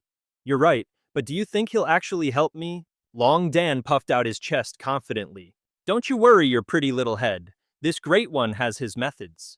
And with that, he stepped up to Feng Xia and said, "My friend, the speed at which you're leveling up is frankly unbelievable. After watching you day and night, yours truly has come to believe one thing." "And what's that?" Long Dan grinned mischievously, slowly leaning in closer to him. He whispered, "You're also a visitor from another world, aren't you?" Feng Xia was practically crying on the inside. In this place with countless worlds, I seriously thought that being a transmigrator like me was a rare thing.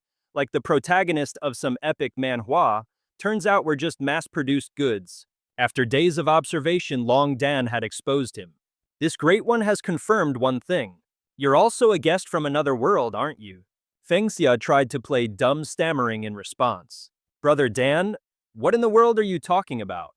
But the egg laid out his airtight analysis. "This young master just saw you use the ancestral dragon's supreme plunder art. So it stands to reason that you too are here, searching for the divine dragon emperor, the strongest of the dragon clan. You're a dragon from another dimension who got reincarnated, right? Oh, you poor thing. To think a noble dragon would be reborn into the body of a lowly human." As Feng Xia listened to all this, a brilliant thought popped into his head. I literally just used a tiny technique that fell off of this guy, and he somehow managed to cook up an entire fantasy novel in his head. Who the heck is the Divine Dragon Emperor? And what's this about a dragon world? I'm dying to ask him for the details. But he's completely convinced we're on the same team. If I just straight up ask him now, things are gonna get real awkward.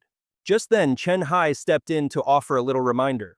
"Hey, you big dumb egg. Since when is your dragon clan any nobler than humans?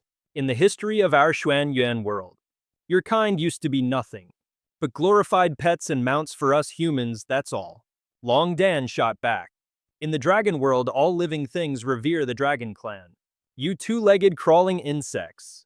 You wouldn't even be worthy of being our mounts." "Oh, my apologies, I just noticed. It seems you don't have any legs at all." Hearing this, Chen Hai's face turned red with anger. He shot back, "Are you looking for death, you walking omelet? I'm gonna turn you into a pile of eggshells." The innocent Yunyang added her 2 cents. "I think he'd be much tastier as a tea leaf egg."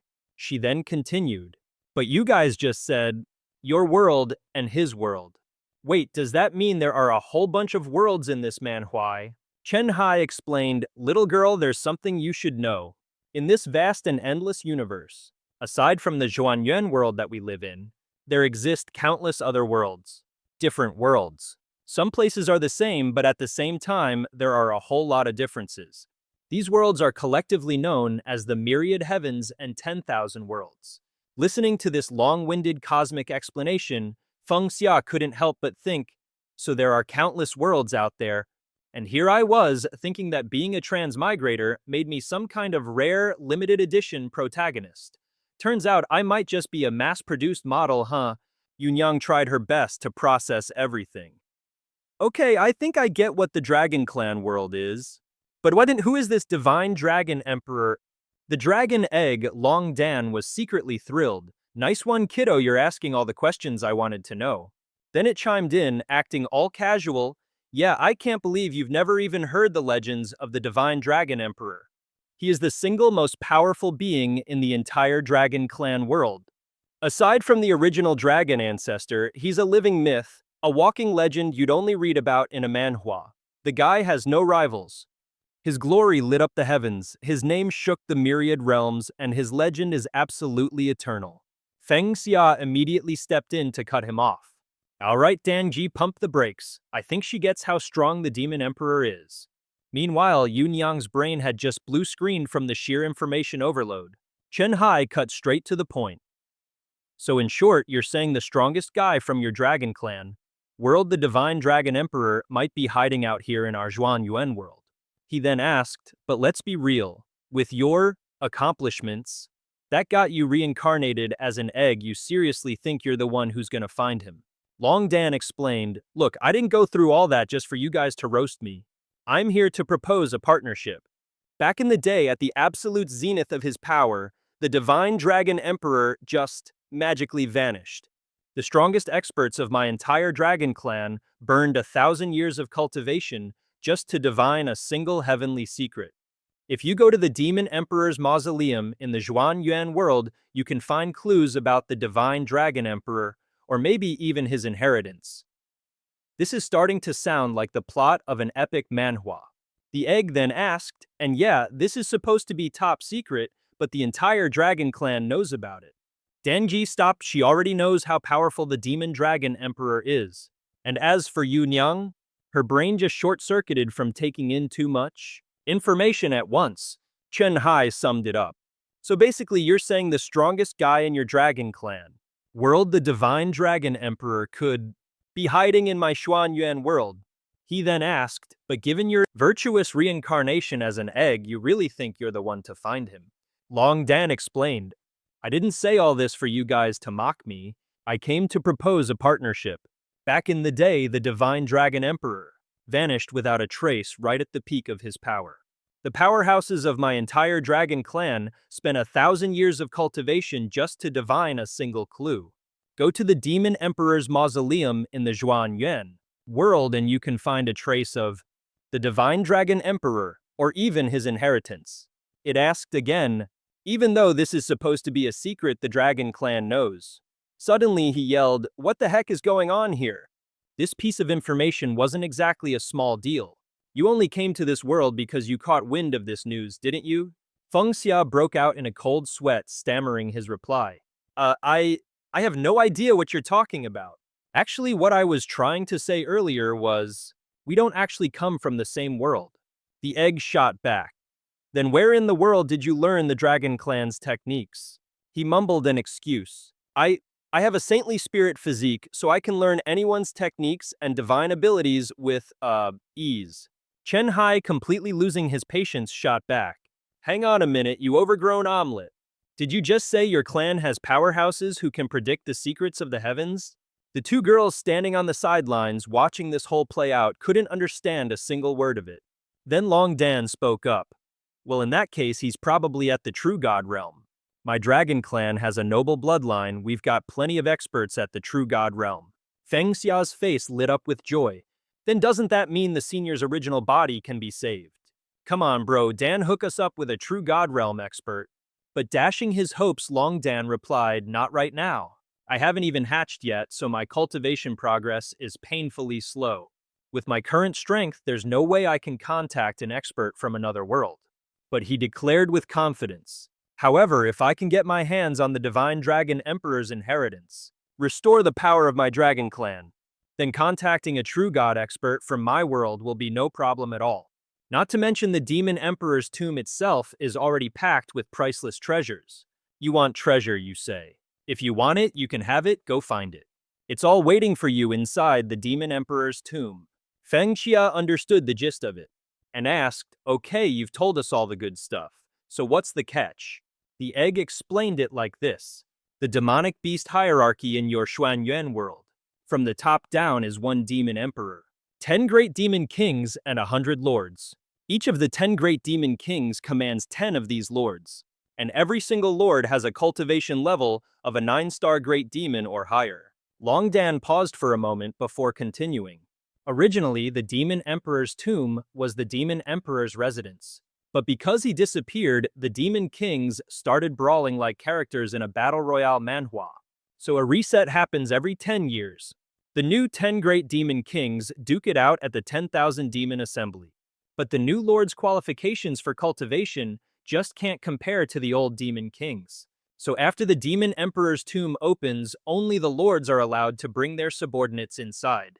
This is all to get the Lords to participate in the 10,000 Demon Assembly, obtain the inheritance, and complete their evolution, to gain enough power to stand on equal footing with or even completely crush the forces of the old Yao King.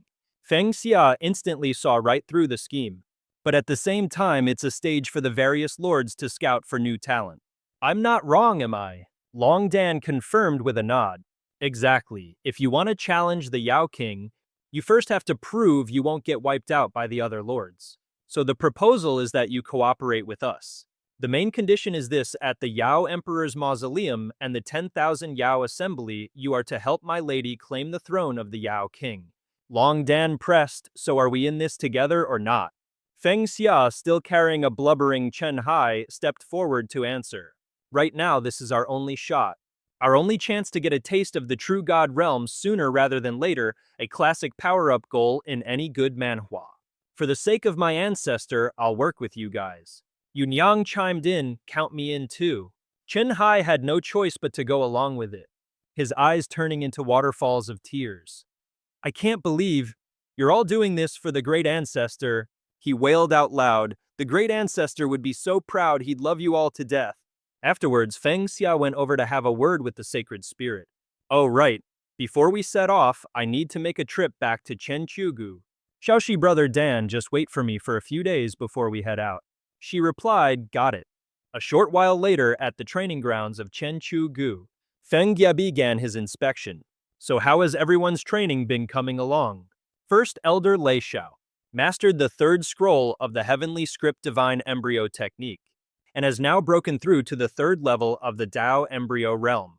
Second Elder Lu Yinger mastered the 3rd scroll of the Heavenly Script Divine Embryo Technique, and has now broken through to the 3rd level of the Dao Embryo Realm.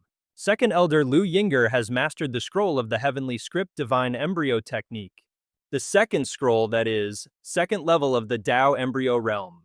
Third Elder Chu Zhuyun mastered the 2nd scroll of the Heavenly Script Divine Embryo Technique, reaching the 2nd level of the Dao Embryo Realm. Fourth Elder Zhongyue mastered the 1st scroll of the Heavenly Script Divine Embryo Technique, reaching the 1st level of the Dao Embryo Realm. Fifth Elder Qingshu Zi 3rd scroll, 2nd level of the Dao Embryo Realm. Sixth Elder Liu Chuanyuan mastered the 4th scroll of the Heavenly Script Divine Embryo Technique, reaching the 3rd level of the Dao Embryo Realm. Feng Xia praised them all. Excellent. The combat strength of our Chenchugu has clearly risen to a whole new level. Coincidentally, this headmaster has also improved his cultivation quite a bit. How about we have a friendly spar? Hearing this, the entire group looked as if they'd been struck by lightning. They stammered in a panic. Headmaster, no please, go easy on us. Having collected all the goodies he needed, Feng Xia cheerfully turned to leave, but not without dropping a little reminder. I'm off to enter seclusion and power up. Don't any of you dare slack off on your training while I'm gone. Meanwhile, on the outskirts of Everlasting Autumn Valley, a few old-timers spotted some giant birds in the sky and did a double take, realizing they were demon beasts. And not just any beasts, it was the Demon King Yang Cheng and the colossal Infinite Sun Rock. High above Qing Yue was giving a status report. Your Majesty, in just a short time, Everlasting Autumn Valley has somehow produced 6 Dao Manifestation Masters. Xian immediately figured it out. It must be because of their new sect leader. Hua Yu looked up at the sky, sneering at the pathetic humans for freaking out over a mere 6 masters. She declared that her demon warriors alone were more than enough to handle this little skirmish. Qing Yue seeing right through her intentions. ground her teeth in fury, about to say something, but ultimately holding her tongue. Lian Qie didn't try to stop her. Instead, he basically gave her his blessing. Well, then I'll have to trouble you to handle it. Hua Yu turned to leave with a cold expression, but not without a parting shot. Oh, and little emperor of the human race, that whole bowing and scraping routine of yours, I have to admit, I don't totally hate it. With the demon beasts awaiting her command, she thrust her hand forward, preparing to launch the attack that would shatter everlasting Autumn Valley and seize its inheritance. Wings beat against the sky as the soulless, red-eyed demon beasts swarmed in a cold, chaotic frenzy. Xian gritted his teeth in a mix of anger and desperation, his thoughts racing. That kid, you show him something once. You teach him something once, and he gets it. Who knows how many divine techniques he's already mastered by now. Even scarier was his ability to take an original technique and evolve it into something far stronger. The kid was a monster. Lei Xiao roared the command to form up. Instantly, cards were laid out: metal, wood, water, fire, and earth. The five of them, along with the old man, formed a battle-ready array. Lei Xiao unleashed his attack, 5 elements domain ceiling formation attack mode. A gigantic divine bird. Its feathers, a brilliant blaze of red and gold, soared majestically through the sky, creating a scene straight out of an epic manhwa filled with grandeur and power. The battle reached its climax when a blinding source of green energy exploded outward, enveloping the spirit beast and creating an absolutely stunning visual impact. It was a perfect display of just how fierce and dramatic their martial arts could be. From high above, a panel of seriously intimidating masters observed the unfolding chaos. King Ye wondered aloud. Hold on, did the Eternal Autumn Valley really master the 5 elements earth ceiling formation that quickly? That's when it clicked for Xian. This formation had to be a custom job by that sect master Feng. He paled. Oh no, I'm afraid the rumors are true. He really must have a sacred spirit body. Gritting his teeth, he continued. A guy who gets it with a single glance and masters it after one lesson. Who the hell knows how many divine techniques that freak has collected by now? The truly terrifying part, he added, is that he can take a normal technique and just upgrade it, creating something way more powerful on a whole other level. Lian Kuei chimed in. I heard he's already mastered the 9 Dragons Sacred Heart art. We are quite curious to see what kind of monstrous remix he's turned that into. Xian practically begged, Your Majesty, we can't go head-to-head with him. We absolutely cannot let any more of the Xuanwu imperial family's techniques fall into his hands. The emperor just replied curtly, We know our limits. Meanwhile, Hua Yu, clearly bored of just watching, let out a sneer. Humans are so pathetically weak and stupid. They never consider what happens when their precious techniques fall into the wrong hands. She declared coldly.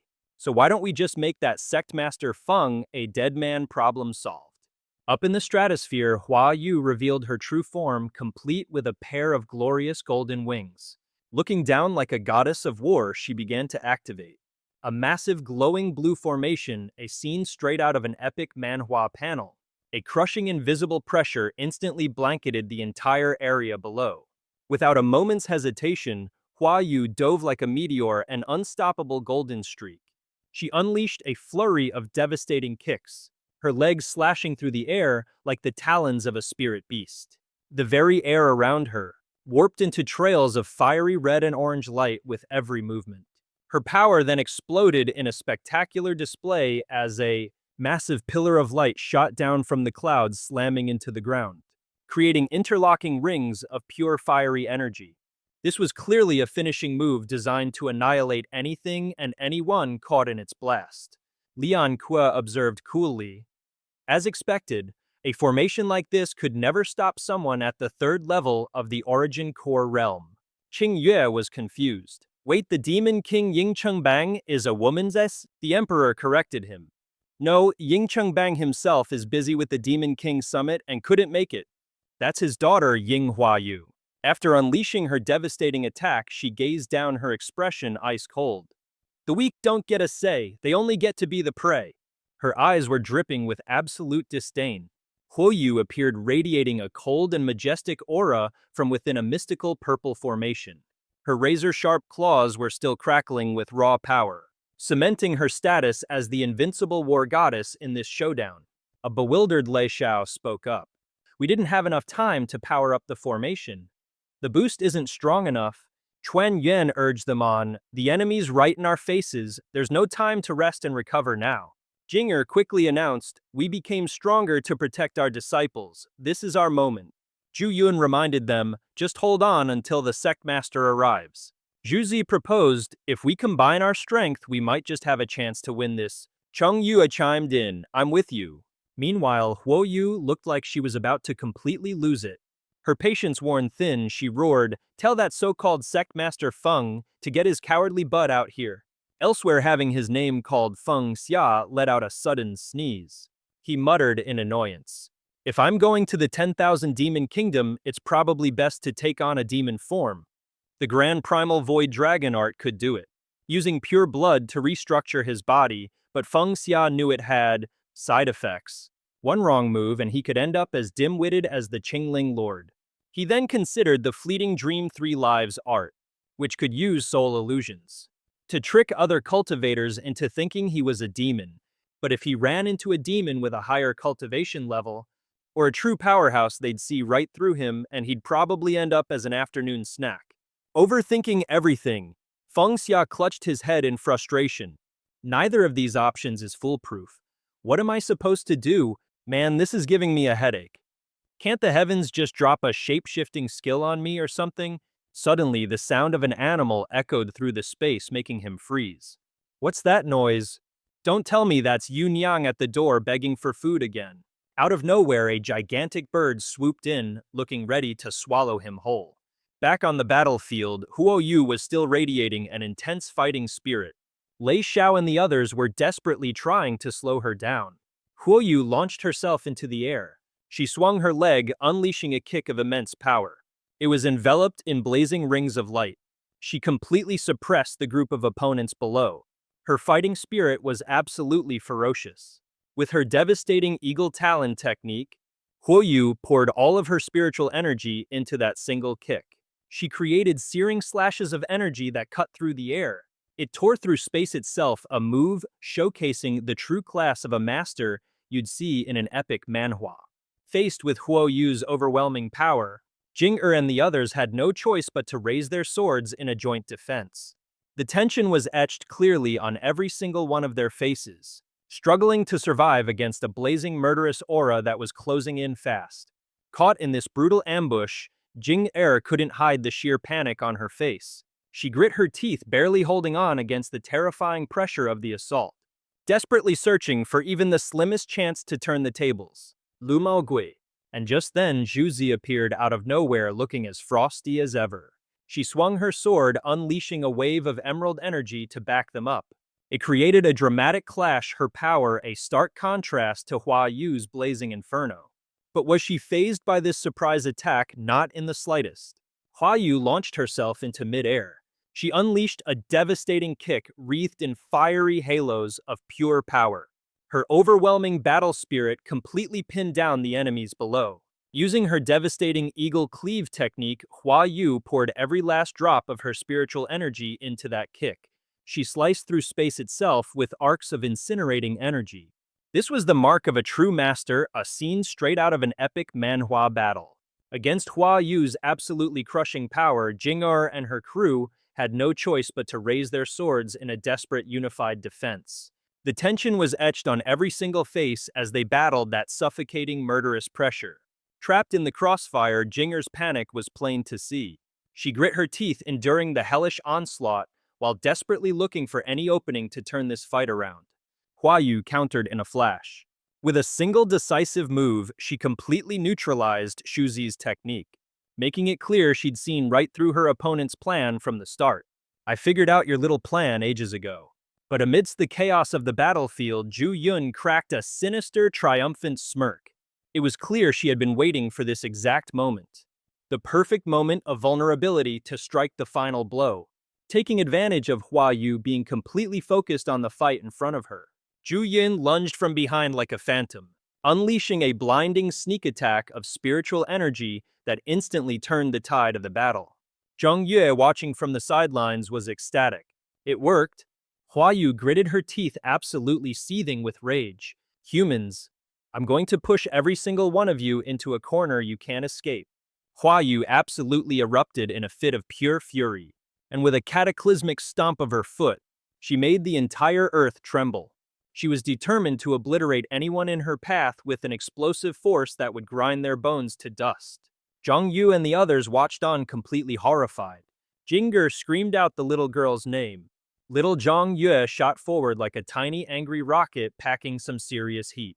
But just as things were about to get messy, a pair of warm arms wrapped around the little girl, pulling her into a reassuring embrace. "Don't be afraid." Feng Xia stepped forward to shield her, declaring with absolute confidence, "Your sect master is here." Watching the drama unfold from above, Lian Ke smirked. Well, look who finally decided to show up. Well, the great sect master of Tianqiu Valley. Hua Yu sneered. For a second there, I actually thought you'd chickened out. Their attacks collide with a horrifying boom right in the middle of the battlefield, unleashing a massive blast of light that sends both Hua Yu and Feng Xia staggering backward. The two are thrown far apart from each other in a scene of absolute chaos. Heh, Hua Yu mused. You're a little tougher than the last old geezer, I'll give you that. Feng Xia shot back. Showing up to Tianqiu Valley hiding your face like that. You're not exactly showing good faith, are you? Suddenly, her mask begins to glow with an eerie light. Half of it simply evaporates into thin air. Enough games, Feng Xia demanded. Show me who you really are. But when he saw the half of the woman's face that was revealed, Feng Xia froze, absolutely stunned. He couldn't believe his eyes. As the rest of the mask vanished, it revealed the full face of a woman, whose eyes held a look of pure weakness and coquettish charm. A sharp-eyed observer in the crowd instantly recognized the technique. That's the external body incarnation art of the demon king Ying Chengpeng. He recalled the chilling rumors that Ying Chengpeng used this art to create countless mindless puppets for himself. But no one ever imagined he'd be monstrous enough to use it on his own and only daughter. Nearby, Lian Ku's brow furrowed. This was not part of the plan. Just then, Hua Yu's wings dissolved away, revealing the true puppet master behind the strings. A deep male voice emerged from the girl's lips. A human who's managed to cultivate the Azure Dragon bloodline. How very interesting. I came for the inheritance of Tianqiu Valley, but it seems I've stumbled upon an unexpected prize. Feng Xia stammered in shock. What in the world are you? The entity let out a booming laugh. Ha ha ha, don't look so surprised, kid. I am the demon king Ying Chengpeng. This is merely a fragment of my soul. He then creepily patted Hua Yu's head. And this vessel is my adorable little girl. Feng Xia was absolutely floored. This plot twist was crazier than any manhwa he'd ever heard of.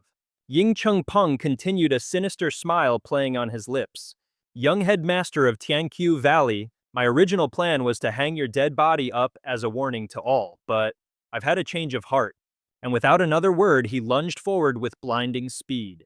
I'm going to make you my brand new incarnation. Everyone get back, Feng Xia yelled. He's after me.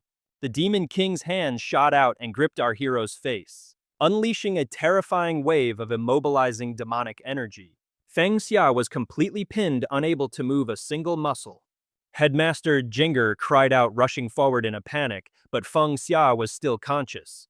Through gritted teeth, he forced out a warning, "Stay away from me." Nearby, Qing Yue's voice was laced with terror. Your Majesty, if Hua Yu is being controlled by a soul fragment of Ying Chengpeng, that means it has the power of the third heaven of the origin core realm. Feng Xia's own cultivation in that realm is still unstable. And now that his spiritual core is being invaded, his already slim chances of survival are practically zero. Besides a man who would do this to his own daughter, Your Majesty, he's a monster. After hearing all this, Liang Kui just stood there, his face an unreadable mask, saying absolutely nothing. Inside Feng Xia's own spiritual sea, his purple mansion, Qing Peng was busy gloating. My for a pipsqueak who just hit the origin core realm, this little mind palace of yours is surprisingly spacious. Once I take over your body, I'm going to have a wonderful time redecorating. Utterly exhausted, Feng Xia collapsed to his knees. He stammered weakly, "That girl? Your daughter? What happened to her?" Seeing his weakness, the monster just smirked. "Oh, are you trying to figure out what your own fate will be? Once you become my incarnation, you'll be nothing but a puppet dancing to my tune. This purple mansion of yours will be completely under my control, and your body will be driven by a sliver of my soul." Ching Peng leaned in, his voice dropping to a conspiratorial whisper. "And as for your original soul," he waggled a clawed finger, taunting him with pure malice. Then Ching Peng plunged that razor-sharp claw straight into Feng Xia's chest, declaring, "It will be my prisoner for all eternity." Feng Xia, ignoring the searing pain, pushed on. "Hey, what kind of grudge did you have with your own daughter? How could you be so monstrously cruel?" Ching Peng just scoffed. "A grudge? We didn't have a grudge," he insisted with a straight face. "I was always a good father to her. I created her, raised her, and poured a mountain of resources into her training, all in the hopes that she would respect me. But no matter how dutiful a child is, they can't beat an external incarnation that I can control completely." Ching Peng leaned down, staring at the pathetic man before him. "A grudge? Oh no, we had no grudge." He stated it as if it were fact. "I was always a good father to my daughter. I brought her into this world, raised her, and spent a fortune cultivating her power, just hoping for a little respect in return. But even the most obedient child is no match for a puppet that I can fully manipulate." Ching Peng loomed over the miserable man on the floor. He continued, his voice laced with pride, "So I developed this external incarnation technique, and she was my very first successful experiment." He puffed out his chest as if boasting about some grand achievement. "After that, she never dared to defy me again." Ching Peng then declared, "And if my main body ever needs a boost, I can simply absorb her. All those resources I spent, and not a single drop will have been wasted." Hearing this, Feng Xia could only grit his teeth, cursing the creature's very existence. This thing wasn't just evil, it was a cancer upon the world. This is the kind of villain you only see in a manhwa. He struggled to his feet, a new fire in his eyes. "You want to refine me?" Feng Xia roared, "Not in a million years." Ching Peng was completely stunned. "How did you break my restraints? You're just a puny human. You're weaker than this sliver of my soul." Another sharp claw shot forward like an arrow. But this time, Feng Xia caught it effortlessly, growling, "Listen up, you filthy demon. You need to understand something. This is my house." He then gritted his teeth, his hand tightening around his enemy's own weapon. With a furious roar, Feng Xia hurled the claw right back at Ching Peng's shocked face. He was so horrified he froze solid on the spot. And just like that, a sharp spike blasted right through his body, sending Ching Peng's head flying in the blink of an eye. His severed head hit the dirt, rolling around like a soccer ball. But in true manhwa fashion, this guy was surprisingly hard to kill. The head spoke up, "Did you really think destroying this little soul avatar of mine would be the end of it?" Ching Peng went on to explain, "If you destroy this avatar of mine, every single one of its memories will instantly zap back to my original body's brain. And when that happens, my true self, this king, and all my other incarnations will hunt you down and make you pay." Feng Xia casually strolled over, picked up the head, and replied, "Oh, I'm not going to kill your little avatar." Quite the opposite, actually. A sly grin spread across his face, clearly showing he had a plan all along. "I'm going to make very good use of you. Not a single drop will go to waste." It was only then that Ching Peng realized the gravity of his situation, but it was far too late. He started to stammer, trying to beg for his life. "Impossible! How could I possibly be consumed by a mere human?" Feng Xia tightened his grip as if crushing a ball of sand, and Ching Peng's head promptly disintegrated into thin air. Feng Xia reminded him, "You don't get a say in the matter. The golden rock transformation art." Meanwhile, Ching Peng's original soul was far, far away. With that dealt with, Feng Xia finally pulled the mask off the enemy operative. His followers rushed over, their faces etched with worry. "Xia Headmaster, are you all right?" He calmly reassured them, "Relax. A mere soul avatar can't do a thing to me. Go and check on the others, see how they're doing. I'll stay here and keep an eye on this one." "Yes, Headmaster." And with that, the group dispersed. Feng Xia stared down at the unconscious man on the ground. "A tiny soul avatar, it couldn't possibly harm me." Gazing at the blue flame flickering in his palm, Feng Xia announced, On the contrary, I've managed to capture his soul avatar. Feng Xia gasped in utter disbelief. What Feng Xia actually managed to defeat a soul avatar from Ying Cheng Peng, Lianke was also full of praise. This headmaster Feng really has some serious skills. King Ye wondered aloud, so what do you all think he plans to do with Hua Yu? Down below, Lei Xiao approached to give his report. Headmaster, we've checked her pulse. She's hanging on by a thread. At this point, even the gods would have a hard time saving her. Feng Xia replied, inside my Zifu Ying Cheng Peng's words gave me an idea. I have to try and bring her back from the dead. As his power flowed into her, Hua Yu drifted into a trance. In her delirium, she found herself sitting in a cold, dark void, a place completely shrouded in impenetrable blackness. But as Hua Yu sat up, she saw shimmering specks of light begin to appear all around her body. Gradually, a dazzling beam of light shone down directly upon her. For Hua Yu, it was as if she'd found the very source of life, a salvation for her tormented soul. She reached a hand out, trying to touch the empty air, to grasp that fragile thread and cling to life. Tears welled up in Hua Yu's eyes as she slowly awoke from her long, deep coma. Feng Xia's face lit up. Hey, you're awake! Hua Yu whispered weakly, it's you. Feng Xia flashed a grin. That's right, it was none other than this headmaster who saved you. From above, a disbelieving Lian Ke exclaimed, bringing someone back from the dead? That's a divine ability this world has never witnessed. Qing Yue at his side urged him, Your Majesty, we can't stay here for long. We should leave immediately. He calmed her down. My dear, don't fret. Let's just watch this fascinating spectacle unfold with us. Suddenly, a voice called out from behind Feng Xia.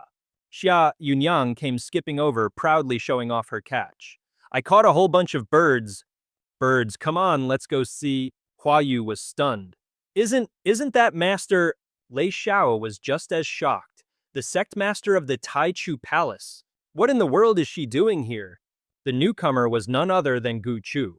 Feng Xia, how dare you show your face before me again? Gu Chu glared, and the two disciples behind her drew their swords and charged forward. Let's just roast the birds and have a feast. But the moment she saw Hua Yu hiding behind him, her eyes lit up with a different kind of hunger. Yunyang said excitedly, There's a much bigger one right here. Let's eat this one first. Feng Xia immediately jumped in front of Hua Yu, shielding her and warning. Yunyang, I worked incredibly hard to save this one. She is not for eating. She tilted her head. You saved her. She'd apparently been too busy catching birds to notice the life and death drama. He quickly explained, some stuff happened. Long story short, you can't eat her. Zhang Yue also stepped forward to recount the events. Just a moment ago, it was obvious she was on the verge of death.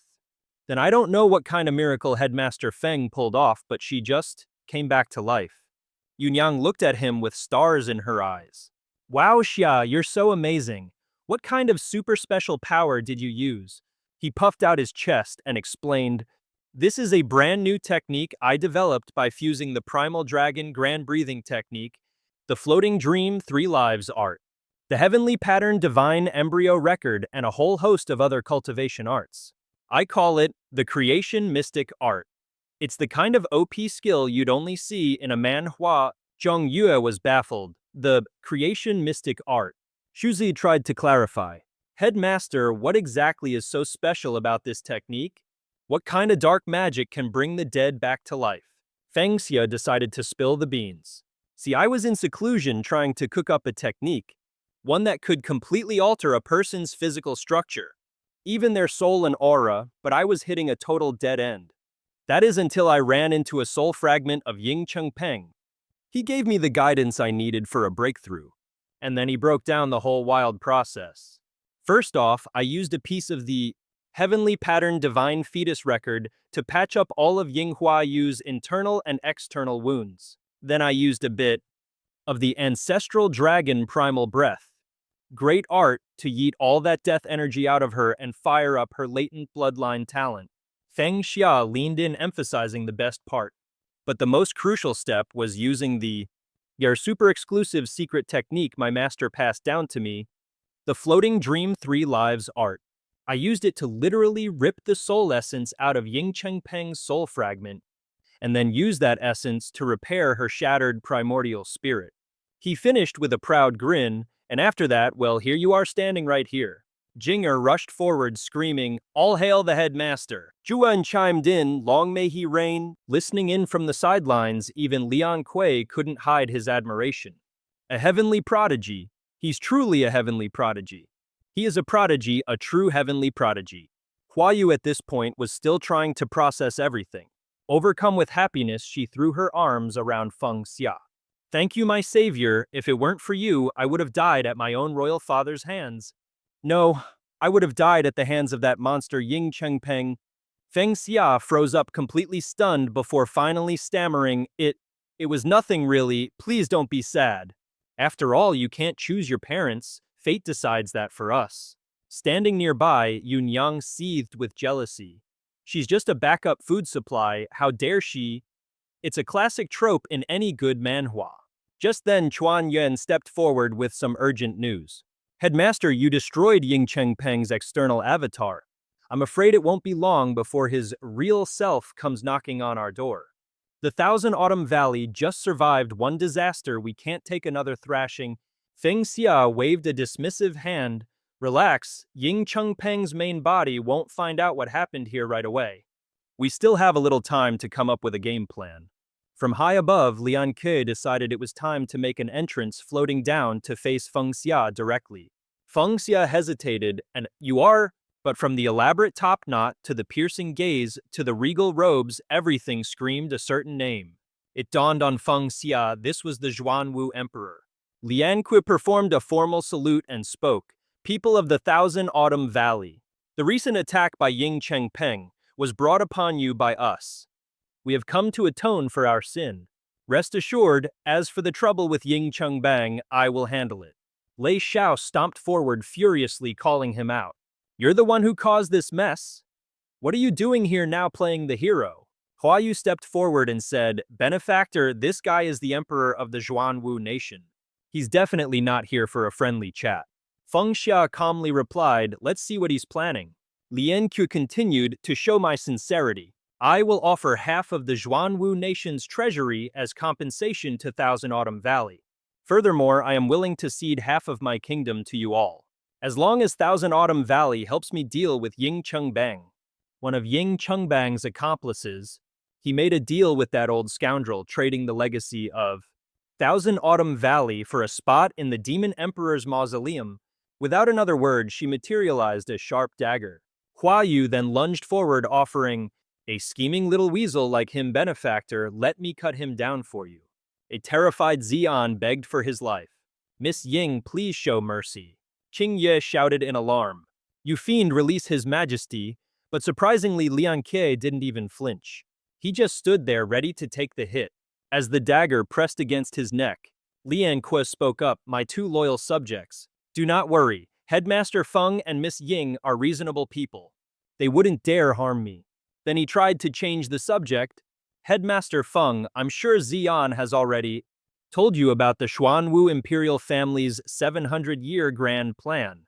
Right now, I wish to explain this plan to you in detail." Feng Xia was baffled, not quite grasping what Lian Kue was getting at. But over on the side lay Chiao, who was already in the know, started cursing. "You damn dog of an emperor who gives a crap about your grand plan." Jinger was just as furious, adding, "We should be settling the old debts between the imperial court and Thousand Autumn Valley." Jusik wandered from the sidelines. What kind of classic manhwa plot twist is the imperial family cooking up now? Zhu Yun looked lost. "I've never heard of it." Qing Yue reminded him from behind.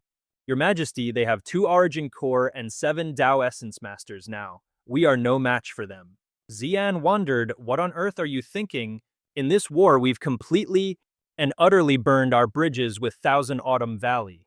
How could sect leader Feng possibly join our grand plan?" At that, Feng Xia stepped forward to give them an answer. "My apologies, everyone. The Eternal Autumn Valley has precisely 0 interest in your so-called grand plan. In fact, I'm thinking tying you up and selling you to the imperial court for a reward sounds a whole lot more practical." Lian Qiu's voice boomed in response. "Sect leader Feng, have you ever stopped to wonder why the historical records of the Zhuan world are filled with tales of legendary masters? The kind of overpowered heroes you'd find in a classic manhwa whose strength was light years beyond anyone alive today. And have you wondered why all those legendary masters just vanished into thin air? Why is the world's spiritual energy so depleted now that it's impossible to produce experts of their caliber anymore? Hearing this, Feng Xia stopped dead in his tracks. He spun around and demanded, "What? Don't tell me you actually know the answers." Lian Ke replied cryptically, "The answers themselves aren't the most important thing for humanity right now." He recalled the Zhuan imperial family who poured their very souls into a 700-year plan to reshape the world, all to transcend that very problem. Lian Ke declared with absolute conviction, "Our goal is to revive the spiritual energy of heaven and earth to return this world to its former glory." He then proposed, "Sect leader Feng, perhaps we could step aside for a moment. There are some things I wish to discuss with you in private." Feng Xia repeated stunned, "Revive the spiritual energy." Lian Ke pressed on, "Sect leader Feng, could we perhaps speak somewhere a bit more secluded? There are certain matters I must discuss with you and you alone." Feng Xia hesitated, glancing back at his followers who were standing by. Finally, he turned to them and said, "Elders, you've all worked hard. Go and get some rest." They obeyed without a word. "Understood." Lian Ke did the same. "My 2 loyal subjects, you may also withdraw." They replied, "Yes, Your Majesty." Feng Xia cut to the chase. "All right, we're alone. You can speak freely now, right?" Lian Ke began, his voice low. "Sect leader Feng, this is a secret of incredible antiquity. It is a secret only the Zhuan emperors have been permitted to know, passed down from one generation to the next by word of mouth alone." His eyes flickered toward Yunyang and Hua Yu, and he hesitated. This prompted an exasperated shout from Feng Xia. "Yunyang, I am telling you for the last time, she is not your next meal." Hua Yu yelped in pain. He snapped out an order. "Take Hua Yu to get some rest, and you'd better take good care of her for me. And I mean no funny business." But Yunyang, ever the little devil, was still playfully poking and prodding Hua Yu. "You take Hua Yu and go get some rest." She mimicked, "Take good care of her for me and no funny business." Yunyang was still playfully poking at Hua Yu while teasing her. "What a real shame. I guess I can't turn you into my emergency food supply after all." She sidled up to him with a proposition. "Hey, seeing as little Qingling isn't around, why don't you and I do a little dual cultivation?" Hua Yu stammered in complete shock. "Well, what?" Yunyang just got bolder, leaning in closer and whispering, "Just take a look." And then she proudly whipped out her massive hard-earned collection of birds to show off. "I caught a ton of them. I'll roast my birds just for you." Lian Ke could only offer a helpless compliment. "Headfeng, your cultivation partner, is certainly spirited." He mumbled back awkwardly, "You get used to it, really you do." The two of them then found a quiet spot to talk business. Feng Xia cut right to the chase. "All right, they're all gone, spill it." He gave a serious warning. "What I'm about to tell you, you absolutely cannot freak out." Feng Xia puffed out his chest. "I've got nerves of steel, I don't do scared." Hearing that, Lian Ke dropped the bombshell. The truth is, this world's spiritual energy didn't just dry up on its own. Someone made it happen. He was stunned, "Made it happen." Lian Ke explained. "This person set up a colossal heaven and earth formation and siphoned every last drop of spiritual energy in the entire world for themselves." Just then, a spirit shot out of nowhere, roaring impatiently. Which goddamn bastard would do something so utterly depraved to actually go and ruin the Zhuan world and leave it in this sorry state?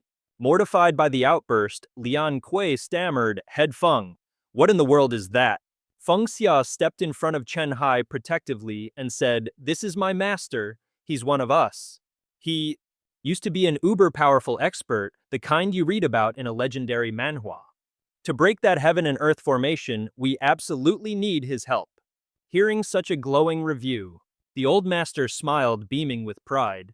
But not even a second later, Feng Xia's tune completely changed as he started trash-talking. "Of course, this senior doesn't have a single drop of spiritual power left now, so you can pretty much just treat him like a talking tombstone." He immediately switched back to pleading. This senior wants the spiritual energy to return more than anyone, so please just let him listen in on the details. Lian Qi agreed. Well, if we have the help of a grandmaster, that's obviously even better. All right, I'll continue. He continued, look, in all honesty, I have no idea who is responsible for this whole mess. But my ancestors and I have always dreamed of changing this miserable state of affairs. We dream of a day when the human race is no longer trapped in a corner, forced to rely on the protection of some beast lord just to live in constant gut-wrenching fear. Lian Qia grabbed Feng Xia by the shoulders, his eyes blazing as he declared, Headmaster Feng, you possess world-shaking power. If you join the Zhuanwu royal family's plan to turn the world on its head, it's guaranteed to be a success, a story worthy of its own Manhwa. I invite you to come with me to the formation that seals the world's spiritual energy. But Feng Xia shot back, I have one question. When it comes to raw strength, the human race is leagues behind the beast race. If you restore the world's spiritual energy, won't the strong just get stronger and the weak get even weaker? Feng Xia pressed on. So what's your brilliant plan, Your Majesty? To lead humanity against a beast race that's about to get a massive power-up. Lian Qiu just smirked. Oh, Headmaster Feng, don't you worry. The human race has an ace up its sleeve. Because the second emperor of my Zhuanwu nation, the Dharma Image Realm Master, the second ancestor of the Mo clan, is still alive and kicking.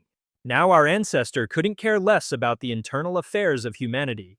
Most of the time, but if an all-out war between the human and beast races truly becomes unavoidable, you can bet he's not just going to sit on the sidelines and watch. Feng Xia still looked doubtful. Big deal, he's just one guy. This is where Chen Hai finally decided to chime in, making himself useful for once. One Dharma image expert can take on 100 core formation masters, he explained. With that kind of power, humanity will have what it takes to break away from the beasts after the spiritual energy is restored. It'll buy us some precious, much-needed breathing room. Restoring the spiritual energy after it's been sealed is a massive event that will be a huge upgrade for the entire Xuanyuan world. He then reminded him, stop dragging your feet if you don't help us open the seal and bring back the world's spiritual energy. How are you ever going to reach the divine realm and get your ancestor's original body out of there? Feng Xia, looking a bit flustered, stammered. Okay, that's a fair point, but I have a question for the Zhuanwu Emperor. You keep yapping on about how you're doing all this for the sake of humanity. But wasn't that whole war between the Zhuanwu court and the Thousand Autumn Valley basically all your fault? So how the hell am I supposed to trust you? Lian Qi simply offered a document as proof. This, he said, is the official policy of the royal family. To repel the outsiders, we must first secure our own house and restore the spiritual energy of heaven and earth. The Xuanwu kingdom and the myriad demon kingdom are almost certainly headed for an all-out war. The sects on Konglan Mountain are only looking out for themselves. Their allegiances are flimsy at best. If a war breaks out, it's highly likely they'll surrender to the demon race just to avoid dragging the people of Xuanwu into it. I absolutely must eliminate that possibility. Feng Xia, having lost all patience, shot forward, grabbed Lian Zhu by the collar and roared, looking out for themselves, flimsy allegiances. Rest assured, Your Majesty, the disciples of my eternal Autumn Valley are people of integrity. We would most certainly not become running dogs for the demon race, unlike some people I see today. Lian Zhu tried to reason with him. Cooperating with Ying Chengbeng is merely a temporary measure. But Feng Xia flatly refused. I will not resort to a plan that involves persecuting my own people. Feng Xia laid down his own code of ethics. Those with different principles cannot walk the same path. As for this formation, I'll handle breaking it myself. But since you gave me some important intel, I'll let you off the hook this time. But if you dare cause trouble again, I will tear down both you and your entire palace. Chen Hai, standing nearby, was full of praise. You rotten kid. You're absolutely right. We'll figure out a way to break this formation ourselves. We don't need to work with him. Feng Xia replied happily. See, I told you, but Lian Jue, still behind them, desperately tried to make his case. Sect leader Feng. I know I may not be as righteous and noble as you, but I have my own burdens to bear. Feng Xia didn't give a damn, replying with an ice-cold tone. You've got burdens, go cry about it to your consorts. I'm not interested in hearing your tragic Manhwa backstory. Out of options, Lian Zhu actually knelt down to persuade them. Then just pretend I'm talking to myself. The first emperor of Xuanwu left behind a secret treasure. This treasure can pinpoint the location of the seal. And what's more, it can break the seal that binds the spiritual energy of heaven and earth. But for hundreds of years, the seal's location has been impossible to determine precisely. Only this year has it finally stabilized, within the demon emperor's mausoleum. He explained, "This is why I'm willing to pay any price. I must obtain the right to enter the demon emperor's mausoleum. But this secret treasure absolutely requires a blood sacrifice from the direct royal bloodline to break the seal." Lian Jue added, "The main royal line has dwindled. Now only my royal sister Mo Zhongxiu and I are left." Feng Xia shot back, "Well then your sister is truly pitiful, isn't she?" Lian Jue scrambled to convince him. "Sect leader Feng, you've misunderstood. I would never allow my royal sister to suffer the pain of this sacrifice. The one I intend to sacrifice is myself." He added, "I admit from the perspective of Eternal Autumn Valley, what I've done is nothing short of villainous. But in order to restore the glory of the human race, the Xuanwu royal family's 700-year grand plan absolutely must be realized model." With no other option, Liang Kui could only bow his head and beg, "For the sake of the country, for this world, and for the success of our 700-year grand plan, I truly had no other choice." He stated firmly, "Headmaster Feng, you have now made me realize a whole new possibility for the human race. I admit from the perspective of the Eternal Autumn Valley, what I have done is not just unjust, but to restore the former glory of humanity. The 700-year grand plan of the Xuanwu imperial family absolutely had to be carried out." Utterly defeated, Lian Kui could only bow his head and plead once more. "For this nation, for this world, for the success of our 700-year plan, I swear I had no other choice." He insisted, "Headmaster Feng, you've shown me a new potential for our people. And the potential destruction of the human race was all due to my own narrow-mindedness. Working together is the only path to save us all. I am begging you, Headmaster Feng, please lend me your strength." Hearing all this, Feng Xia actually started to soften up. The master and his disciple shared a silent, questioning look. Then Chen Hai broke the silence and asked, "So you're telling us you have some kind of secret treasure that can break the seal on the world's spiritual energy, but it absolutely has to be you who uses it?" Lian Kia replied, "That is correct." The master and disciple then turned away to have a little strategy session. Chen Hai whispered, "Look, we have to break this seal one way or another. Having him with us gives us a much higher chance of success, so a little cooperation isn't a big deal." Feng Xia was still skeptical. "This little emperor can't be trusted. How do we know if he's telling the truth or just spinning a tale?" His master declared with total confidence, "Oh, that's the easy part. As long as we hold his life in our hands, it doesn't matter whether he's telling the truth or not, because he won't dare to try anything funny. This kind of life or death pact is a classic move in any good manhwa after all." With that settled, Chen Hai turned back and laid out their terms. "Hey, little emperor, if you're brave enough to swear a life and death vow with Feng Xia, then we'll agree to cooperate with you." Feng Xia was completely floored. A life and death vow. Both Lian Kui and Feng Xia blurted out in unison, "What in the world is a life and death pact?" Chen Hai began to explain. The ancestor once wrote about the life and death pact in the 3 Lives Dream Talisman arts. It was a method used back in the ancestors' time to prove the absolute sincerity of an oath. He continued, "Little emperor, are you willing to stake your very life as the price for gaining Feng Xia's trust?" And Lian Kui, bless his heart, answers, "I am willing." Chen Hai makes up his mind. "Very well, then this old ancestor will just extract a little of your life essence." He shows off his skills, forging it into a glowing sword lotus. Feng Xia speaks up. "Ugh, it feels like you just yanked something right out of my body." Chen Hai just smiles and continues, "Next we take this sword lotus." He points a finger at Lian Kui's heart and says, "And plant it right inside the little emperor's heart." The flower latches onto both their hearts, blooming and creating a bizarre, undeniable connection. Lian Ke has no idea what's happening, but he's just smiling like a clueless puppy. Chen Hai claps his hands in delight. "Congratulations, you two. The life and death pact is officially sealed. If the little emperor ever breaks his vow, he adds cheerfully, the sword lily in his heart will automatically claim his life.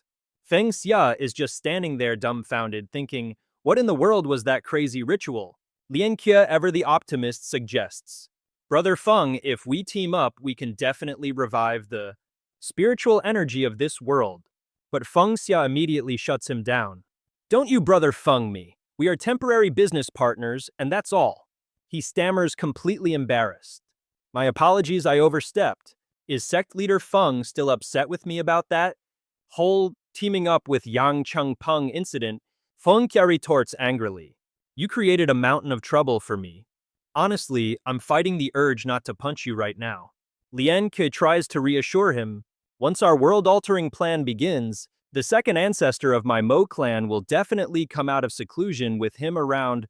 That Yang Chengpeng won't dare to cause any more trouble. Feng Xia couldn't care less about this plan. He crosses his arms and snaps back. By the time your ancient fossil finally comes out of seclusion, the plot of this manhwa will be over and my grave will be overgrown with weeds. I've already figured out a solution anyway, but you're going to have to stick around and be my subordinate. Just the two of us isn't going to be enough, he adds. We're going to need to find some backup. Meanwhile, at the traveling palace of the myriad demon nation, the demon king Yang Chengpeng cuts an imposing figure as he sits on his brilliant throne. Behind him, a vortex of crimson energy crackles, spitting out arcs of furious lightning. He slumps down, completely lost in thought. Deep within the spiritual consciousness of Yang Chengpeng, he demands, well, where in the world did you go? How is it that I, the great demon king, can't get in touch with her? His three lackeys reply, we haven't seen her around lately. You don't think she's trying to make a run for it? Again? Do you? Right, we haven't seen her at all. Let's go track her down. Ying Chengpeng orders, you three head toward the Xuanwu kingdom. Go and investigate which beast lord or which demon king is causing all this trouble. Lang Zhu speculates, you think it could be some scheme cooked up by the humans? The heavenly demonic wolf scoffs with a condescending smirk. The humans please, as if they could pull off something like this.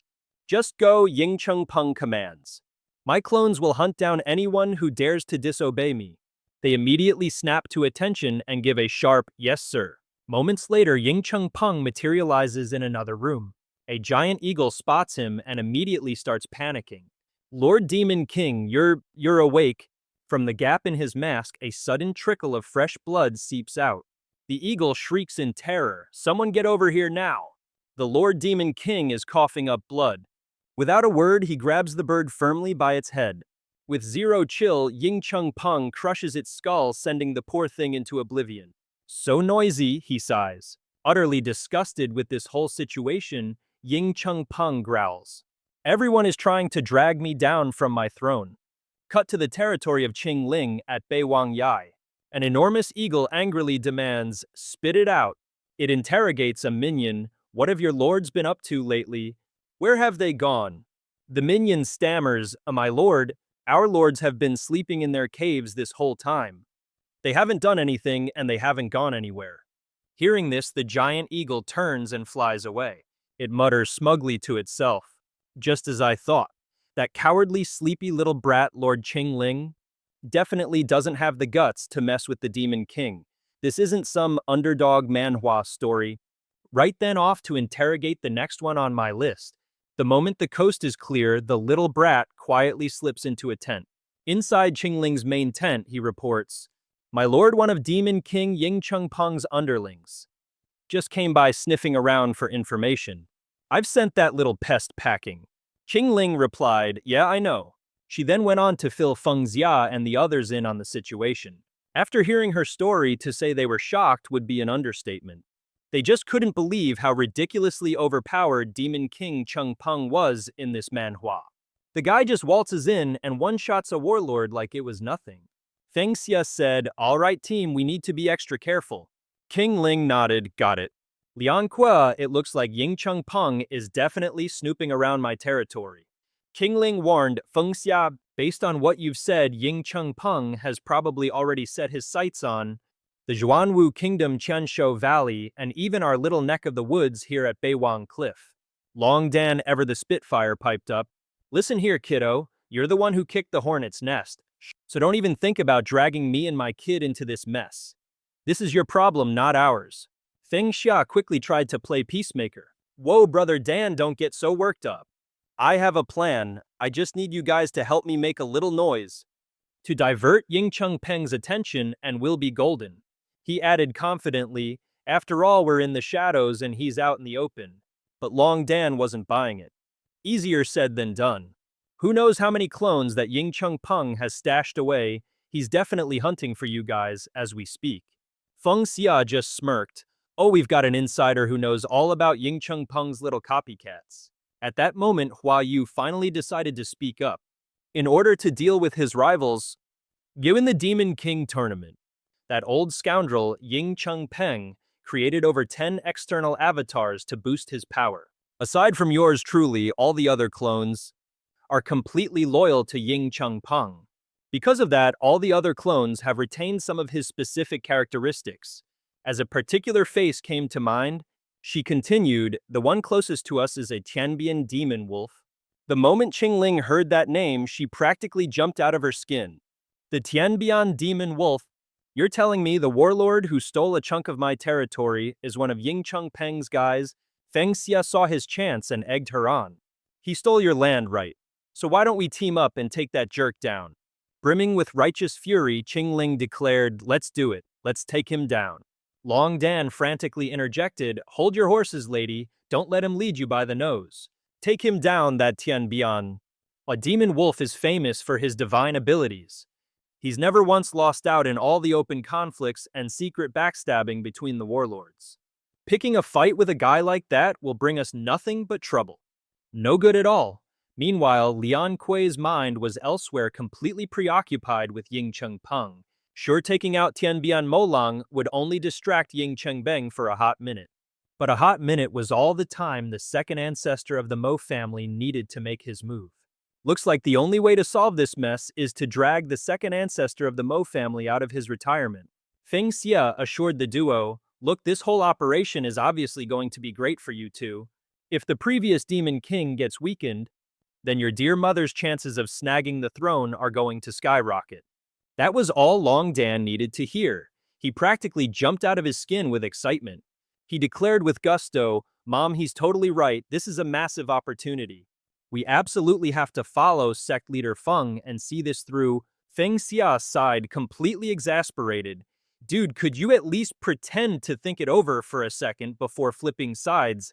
Long Dan fired back, sect leader Feng, I heard that this Tianbian Molang fella has a particular taste for young human girls.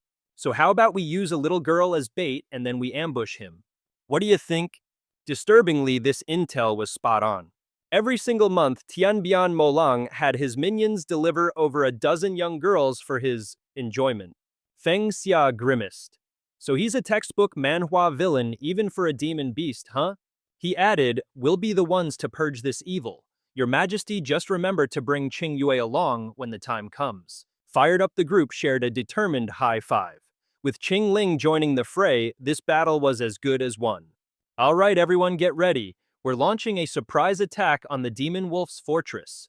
Meanwhile, over at Tianbian Molang's place, a wolf subordinate scurried in to report. Reporting, my lord, we still haven't found those traitors who defied the Demon King. The wolf lord snapped irritably. If you haven't found them, why are you bothering me 7 or 8 times a day? Is it fun to be annoying? Come back when you've actually found them. A wicked smile played on Tianbian Molang's lips as he muttered to himself, I'm finding you more and more interesting by the day. He then mused aloud, if that little wench finds out, she'll definitely come crawling to me for help. Just then a voice boomed from outside, Tianbian Molang, get your butt out here and face your doom. He was stunned. Someone actually dared to cause trouble at his demon wolf fortress. Who the hell has a death wish? Outside, Feng Xia's crew was already wrecking the place. Wipe out all these small fry. Long Dan led the charge, swinging 2 massive axes and carving a path of absolute carnage. Feng Xia and Qing Yue were more than holding their own as well. In no time, they had cleared the area of all the demon beasts outside. I can remember the taste of little girls, you creepy demon lord Tianbian Molang. But just then, A civil war suddenly broke out within Feng Xia's own team. Listen here, you Feng guy. A mission is a mission, I get it. But what in the world is the deal with making me wear this ridiculous outfit? Having Qingling be the bait is more than enough. I'm sitting this one out. I am not going. At the Demon Wolf Fortress, located 50 miles from Qingling's territory, Feng Xia tried to get everyone back on track. Focus. The objective of this mission is to take down Tianbian Molang. He turned to his comrades and continued the briefing. We need to shift Ying Chengpeng's focus away from Tianqiu Valley and Xuanwu Nation to Molang Fortress and other places. Feng Xia added a warning. The key is we have to reveal ourselves and take him out first.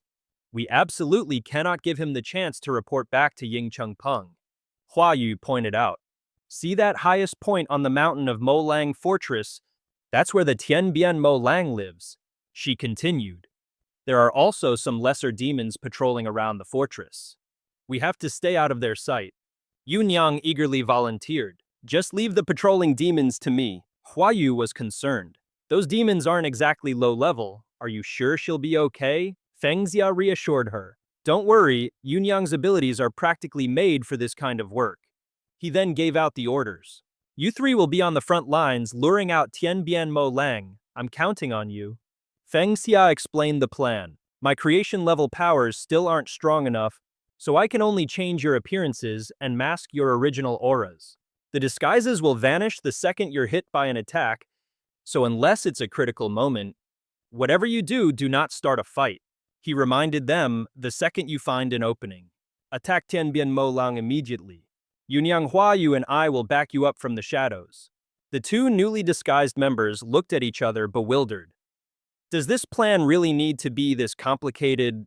I get it already. Qing Ye finally snapped, turning away in a huff. That guy Feng. A mission is a mission, I understand that. But what in the world is the deal with this outfit you put me in?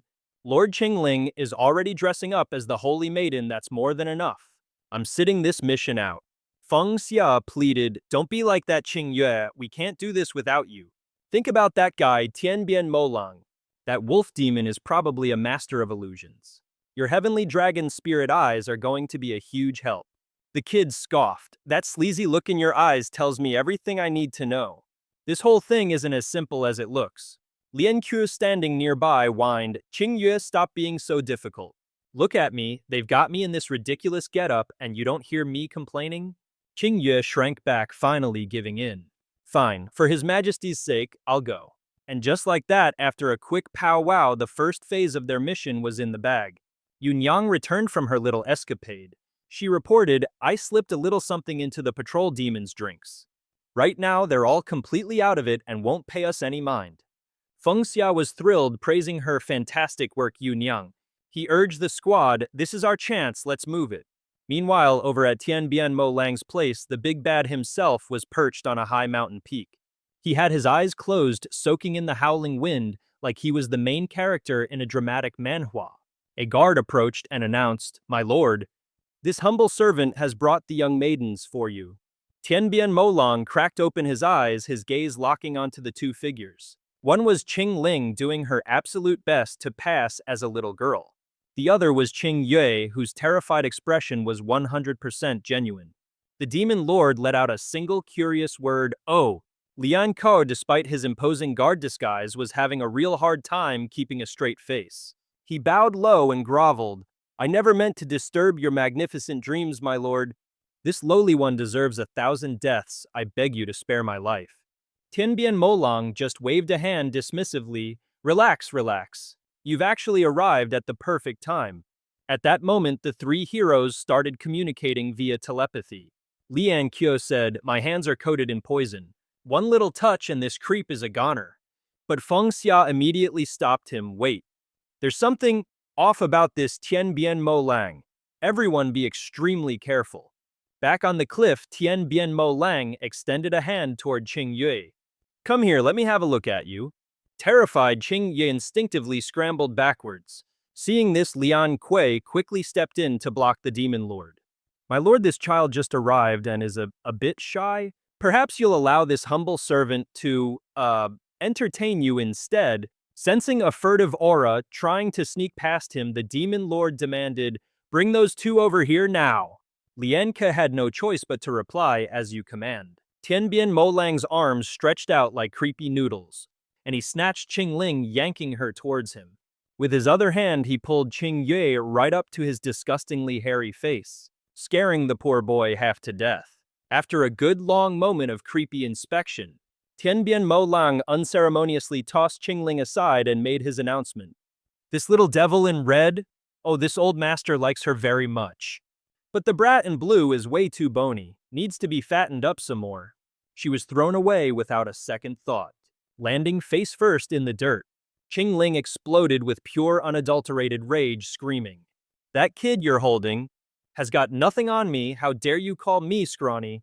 The three guys hiding in the bushes were utterly baffled. Feng Xia, why'd he only snatch one of them?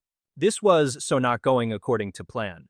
Turns out the big bad wolf has a thing for Little Red Riding Hoods. The myriad transformations. Demonic wolf completely ignored whatever Qingling was saying. Its entire focus was lasered in on Qingyue. Now don't you cry, don't make a fuss. This will all be over before you know it." He practically purred the words, "little maiden." Qingyue was so terrified his eyes were about to pop right out of his skull. He clamped his mouth shut so tight it looked like it was sealed. But the kid finally couldn't take the pressure anymore. He snapped, hiked up his dress, and screamed at the top of his lungs, "Your mom's a little maiden. Get a good look, pal, I'm a dude."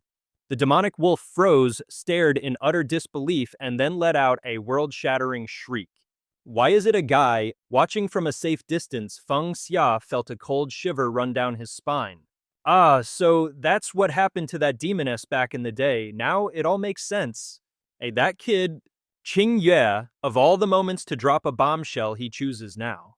The myriad transformations. Demonic wolf utterly revolted. Yeeted Qingyue into the sky, roaring with pure unadulterated rage. "Filth, how dare you trifle with me?" Len Kuog shouted in a panic, "Qingyue!" Suddenly, a swirling vortex of energy shot straight towards the beast. Qingling tore off her disguise, striding forward with confidence. "I've been waiting. Yeah, my cover's pretty much blown." The demonic wolf was confused. "Wait, why does this monkey have the aura of a human?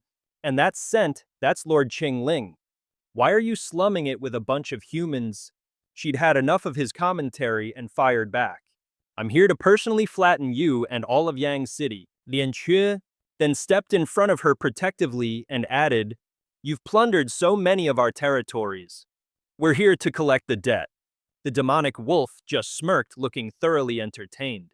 "Oh, so this is a revenge story, and you brought human pets to help you out. Lord Qingling, is it true what they say? Did you really train so hard you fried your own brain?" Qingling announced. "You're the brain-dead one here, and I'm not leaving until you're a stain on the ground." A colossal dragon surged into existence, roaring as it clamped an orb in its mighty jaws. A furious vortex erupted, blasting everything in the vicinity into smithereens in this epic Manhwa battle. Qingling declared with unshakable confidence, "See, I told you, who needs a plan, you just gotta do it." But the scene unfolding before her eyes left her completely speechless. The Feng Xia, watching from a distance, also realized with a jolt of shock. Aja look. Two Lianquez had appeared at the same time, identical as if they were carved from the same stone. "You imposter! You're a demon wolf, how dare you copy my handsome face?"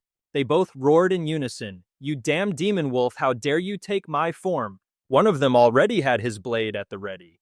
The other declared, "You're going to regret this." And then they charged at each other with blinding speed. The two of them immediately began clashing in a classic Manhwa-style mirror match. Qingling shouted anxiously. "Qingyue, snap out of it. Hurry up and figure out which one of these two is your master." She warned her, "If the thousand-faced demon wolf wins, your master is a goner." The two fakes got face to face, whispering taunts. "They're really underestimating me, but I won't lose. You stinking demon wolf, you're taking method, acting a little too far, don't you think?" Suddenly, a terrifying explosion erupted.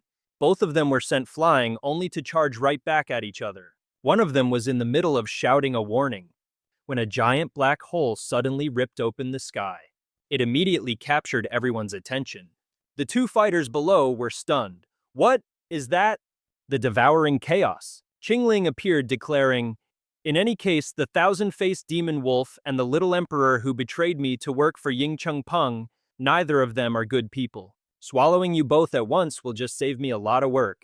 As she spoke, the two fighters were sucked into the black hole. One of them managed to gasp out, not good people. Has Qingling held a grudge against me this whole time? Qingling just stood there repeating that very phrase. Just then Feng Xia appeared right behind her. He clapped a hand over Qingling's mouth, stopping her from saying anything else. Feng Xia demanded, Qingling, cancel this technique right now. What do you think you're doing with a move like this? Are you really planning to swallow the thousand-faced demon wolf? There goes our entire plan right down the drain. From high above, a panicked Lian Kie screamed his lungs out. Am I about to be swallowed or not? Doesn't that tiny detail matter to anyone here? A brilliant surge of energy erupted with incredible power. Streaks of purple and blue lightning wrapped around a core of blinding white light to model. Two figures dressed in red with golden cloaks come crashing down to the ground. The scene is pure power with epic sound effects booming all around. They point at each other, each one declaring, he's the fake. No, I'm the real one. Nonsense, you're the imposter. Qingling clutches her head in frustration and yells, this is so damn annoying. She turns to Feng Xia demanding, so what's the plan? What are we supposed to do now? Which one do we hit? He just narrows his eyes, carefully assessing the situation. The two identical guys stare right back at Feng Xia, waiting for his verdict. Finally, our boy speaks. Just as I thought, the Tianbian Mo Lang's illusion magic is completely useless against my Qinglian Yan. Qingling, meanwhile, is still clutching her head, shouting, this is giving me a migraine. She asks Feng Xia again, you tell me what we're supposed to do now. Which one do we punch? He just furrows his brow, and the two lookalikes watch him with bated breath. He speaks up, as expected, of the Tianbian Mo Lang's illusion technique. Against a normal Qinglian Yan, it might have actually worked. Against a normal Qinglian Yan, it might have actually worked. But against my Qinglian Yan, it's totally useless. Though I'll admit the enhanced version is still a bit tricky. He then says, apologies in advance, but to tell you two apart, things are about to get a little painful. With that, Feng Xia summons the flower petals that had previously linked the two of them. The real Lian Kuo immediately clutches his chest, wincing in pain. Feng Xia points dramatically, the one grabbing his chest is the real one, little one, go get him. The little one behind him instantly charges forward. The Tianbian Mo Lang, enraged, finally reveals its true monstrous form in a scene straight out of a horror manhwa. The young girl reports, Azie, I've got him trapped. He praises her, nice work. Looks like we're having wolf steak for dinner tonight. The Tianbian Mo Lang is still completely baffled, thinking to itself, what in the world are these threads? Why can't I break them? Feng Xia shouts to the others, everyone attack together. We need to force Ying Chengbang's soul fragment out of the Tianbian Mo Lang's body. The demon wolf flinches its whole body, tensing up defensively. The Tianbian Mo Lang's mind is still racing. How did they know Lord Demon King had a soul fragment inside me? It could only be Ying Huayu. He must have told them. It grits its teeth, cursing internally. So that traitor Ying Huayu really did betray us. I have to get this information back to Lord Ying Chengbang's original body. Feng Xia steps forward like a guild leader and announces, all right, comrades, assemble. It's time to form a party and raid this boss. Qingling also gets ready, pumped for the epic battle that's about to unfold. Over on the side, it suddenly dawns on Lian Ke. He has a sudden epiphany. Wait a minute, why is it that I, the #1 most handsome man in the entire Zhuanwu nation, always end up looking like a total wreck in this manhwa? Meanwhile, Ying Huayu gets serious, launching a powerful attack of his own. The Tianbian Mo Lang was all tied up, and to top it all off, it was facing 4 opponents at once. The demonic wolf frantically sent a distress signal to its main body, Ying Chengbang. Just in the nick of time, Ying Chengbang's soul fragment zipped out of the wolf's body. A massive explosion erupted as all 4 attackers unleashed their power simultaneously. Seeing this, Chengbang was a little shaken, muttering in disbelief. I can't believe it. Ying Huayu has fallen so low she'd team up with humans to deal with me. He scoffed. How utterly childish. An alliance of the weak is nothing more than a mantis trying to stop a chariot. But little did he know, someone down below already had him in their sights. Out of nowhere, he was completely run through, caught in utter confusion.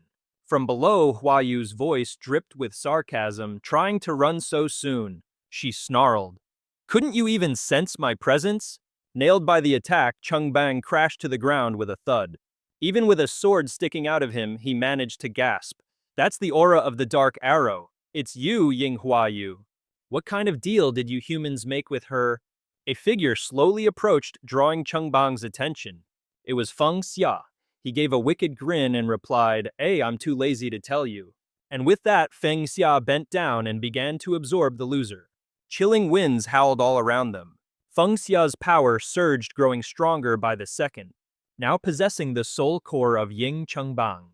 The Tianbian Molang was knocked out of its myriad transformations technique, and combined with the Golden Eagle transformation art, Feng Xia enhanced and completed his creation scripture art.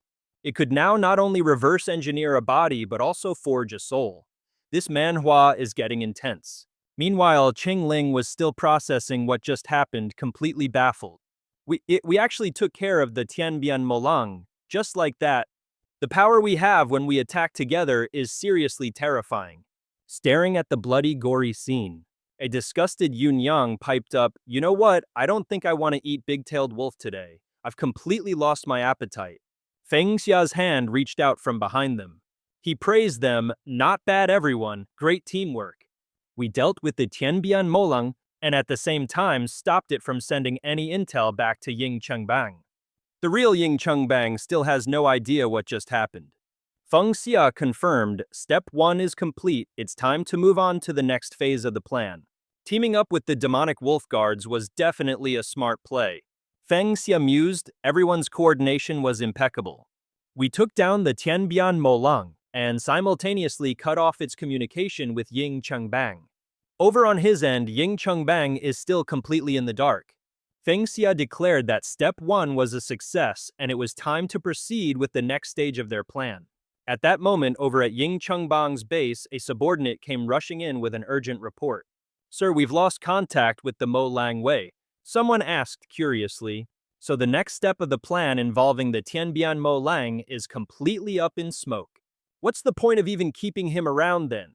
Feng Xia spun around, pointed forward, and announced dramatically, "Look over here, wisps of smoke are pouring out of his body." In a flash, the Tianbian Mo Lang started to reform like something straight out of a manhwa. At first, his eyes were a ghostly white, completely devoid of a soul. But just a second later, dark pupils materialized out of thin air. His gaze was terrifyingly intense. Long Dan stepped forward and declared, "The experiment is a success." Now, who was it that said the Tianbian Mo Lang was a lost cause? Seeing his teammates trembling, Feng Xia quickly reassured them. Hey, relax guys, he's not some kind of zombie." He explained, "This is the Tianbian Mo Lang version 2.0. I cooked him up using my upgraded creation art technique. There's no better tool for dealing with Ying Chengpeng's lackeys. This is what you call giving him a taste of his own medicine." Qing Ling complained, feeling completely cheated. "It took me everything I had to kill that Tianbian Mo Lang. I was finally able to blow off some steam. So why in the world did you bring him back to life?" Feng Xia explained his master plan. "I'm aiming to take advantage of the fact that Ying Chengpeng's other avatars still have their guards down. We're going to send our boy Tianbian Mo Lang to pay them a little visit. Every single one of Ying Chengpeng's external avatars has had a massive amount of resources poured into it. To protect his precious creations, he'll have no choice but to show up and deal with this himself." That was his brilliant calculation. He'll be too busy to bother the Zhuanwu nation or the Tianqiu Valley anymore. Hua Yu stepped forward to add her 2 cents. "This plan will definitely succeed in drawing Ying Chengpeng out. But how on earth are you going to get the Tianbian Mo Lang to actually listen to you?" He answered plainly, "The Tianbian Mo Lang you see here is a puppet. I used a reverse application of my creation art. He is completely under my control. He only looks like the original Tianbian Mo Lang on the outside." Feng Xia stated with absolute confidence. Right now, the Tianbian Mo Lang version 2.0 is basically Feng Xia's obedient little husky. He replied, "The Tianbian Mo Lang you're looking at is just a puppet I made by reversing my creation art. He's under my command. He just shares the appearance of the original, Feng Xia affirmed. Right now, this Tianbian Mo Lang 2.0. Turns out it's just a big ol' husky that actually listens to Feng Xia. It's sad. The Tianbian Mo Lang was incredibly well behaved. It even stuck its tongue out, panting happily like a little puppy. King Ling, totally creeped out, stammered. Ugh, that face, that expression. It's making me sick. Feng Xia gave the Tianbian Mo Lang a few good pats on the head and said, the spiritual energy in this puppet is nowhere near the original Tianbian Mo Lang's level. If we want this plan to work, it's gonna need a little power boost. Hearing that, Qing Ling got a wicked grin on her face. Oh, it needs spiritual energy, does it? So she decided to transfer that energy physically. She gleefully started wailing on the Tianbian Mo Lang, shouting, here's your damn energy, courtesy of me. And just like that, the Tianbian Mo Lang was fully juiced up. It immediately zipped off to carry out its mission. Feng Xia hurried them along. The demon wolf is on its way. We need to move while the lesser demons at the fortress haven't noticed anything's wrong. Let's scrub this scene clean and get the heck out of here. Lien Qiu stepped up. This is a job for yours truly. Feng Xia then turned to ask Lady Ying Huayu a question. Does Ying Cheng Peng have any really powerful enemies? She answered, Lord Hoi En. Ying Cheng Peng had a major falling out with the Tianxie Yaowang. The two factions are constantly at each other's throats. Feng Xia racked his brain. The Tianxie Yaowang is every bit as vicious as Ying Cheng Peng. In fact, Ying Cheng Peng has gotten his butt handed to him by that guy on more than one occasion. It was a real eye-opener for Feng Xia, who blurted out, so you're telling me there are basically mob bosses among the demon kings. This is some wild manhwa plot. Qing Ling, what's this guy look like? Qing Ling answered, he's a giant golden python. Feng Xia turned to her and casually asked, so I'm guessing your scales look pretty similar then? She just stared at him blankly. Yeah, I guess so. Perfect, Feng Xia said. Let me just borrow one of your scales. She shrieked in a panic. Hey, where do you think you're putting your hands? Ow. Qing Ling snapped, I'm gonna bite you. But Feng Xia was already one step ahead. All he needed was this single science scale. To use his art of creation. Don't you worry, it's all going according to plan. Master Zhuan, after magically dyeing the evidence, turned to look at Qing Yue. Feng Xia predicted that with this golden scale as Exhibit A, and knowing Ying Cheng Peng's hot-headed personality, he would absolutely go after the Heavenly Serpent Demon King to settle this score first. Meanwhile, over at Ying Cheng Peng's headquarters, he stared in shock at his minions and stammered, What in the world happened to you guys? The demons were a mess, all battered and bruised, looking like they'd lost a fight with a lawnmower. One of them cried out, snitching through the pain, Your Highness, that Tianbian Mo Lang has gone completely insane. He attacked us like a rabid dog. That crazy wolf ambushed us when our guards were down. It was a total sneak attack. I barely managed to fight off that psycho wolf this afternoon. Sick, but I never thought he'd go after the other avatars too. Ying Cheng Peng roared in fury, Silence all of you, shut your mouths for me. What's with all this racket? Have you no decorum? I haven't been able to reach Tianbian Mo Lang since this morning. I've already sent some grunts to the Demon Wolf's fortress to check it out. His mind raced as he put the pieces together. Ying Huayu vanished just a short while ago, and now Tianbian Mo Lang is acting up. The mastermind behind all this? It has to be the same person. It dawned on him with a surge of fury. Someone is trying to dethrone me. Ha, in your dreams. He immediately declared that all of his avatars were to go on full lockdown, effective immediately. Cut to Ying Cheng Peng's palace where he's brooding on his throne. Just who is my enemy powerful enough to take on my avatars, he wondered. Just then a massive eagle swooped in from the distance to deliver a message. Reporting, my lord. We found this inside Tianbian Mo Lang's lair. A single shimmering golden scale was tossed into Ying Cheng Peng's hand. His eyes widened in utter shock. Ying Cheng Peng clenched his fist around the scale, the truth hitting him like a bolt of lightning. A golden scale, so it was you all along, Heavenly Serpent Demon King. He squeezed the scale so hard it crumbled to dust in his palm as he snarled. If you dare to provoke me, then don't blame me for what comes next. Meanwhile, back in the realm of 10,000 demons, the Tianbian Mo Lang 2.0 plan had successfully baited Ying Cheng Peng, perfectly eliminating a future headache for Feng Xia. Feng Xia's crew hopped aboard the Little Emperor's magical artifact, which looked like something straight out of a sci-fi manhwa, and headed for the Demon Emperor's mausoleum. The moment they were inside, Yunyang and Feng Xia let out sighs of pure bliss. It was so comfy. Like a couple of kids, they rolled around the spacious room, chatting away. Hey, Little Emperor, this magical ride of yours is seriously cool. But why does it look so futuristic? Like way ahead of its time, Long Dan, who had been sitting quietly on the side, finally chimed in. This artifact was most likely a war transport back in the day. The interior is way bigger than it looks from the outside, almost as grand as a palace hall. It's just a shame that its power core is incredibly weak now. I doubt it's even running at 1% of its original capacity. Hearing this, Feng Xia's eyes lit up with a brilliant idea as he asked, so if it were at 100% power, could it turn into a transformer or something? It replied, although I have no idea what a transformer is. This little artifact has enough juice to annihilate an entire nation. It's just a shame that right now it's nothing more than a glorified taxi. Lian Kui, sitting off to the side, sighed. This truly is a treasure left by our ancestors 1,000 years ago. We've summoned the finest craftsmen in the land, but even they couldn't fix it. Long Dan excitedly bounced into the conversation. This isn't some treasure your current level of technology can even dream of touching. Little Emperor, let's make a deal. He proposed, since you can't fix it, how about you make a trade with yours truly? What kind of trade? Once this whole Demon Emperor's mausoleum affair is over, you give this treasure to me, and this great one will grant you a Dragon Clan cultivation technique. Lian Kui tilted his head, thinking to himself, once the Demon Emperor's mausoleum affair is over, and we will no longer be in this world anyway.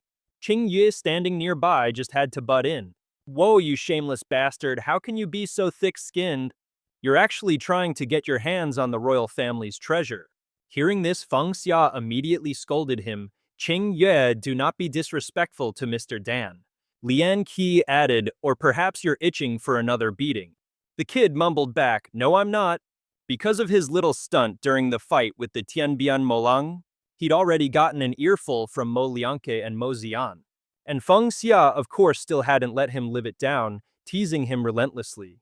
Qing Yue, you better watch yourself, or you might get kicked out and served as dinner for the monkey demons. Qing Yue furiously yelled, you surname Feng, shut your trap. Meanwhile, the tireless Tianbian Molang version 2.0 was still scrambling ahead at full speed. It scaled the surface with the nimble instincts of a cat. With its tongue hanging out, the Tianbian Molang climbed on its eyes locked on the highest point. But then the Tianxie Yawang suddenly began to move, its colossal body shaking violently. The giant snake was completely oblivious, merely mumbling that its back felt a little itchy. The Tianxie Yawang's body coiled up, causing a massive tremor, a true boss-level entrance worthy of any manhwa. It boomed, which little insect dares to court death? It roared in utter annoyance, the audacity to disturb this king's rest. Back inside the transport, the usually composed Feng Xia's expression suddenly turned grim. The ever-perceptive Yunyang at his side noticed right away. She asked, Ajia, you suddenly look so tense. What's wrong? He replied with a chilling calmness. The Tianbian Molang 2.0 was just killed. Feng Xia explained, I can feel the exact spot where it was destroyed. It's not far from here. I have to find out who did it. It doesn't matter if they're from Yingcheng or not, there are powerful demonic beasts all around us. This is the demon clan's territory after all. We have to maintain our disguises at all times. Feng Xia announced cheerfully, Little Emperor, everyone, get ready. It doesn't matter if they belong to Yingcheng or not. We've got powerful demonic beasts lurking nearby. And since this is demon territory, we absolutely have to stay in disguise every second of every day. Feng Xia announced cheerfully, Little Emperor, my dudes, you all still need to keep your costumes on. Lian Kui tried to bargain, can I, please, not be a monkey this time? Qing Yue snapped angrily, you Feng, what kind of ridiculous scheme are you cooking up now? Not really understanding the drama, Feng Xia just shrugged and agreed. All right, I won't mess with you guys. You'll get exactly what you want. A powerful gust of wind suddenly blasted towards Lian Kui and his friends. And just like that, 3 sets of gorgeous horns sprouted right out of their heads. The three of them standing together looked like some kind of demonic boy band, and honestly, the visual was a total knockout. Feng Xia spoke up, so how is it? Don't you feel more like a part of the demon clan now? Lian Qiu had to admit, not bad actually. Feng Xie then turned his attention elsewhere, Ying Huayu. And you need a little makeover too. Mask your aura so none of Ying Chungbang's underlings can recognize you. She nodded in agreement. My benefactor has a point. Moments later, Huayu's transformation began piece by piece. Her entire body was suddenly enveloped in a cloud of very girly pink energy. Her clothes instantly transformed into a whole new outfit. And when the light faded, Huayu had become an unbelievably beautiful and glamorous young woman. We're talking a classic Manhwa glow-up. Everyone just stared at her new look. They were seriously impressed. The results were pretty darn effective. From now on, you'll go by the alias Ying Huayu. She mumbled the name to herself, Ying Huayu. Lian Qie standing beside her looked utterly confused. Wait, a simple color change is all it takes. Qingling explained. Demonic beasts recognize each other mainly by their aura. As long as you hide that, a little cosmetic change on the outside is enough to fool most of the small fry demons. Yunyang suddenly shouted with excitement, Azia, I want to transform too, just for fun. He immediately shot her down. Nah, don't bother. It's not like any demon would recognize you anyway. Oof, that one comment hit her so hard she practically turned to stone on the spot. Feng Xia immediately started backpedaling. I misspoke. When we get back to Tianqiu Valley, I'll play dress-up with you every single day, I promise. He then turned to Lian Qie and said, Little Emperor, teleport me outside, will you? Lian Qie looked worried. Brother Feng, it's way too dangerous for you to go out there all by yourself. Feng Xia insisted, I have to. I need to go gather intel on our enemies. If they turn out to be too strong, I'll just book it and get out of there. Unless my luck is absolute trash and I run into a couple of demon kings. He promised them, you guys find a safe place to hunker down for a bit. I'll go and be right back. The beast ear pendant uses the Zhuan Gong of creation, which lets the wearer give off the unmistakable aura of a demon. Meanwhile, the Xianxue Yaowang, completely clueless, is just frolicking through the forest. He suddenly stops sensing a presence. And who should appear but Cheng Peng? The man comes flying in absolutely radiating pure unadulterated rage. Niumang then pulls a Power Ranger-style transformation and rockets forward at an insane speed. A whole rainbow of arrows homes in on the Xianxue Yaowang. A blinding white light explodes from the center of the frame, crackling with brilliant purple lightning and surrounded by halos of green light. It's a ridiculously powerful magic explosion that literally shakes the entire battlefield. A huge chunk of the landscape is just completely torn to shreds, kicking up massive clouds of dust and smoke. As it clears, two tiny figures land on the ground, really driving home the sheer destructive force of that impact. The Xianxue Yaowang begins to slither and coil its tiny, brilliant golden body through the smoky air. Its movements are deceptively graceful, hiding an enormous power just waiting for the perfect moment to erupt. Streaks of green lightning intertwine, with a brilliant golden light that floods the entire scene. The result is a chaotic and epic spectacle like something from the coolest fantasy manhwa, as these opposing energies smash into each other in a fierce clash. And standing between these two forces, Niumang looking absolutely majestic, with his signature long horns and eyes blazing with fire. Yeah, he looks absolutely terrifying. A showdown is inevitable. With unshakable resolve, he begins to focus, channeling his entire true essence to control a deep blue stream of energy. His one goal is to completely overwhelm the little monster flying around. He continues to pour a terrifying amount of power into the magical treasure in his hand, creating an area of immense pressure. It's so intense that the very space around him seems to twist and distort, unleashing dazzling bolts of electricity that fiercely shoot out in all directions. The deadly weapon is swung without mercy, decisively and with zero hesitation. The head-on collision slams down from the sky straight into the ground, creating a massive pillar of light. The impact pulverizes the earth and blows everything away within a huge radius, creating a scene of utter devastation you'd only see from a top-tier attack. Cheng Peng went all in, unleashing the finishing blow. landing it right on top of the Tianshi Yawang, capping off his attack combo with a masterful and blinding explosion of energy. The Demon King choked out in fury. "You!" Chung Peng just sneered. "Just as I thought, couldn't even handle a single hit before getting knocked back." Niu Mang chimed in, "Pretty clever of you." With that, he roared, "Now eat my mace." A cataclysmic explosion erupted, shaking the very foundations of the earth. Niu Mang laid down the law, "Just give up, I promise I'll make your death quick." But from within the thick smoke, the Tianshi Yawang emerged, its eyes glowing as it replied, "You're so full of yourselves." And then it dropped the bombshell. "Haven't you fools noticed you're the ones who are surrounded?" It was only then that Chung Peng realized, wait, did it just use its own body to trap us from below? Niu Mang was absolutely livid. "Are you kidding me? We walked right into its trap." Meanwhile, a handsome bystander was busy watching the Demon Kings go at it. Feng Xia was observing the epic battle from a safe distance. He couldn't help but gasp, "Holy crap, what kind of fight is this?" Feng Xia thought to himself, "That massive golden snake must be the Tianshi Yawang. And those two other dudes, they have auras that are nearly just as powerful as the snakes," he deduced. "If I'm not mistaken, that golden streak of light." A name clicked in Feng Xia's mind. The Jin Peng Yao Wang Ying Cheng Peng. Feng Xia's mind started racing. Right now, I'm nowhere near strong enough to jump into a battle between demon kings. But if I'm going to help Qing Ling and Yinghua Yu, I'll have to face opponents on this level sooner or later. This is what being a manhwa protagonist is all about, I guess. Before this, he'd only ever seen giant demon beasts in stories. But now one of them was standing right there, a future opponent.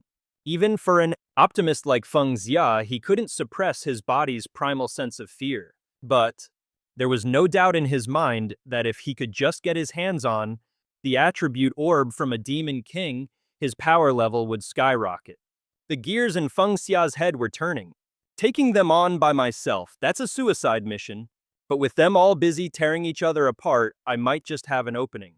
He grinned like a strategist who's already won and declared, "You can't catch a tiger cub without venturing into the tiger's den." And I, Feng Xia, intend to pluck the whiskers from all three of these great demons. From a distance, Feng Xia analyzed their formation.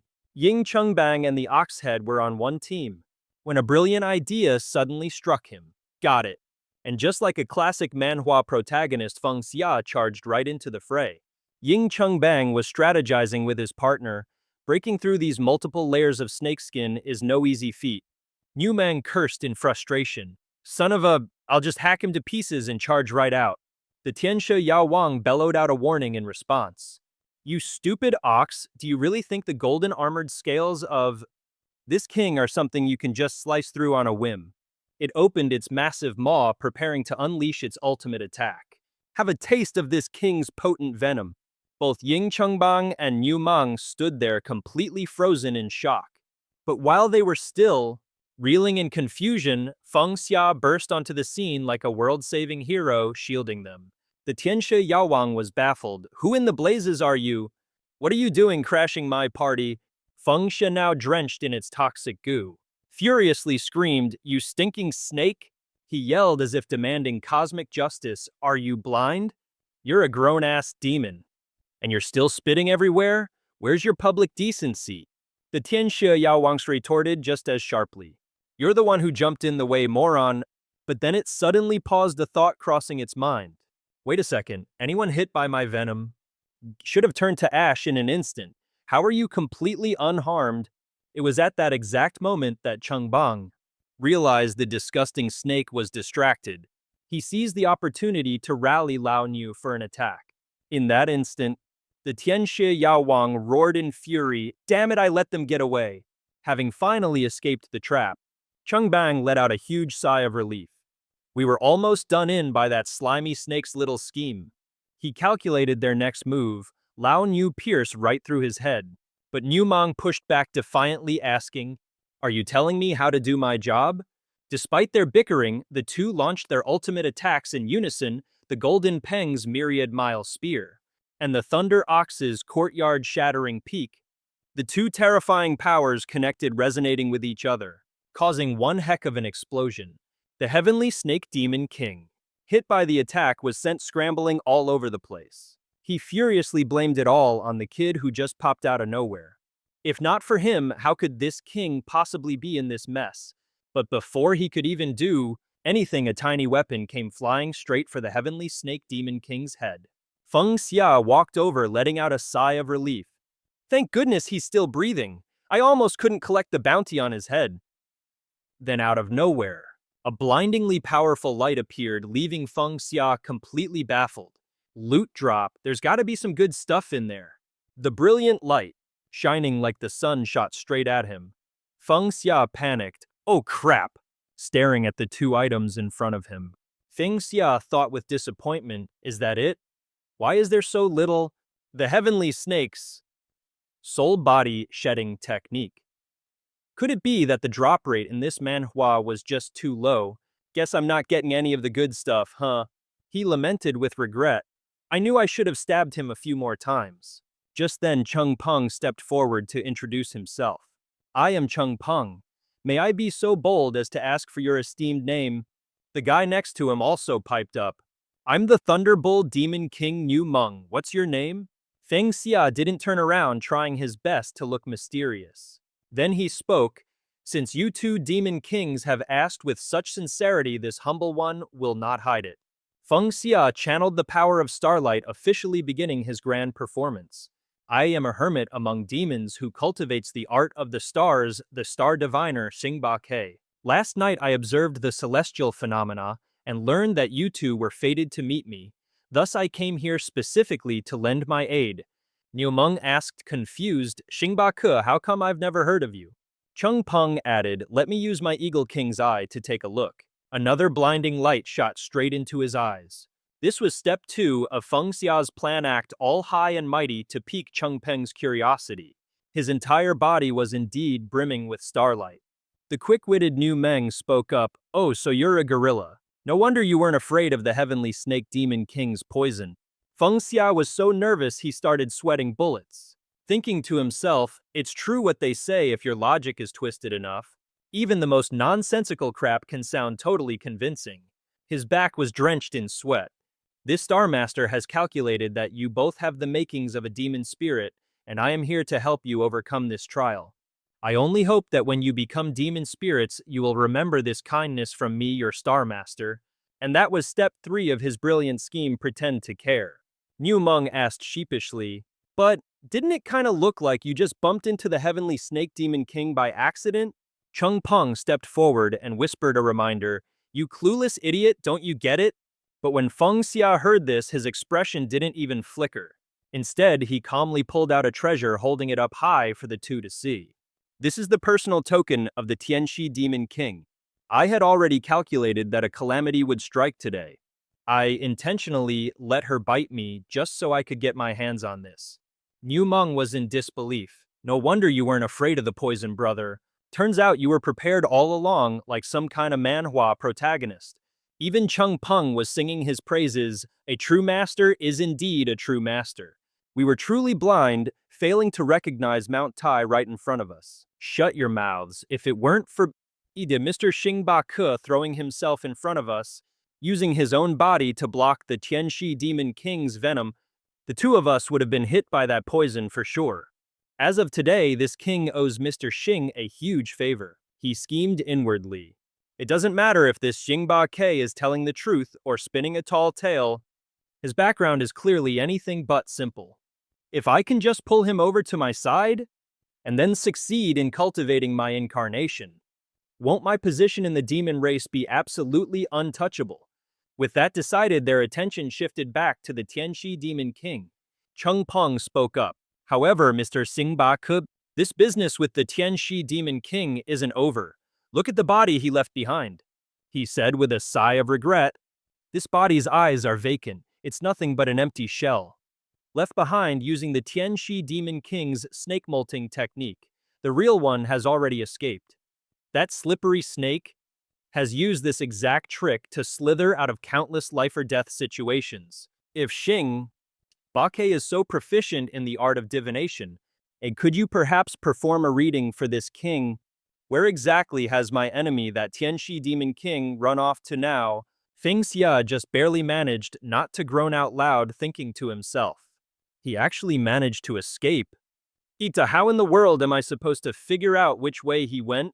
But out loud he said, Your Majesty, you are putting poor Xingba Ke in a very difficult position. Step 4. Intentionally use highly specialized jargon. Feng Xia began to explain. You see, Your Majesty, there's something you may not know. While the great star derivation art is indeed a supreme discipline, it is still bound by the restrictions of the heavenly Tao. You cannot perform a reading on someone who is more powerful than yourself. If we really want to calculate it, we'll still need the Demon King's help to, trick the heavens a little. Qing Peng was puzzled. Trick the heavens, how Feng Xia laid out the plan, it's simple. Just ask the great Demon King to condense his spiritual sense. The power doesn't need to be too great, just launch an attack at me and then pretend to be defeated by my hand. And that's it. Hearing this, Niu Meng flew into a rage. What the hell are you smoking? Do you know who I am? I'm a frickin' Demon King, but Qing Peng, on the other hand, was surprisingly calm as he continued. No problem, Mr. Xing divined the heavenly secrets. That was the borrowing part. Being defeated by you is the repaying part. If you borrow and then you repay borrowing again is easy. Feng Xia internally scoffed, repay my ass. At this age, isn't the one who borrows the money the real boss? Outwardly, however, he puffed out his chest and offered. Then I invite the great Demon King to make the first move. Wicked grin spread across Feng Xia's face. All his calculations were proving to be spot on. Qing Peng attacked directly. A torrent of power shot straight into the sky with incredible force. Niu Meng panicked, blurting out, Damn it, you hit him way too hard. The man explained, I was just probing Mr. Xing to see what he's really made of. Looking at Feng Xia's mangled body lying on the ground. Niu Meng cried out, You've turned Mr. Xing Bake into human paste. Feng Xia was using the alias Xing Bake to set a trap for the two Demon Kings and snag their attribute orbs. But Niu Meng was still freaking out, yelling, You damn bird! You went way too far, you've turned Mr. Xing into a bloody pulp? Qing Peng sneered, Fellow Taoist Xing is fine. What's with all the shouting, have some dignity. Niu Meng, however, strongly disagreed with this approach. He retorted, Fine, what do you mean fine? Open your beady bird eyes and take a good look. You've completely flattened fellow Taoist Xing's body. Qing Peng said, Shut your trap. Now look again. The scene before him left Niu Meng completely stunned. Through the thick white smoke, a smiling Feng Xia faintly appeared. He was standing on top of his own corpse as he spoke. The little Golden Peng King strikes so quickly, this humble one almost couldn't react in time. How embarrassing, truly embarrassing. Luckily, just a moment ago I obtained the snake-shedding attribute, otherwise I'd be a cold corpse in this wasteland for sure. The plot twists in this manhwa are just wild. Niu Meng was in awe. For real, you're actually okay. Qing Peng was thinking to himself. I just unleashed the divine talent of the heavenly snake demon king. He was absolutely convinced. This precious essence must become my new avatar. Meanwhile, on the other side, Feng Xia had his own train of thought. This damn smelly bird. Just you wait until I've farmed enough of your stats, then I'm gonna rearrange your backside for good. He announced with a grin, All right, my lord Golden Peng Demon King, here I come. From Feng Xia's point of view, he was unleashing a relentless barrage of punches. But in reality, they were doing about as much damage as a wet noodle against Qing Peng's defenses. Golden Peng Feather Transformation Art ×6. Feng Xia put on his best Oscar-worthy performance, whining, Ouch my hand. How can a Demon King's body be this tough? It's simply incredible. Qing Peng, preening under the praise, asked. Brother Star, now that we've had our fun, can you finally tell me where that heavenly snake demon king scurried off to? Our boy thought to himself, the fact that the heavenly snake demon king managed to escape an ambush by two demon kings, that's actually pretty wild. And since I'm the one pinning the blame on him, my little scheme could get exposed at any moment. After a moment of careful calculation, Feng Xia finally piped up, Golden Peng Demon King, I know you're itching for revenge against the heavenly snake demon king. However, my spiritual divination has told me something, that your true enemy is not the heavenly snake demon king. With the great demon king summit just around the corner, Your precious energy right now shouldn't be wasted on a small fry like the heavenly snake demon king. Cheng Peng was taken aback. What? If it's not him, then who the hell is it? That bastard destroyed 2 of my avatars. This is a blood feud that cannot go unpunished. I will personally flay him alive and grind his bones to dust. Hearing this, our boy could only offer a weak smile, while his entire body shriveled up in a cold sweat. Feng Xia then continued his charade. My calculations tell me that this villain isn't a demon at all, but a human. And not just any human, he's not from our continent, but from the distant east. Niu Mang blurted out, the east.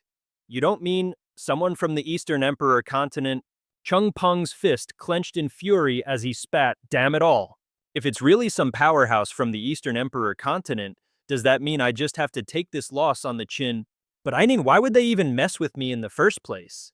This was news to Feng Xia, who was thinking, Eastern Emperor continent, wait, so this world has more than one continent. Judging by their reaction, the folks over there are pretty damn strong. Did my random BS actually hit the jackpot? This is getting as complicated as a premium manhwa plot.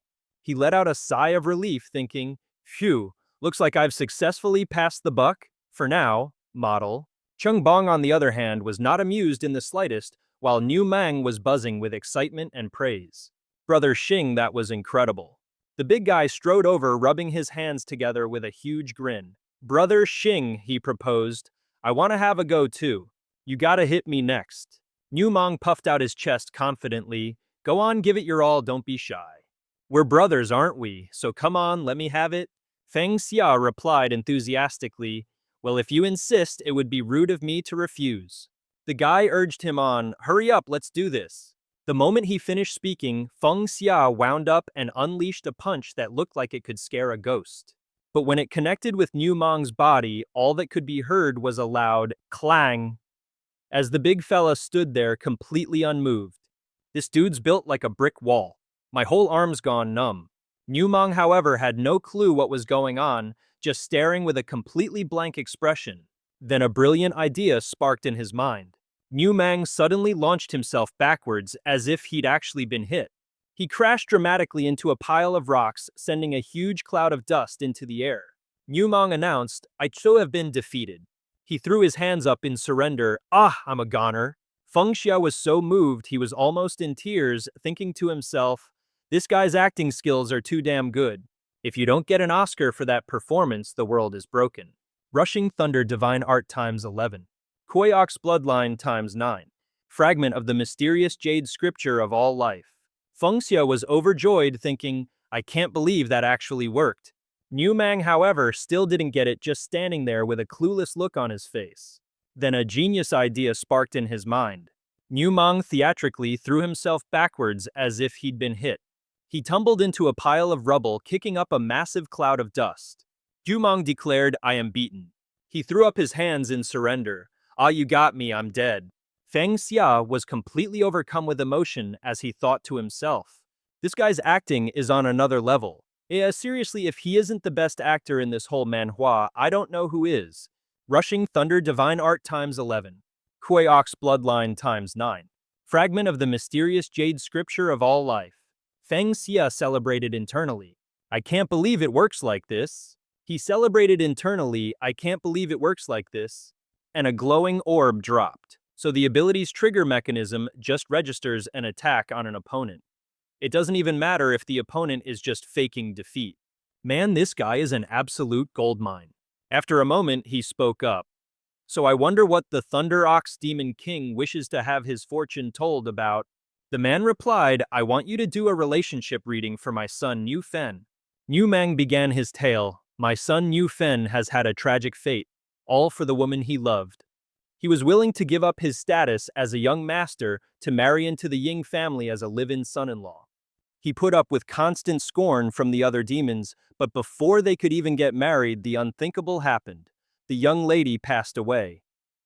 The big guy eagerly turned to another Xingba fortune teller.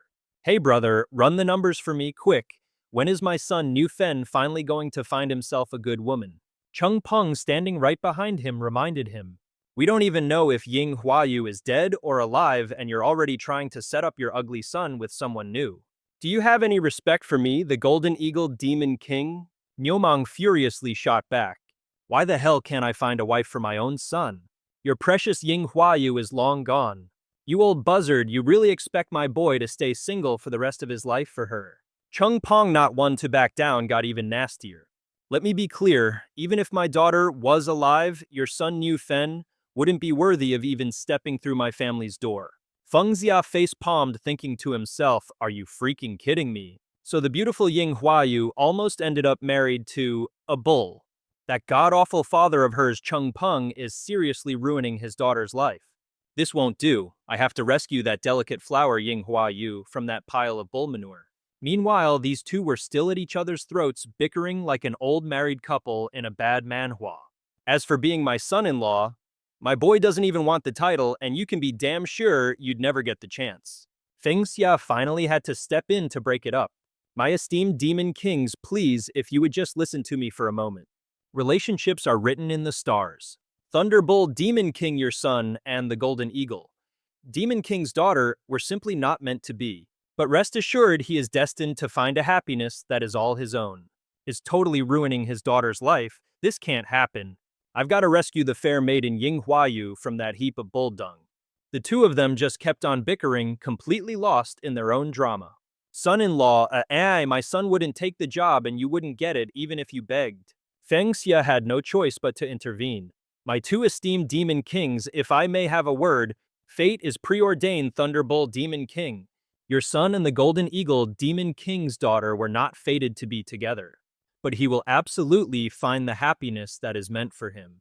For him, you must remember that compatibility is what truly matters.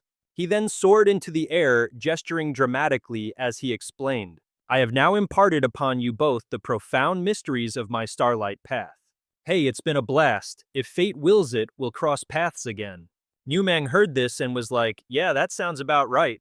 Brother Tin's got a point. My boy is a strapping young lad. He's got a big rig to drive. Hanging around with your tiny little sparrow just isn't gonna work. Even Chung Peng glanced over and had to admit, yep, can't argue with that. Damn, that's a cultivator's spiritual power for you. That stuff is no joke. Just then a flash of light zipped across the sky. Nyumang, completely oblivious, just goes, wow, we really met a true master today. And that's when it hit Chung Peng. He froze. Oh crap. He'd forgotten to turn his other essence into a clone. Meanwhile, that other essence was booking it out of there at top speed. Gotta make a run for it while those guys are still starstruck. The once mighty Tianxie Yao Wang, looking like an absolute wreck, slithered back into his cave using his shed skin as a decoy. Not only had he shrunk down to the size of a common snake, but he was also seriously injured. A fox demon cautiously approached. My lord Tianxie Yao Wang, are you, doing all right? The words were barely out of its mouth before the Serpent King coiled right around the poor fool. Let's drop the whole I'm so clever act, shall we? He hissed. Don't you dare think for a second I don't know you've been eyeing my throne. Tianxie Yao Wang then made him an offer he couldn't refuse. You are my subordinate, so how about you just lend me that body of yours? And just like that, in a scene straight out of a horror manhwa, the hostile takeover began. Running on fumes, the desperate Tianxie Yao Wang forcefully seized the fox demon. He muttered to himself, I may have lost my golden serpent body, and my title as Demon King is as good as gone, I get it. But Tianxie Yao Wang wasn't finished. But that Chung Peng and Niu Mang, and especially that little punk. If I'm going down, I'm dragging all of you to hell with me. He recalled seeing Feng Xia disguised as a woman, and a thought crossed his mind. So he even has accomplices with him. Then again, these two demon girls look pretty clueless. I don't even need to be careful. I can just make my move. Having just completed the transformation, he was still getting used to the fox's body. Tianxie Yao Wang said, I'd like to borrow your body for a little while. I'll give it right back when I'm done, promise. Do you take me for a complete idiot? The fox immediately refused, but it was already too late. That Chung Peng Nyomang, and especially that little brat. I'm going to drag every last one of you down to hell with me. Remembering Feng Xia's female disguise, he smirked to himself. I can't believe he has partners in crime here. Although these two demon girls seem like total airheads. I don't need to hold back. I can just take him out. His new mission end that little brat. Now in control of the fox's body, Tianxie Yaowang took off at full speed, hot on the trail of Feng Xia's aura. Using the fox's body for a stealth attack was perfect. Its keen senses immediately picked up the kid's scent in this direction. Tianxie Yaowang searched carefully, putting the fox's superior sniffer to good use. Before long, he found the group. Gotcha. Meanwhile, on the outside, Qingling's voice rang out. Wait, you were gone for that long? Does that mean you were actually fighting those two demon kings? Feng Xia just scratched his head and replied, Nah, of course not. I was just having a little chat with them, even picked up a few of their techniques while I was at it. Hearing this, she was completely flabbergasted. Dude, doesn't that somehow sound even creepier? But just a few seconds later, Qingling, on the other hand, was absolutely beaming. Time's a-wastin', let's get back into the Little Emperor's magic artifact pronto. The title of Demon Queen is calling my name baby. Yunyang was just as pumped, yelling, let's roll. Meanwhile, hiding in the bushes, the Heavenly Snake Demon King was scheming. He hadn't expected the kid to have two sidekicks with him. But rest these two demonesses look like complete idiots. Nothing to worry about there. He opened his massive jaws and lunged, aiming to take the kid out in one go. A blur of motion shot past right behind Feng Xia. Yunyang and Qingling whipped their heads around, totally stunned. But what the Heavenly Snake Demon King didn't know was this.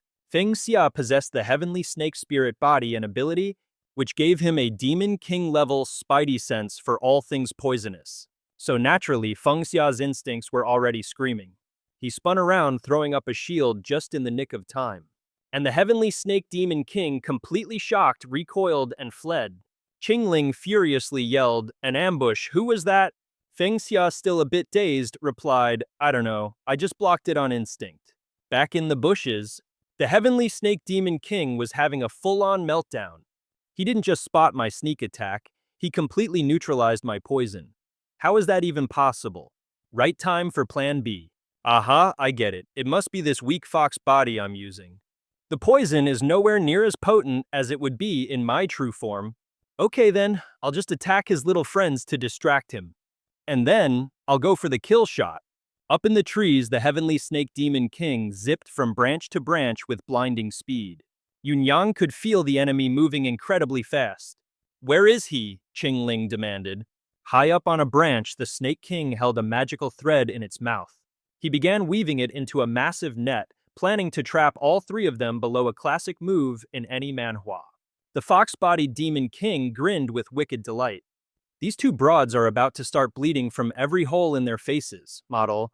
But then he suddenly froze completely and utterly speechless. Qingling and Yunyang just stared at each other in a daze. Their clothes, what happened to their clothes? Feng Xia, however, had used his spirit energy to form an umbrella earlier, so he was perfectly fine and dandy. Qingling exploded. Hey, if you could just whip up an umbrella, why the hell didn't you cover us? Did you do that on purpose? Yunyang answered with a mischievous grin, totally on purpose. And to any wandering eyes, she snapped, hey, if it's improper to look, then don't look. Up above, the Heavenly Snake Demon King was having a full-on panic attack. How are they also totally fine? Just what kind of deities are these people? Turns out all three of them were basically poison connoisseurs. Feng Xia eats poison orbs like they're candy, and Yunyang is a literal poison spider. This is one wild manhwa. And so the trio proceeded to hogtie the Tianxie Yaowang. Yunyang cheered happily, yay, we caught the big bad meanie. Qingling cracked her knuckles. A little troublemaker like this queen is gonna have to teach him some manners. Yunyang was already planning the menu. Should we pan-fry the old snake, steam him, or maybe a nice braise? The Tianxie Yaowang just stared at them, his face a perfect picture of utter disbelief. Feng Xia stepped up to the plate. Yunyang, Qingling, leave this to me. He flashed a wicked grin, a devious plan already brewing in his mind. You see, a few days ago, the Tianxie Yaowang had racked up a massive debt in fleece, and now it was time to collect every single hair. Feng Xia sauntered over and casually lifted the Tianxie Yaowang's tail, and he mused, you know, I have no idea how a fox like you can spit venom like that. Yunyang cheered happily, yay, I caught the bad guy. Qingling was hyped, this kind of little troublemaking demon, this lady is definitely gonna have to teach him a lesson. Yunyang was already debating, should we fry the old snake, steam him, or braise him? The Tianshi Yao Wang just looked at them completely dumbfounded. Feng Xia stepped forward. Yunyang Qingling, leave him to me. He gave a sinister smile, a plan already taking shape in his mind. A few days prior, the Tianshi Yao Wang had gotten away with way too much of his fleece. Now not a single strand would be left behind. Feng Xia walked over and grabbed the Tianshi Yao Wang by the tail. Then he said, you know, for a fox like you, how in the world can you spit the venom of a heavenly snake? Spill the beans, what's your secret? But wow, this fur feels like it would make a fantastic scarf for Yunyang. But the second he reached out, the Demon King opened its mouth and chomped down hard on his hand. Feng Xia was completely baffled. Hey, what gives? Why are you still biting people? The Tianshi Yao Wang, meanwhile, was internally screaming with joy. Last time I was too far away. This time this king got a direct hit. There's no way I can't finish you off this time. But he'd barely been biting for a second, when his own body suddenly disintegrated, leaving nothing but a skeleton behind. Feng Xia, for his part, had no clue what just happened, his eyes wide with pure, unadulterated confusion. The Tianshi Yao Wang's fading consciousness was stunned. Wait, his body is being eaten by the poison. In agony, it wondered, how can this king be killed by poison? And with that final confused thought, the Tianshi Yao Wang's entire body officially crumbled into dust. All that remained was a dry, clattering skeleton and nothing more. Feng Xia scratched his head. What the hell? How did it just die? I didn't even get to do anything yet. You see, Feng Xia had long been absorbing attribute orbs with extremely high toxicity from various demon beasts. This meant his poison resistance and the level of toxicity in his own body were even stronger than a venomous beast's. When the Tianshi Yao Wang, borrowing the body of a fox, tried to inject its toxins into Feng Xia's body, it mixed with Feng Xia's own internal cocktail of poisons, creating a new super deadly flesh-devouring toxin. A poison of that level is something you'd only read about in a crazy manhwa, and definitely not something a mere fox's body could ever withstand. He thought to himself, you won't even let me pluck a little bit of wool. How cheap can you get? Meanwhile, the skeleton on the ground suddenly began to tremble as if an earthquake had just hit. Toxin 233. Immortal Body Fragment 66. Golden Scaled Serpent Vein 648. Hundredfold, Unbreakable 111. Serpent King Spirit 328. When Feng Xia saw the rewards, his eyes practically bulged out of their sockets in disbelief. Holy moly, what are all these random glowing orbs of loot? This fox must have an identity crisis. It really thinks it's a snake. He wept tears of pure happiness. Now, this is the kind of OP system you only read about in a manhwa. This must be compensation for the pathetic rewards from the Heavenly Snake Demon King earlier. Seriously, my get-rich-quick scheme depends entirely on the system's good graces. Ugh, I really am just a pawn in someone else's game. 10 miles outside the demon capital stood the carved statues of the 10 great demon kings. A fragment of each demon king's spirit was infused into these statues to strike fear into the hearts of all demons. Suddenly, the towering statue of the Heavenly Snake Demon King began to show signs of cracking. Moments later, the stone statue completely shattered, causing everyone to break out in a joyous celebration. The Heavenly Snake Demon King statue is broken. The Heavenly Snake Demon King is dead. Everyone was buzzing with excitement. Who would have thought the Heavenly Snake Demon King wouldn't even last until the Demon King's summit?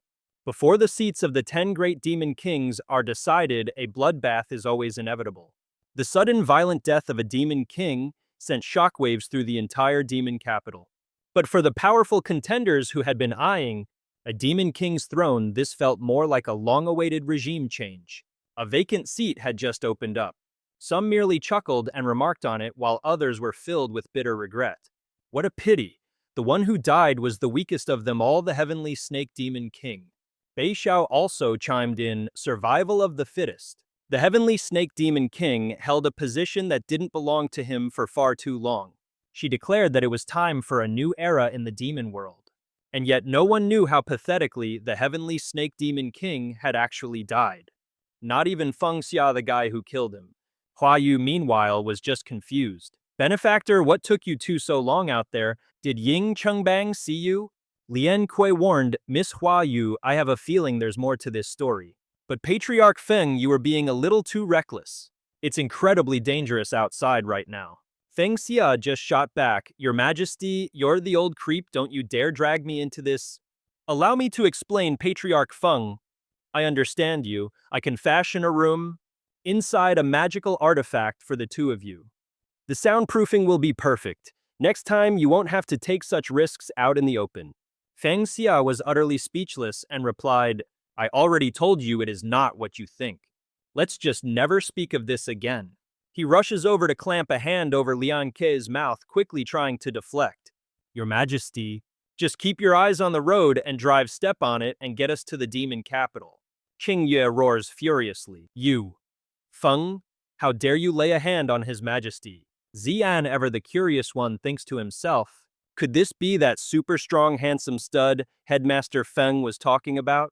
Over at the Demon Saint Hall, the residence of the Demon Clan's holy son Dao Yi offers some praise. Thunderbolt Demon King, Golden Rock Demon King, teaming up to kill the Heavenly Snake Demon King. You two are truly something else. He announces that thanks to them, the entire 10,000 Demon Kingdom is in a state of utter panic. Niumang, standing below, speaks up. Your Highness, this old bull and my buddy Old Peng. We did throw down with the Heavenly Snake Demon King. But that snake man just shed his skin and escaped. His death has absolutely nothing to do with us. The big guy desperately tries to explain. That Heavenly Snake Demon King ambushed the two of us. And if it weren't for some powerful expert by the name of Xingba Ke who helped us out, we wouldn't even be here to see you today, Your Highness. Your Highness, if you don't believe us, go find this Xingba Ke and ask him yourself. Golden Rock, standing beside him, just thinks with disgust. Ugh, will you shut up already? Dao Yi retorts sarcastically. Someone who could save you from the Heavenly Snake's infamous poison attacks. This Xingba Ke must be an extraordinary master indeed. He is the holy son of the Demon Clan, heir to the Demon Emperor Qin Ning Ying Dao Yi. Dao Yi asks where this person is from, and where he can be found now. Zhang Shou, standing nearby, is completely serious, not daring to utter a single word. Jumang replies, We tried looking for Brother Xing, but his movements are unpredictable. We couldn't find a trace of him. This Brother Xing is a real enlightened master. He's an expert in the art of divination. You see, Old Eagle's daughter was tragically killed. At first, we thought the Heavenly Snake Demon King was behind it. But thanks to Brother Xing's guidance, we learned that this whole Manhwa-level conspiracy was actually the work of the humans from the Eastern Imperial Continent. Having finally had enough Golden Rock standing right next to him just stomps hard on the big lummox's foot. Niumang yelped, that hurts like hell. His buddy reminded him, His Highness didn't ask for your life story. The guy shot back angrily, Chung Peng, you old bird, can't you be a little more subtle? What was that for stepping on my foot? Chung Peng was internally screaming. This absolute moron Niumang can't keep his trap shut for 1 second. The saintly son is already interested in this other Jingba. How am I supposed to turn another Jingba into my avatar now? If this idiot keeps flapping his gums, he's going to blow my cover about secretly creating an avatar. A demon king secretly making an avatar to sneak into the demon emperor's mausoleum. Yeah, that's a capital offense. If that happens, I can kiss goodbye to my plans of finding opportunities in the mausoleum and snagging the throne of the myriad demon nation. The saintly son will probably just execute me on the spot. Up on his throne, Dao Yi remained silent, quietly observing the two stooges bickering below. He then spoke up, The information from the Thunderbolt Demon King is quite valuable. If powerful humans from the Eastern Imperial Continent are truly here, then it's better to be safe than sorry. He warned, for this upcoming Demon King assembly, no humans allowed, period. Let's not stir up a hornet's nest. After all, they're not our kind. Their allegiances will always lie elsewhere. Standing nearby, Zhang Shu's expression flickered when he heard this. But Dao Yihe couldn't have cared less. He declared with total confidence, You two Demon Kings can relax. I, the saintly son, will personally figure out a way to find this other Jingba. You're dismissed. On your way out, make sure to have someone bring me an etching of Jingba's likeness. Chung Peng and Niumang answered in unison, Yes, Your Highness. Up on his throne, Dao Yi remained silent, quietly observing the two stooges bickering below. He then spoke up, "The information from the Thunderbolt Demon King is quite valuable. If powerful humans from the Eastern Imperial Continent are truly here, then it's better to be safe than sorry." Cut to a new scene where a massive glowing mirror illuminates the street below. This is the famed demon capital. Inside their magical artifact, Feng Xia's crew watched the massive crowds pouring in and couldn't help but wonder. Wow, look at all these demons queuing up. You'd think the demon capital was the hottest new club in this manhwa. Meanwhile, our boy Xian was diligently taking notes, adding hottest new club to his vocabulary. Just then a flash of light appeared in their space.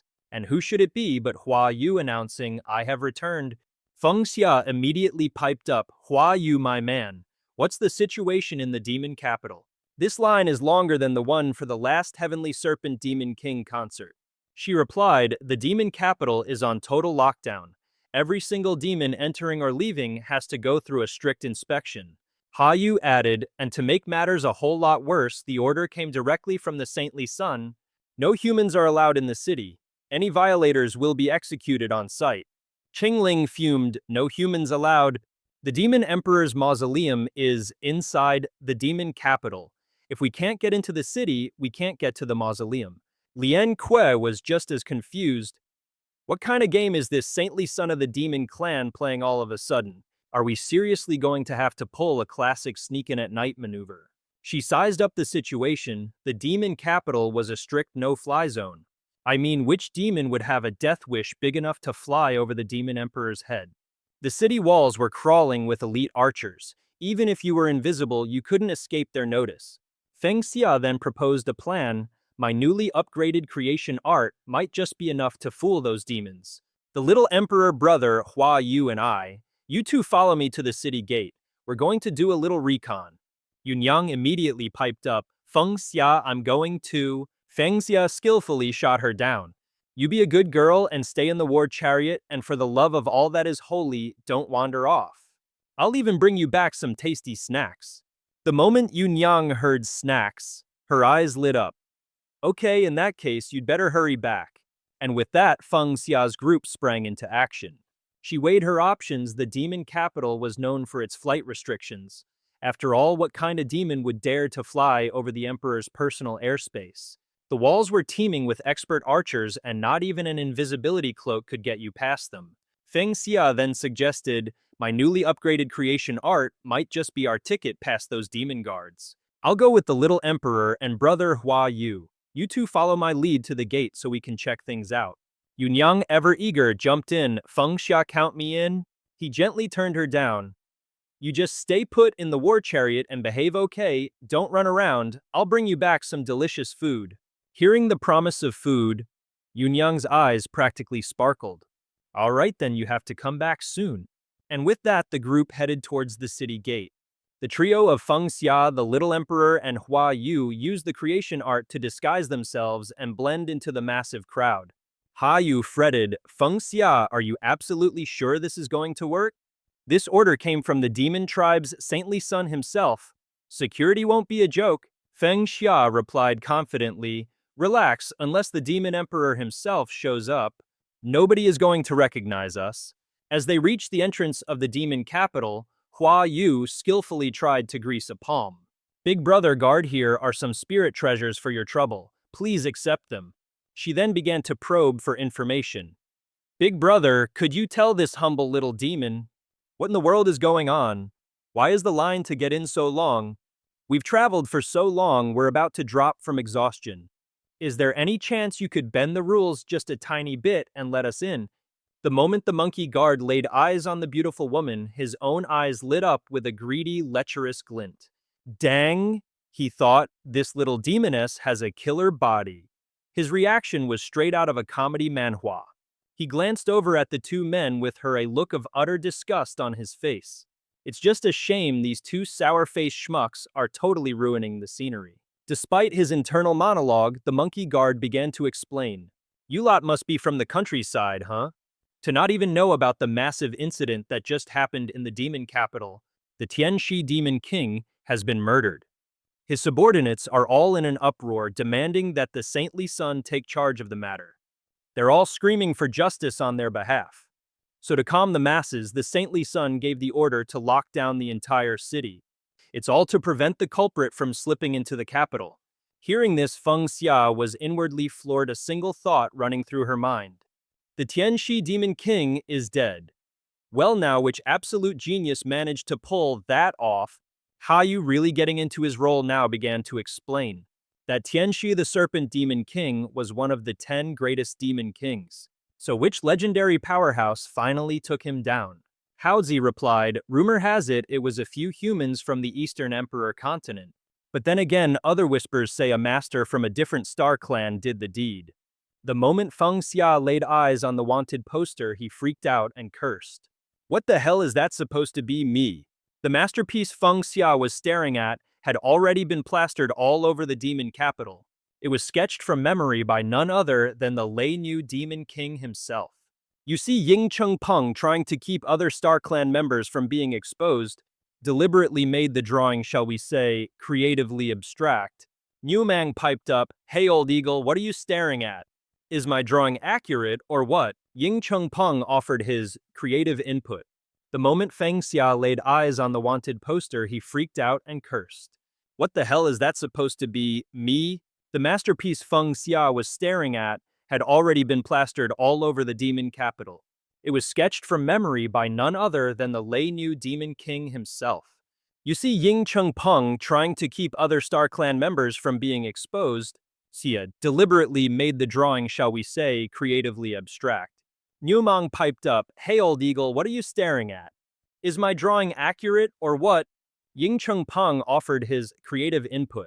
What are you peeking at? Is my drawing on point or not? Ying Cheng Peng offered his suggestions. A little more. Once Feng Xia figured out what was going on, he could only let out a huge sigh of relief, thinking to himself, phew, that demon guard didn't spot anything weird. Looks like my creation art is good enough to fool the entire demon clan. What a relief, wow. Just then, Haozi barked out an order. All right, question time is over, so get in line. Now listen up, you lot. He pointed to a giant mirror overhead and announced, every single demon has to pass through the demon-revealing mirror to get into the capital. No exceptions. Hearing this, Feng Xia's blood ran cold. But Haozi wasn't letting him off the hook and marched right up to him with a warning. You know, your aura is weird. I've never smelled anything quite like it. Feng Xia replied awkwardly, that's probably because I'm from a pretty rare species. The guard got suspicious. A rare species? You mean like the legendary Jiaolong clan or something? Feng Xia latched onto that immediately. That's it, my man, you've got a sharp eye. I'm from the Jiaolong clan, that's me. He even pointed to his own face for proof. Don't believe me, just look. Feng Xia explained, the thing is, the Jiaolong clan is so incredibly rare that I usually keep my horns hidden to stay low-key. You get me? The guard was actually a bit taken aback by this. Wow, this is my first time ever seeing a living Jiaolong. This is like a scene straight out of a manhwa. Feng Xia tried to sweet-talk him. So big bro, how about you open a back door for a rare endangered species like myself? But Haozi was having none of it and insisted he get in line for the mirror scan. He stared at Feng Xia's face with suspicion. Why do you look so tense? Got something to hide, a guilty conscience, perhaps? Feng Xia stammered out a reply. It's been a while since I've been to the hot continent. But the monkey was resolute. Then just be a good boy and cooperate with the investigation. With that, the demon-detecting mirror fired up at full blast.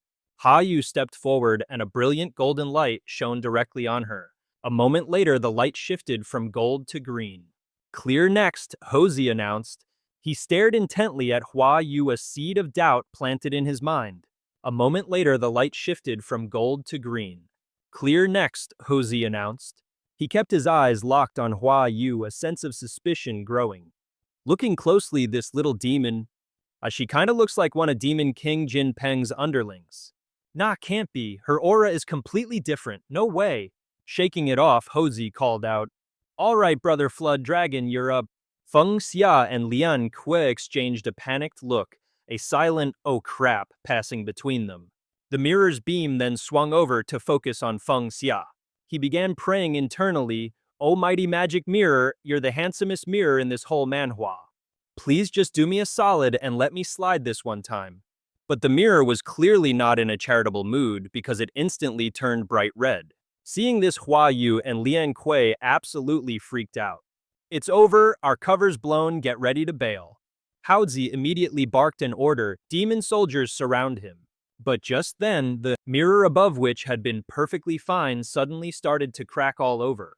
It flashed green one last time before shattering into a million pieces. Everyone stood there completely baffled. What in the world is happening now? Suddenly, the very space around them began to warp. A monstrous arm with razor-sharp claws ripped through the air. The crowd could only stare jaws on the floor. Haozi was so terrified he broke out in a cold sweat. Feng Xia, standing behind him, called out, "What are you freaking out for?" He shot back, "This is my first time seeing something like this, okay."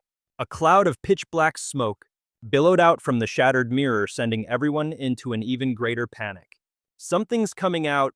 A pair of glowing eyes pierced through the darkness. The flood dragon had arrived. A powerful aura surged forth as he spoke. "The king of the Jiaolong clan, Jiao Qingtu, is here." The crowd below erupted in confused murmurs. The Jiaolong clan. They haven't shown their faces in ages. Why are they here now? Lian Ke started to sweat. "Oh, I'm so dead. My first time in the Myriad Demon Kingdom. And I run into this legendary level beast." Having already seen the Heavenly Snake Demon, King Feng Xia wasn't particularly shocked by the spectacle.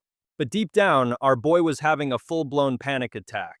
He thought to himself, "I specifically chose the one identity that would be impossible to expose, so how in the world did I run into the actual guy the second I showed up?" The great Zhao Long bellowed a warning. "The killer who annihilated my people. This king may not know who you are, but I know you're hiding among these demons." Hearing this, the crowd's confusion turned to utter shock. The Zhao Long clan was wiped out.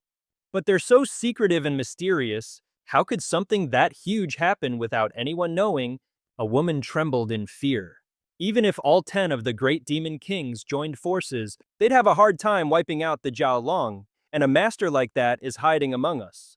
The Jiaolong, high above, declared with absolute power, "For the slaughter of my clan, for the hatred of a lost people today, I will make you pay it all back." A terrifying aura exploded from its body. It roared its voice, shaking the heavens.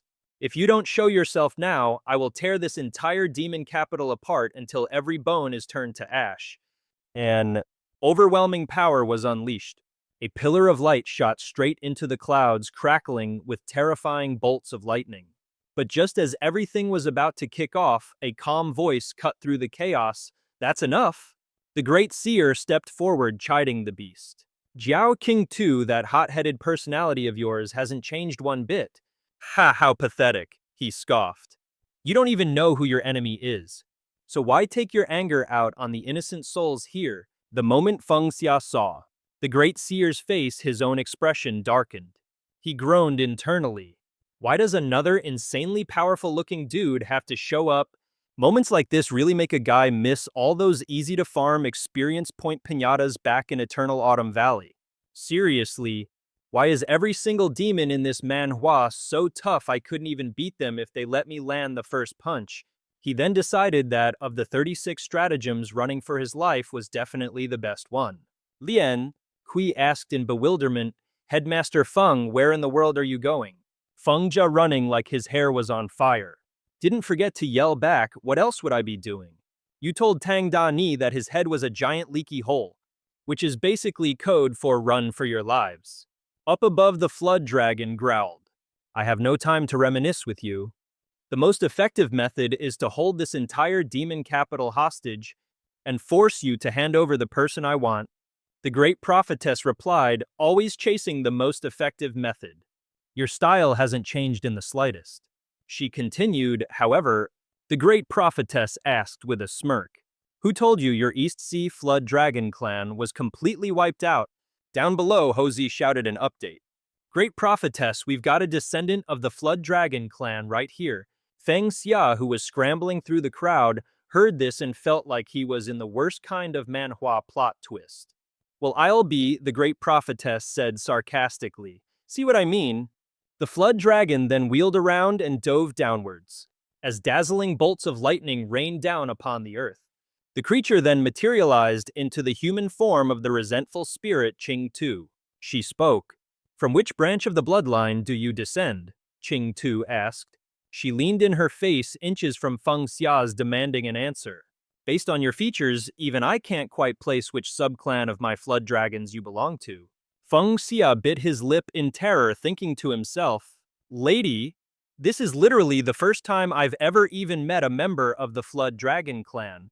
Besides the two horns on your head, how the hell am I supposed to know what other features there are? He scrambled for an answer and finally blurted out, I'm not from the Flood Dragon clan. Your life and death feud has nothing to do with me. But Feng Xia also thought these demons better not even think about using me as a human shield. Hearing this, Qing-Tu seemed disappointed. She replied, I understand now. You must be an illegitimate child cast out and stripped of your clan name by my people. What a cruel twist of fate. Feng Xia's jaw just about hit the floor. This woman is unbelievable. What kind of crazy mental gymnastics led her to that conclusion? Then out of absolutely nowhere, Qing-Tu pressed her chest right into Feng Xia's face. She then shot up into the sky, kidnapping him on the spot. Whether you wish to acknowledge it or not, the blood of the flood dragon flows in your veins. Feng Xia was utterly dumbfounded. This woman is nuts. What kind of reading comprehension is that? And just like that, Qing-Tu once again shoved her ample chest right up against his face. With that, she took to the skies and straight up kidnapped the guy. Whether you want to accept it or not, my blood flows through your veins. The Jiaolong clan has no room for weaklings. If you can't accept your heritage, then you might as well just die. You are the last hope for the revival of our clan. You are the one to bring the Jiaolong clan back to glory. And the legacy of the Jiao clan, you must inherit it. A flustered Feng Xia shot back, Whoa, talk about a 180. Weren't you just trying to get revenge on me a second ago? I haven't agreed to any of this. From high above, the great prophet spoke up, Settle down now. Zhao Qing-Tu is your problem to deal with. She added emphatically, You little human brat. Down below, the crowd was once again buzzing with frantic chatter. She's gone. She's finally gone. I seriously thought today was the last day on Earth for our demon clan. I wonder where she's taking that Zhao clan descendant. Lian Qiu sighed dramatically. Well, that all escalated way too quickly. It feels like the plot of this manhwa suddenly skipped 10 chapters. This emperor is having a hard time keeping up with the pacing.